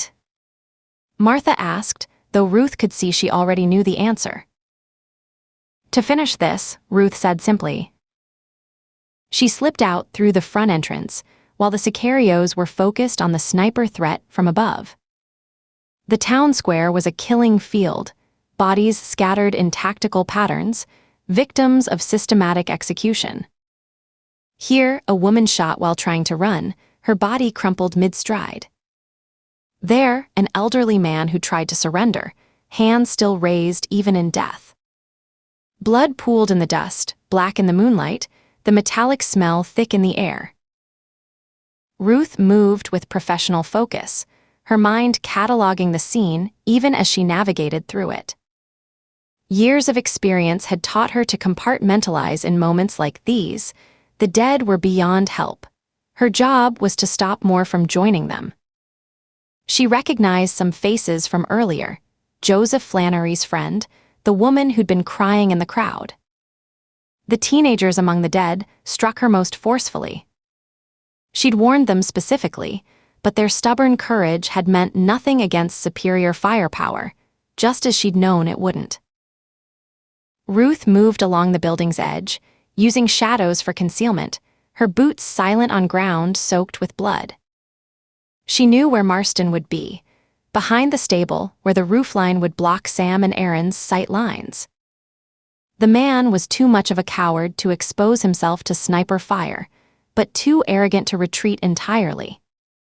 He'd want to watch his victory, to savor the destruction of the people who dared to challenge him. The stable door stood open, and Ruth could hear the horses inside, whinnying in terror, hooves stamping against their stalls in panic. The sound broke her heart. These innocent animals didn't deserve to be trapped in the middle of human violence. They were prey animals, hardwired to flee from danger, and being confined during a gunfight had to be torture for them. "Easy, easy," she whispered as she moved through the stable. her voice automatically dropping to the soothing tone she'd learned as a girl on her uncle's ranch. "It's okay. I'm not going to hurt you. Just passing through." The horses settled slightly at her voice, though their eyes still rolled white with fear. She could see the foam on their necks from terror sweat, could smell the sharp scent of their panic mixing with hay and manure. A bay mare reached her head over the stall door, seeking comfort, and Ruth paused just long enough to stroke the animal's neck. "It'll be over soon," she promised, not sure if she was talking to the horse or herself. Ruth moved past them toward the rear door, every nerve singing with anticipation. Through the gaps in the wood, she could see him, illuminated by the muzzle flashes that continued to strobe across the square. Marston stood beside one of the SUVs, his expensive clothes incongruous with the violence surrounding him, designer jeans and a silk shirt that probably cost more than most people in Harvest Home made in a month. 2 sicarios flanked him, their weapons ready, their attention focused on the roofline where Sam and Aaron were hidden. They were speaking rapidly in Spanish, probably trying to figure out how to flank the sniper's position.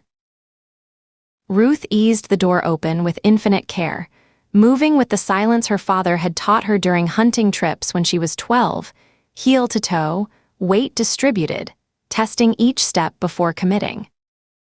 She was 15 feet away when one of the sicario's instincts kicked in, that sixth sense that separated survivors from statistics in the cartel world. His head started to turn. Ruth didn't hesitate. Her rifle came up smooth and fast, muscle memory from 1,000 hours on the range taking over. 2 shots center mass, the rifle bucking against her shoulder with familiar violence. The first sicario folded like a broken chair, dead before he hit the ground. The second managed to swing his weapon toward her, and for a moment that stretched like eternity they fired simultaneously, bullets cracking past each other in the night air. Ruth felt something tug at her sleeve with angry fingers, felt the burn of a near miss across her ribs that would leave a scar. But her shots were better placed, one through the sternum, one through the throat. The sicario's weapon fell from nerveless fingers as he clutched at his neck, trying to stem the fountain of blood that pulsed between his fingers with each heartbeat. He dropped to his knees, then forward, his body twitching once before going still. And then it was just her and Marston. He stood frozen beside the SUV, caught between reaching for the pistol on his hip and raising his hands in surrender. His face was a masterpiece of emotions, rage at being outmaneuvered, disbelief that his perfect plan had failed, fear of what came next, and underneath it all, a hatred so pure it seemed to make the air between them vibrate. Ruth kept her rifle trained on his chest, the red dot of her sight centered over his heart. Her finger rested on the trigger, with exactly 4 pounds of the 5, needed to send a bullet through his expensive shirt. 1 pound of pressure away from ending him, from stopping the cascade of misery he'd caused, from ensuring he never hurt another family like the Tryons. "Hello, Marston," she said quietly, her voice carrying across the space between them with perfect clarity. "Looks like you had the balls to come back and face me after all." Chapter 23. "Throw down your weapon," Ruth ordered, her rifle steady on Marston's chest. He didn't respond. Just stood there beside the SUV, his hand still hovering near his holstered pistol, that infuriating half-smile playing at the corners of his mouth. "I said throw down your weapon," she repeated, her voice harder now, carrying the authority of someone who'd given too many warnings to count. In the distance, she could hear renewed gunfire, automatic weapons exchanging with hunting rifles, the surviving townspeople apparently making their own stand against the remaining sicarios. The battle for Harvest Home wasn't over, but here, in this moment, it was just her and the man who'd orchestrated it all. Marston still didn't move. His eyes glittered in the darkness like a snake's, watching her with an intensity that made her skin crawl. The smile never wavered. "Last warning," Ruth said, adjusting her grip on the rifle. "Drop your weapon or I will shoot you." "I will not hesitate." "I acknowledge," Marston said finally, his voice carrying that same cultured tone he'd used in his office, as if they were discussing municipal business rather than life and death, "that you have me at a disadvantage, Ranger Baker. But I'm afraid I can't comply with your request." Ruth shifted her aim slightly lower, preparing to put a round through his leg, painful, incapacitating, but not fatal. She'd drop him and then. "Think about your daughter," Marston said quickly, his eyes tracking her movement, reading her intention. Ruth's finger froze on the trigger. "What?" "Ava." He said the name like he was tasting wine, rolling it around his mouth with obscene pleasure. Such a lovely name.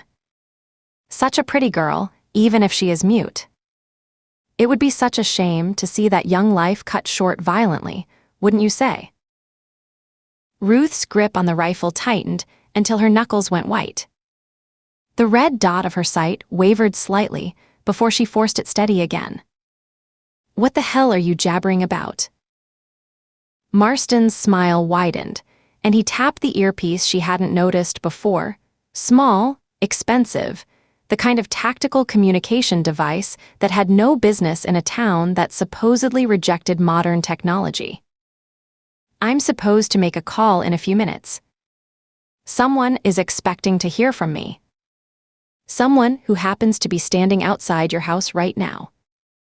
If I don't call that person on schedule, well..." He spread his hands in a gesture of mock helplessness. "That person will go into your house, find your daughter and..." "Shut up," Ruth snarled, the rifle trembling now with the effort of not pulling the trigger. "Shut up or I will." "You'll what?" Marston asked, his smile never faltering.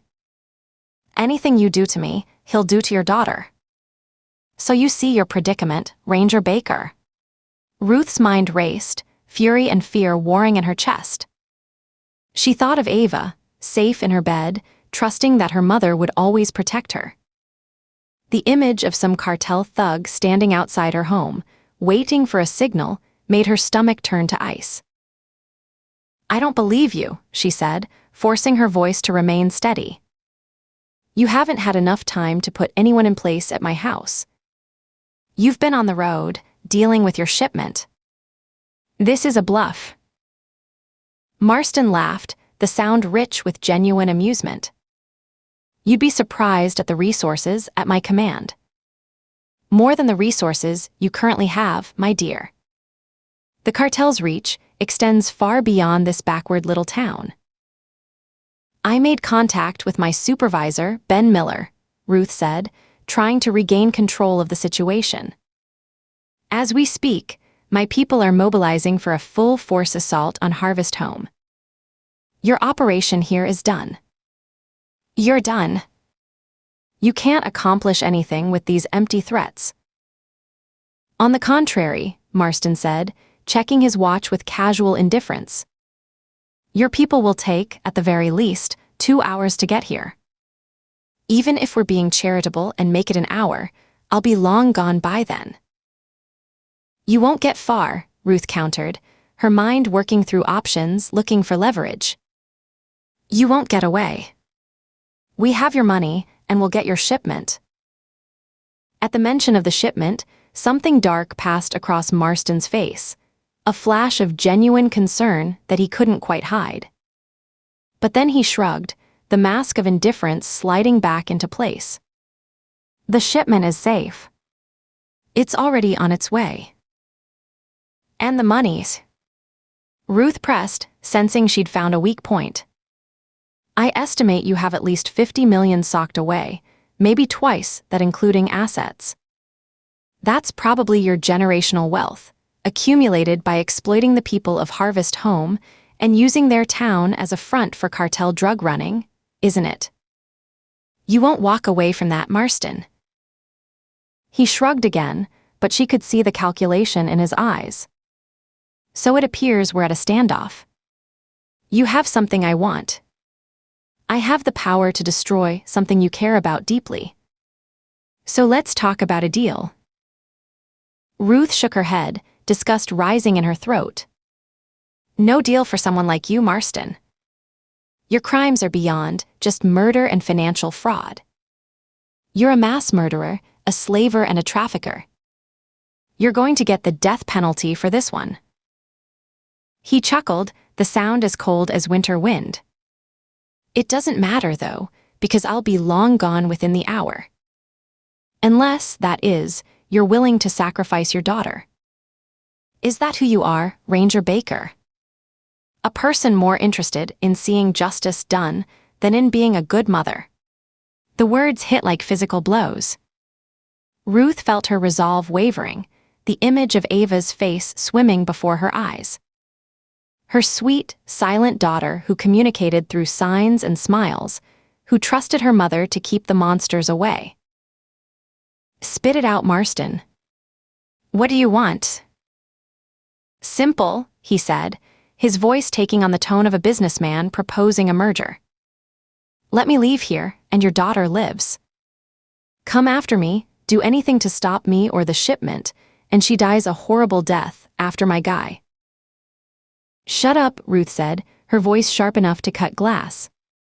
How do I know you're telling the truth about the guy?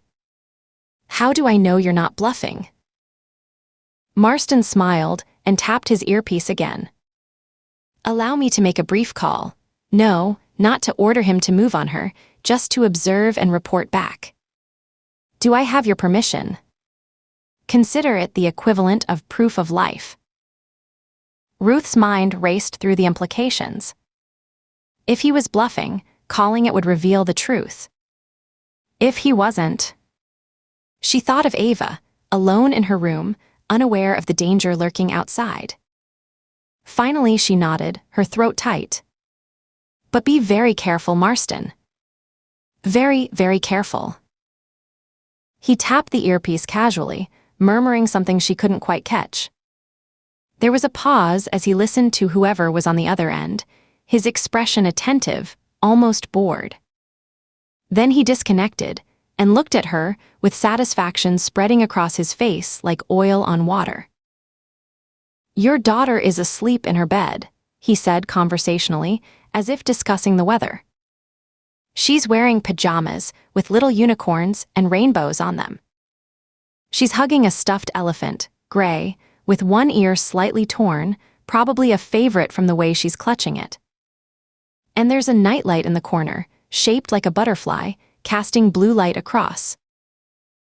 That's enough, Ruth blurted out, feeling panic rise in her chest like a tidal wave, threatening to overwhelm her. Her stomach churned, and for a moment she thought she might actually throw up. The details were too specific, too accurate. Someone was really there, watching her baby sleep. Okay, I believe you. She took a moment, forcing herself to breathe, to think past the terror clawing at her mind. Ava. Her precious, vulnerable Ava. Then a thought occurred to her, a desperate grasp at maintaining some control. How do I know that after I let you go, your man won't go in and do it anyway? Just out of spite. That's how you cartel goons operate, isn't it? Something passed across Marston's face, perhaps offense at being lumped in with common cartel thugs. I do business with those people. I am not those people. Strange bedfellows and all that. He adjusted his collar with prissy precision. Besides, you have the information about my funds, don't you? That's your collateral. And once you get away, Ruth countered, still searching for angles for leverage, how do you know that I won't take your funds anyway? It's what I ought to do by right. Marston's smile returned, cold and knowing. That's why I called it a deal, and that's why we're talking instead of you lying in the dirt with your guts all over this area. Ruth stood there for a long moment, the rifle heavy in her hands, her finger still resting on the trigger. Every instinct she'd developed over years of law enforcement screamed at her to take the shot, to end this monster who'd caused so much suffering. But the image of Ava sleeping peacefully, unaware of the danger lurking outside her window, held her frozen. "Make the call," she said finally, the words tasting like ashes in her mouth. "Tell your man to stand down." Marston's smile widened with triumph. He tapped his earpiece again, speaking in low, coded phrases. "Package is secure. Stand down and withdraw. Confirm." He listened for a moment, then nodded with satisfaction. "Confirmed. My associate is leaving your property as we speak, Ranger Baker. Your daughter will sleep through the night, blissfully unaware of how close she came to. Well, let's not dwell on unpleasant possibilities." Ruth lowered her rifle slightly, though she kept it ready. The urge to put a bullet through his smug face was almost overwhelming, but she couldn't risk Ava's life on the chance he was lying about the stand-down. Marston backed slowly toward the SUV, never taking his eyes off her. "You made the smart choice," he said, his voice dripping with condescension. "A mother's love always wins over duty, doesn't it? That's what separates people like you from people like me. You have weaknesses. I have none." He opened the driver's door, pausing to deliver one last taunt. "I'll think of you when I'm sipping champagne on a beach somewhere, spending all that money you'll never be able to touch. And don't worry about Harvest Home. The cartel will send someone to replace me within the month. This place will go on exactly as it has for decades. Your little intervention here, it meant nothing." Ruth watched him slide into the SUV, her jaw clenched so tight she could feel her teeth grinding. The engine started with a smooth purr, and Marston gave her a mocking salute through the windshield before putting the vehicle in gear. She stood there as he drove away, the tail lights disappearing into the darkness, her rifle hanging useless at her side. The fury and relief warring in her chest made it hard to breathe. She'd let him go. She'd let a mass murderer drive away to save her daughter.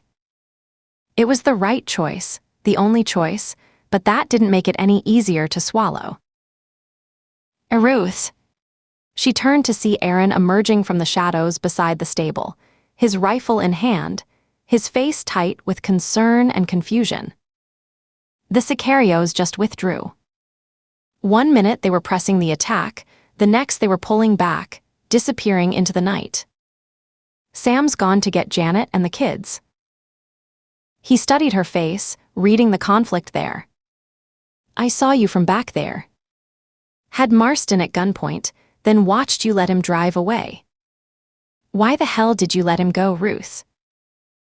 Ruth quickly explained about the threat to Ava, the man at their house, the impossible choice Marston had forced on her.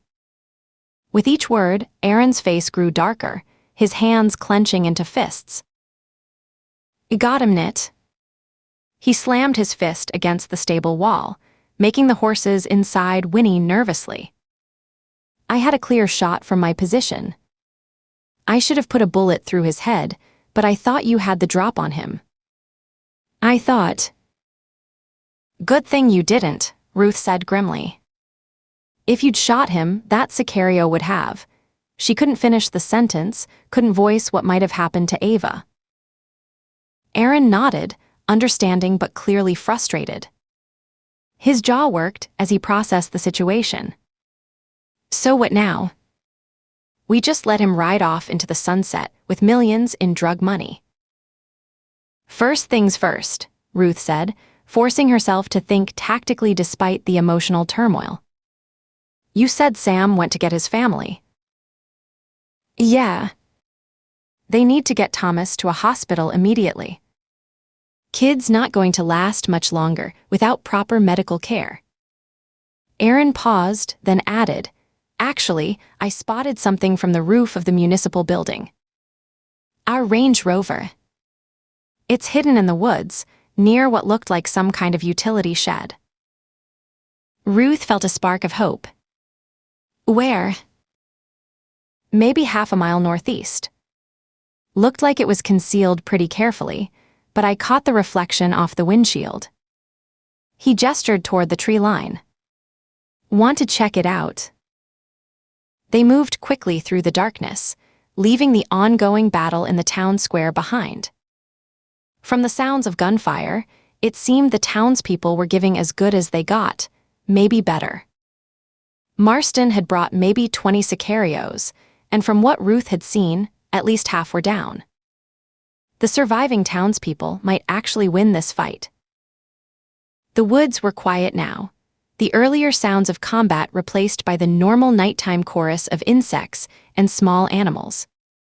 Aaron led the way, his soldiers' instincts guiding them through the underbrush until they reached a small clearing. The shed sat innocuously among the trees, weathered wood siding and a corrugated metal roof that had seen better days. A sign on the door read, "Harvest Home Water Supply, authorized personnel only." Perfect camouflage, Ruth muttered, moving around to the back of the structure. There it was, their Range Rover, parked behind the shed and partially concealed by overhanging branches. Someone had taken care to hide it from casual observation. The keys were still in the ignition when Ruth checked. At least they didn't torch it, Aaron said, examining the vehicle for damage. Ruth opened the shed door out of curiosity. Inside, she found what she'd half expected, a massive electrical transformer, its metal casing riddled with bullet holes, wires severed and sparking fitfully. That's what powered Marston's hidden office, Aaron said, looking over her shoulder. He must have ordered it shot up before the attack.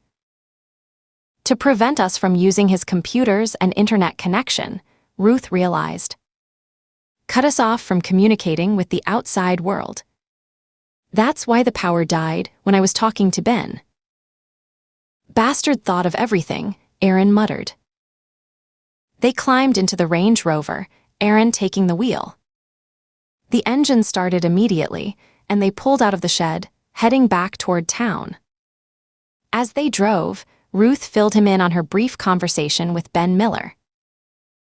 I got through to him before the power cut. Told him about the sicarios, the drug operation, everything. The cavalry's on the way, but I couldn't give him exact directions before we got cut off. Could be an hour, could be 3. Aaron nodded, navigating the dirt road in the darkness. I told Sam we'd bring the vehicle to him. He needs to get Thomas to a hospital. But if you want to go after Marston... No, Ruth said firmly. I can't risk Ava's life. Not for him. So we just let the bastard get away. The frustration in Aaron's voice was palpable. Not quite. Ruth reached into her pocket and pulled out a cell phone, a burner phone she'd taken from one of the dead sicarios. The screen was cracked but still functional. I have this. Aaron glanced at the phone, then back at the road. What do you plan to do with that? Ruth's face was grim as she studied the device, already scrolling through the contacts and recent calls. Many were to numbers with Mexican country codes. The web of corruption was extensive. Make sure that son of a bitch never has a chance to threaten our family again, she said. Chapter 24. Marston settled back into the leather passenger seat of the SUV, his heart still racing from his encounter with that bitch Ranger. The adrenaline was slowly fading, replaced by a smug satisfaction that warmed him better than any whiskey. He'd played her perfectly, seen the exact moment her maternal instincts overrode her duty, watched her crumble when he described her daughter's pajamas and that ratty stuffed elephant. These people with their attachments, their love for their spawn, it made them so pathetically easy to manipulate. Beside him, Jimenez drove in tense silence, his tattooed hands gripping the wheel tighter than necessary. In the back seat, Carlos kept glancing nervously through the rear window, watching for pursuit that hadn't materialized. They were the lucky ones, the only SUV to make it out intact with its full crew. Behind them, the second SUV followed with just 3 sicarios, all that remained of the 20 men he'd brought to Harvest Home. More than half his force gone. The thought should have bothered him more, but sicarios were replaceable. The shipment was not.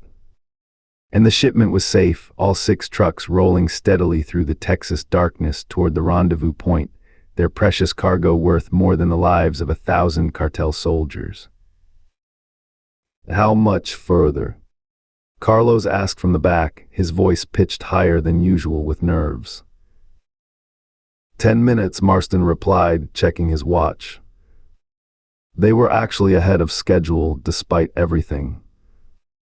Despite the Rangers, despite the townspeople's pathetic uprising, despite the snipers on the roof who'd picked off his men like ducks in a shooting gallery. He'd still won. He'd gotten the shipment out, and in less than an hour he'd be free of all of it, Harvest Home, the cartel, this whole suffocating life of pretending to be someone he wasn't. The convoy slowed as they approached the designated meeting spot, a wide turnout beside the county road, marked by an old billboard advertising a long-defunct motel. Marston could see it clearly in the headlights, the perfect isolated spot for a handoff between criminal enterprises. No witnesses, no traffic cameras, just empty Texas scrubland stretching in every direction. Pull over, he told Jimenez, who was already slowing the SUV. Have the truck stop here. Jimenez relayed the order through his radio, and the convoy came to a halt, 6 trucks full of product lined up. The engines idled in the darkness, their combined rumble the only sound in the desert night. Marston climbed out, his expensive shoes crunching on gravel, and scanned the empty road ahead. This was the moment of maximum vulnerability. If that Ranger bitch had decided to fuck him over despite his threat, if she'd somehow gotten word to law enforcement, this is where they'd spring their trap. The thought made his hand drift unconsciously toward the pistol on his hip. The sicarios were getting restless. He could see them shifting in their vehicles, hands always close to their weapons, that particular tension. These men lived on the edge of death every day, and they could smell danger the way animals smelled predators. Jefe, one of them called from the lead truck, "Is there a problem? Why waiting so long?" Shut the fuck up, Marston snapped, his own nerves making his voice sharper than intended. Just wait. 5 minutes passed. Then 10. Marston was about to pull out his satellite phone and make some very unpleasant calls when he finally saw headlights approaching from the east. The familiar profile of a county sheriff's patrol car materialized out of the darkness, followed by 2 more units. About fucking time. Sheriff Roy Hutchins climbed out of the light vehicle with the unhurried movements of a man who'd never been shot at in his life. He was exactly what Marston expected from a small-town Texas lawman, soft around the middle from too many chicken-fried steaks, his uniform straining at the buttons, his face weathered. The kind of man who'd sold his badge for a son's college fund in a bass boat and convinced himself it was just pragmatism.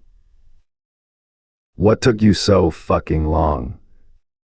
Marston snapped as Hutchins approached, not bothering with pleasantries.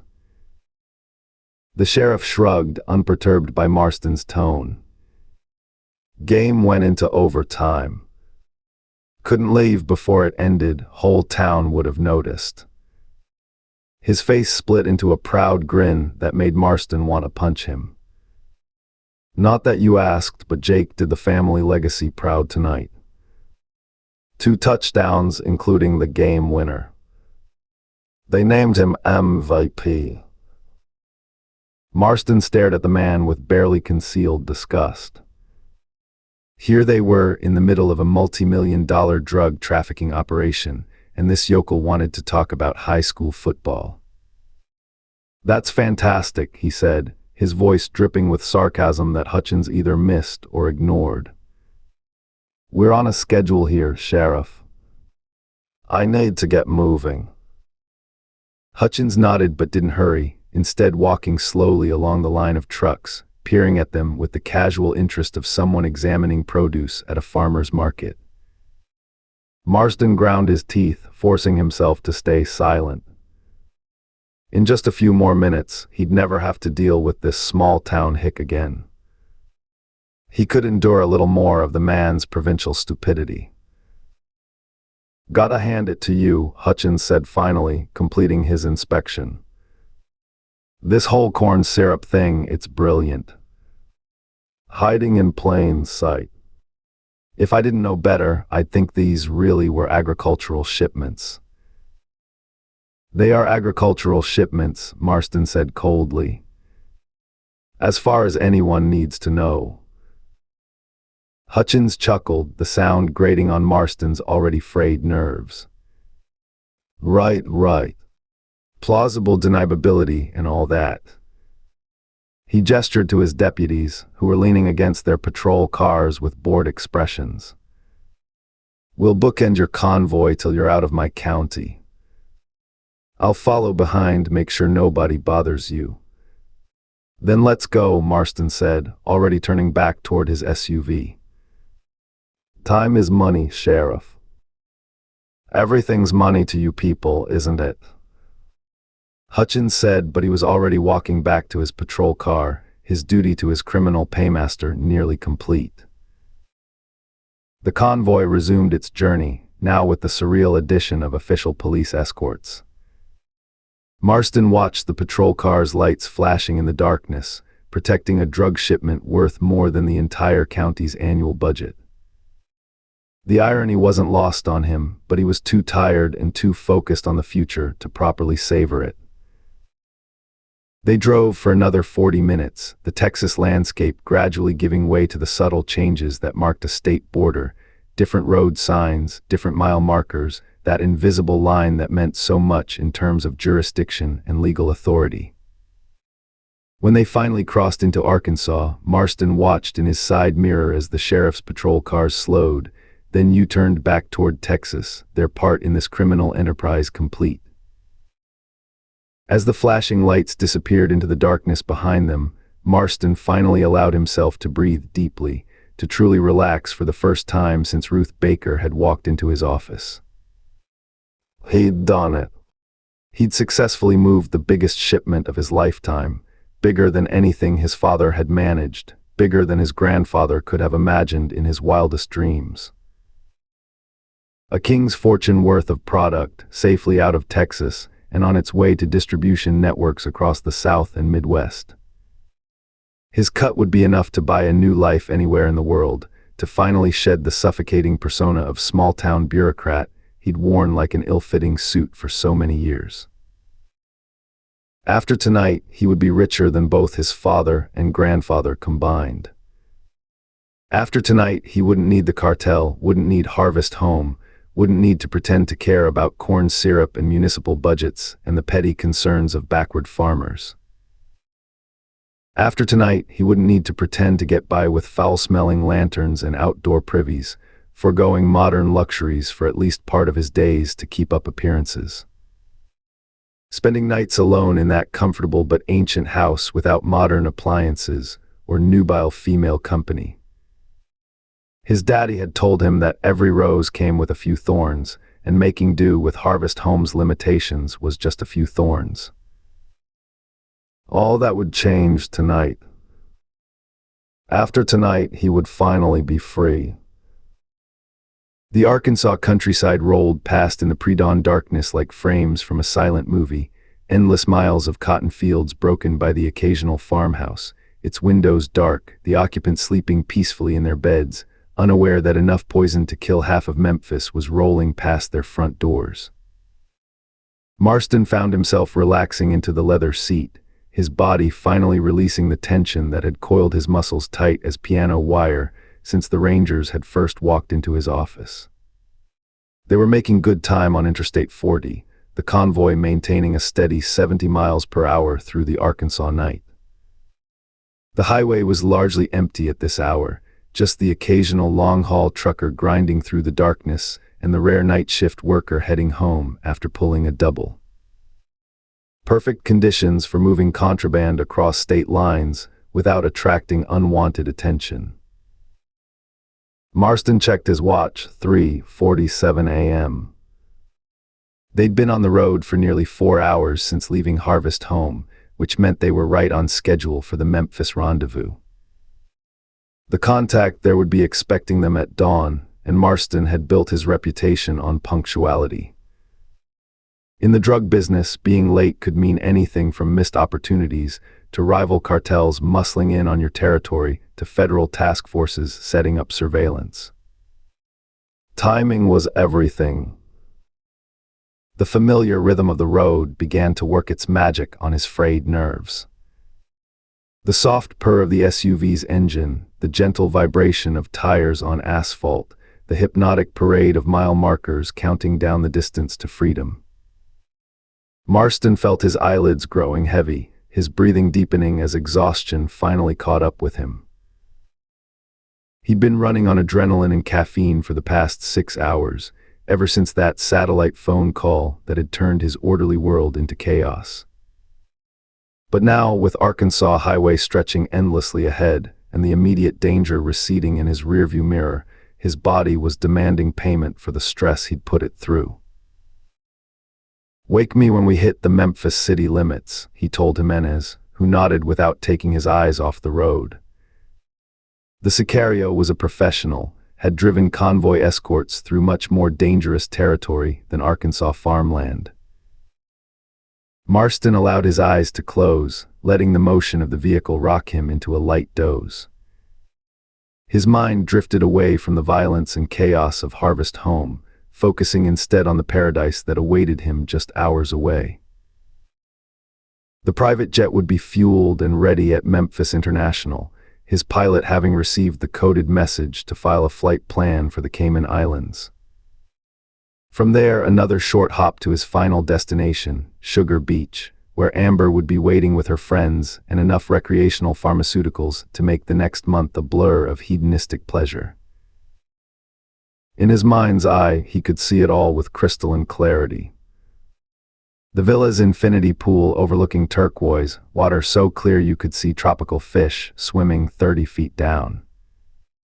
Amber rising from that pool like a goddess, water cascading off her perfect body, her bikini barely more than dental floss and good intentions.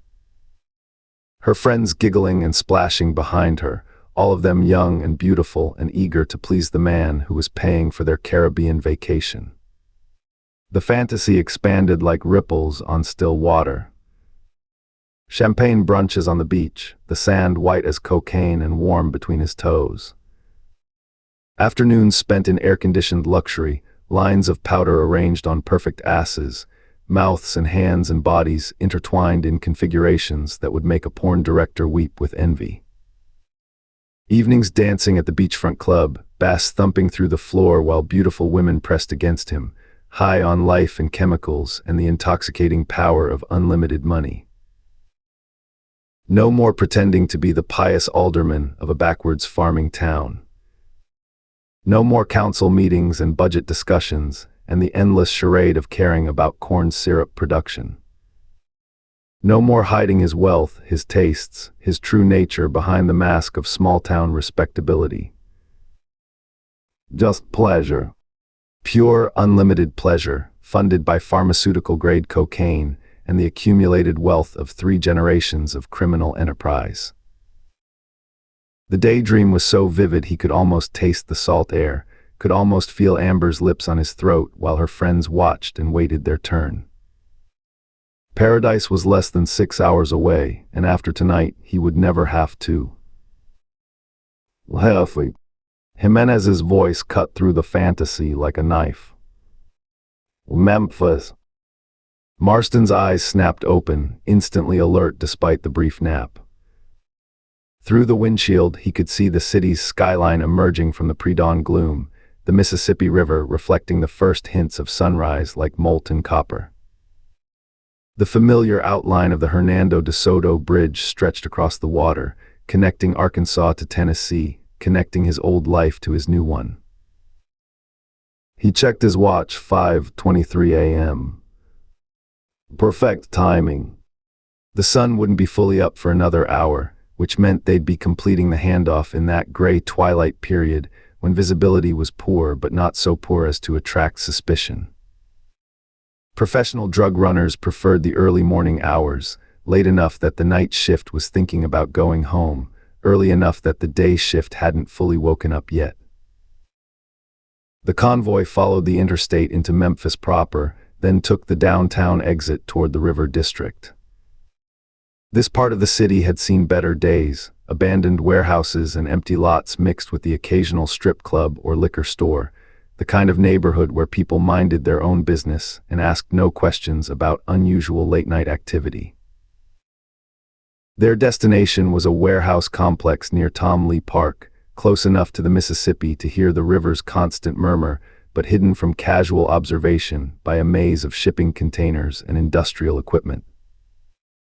The perfect place for transferring cargo from one criminal organization to another, isolated but not suspiciously so, with multiple escape routes and enough legitimate river traffic to provide cover. Jimenez guided the convoy through the warehouse district's narrow streets, past loading docks and freight yards that were just beginning to show signs of life as the morning shift prepared for another day of honest labor.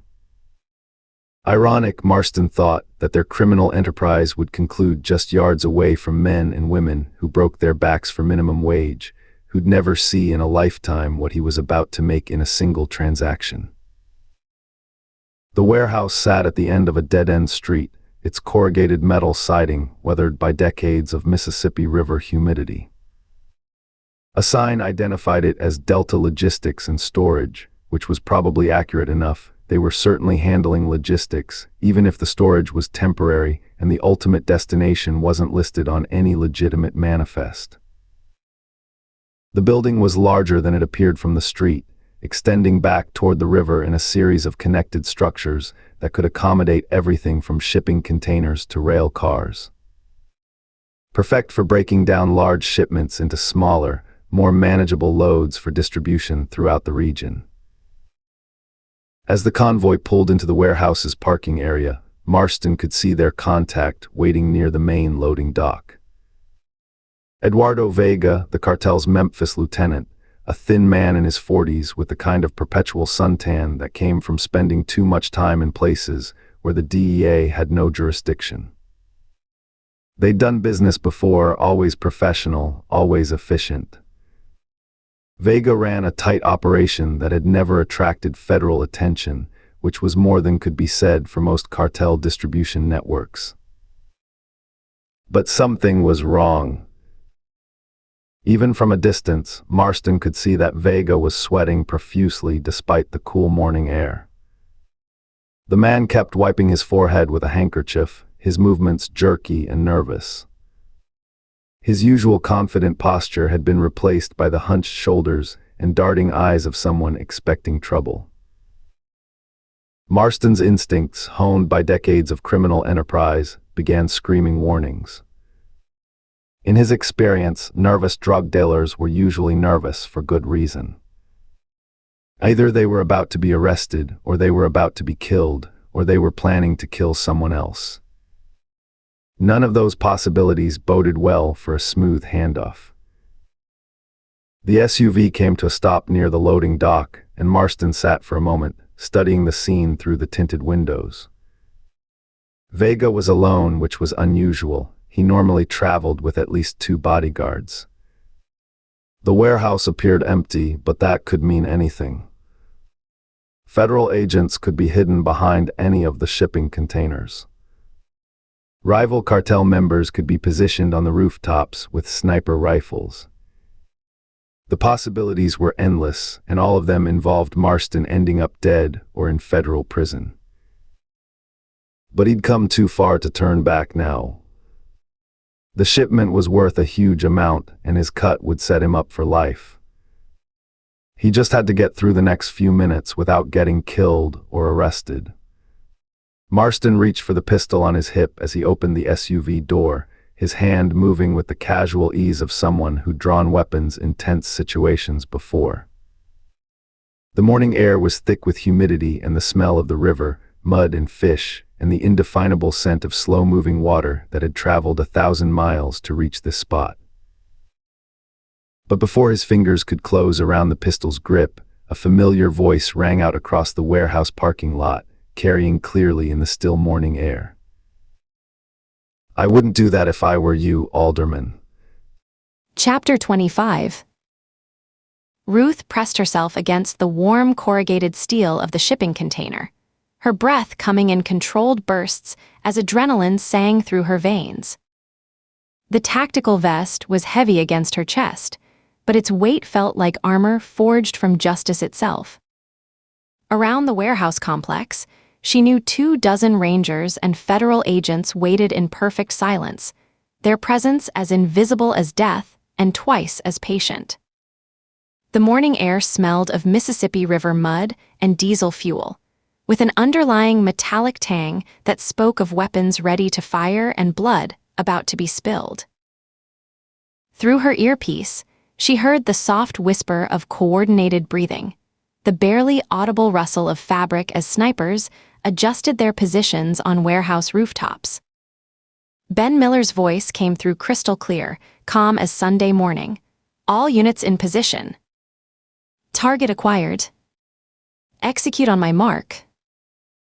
Ruth's finger rested on her rifle's safety, muscle memory from 1,000 training exercises taking over as she prepared to step into the light. This was the moment she'd been building toward since the first lie had rolled off Winthrop's tongue, since Martha Kellerman had watched her husband die for the crime of showing basic human decency. Every injustice, every life lost, every family destroyed by the Marstons' corruption had led to this concrete apron beside the muddy Mississippi. "Mark," Ben's voice whispered. Ruth stepped out from behind the shipping container, her tactical vest catching the first weak rays of dawn as she revealed herself in full SWAT gear. The movement was fluid, practiced, carrying the authority of someone who'd faced down killers in dark alleys and meth labs hidden in East Texas pine forests.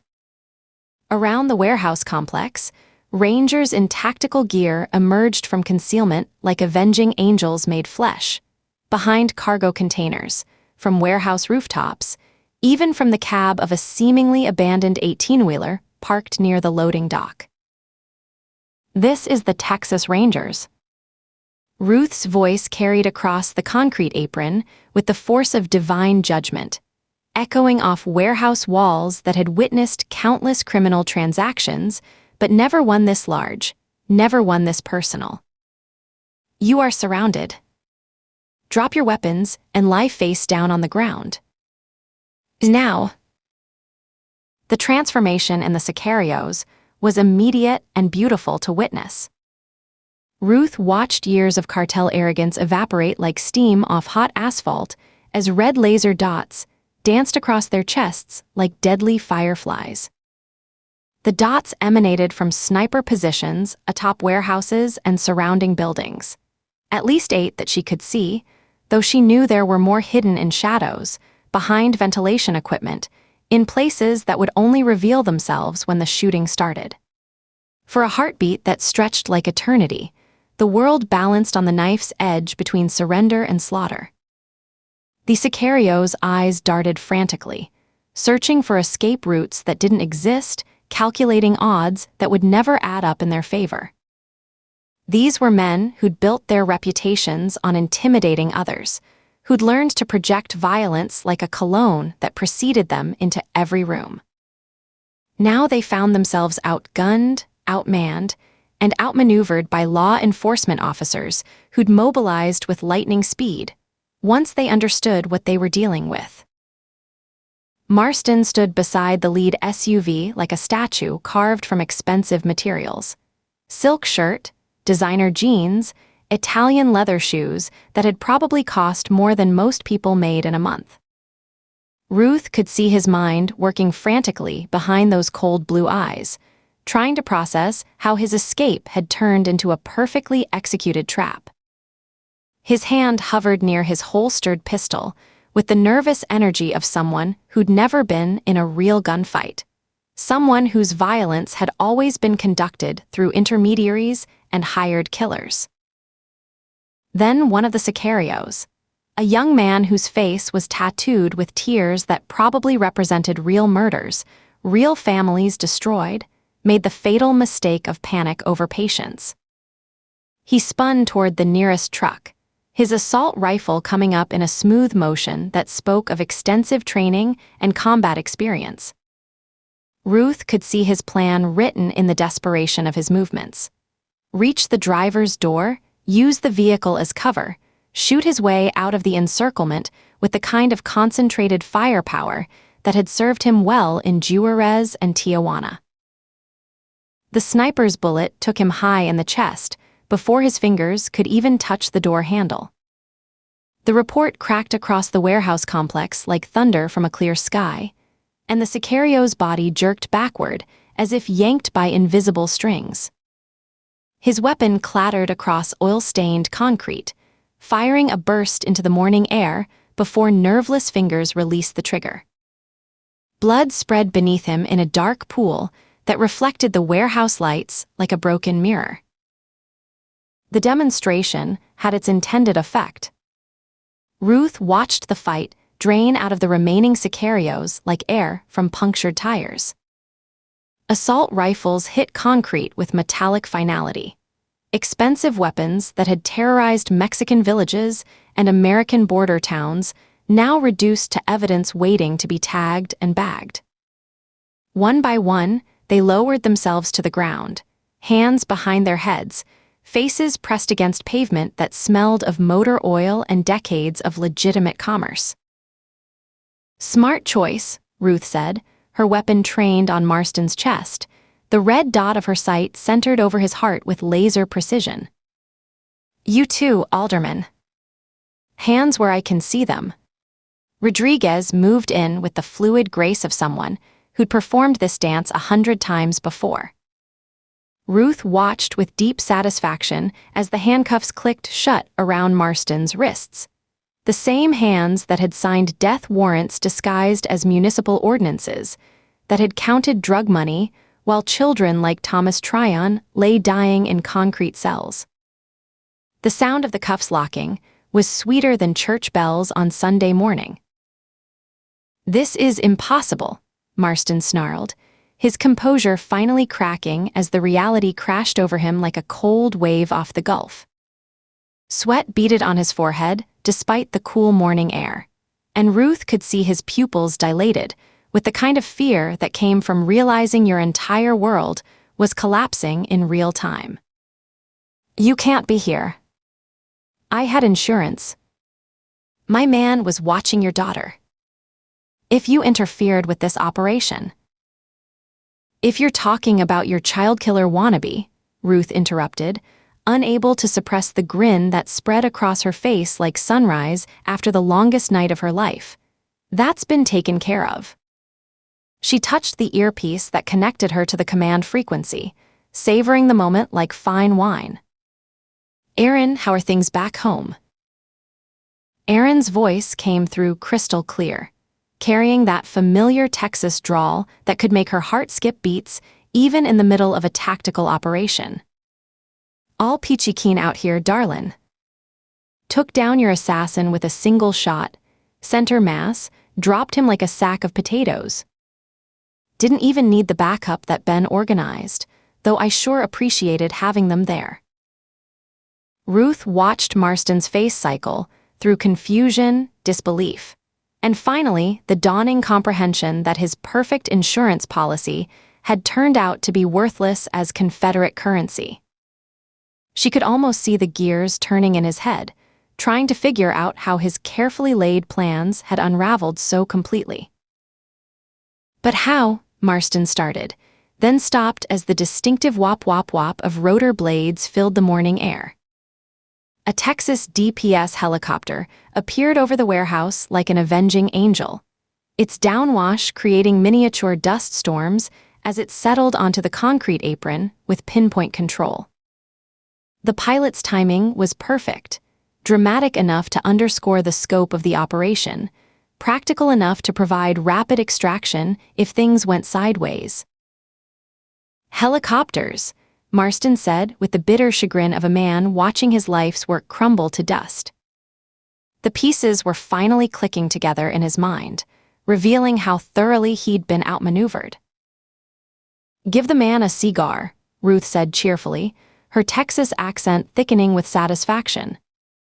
"You got it in one hoss."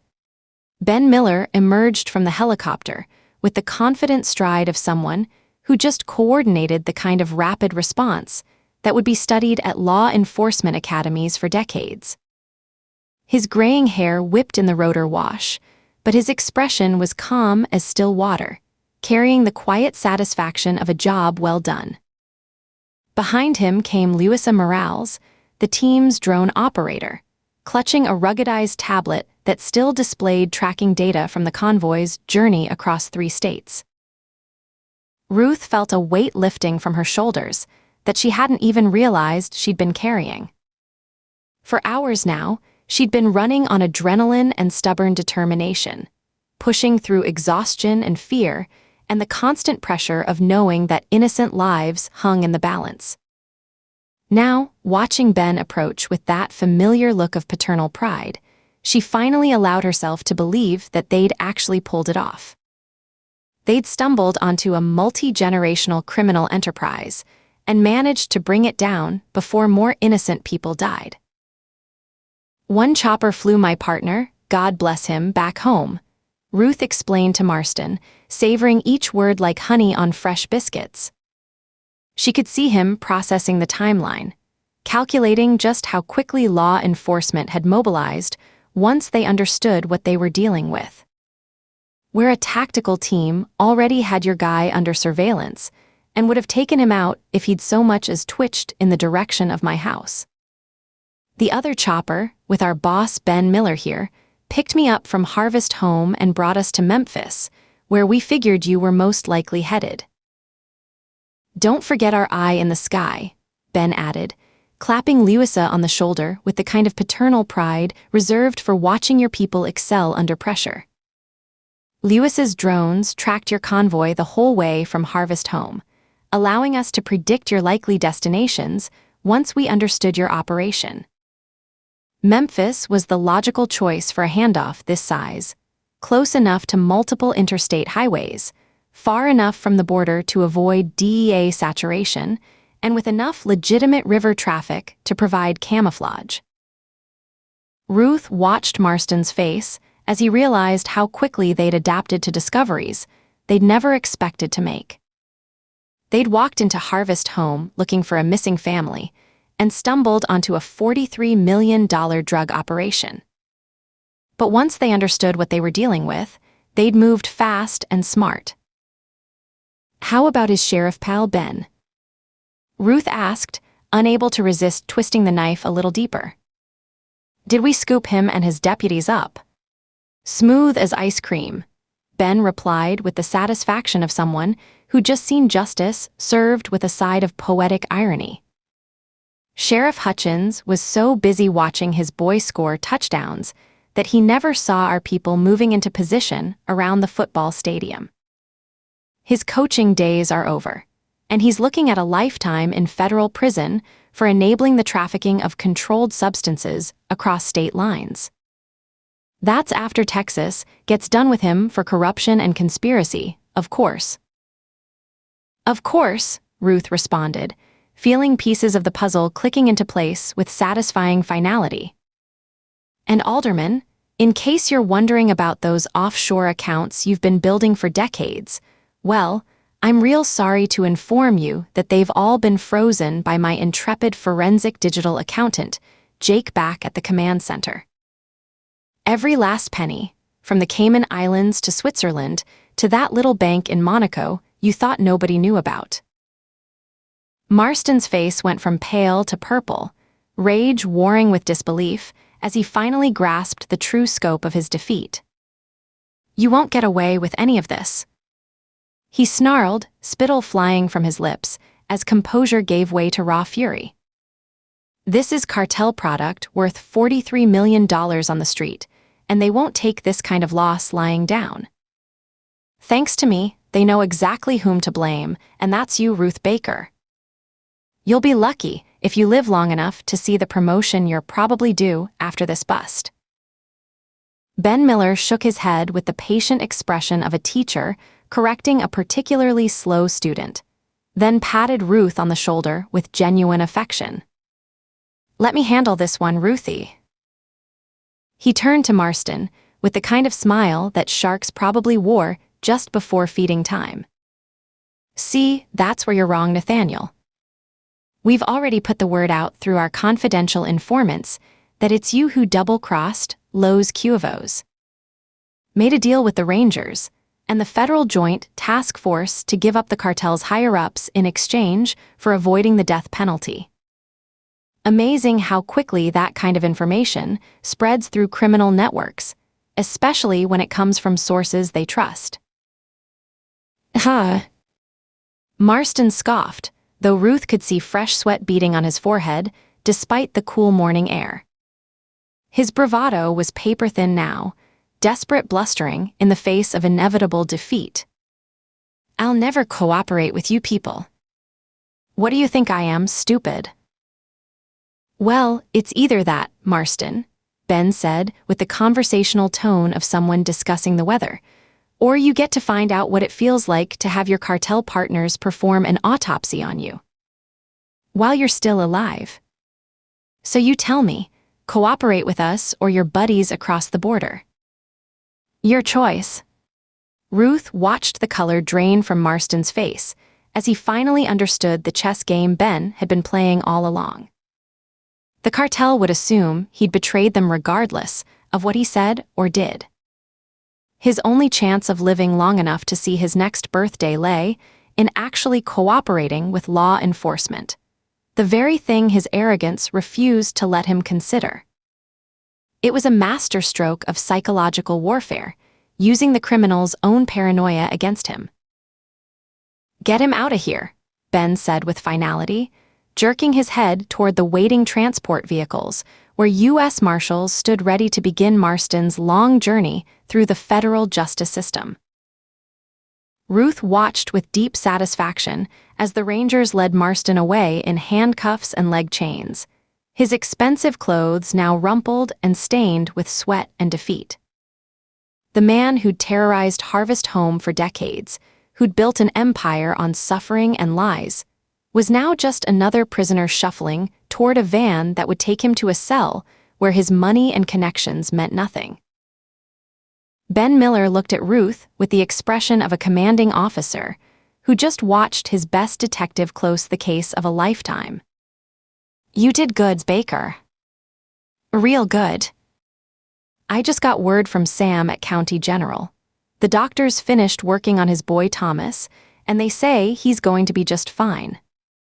Full recovery expected, no permanent damage. Kid's got his father's constitution, apparently." Relief flooded through Ruth like warm honey, mixing with exhaustion and satisfaction to create an emotional cocktail that made her knees weak. Thomas Tryon would live. The boy who'd been dying in a concrete cell while his captors dressed up as harvest gods would grow up, go to school, maybe play football or learn to drive or fall in love. The simple, ordinary miracle of a child's future stretching out before him like an open road. But the relief was tempered by images that would haunt her dreams for years to come. Jacob Kellerman lying in the dust of his own front yard. Martha's screams echoing across the farmhouse where she'd raised her children. The townspeople cut down in Harvest Home's square because they'd finally found the courage to stand up to their oppressors. What about the people in Harvest Home who died? Ruth asked quietly, her voice carrying the weight of every life lost, every family destroyed. All those who suffered for decades because we didn't get there sooner. the survivors who are dealing with the aftermath right now. Don't you dare beat yourself up about that, Ben said firmly, his voice carrying the authority of someone who'd seen too much tragedy to waste time on misplaced guilt. You should be thinking about all the lives you saved. That operation was moving enough pure fentanyl to kill thousands, maybe tens of thousands, of people across the country. Every week that shipment was delayed, every day their distribution network was disrupted, meant families somewhere didn't lose children to overdoses. You stopped a genocide, Ruth. Don't minimize that. Ruth nodded, understanding the logic even as her heart struggled with the images of violence that would never fully fade. She'd learned long ago that perfect justice was a luxury law enforcement officers couldn't afford. You saved who you could, caught who you could, and tried not to let the weight of what you couldn't control crush your spirit. I just wish there was a way to make up for it, Ben, she said, watching the last of the sicarios being loaded into transport vehicles. Those people in Harvest Home, they're going to have a hard time rebuilding after everything they've been through. Generations of isolation and control, then this violence. They'll need help transitioning, support to rebuild their community on their own terms. Oh, you'd be surprised, Ben told her, his eyes showing a mixture of hope and determination. People are more resilient than we give them credit for. And those folks have Martha Kellerman and Sam Tryon to help lead them through this. Strong people who have proven they can stand up to anything. He gestured toward the FBI agent in charge, who was coordinating with local law enforcement, a sharp-eyed woman in her 50s who carried herself with the authority of someone accustomed to dealing with complex federal cases. Besides, I was talking to Sack Morrison over there, and she thinks we might be able to reroute Marston's offshore funds back to Harvest Home for rehabilitation and reparations. Asset forfeiture laws are pretty clear when it comes to criminal enterprises. Ill-gotten gains get redistributed to the victims. It'll take time and more lawyering than you can shake a stick at, but there's solid precedent for this kind of thing. Ruth felt a spark of hope kindle in her chest as she processed the implications. $50 million or more, returned to the people who'd actually earned it through decades of honest labor. Money that could help heal Harvest Home's wounds, provide grief counseling and medical care for the survivors, maybe even help them choose their own path forward, instead of having it dictated by someone else's agenda. That would be great, Ruth said, watching as Marston was loaded into a federal transport vehicle, his expensive clothes now rumpled and stained with the sweat of defeat. Poetic justice, too. The image was perfect. The man who'd stolen generations of prosperity being hauled away, while his victims' money flowed back to heal the wounds he'd inflicted. Not perfect justice, maybe, but close enough to satisfy Ruth's sense of cosmic balance. She thought about Martha Kellerman, grieving her husband while still finding the strength to lead others. About the Flannerys, who'd risked everything to do what was right despite the personal cost. About Sam and Janet Tryon, who'd never stopped believing their children were worth saving even when the odds seemed impossible. These were the people who deserved to inherit Harvest Home's future, who'd earned the right to determine their own destiny. It won't fix everything, Ruth said quietly, feeling the weight of the past few days finally beginning to lift from her shoulders. Won't bring back the dead or erase the trauma they're all dealing with right now. But it'll go some way toward making things right. She looked out across the Mississippi River, watching the morning sun paint the muddy water gold and copper, listening to the distant sound of tugboats pushing barges loaded with legitimate cargo toward honest destinations. Somewhere behind them, Harvest Home was beginning to count its dead and tend its wounded, starting the long process of healing from generations of exploitation and hours of violence. And God knows, Ruth added with a tired smile that felt like benediction, That's as close as we get to a miracle these days. Chapter 26. Ruth woke to the sound of pancakes sizzling in the kitchen and the rich aroma of coffee drifting up the stairs. Sunlight streamed through the bedroom windows, painting golden rectangles across the hardwood floor, and for a moment she simply lay still, savoring the peaceful quiet of a Saturday morning at home. No alarm clocks, no urgent phone calls, no case files demanding her attention, just the gentle sounds of her family beginning their day. She could hear Aaron moving around downstairs, the familiar rhythm of breakfast preparation that had become as comforting as a lullaby over the past months. The soft clink of plates being set on the table, the whisper of cabinet doors opening and closing, the low murmur of the radio playing classic country. Home sounds. Safe sounds. The kind of ordinary domestic symphony she'd thought was lost to her forever after Jim's death. Ruth stretched luxuriously beneath the quilted comforter they'd chosen together at a flea market in Round Rock, feeling muscles that had been tense for days finally beginning to relax. The case was closed, the paperwork filed, the debriefings complete. For the first time in what felt like weeks, she had nowhere to be except exactly where she was, in her own bed, in her own house, surrounded by the people she loved most in the world. She slipped on her robe and padded downstairs, her bare feet silent on the wooden steps. The kitchen was warm and bright, filled with morning sunshine and the comfortable chaos of weekend breakfast. Aaron stood at the stove, spatula in hand, his dark hair still rumpled from sleep. He wore the faded Rangers t-shirt she'd given him for his birthday and pajama pants that had seen better days, looking perfectly at home in their shared space. "Morning, beautiful," he said without turning around, somehow sensing her presence in that way he'd developed over their months together. "Coffee's fresh, and I'm making those blueberry pancakes Ava loves." Ruth moved to the counter and poured herself a mug of coffee, breathing in the steam as she took her first grateful sip. "You're spoiling us," she said, settling onto one of the bar stools to watch him work. "What's the occasion?" Aaron flipped a pancake with an easy flick of the wrist, the golden brown surface perfectly crispy around the edges. "Do I need an occasion to make breakfast for my family?" he asked, glancing at her with a smile that made her heart skip the way it always did. "Besides, we deserve a little spoiling after the week we've had."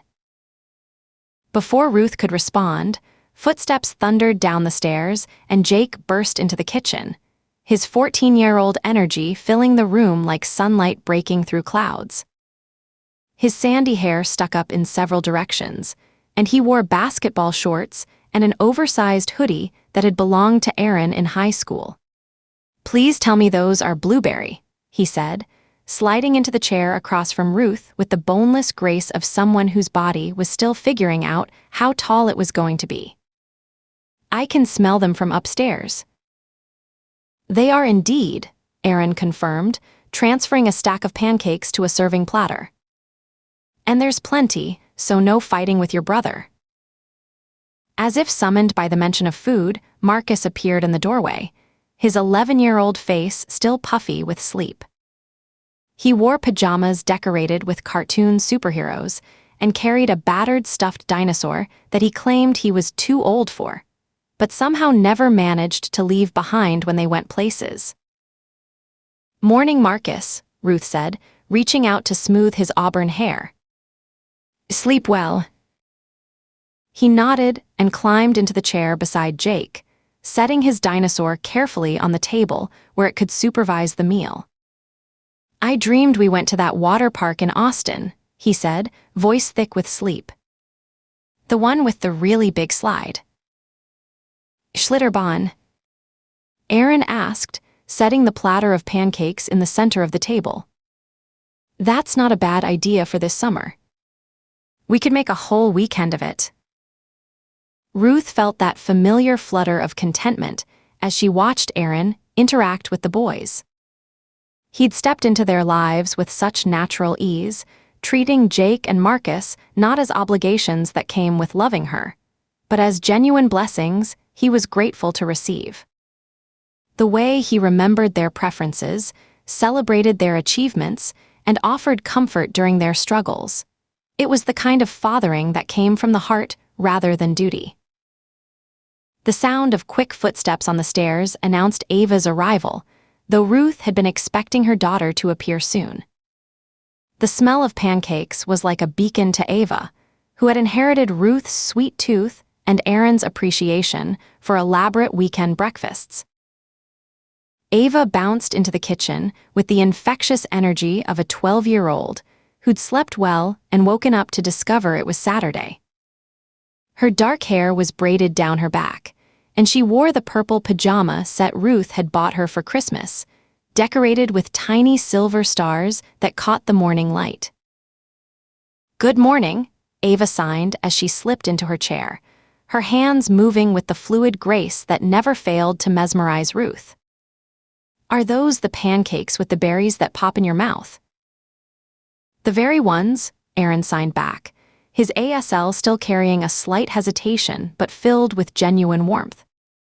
He'd been practicing diligently, taking classes twice a week and working with online tutorials, determined to communicate directly with Ava rather than always relying on Ruth to translate.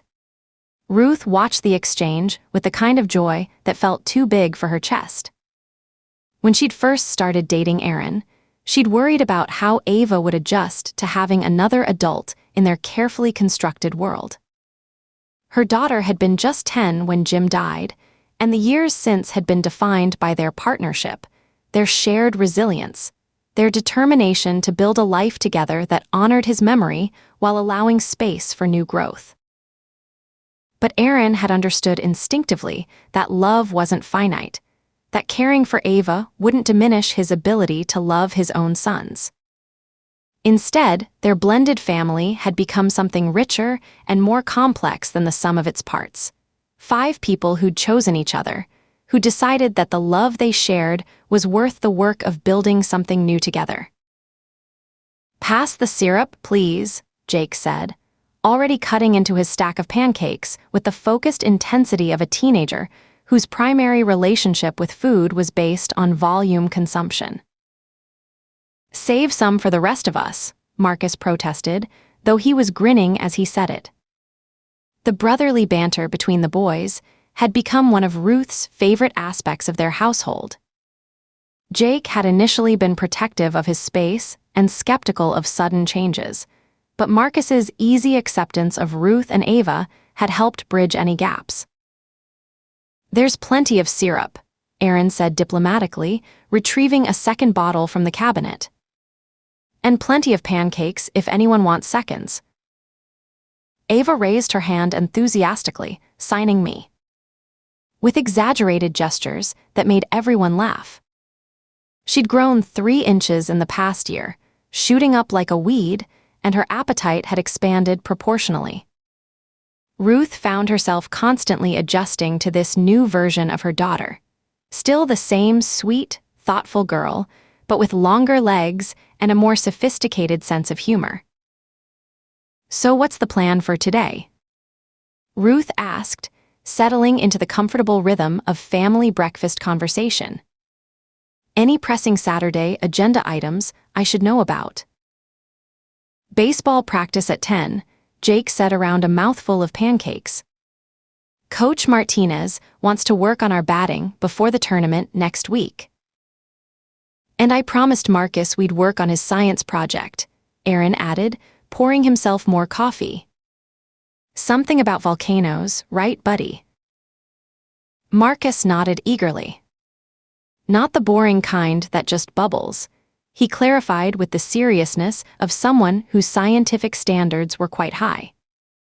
"The kind that actually erupts and makes lava flow down the sides." Ruth raised an eyebrow at Aaron. "Please tell me this experiment is happening in the garage, not the kitchen." "Absolutely the garage," Aaron confirmed with the quick assurance of someone who'd learned to think ahead when it came to Marcus's creative projects. "I've already laid out tarps and moved anything valuable to higher shelves." Ava's hands moved in rapid signs as she spoke and signed simultaneously, a habit she'd developed when she was particularly excited. "Can I help with the volcano? I want to learn about chemical reactions for my chemistry unit next semester." "Of course," Aaron signed back, his response automatic now. "We'll need someone to document the process anyway." "Very scientific." Ruth watched this exchange with the kind of deep satisfaction that came from seeing her daughter included naturally in family activities. Too often in the past, Ava's deafness had meant she was left out of conversations or activities, not through malice, but simply because people forgot to make the effort to include her fully. Aaron never forgot. He'd learned to sign not because he had to, but because he wanted to, because he understood that making Ava feel truly part of the family meant meeting her where she was rather than expecting her to adapt to everyone else. "What about you, Mom?"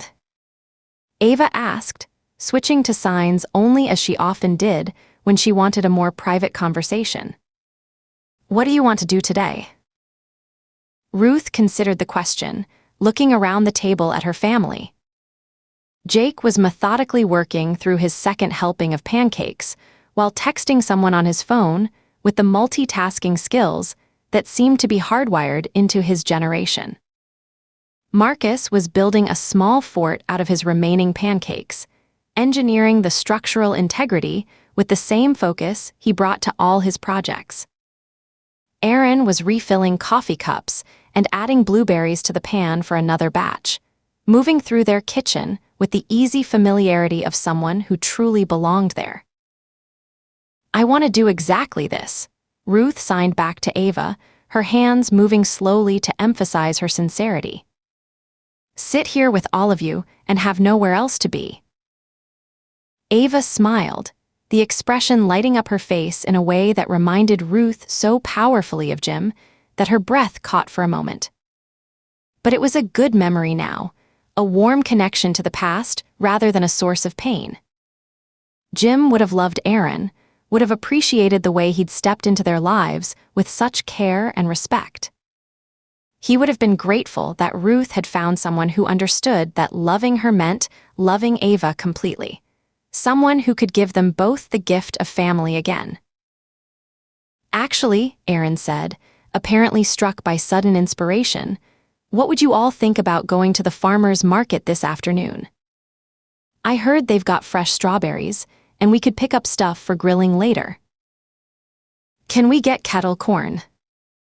Marcus asked immediately, his scientific priorities clearly well established. "And those honey sticks Ava likes," Jake added, surprising Ruth with his thoughtfulness toward his stepsister. "And maybe some of those flowers for the kitchen table." Ava signed, her expression hopeful. Ruth felt her heart swell with the simple perfection of it all. The easy way they moved from individual interests to shared plans, the natural consideration each of them showed for the other's preferences.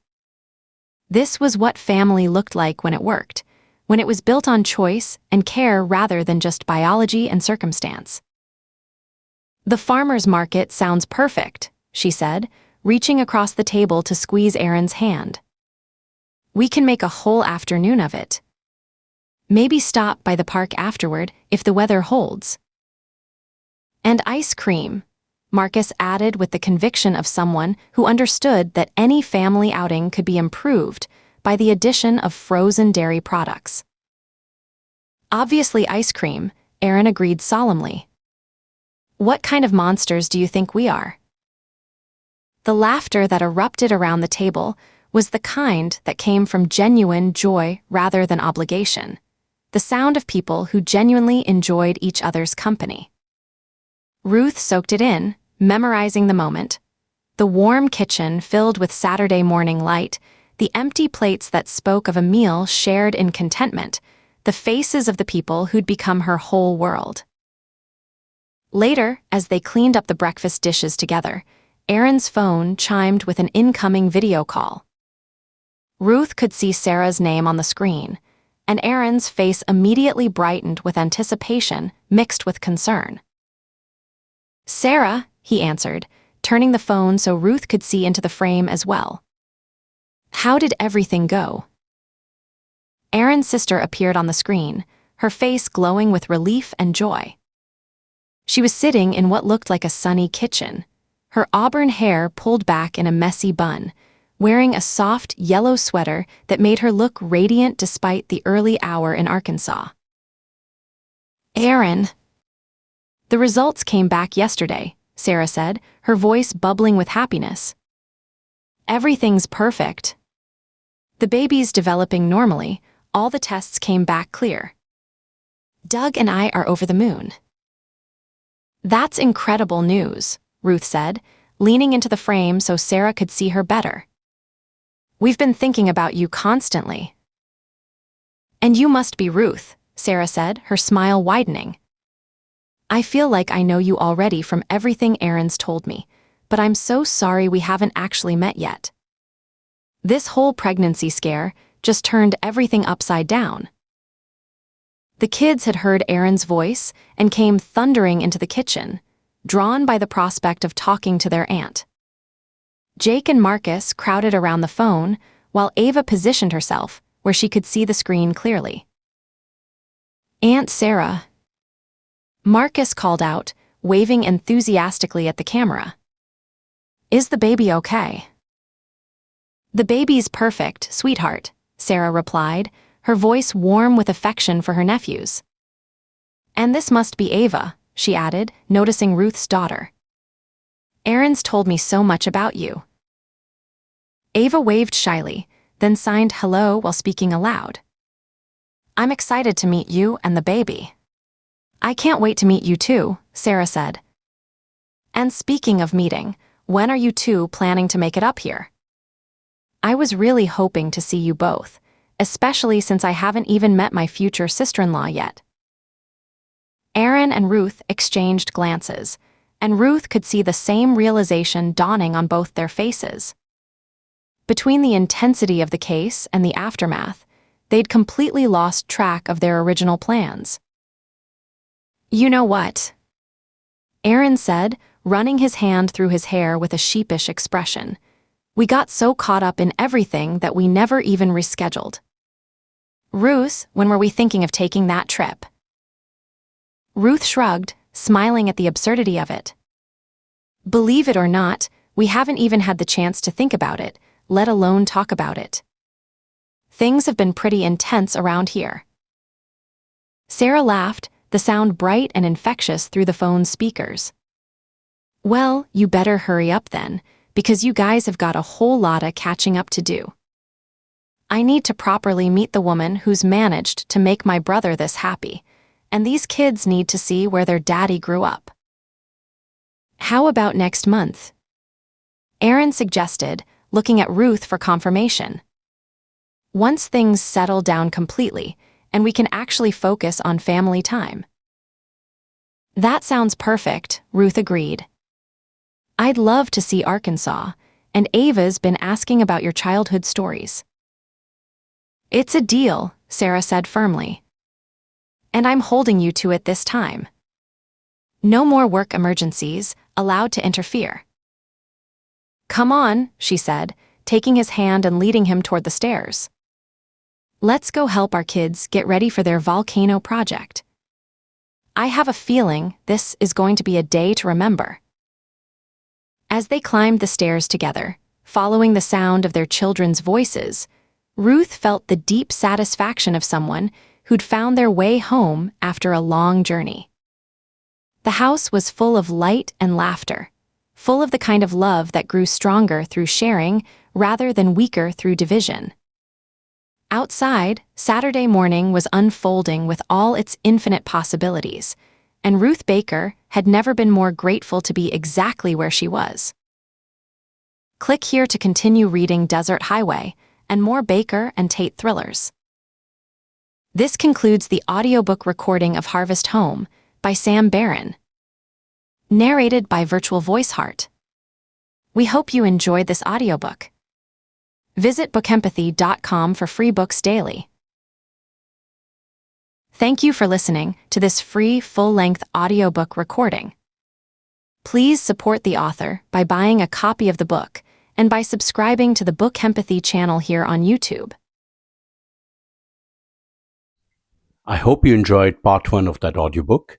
Again, please consider subscribing to the channel Book Empathy on YouTube so that you can keep listening to my audiobooks free of charge.